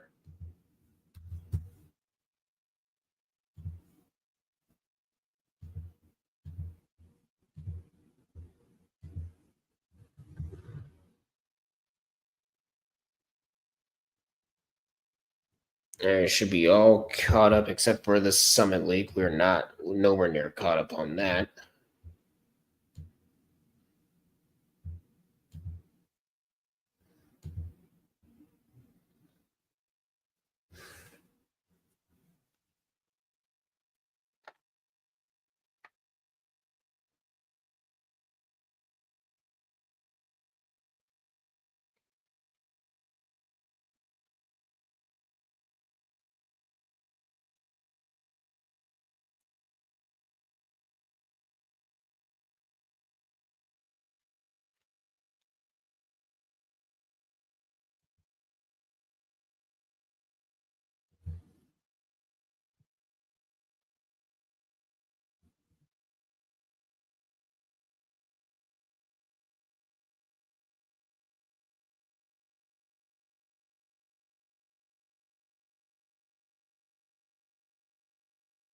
Okay, jeez. So we talked about UC Irvine earlier. They just beat down UC Davis 82-59.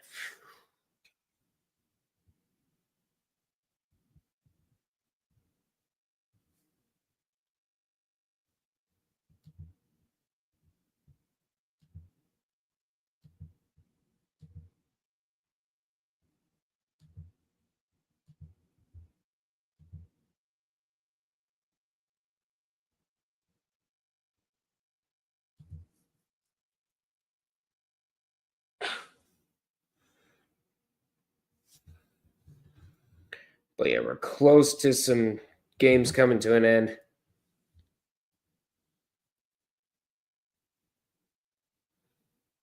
Tennessee State looking to put the finishing touches here. We're at 4:30 to go in the second half. They're up by 18. As a matter of fact, we can go ahead and move over to.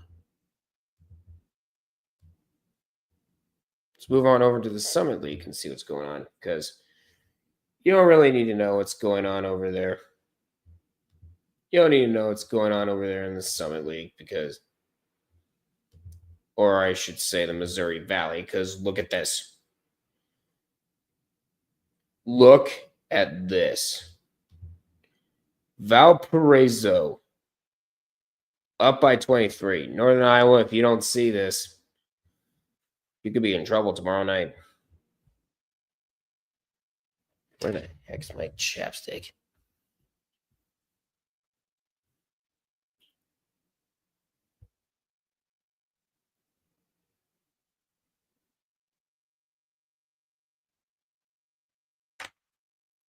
All right.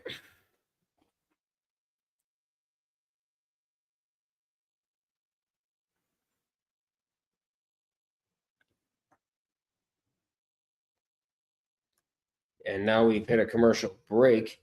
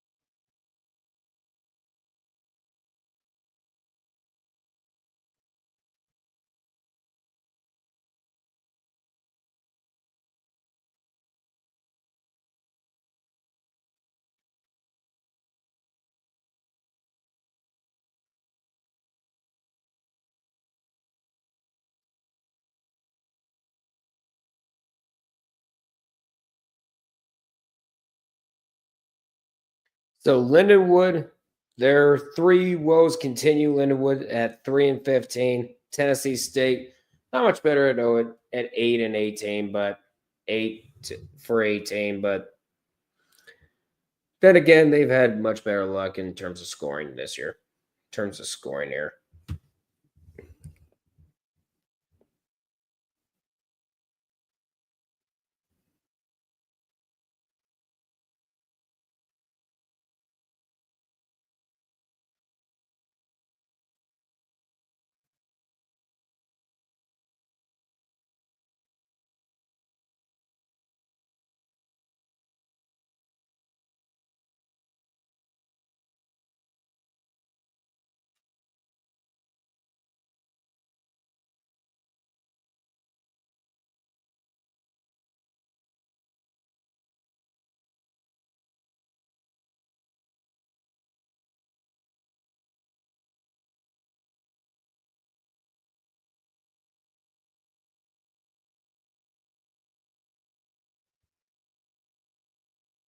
And a layup up and good as we hit 3 minutes to go. 3 minutes to go in the Ohio Valley.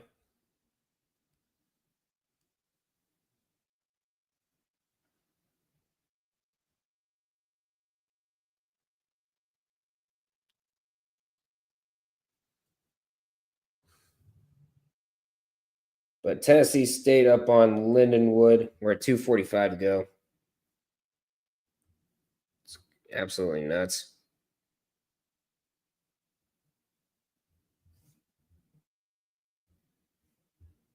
So I think it's safe to say we got all the chaos that we got for one day.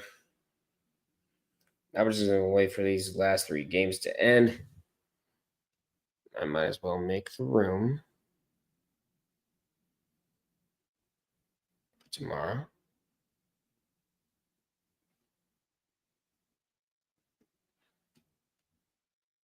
And I don't really need to be in there. Create the room. You already have the thumbnail, I think. So there we go.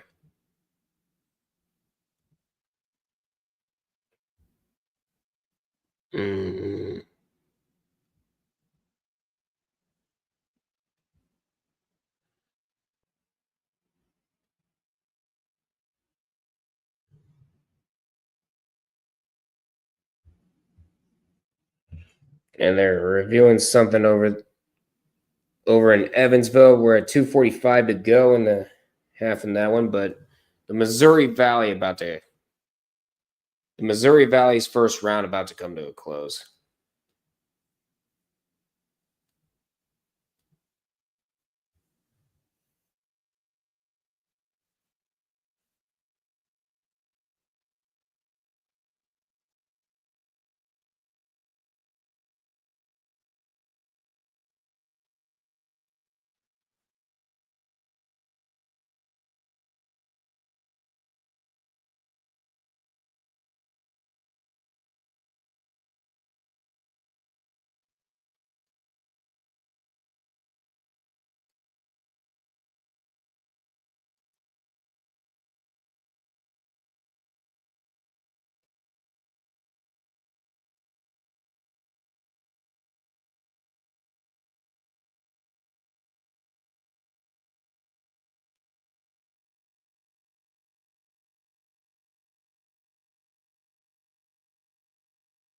Looking over everything carefully, not that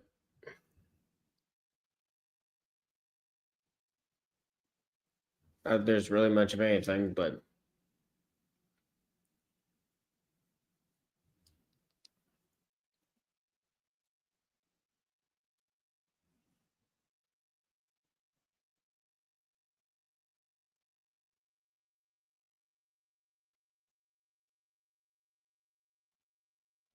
let's see if there's any more.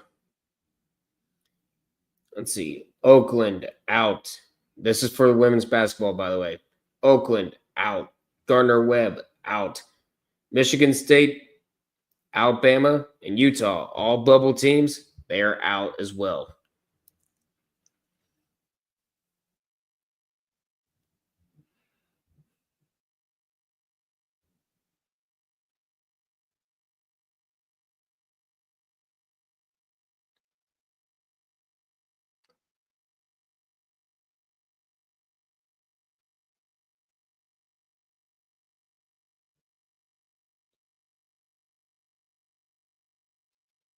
And for the second straight year, the Metro Atlantic's regular season title, the outright champion will be the Quinnipiac Bobcats. Quinnipiac will be the #1 seed in the upcoming Metro Atlantic tournament. Their regular season will end on Saturday. Quite possibly the biggest coverage, quite possibly the busiest coverage day we have to date. And it has just gone final in St. Louis. 67. We need another 0. There's another 0.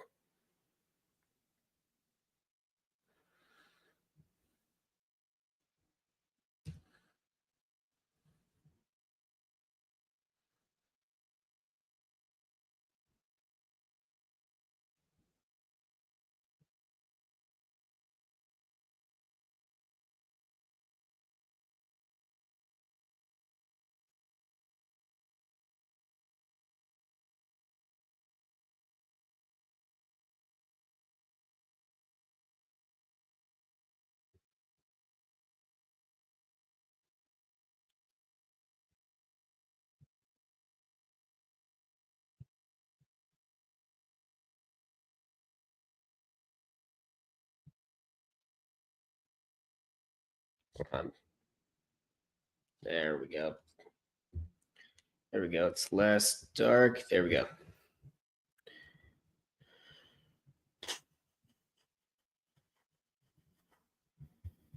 There's the Missouri Valley.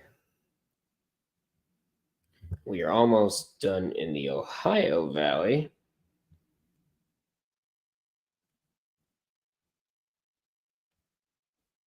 Give me Valparaiso. Get it.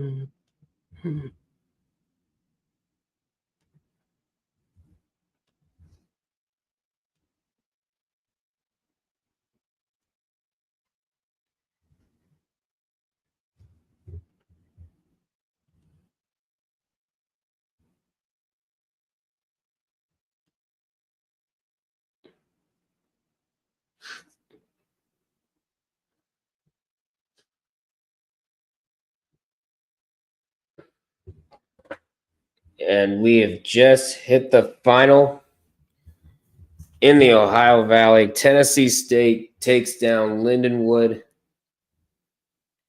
And we finally hit the end of the game for the MVC, the mercy killing for UIC. We'll provide the updated brackets soon enough. But for now, let's head over to the Summit League, where pretty much over there as well. Yeah, at St. Thomas, whooping Denver. All said Minnesota.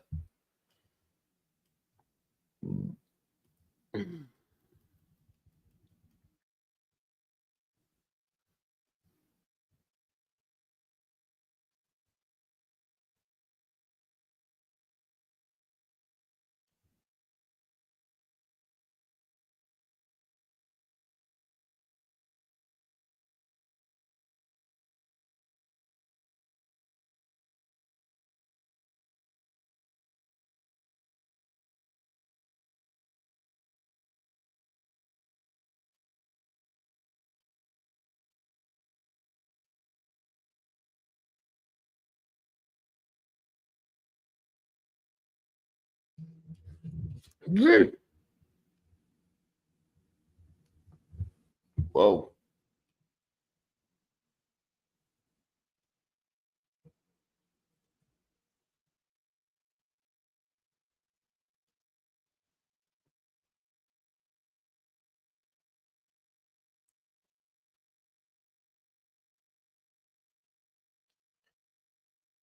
All right, and here's this one. And so we have Valparaiso beating UIC 67-50. And Valparaiso will move on to take on Northern Iowa tomorrow in the Missouri Valley Quarterfinals. So there it is. So now we go ahead and update the Ohio Valley, because that game just went final.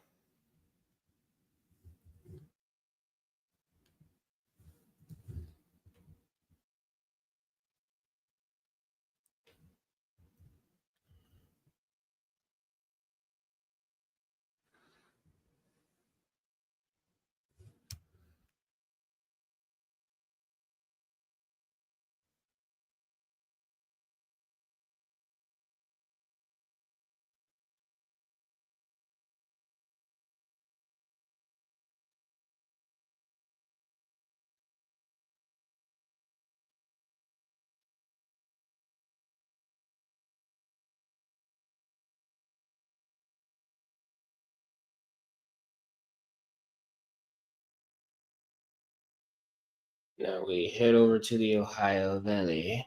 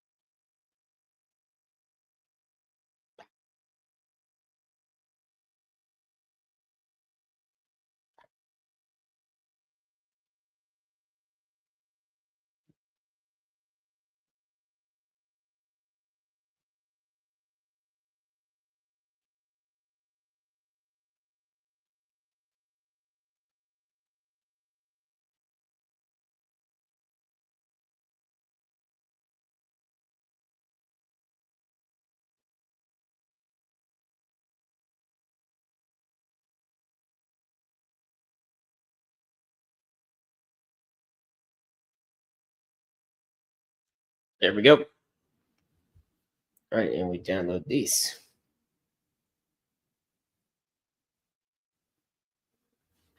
Now let's see if the Summit League is all the way over there.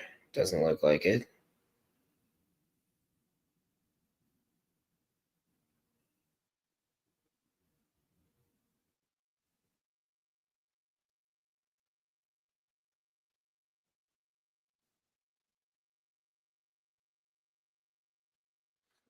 All right.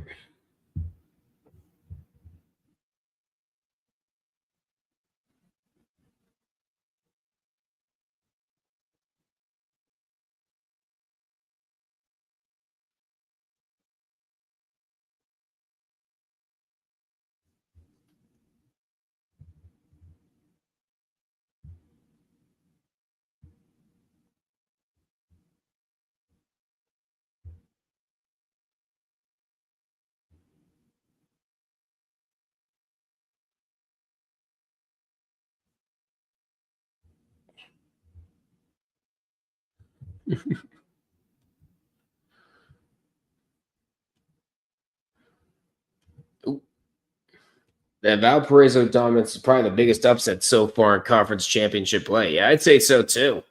If I'm Northern Iowa, I'm looking at a lot of film. I'm going to be looking at a lot of film throughout the day. Whole lot of film, because what Valparaiso did would have any top seed shaking in their boots.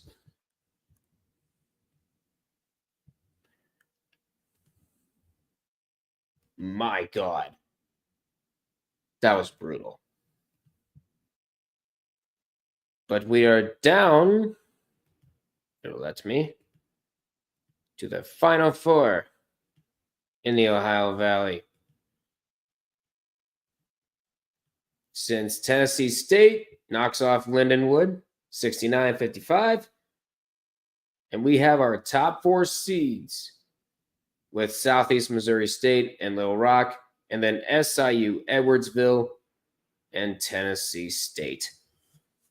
One of these 4 teams will be the OV. One of these teams will be the first automatic bid in this year's NCAA tournament, as the Ohio Valley traditionally, sometimes is most of the time is the first, barring any ineligible team, barring any ineligible chaos. Meanwhile, in the Summit League, there's not really much. There's no ESPN Plus room for it, but we'll follow along. We'll follow along.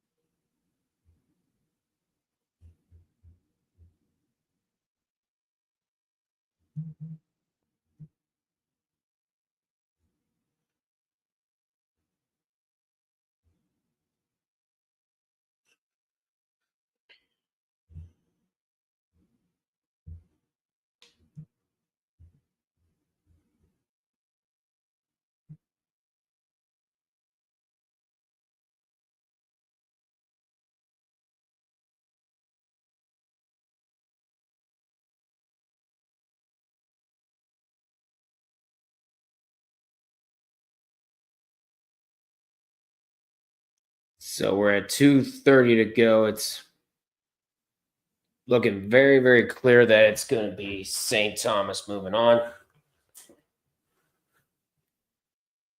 Might as well make some graphics. Might as well make the room for tomorrow. Now, tomorrow it's going to be a two-part. Tomorrow's going to be a two-part day. Considering that YouTube doesn't allow streams over 12 hours. So I figured we would go ahead. So I figured we'd go ahead and make this a two-part day. I'd end the first part at like around 6 or around 7. That way I could do chores and get some supper and be ready for you guys at 7 o'clock. Then we'll go over what games happened during that time, starting at 7. Yep. St. Thomas story has been great to follow. Yes, it has. I can't wait for them to be eligible next year. They really have made a case for themselves this season. I'm hoping that they return with double the swagger and double the skill. I really hope that happens.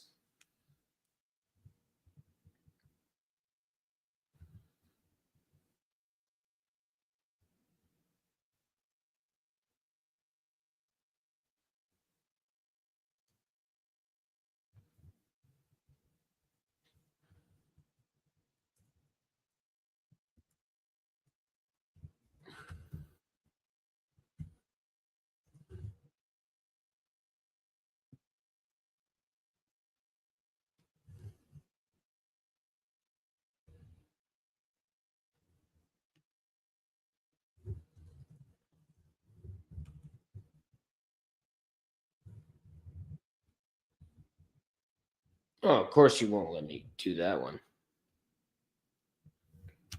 Let me create that. Damn it.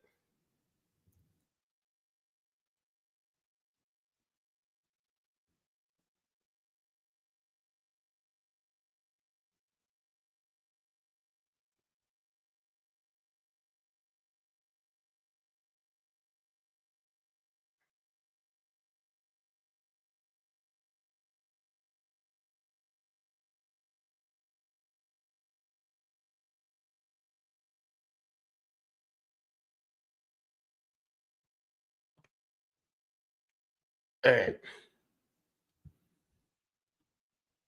So there you go. And more. Schedule that for later. For tomorrow. Should be fine to start at noon. There we go.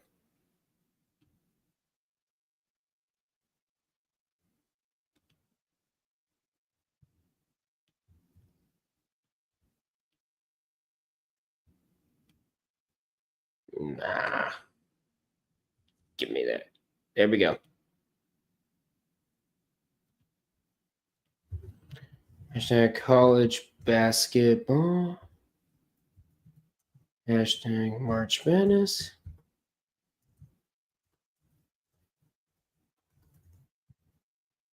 Right. Bingo.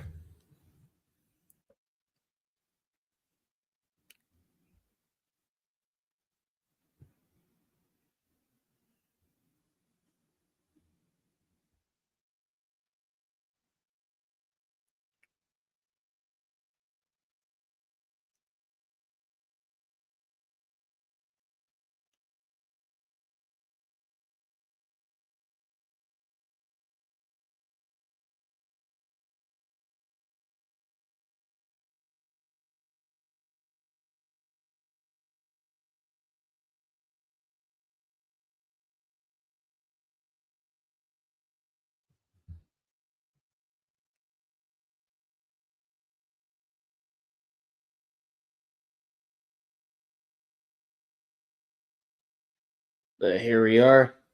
We're less than 40 seconds away from St. Thomas officially putting an end to this.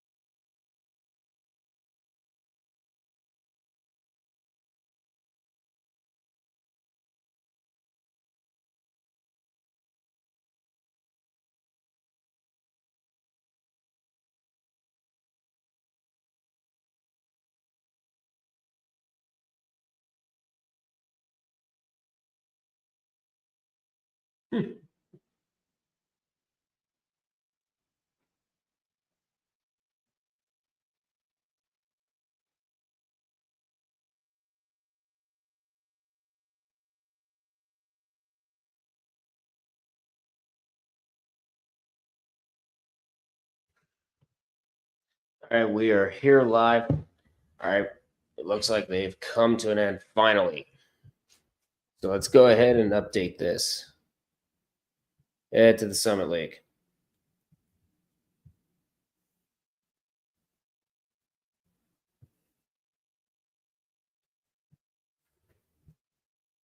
$80, $62.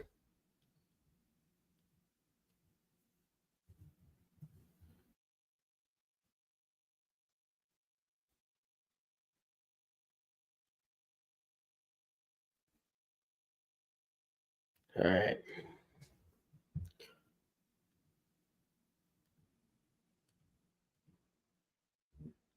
Yeah.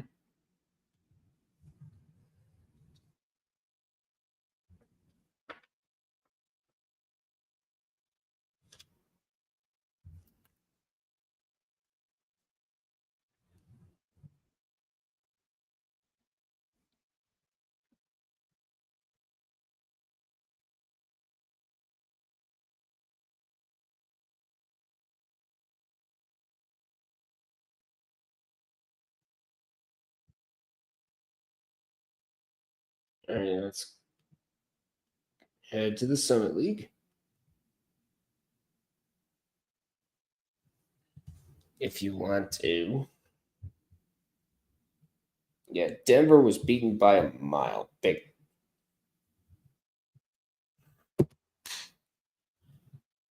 That was just cringe. Actually, no. We don't need. What do I need the colors for Denver for? I need the colors for St. Thomas. For St. Thomas.